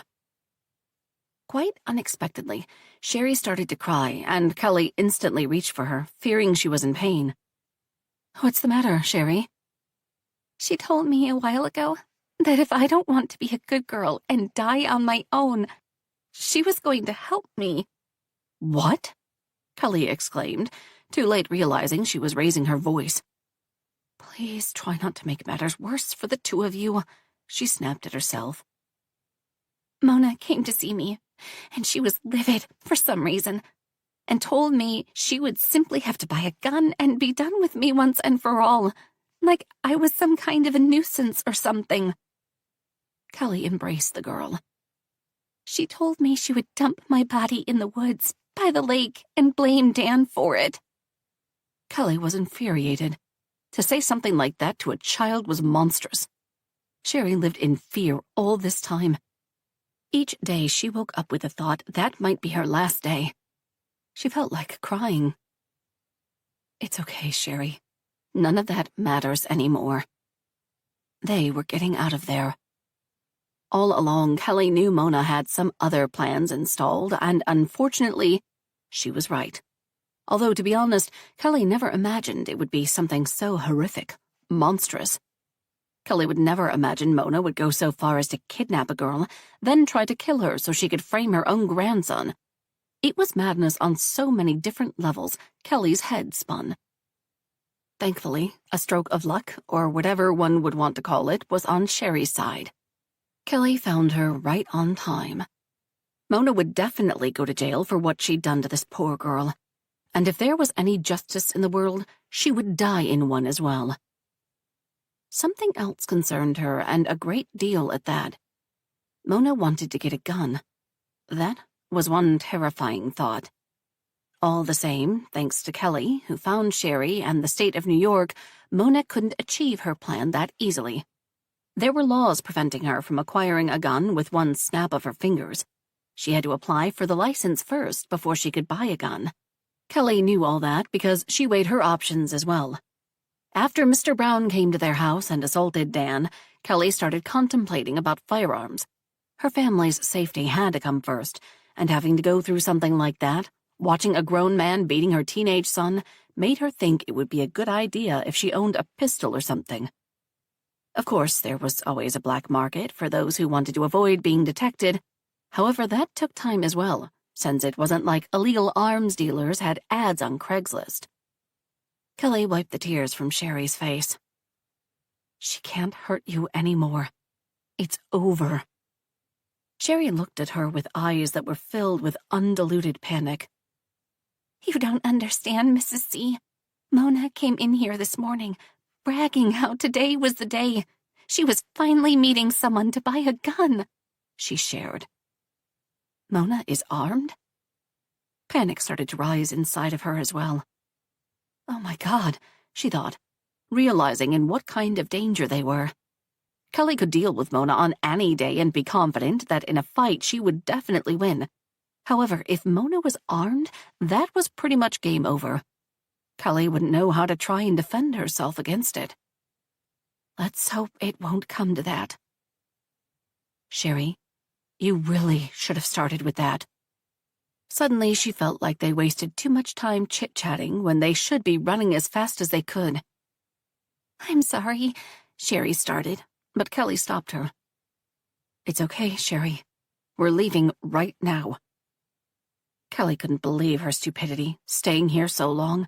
Like she needed more proof Mona was very dangerous, and not to mention a deranged woman. I'm scared, Sherry confessed. I won't let anything happen to you. Just follow my lead and be very quiet, Kelly said all in one breath. Sherry nodded in return. Grabbing the girl by the hand, they started walking toward the door. That was when the light went on. 38. Kelly was instantly blinded by all the light. She spent so much time in the darkness, it took her a couple of moments to get used to it and see what was happening. She really wished there was an option to unsee it, although not even that would change her circumstance. Son of a bitch. Oh, what a lovely surprise, Mona said cheerfully, standing at the door, blocking their way to freedom. Much to Kelly's chagrin, she was holding a gun, with both her hands pointing at them. What are you doing, Mona? Put the gun down, Kelly said, trying to reach the other woman, except Mona pointed a gun directly at her. Don't move, she shouted, or I'll kill you right this instant, she warned. Oh my God, Sherry started to cry. Kelly naturally put her hands up. Be reasonable, Mona. This is over. Your secret is out. Kelly tried again, as she very subtly put Sherry behind herself. Her heart was pounding so fast and loud, it was hard to determine if she was shouting or not. She was screaming with every fiber of her being, her instincts to run away pushing her to move. However, that did not count. Hardly.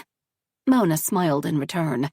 Because, as you can see, I am the one holding the gun. She delivered that somewhat cheerfully. That made all hair on Kelly's body rise. We're going to die. Don't think like that. She instantly snapped at herself.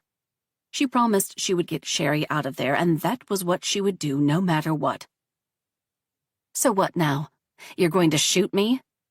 Why not? She challenged. You are an intruder, after all, and I, a poor, defenseless old woman. Despite the situation, Kelly suppressed the urge to roll her eyes. All will believe me when I tell them you came after me and I had to defend myself. In the attic? Yeah, right. That won't work. Not that Kelly hoped for such a scenario, because in it she had to die first, and she very much wanted to survive this. And what about Sherry? Kelly challenged. Mona made a face. And who is that? I don't see anyone else here. Oh my God, Sherry sobbed. Kill us both. That's your plan? Kelly said defiantly. Mona half shrugged. It wasn't the original plan, but I'll make do. Sherry was crying, completely losing hope as it seemed, but Kelly tuned her out. She had to, so she could concentrate. She needed all her wits if she wanted them to survive this. And it was a big if. Stop it and think. And what was the original plan? Kelly asked simply to keep that woman busy, stall if she could. Kelly knew Mona loved to speak of herself and prayed this time would be no different. She already had their undivided attention, so to speak. Mona's smile was radiant. It was kind of brilliant, you know. Kill Sherry, then pin it on Dan? Kelly barely stopped herself not to babble that out loud. The plan was to let Mona speak, not the other way around. I planned on poisoning this girlie over here. She pointed with her gun, and Sherry whimpered. Sadly, she wouldn't cooperate, so I had to buy this thing. And now I will have the chance to test it on you first. She sounded delighted. Kelly, not so much. How did you know they would be there that night? I didn't. They came here from time to time, Mona countered. And that was the most brilliant part. I didn't have to do anything. Simply wait for those couple of hooligans to pass out from all the alcohol they consumed to act. This would definitely be one of those I told you so moments if Dan was around to hear it. Kelly told him repeatedly it was too dangerous to roam around Mona's property, and she was right. Not that she was blaming him for this mess. This was all on Mona. I managed to punish you all with a single blow, she concluded, and started to laugh. And for that to happen, just one innocent girl had to die, right? Mona waved with the gun as though that was of no importance, but then something occurred to her. Now you will die too. Don't forget that, she said triumphantly. Although Kelly tried to remain cold and calm, hearing that, her body went completely numb. You're really sick, you know that? Mona narrowed her eyes. Do you really want to take such a tone with me? She warned. Kelly shrugged in return. The way I see it, this is the best opportunity I have to tell you exactly who you are. If she was dying, let her die in style. But please, God, don't let me die. I wonder where the most painful place to shoot you would be without actually killing you on the spot. Mona appeared to be musing out loud. You expect me to beg? Kelly asked defiantly, although inside she was pissing her pants. A part of her screamed, yes, beg. Beg for your life. Beg for Sherry's life. She is only 16. She blocked that voice. That would be a good start. Kelly chuckled humorlessly. Not a chance. She was aware this was a big, huge gamble. However, she read someplace that standing up to a bully was the only way to win. Mona is not a bully. She is a sociopath and a potential murderer, she reminded herself. Abort. Abort. Defiant to the end, just like that ungrateful son of mine, Kelly spat in return. Everything inside of Kelly started to burn as she heard her say that. Do not mention David. He was a good man, and he didn't deserve to have a mother like you, she blurted out before she could stop herself. I will kill you right now for that, Mona replied, gritting her teeth. Kelly didn't give a fuck the other woman took offense at that. It was the truth. Please don't, Sherry started to beg. As before, Mona paid her no mind. The psychopath had eyes only for Kelly. Lucky me. It was good Mona was so focused on Kelly, but now she feared she pushed too far. The goal was to keep her talking, not completely piss her off to want to kill her all the more. She won't, Kelly said over her shoulder to Sherry. She can't. Excuse me, Mona exclaimed incredulously. You can't kill me here. For your story to work, I'd have to be downstairs, and you can't carry me all the way down. You're not strong enough. Besides, think of all the blood, Kelly explained. Mona remained quiet for a bit. "You're right. Let's go," she ordered. However, Kelly stayed put. "How did you get Sherry all the way up here anyway?" Kelly asked, as though that just occurred to her. The other woman looked at her as though she was a complete idiot. "I paid George, of course." Kelly was shocked to hear that, and it must have been pretty obvious because she continued. "I told him she was my granddaughter and that I was trying to teach her a lesson for being with that boy." "And he believed you?" Kelly exclaimed. "Did he live under some rock? Or in a cave? He must have seen the news, learned what was actually going on." "He believes whatever I tell him to believe for the right price," Mona said, unbothered by Kelly's outrage. It was good knowing Mona had an accomplice, though. Kelly only hoped she would live long enough to share that piece of information with the police. "What? No witty comeback? No more defiance?" Mona started to taunt as Kelly remained silent. "Are you ready to admit my victory?" Kelly was taken aback. Is that what all of this was about? She didn't care she was shouting at the other woman, who was armed, by the way. "You needed to win?" "Of course," Mona replied in the same manner. "Unbelievable. Look at what you've done. You tormented your own family. You ruined so many lives. Are you aware of that? Do you even care?" "And what about me? You took everything from me," Mona spat in return. "What are you talking about?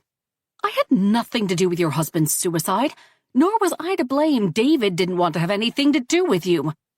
"You kept Dan away from me," she argued. "This isn't my fault. If all of you simply did what you'd been told, none of this would have happened." Kelly shook her head. "I don't know why I even bothered to try to speak with you, reason with you. It's more than obvious you're completely insane." She didn't bother to think of the repercussions of her words.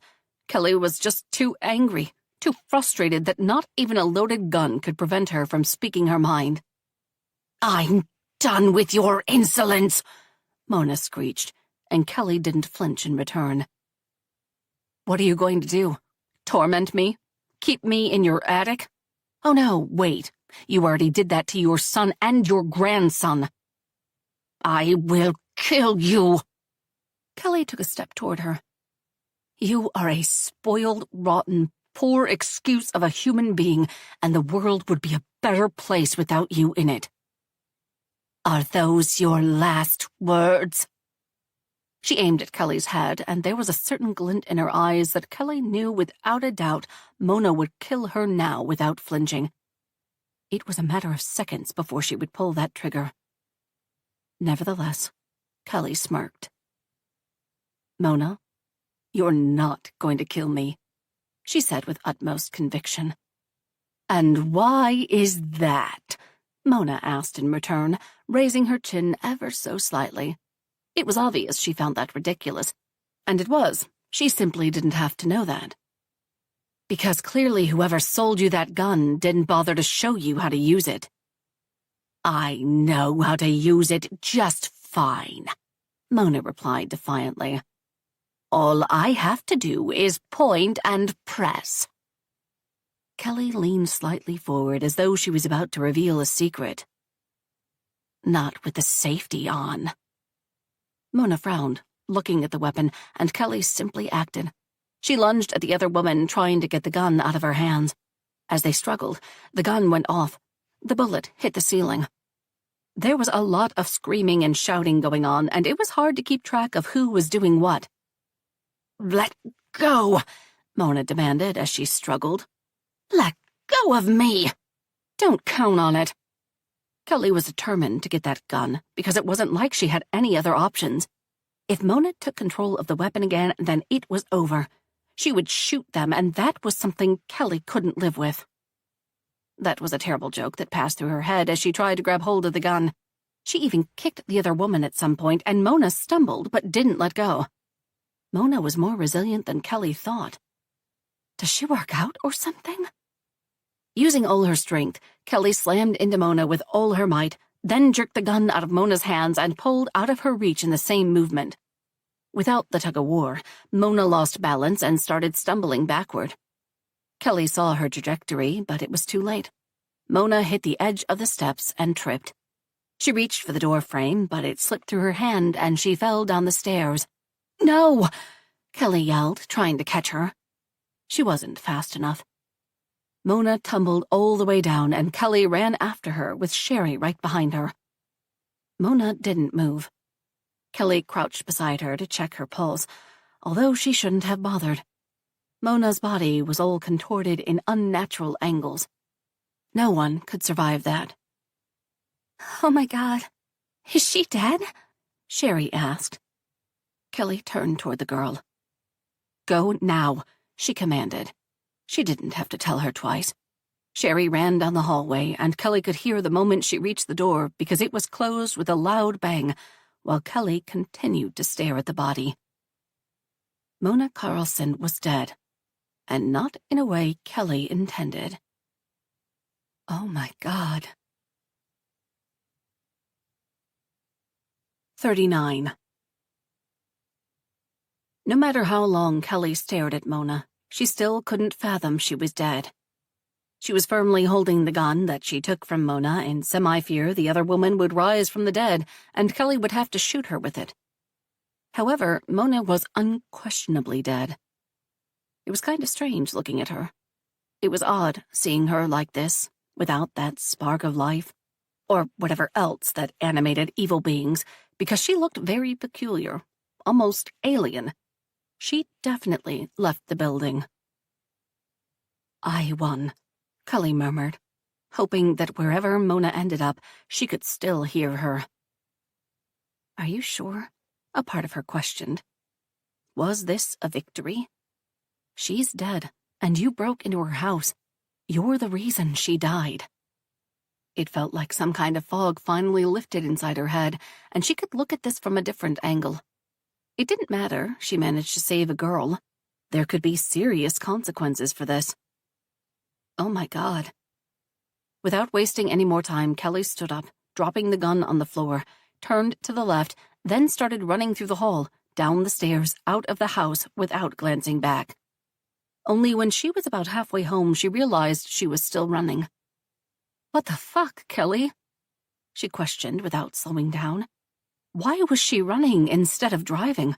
Her car was still parked across the street from the woods. I must be in shock, she deduced. Realizing that didn't stop her, though. Kelly had no intentions of going back to collect her car. Time was of the essence. She had to tell Dan what happened. She had to tell everyone what happened. Sherry was alive and Mona was dead. Her head was spinning from such development. What a night. She hoped Sherry managed to get home. On top of everything else, Kelly was worried because she let that poor girl go home alone. What could she say? She panicked, and if Mona turned into some kind of a zombie, she didn't want her around to see that. Finally reaching her house, Kelly was surprised to see that all the downstairs lights were on. Did Dan find out I was gone and got worried? She really hoped he didn't feel the need to call the police. She dismissed that immediately. He wouldn't, not with their relationship with that institution. As all those thoughts passed through her head, she opened the door.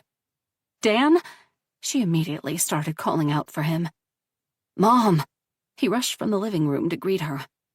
He embraced her before she had a chance to react. She returned the gesture with might. Then she realized Sherry was right behind him. She had a candy bar in one hand and a banana in the other. "What are you doing here?" she asked, concerned. Releasing her son, she went to her. "Are you all right?" Sherry simply nodded in return. "I had to see Dan." "What about your parents?" "I called them. They're on their way," she reassured. "Good. Mom, what happened? What were you doing in Grandma's house in the middle of the night?" Dan asked a good one, and she really didn't want to answer him. Is she really dead? That reminded her there was something very important she had to take care of before Sherry's parents or the police came here. Excuse me, she said, running into the downstairs bathroom. Without haste, she took the powdered shellfish from her pocket and threw it into the toilet. Kelly flushed 2 times for good measure. There was a soft knock against the door. Mom, are you okay? Dan asked, clearly worried about her. She didn't have to see him to know how he looked in those moments. Any time he frowned, a deep crease between his eyebrows appeared. When he was little, she found it adorable, and it was hard to remain serious seeing him like that. Mom? Dan asked again, since she spaced out for a second. Taking a deep breath, she opened the door. I'm fine, she reassured. Now, we need to call the police. Dan made a face that reflected Kelly's own sentiments. The police haven't really protected or served them lately. However, this had to be done. It was the right thing to do. Everyone needed to know Sherry was in fact alive and well, and that the real culprit in this story was Mona and not Dan. Kelly was anxious to clear her son's name, but she was no idiot. Before calling the law enforcement, she spoke with her lawyer. Oh, dear Lord, Mr. Morrison said, all flustered. I cannot believe it, he commented as Kelly informed him how Mona died by accident as she tried to save Sherry from her. I'm on my way, Mrs. Carlson, but I advise you not to waste any more time and report everything to the police immediately. Kelly cringed inwardly. She dreaded facing the police ever since Mona fell down the stairs. Could anyone blame her for feeling like that after everything those detectives did to her family? Of course, she said to the lawyer before hanging up. Both kids were looking at her, wide-eyed as she dialed. Here goes nothing, she mumbled mostly to herself. 911, what's your emergency? Was it only her imagination, or did that operator sound too chipper? Focus, Kelly. I would like to report a crime, she started. It wasn't easy explaining everything, how there was a missing girl found and another woman dead, but eventually Kelly managed to pull herself out of that spider's web. Sometime later, Kelly hung up, feeling quite exhausted already, although fully knowing the worst part of the night wasn't over. It was about to start. This was already the longest night of her life, and it was about to get longer. Police patrols were sent to Mona's address and to Kelly's as well, so all they had to do now was wait. They sat in the living room and Kelly had both kids in her arms. No matter what, that was the only thing that truly mattered, that they were both safe and sound. When Kelly left the house earlier, this was not how she saw things going down. She was grateful they did, nevertheless. Mr. and Mrs. Brown busted inside a couple of minutes later. Their reunion with their daughter was a sight to behold. Mom!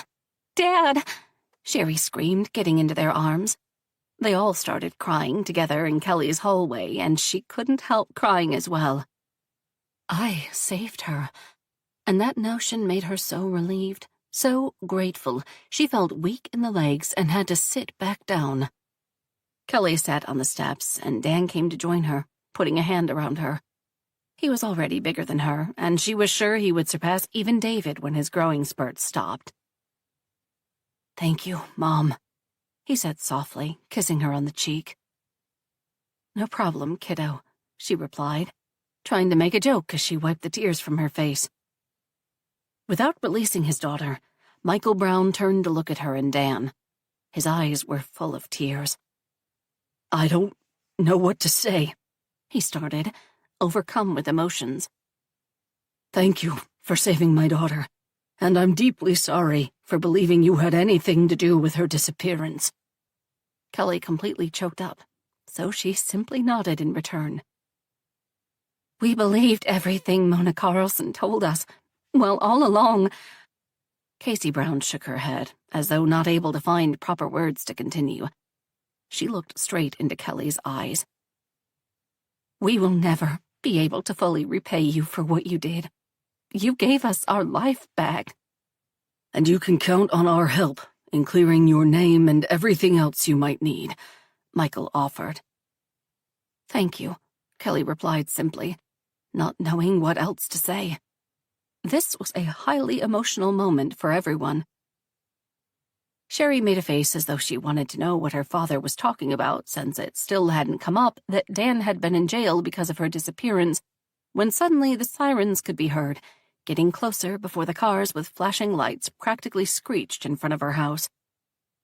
The cavalry is here, Kelly thought humorlessly. She kissed her son back as she picked herself up from the steps and moved to answer the door. Someone on the other side was very eager to speak with her. At least they knocked, and didn't try to bust inside. After everything, Kelly really should not be that surprised that Detective Teller's frowning face greeted her as she opened the door, and he brought a lot of friends. As they busted inside with guns raised, all hell broke loose. They all started shouting, screaming at the same time. Kelly and the Browns tried to explain what happened, but it was complete chaos. Seeing Sherry surrounded by her parents, Detective Teller immediately went for Dan as though to apprehend him. "No!" Kelly shouted, trying to protect him, and so did Sherry. "He did nothing wrong. Mona did it!" she screamed from the top of her lungs. "Mona Carlson kidnapped me, and Mrs. C saved me." Luckily, that made everyone pause for a few heartbeats. Surprisingly, Detective Chan was the first to break the silence. "Miss Brown, are you in need of medical attention?" she inquired, looking at the state of the poor girl. She looked slightly better after all the sugar she'd digested, thanks to Dan, but far from well. Sherry shook her head. "I just want this over so I can go home. And Dan didn't do anything wrong," she insisted. A couple of minutes later, they were all sitting in the living room speaking to the dynamic duo Teller and Chan, who practically loomed over them, trying to get to the bottom of things. After Sherry explained how she ended up in Mona's attic, they refocused on Kelly. "What were you doing in Mona's house?" Detective Teller demanded. "I was down at the pier, taking a walk by the lake, when I glanced at Mona's house. There was a light in the attic, which I found strange. So I approached the house, and that was when I saw Sherry and decided to do something about it," Kelly replied calmly. Of course, all of that was a lie. However, while she ran home, she had plenty of time to come up with a plausible excuse for her being there.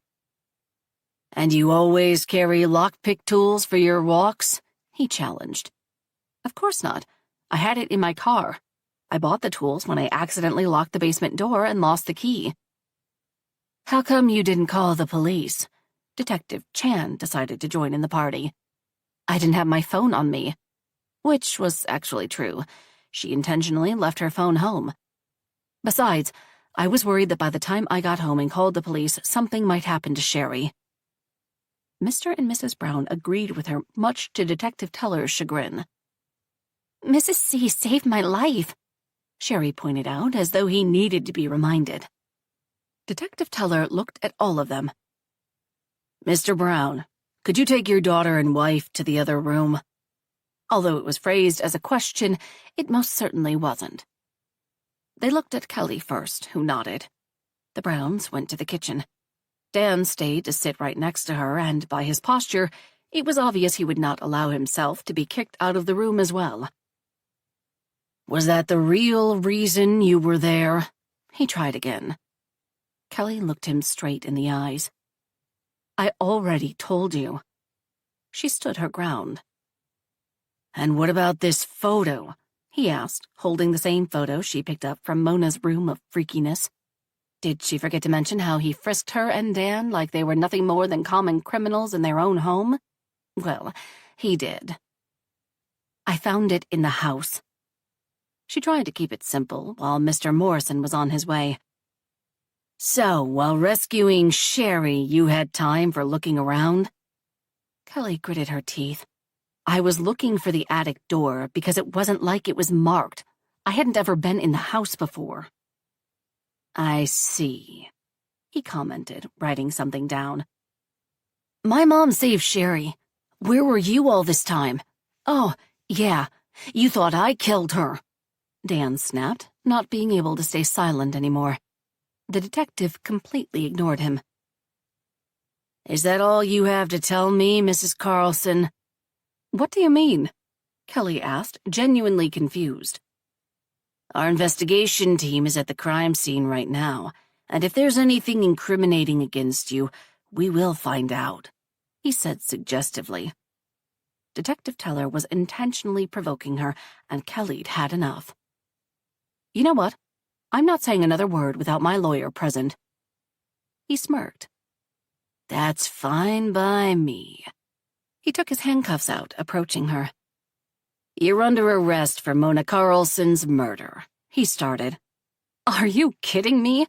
Kelly rebelled as Dan jumped on his feet. What are you doing? He demanded. She didn't kill anyone. It was an accident. Sherry ran back into the room, joining in. Mrs. C saved my life. Mona would have killed me if she didn't stop her. Let her go. Despite all of their protests, the detectives took Kelly away. She had a lot more people now at her corner than before, and for that, she felt truly blessed. Besides, Sherry was alive. Dan was innocent, so nothing else mattered anyway. Epilogue. Kelly was in jail again for a murder she didn't commit.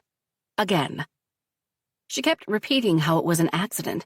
However, Detective Teller simply smirked at her on the way to the station. Accidents happen a lot around you, Mrs. Carlson, he commented, which made her blood boil. Aren't you tired of this? She challenged. He looked at her questioningly, so she resumed. Twice now you were made a fool of. Are you really looking for the third time as well? Kelly snapped, not being able to stop herself.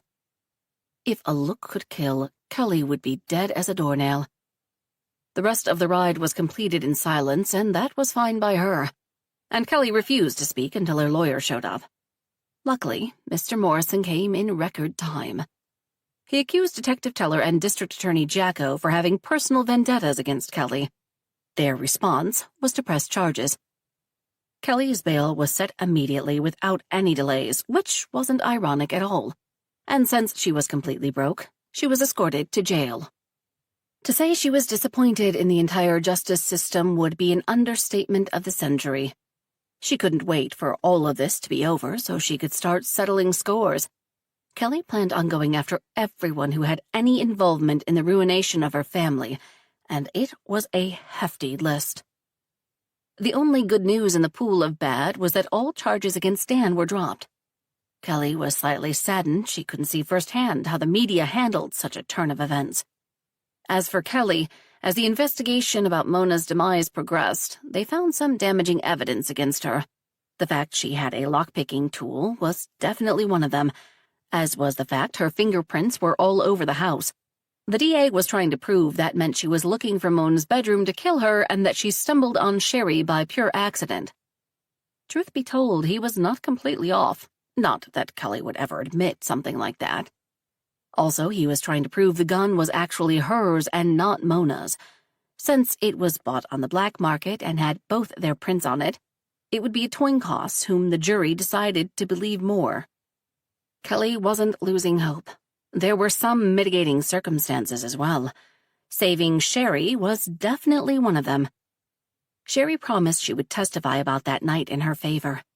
She saw with her own eyes Kelly didn't push Mona down the stairs as the prosecutor insisted. In his version, Kelly at that moment decided to fulfill her original intention, kill Mona and mask it as an accident. He had to admit now Mona was doing her best to ruin Kelly's life, so he used that as her motive. It was all very frustrating to Kelly. However, as she said before, she planned on suing several TV networks for portraying her family in such a negative, biased way, as well as Detective Teller and District Attorney Jacko for repeatedly going after her family without reason. "You have a visitor." The guard's voice snapped her from her reverie. Kelly nodded, getting up. "Do you know who it is?" she inquired. It wouldn't be the first time to get her hopes up, only to find some reporter asking for an exclusive or some agent offering her a book deal. It was disgusting. "Don't you want to be surprised?" the guard countered. "Not really," Kelly muttered, walking behind her. Kelly smiled, walking into the visitor's room. Dan was waiting for her, and tears appeared in the corner of her eyes without her realizing it. "We really should stop meeting like this," she said once she picked up her phone. Dan laughed out loud, although his eyes were pretty misty as well. "How are you, Mom?" "Never better. I already formed my own gang. I think we will call ourselves Primroses, since they can thrive in the dark. Get it?" He rolled his eyes at her. "Be serious, Mom."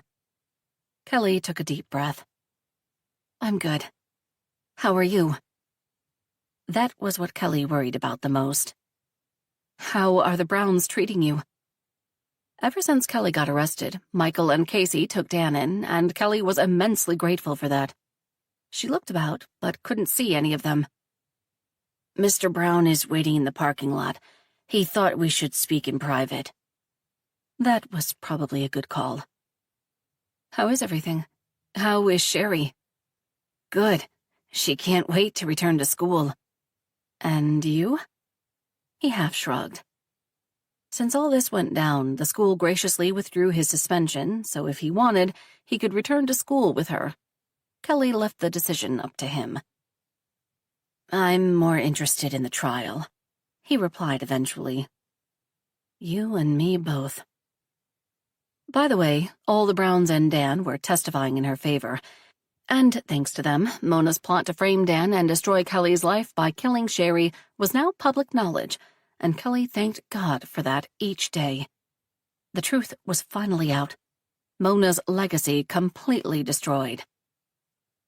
"Everything will be all right, no matter what."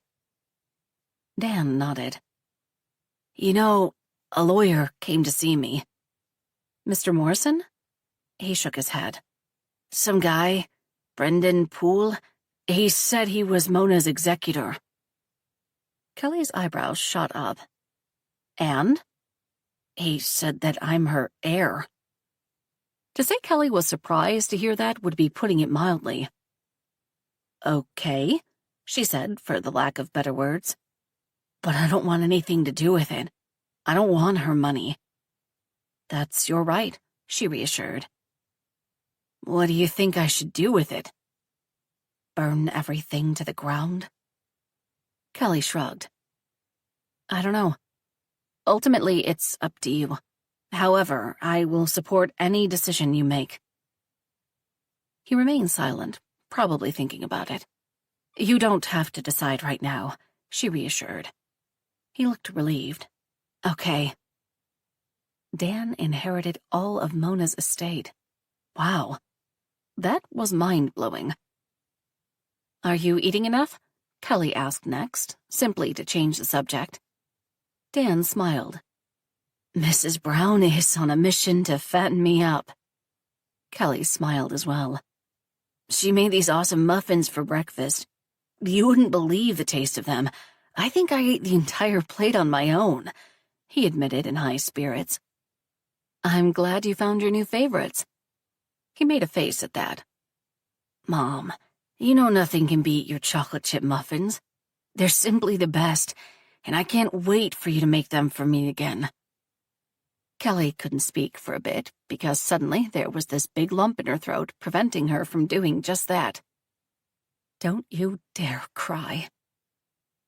"I can't wait for that too." They both remained silent for a bit before Kelly tried again.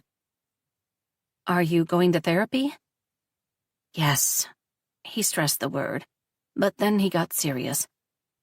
"Sherry started going as well." "To Dr. Snyder?" "No, the school counselor recommended someone to the Browns." "Good." "Oh, and Mr. Brown started teaching Sherry and me how to drive. I park better than her," he said all proudly. Kelly's heart swelled seeing her son like this. He looked like a teenager should, worrying about some other things in life other than if he would be convicted of murder or not. "That's great, Dan." But then he got serious anew. "Do you think they will convict you?" he asked out of the blue. She decided to be perfectly honest with him. "I don't know, Dan. I hope not." "You didn't do anything wrong," he whined.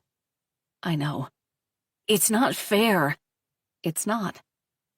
"You know, I'm not sorry she's dead. Not after everything she did to us and Sherry, but I am sorry you're in here." "Me too, kiddo. However, I have faith everything will be all right. Besides, I have a rock star of a lawyer," she said, putting on a brave face. He wanted something else to say, yet their time together ended. "I love you so much, Dan. Please take care of yourself," she said in a rush as the guard approached her. "I love you too, Mom." She sent him a kiss before walking away and didn't dare look back at him, knowing she would completely fall apart. Kelly couldn't stop crying as the guard took her back to her cell. "Was that your son?" the guard in charge of her wanted to know. "Yes." "He's a nice-looking boy," she complimented. "He's the best," Kelly said in return, wiping her face. She had to agree with the guard. Dan looked much better. All his bruises were gone, and it was obvious he put on some weight. It was apparent Casey took good care of him, which was a relief. It was a true blessing to Kelly she had someone she could rely on in the outside world. While she dealt with her trial and all other tribulations, at least her son was surrounded by people who would make sure he had everything he needed. A while ago, Mr. Brown visited her on his own. Once again, he apologized for everything. He confessed he spoke with Dr. Snyder, and that allowed him to much better understand Dan and his APD. Also, he promised he would take care of him, protect him, as long as she was unable to do so on her own. Kelly was touched he would go to such lengths for her son. Since her future was unclear at the moment, she was grateful beyond measure. Kelly was charged with accidentally killing Mona despite their best efforts. That was the best the DA could muster since there was a lack of evidence, witnesses. Not that any of that stopped him in the past. Sherry's statement matched Kelly's to the letter, that it was nothing more than an accident, that Mona tumbled down to her death tripping on her own feet. All the same, Kelly still ended up on trial. Dan was beside her every step of the way, coming to trial, testifying on her behalf, and he was not the only one. The Browns, Sherry, Mr. Jacobs, Martha, and many others came to her defense. And although she couldn't say with certainty which way the jury would vote at the moment, she would end up in prison or be set free, the fact Sherry was alive and Dan was safe made all she went through, and did, all, so fucking worth it. This recording of what she witnessed was presented by Dreamscape Media, LLC. Narrated by Chelsea Stevens. Produced by Michael Jones. Text copyright 2021 by Cole Baxter. Sound recording copyright 2022 by Dreamscape Media, LLC. This recording may not be copied or played for an audience without the written permission of Dreamscape Media, LLC. This recording was produced by arrangement with Cole Baxter. Thank you for listening. Please check DreamscapePublishing.com for Dreamscape's latest releases.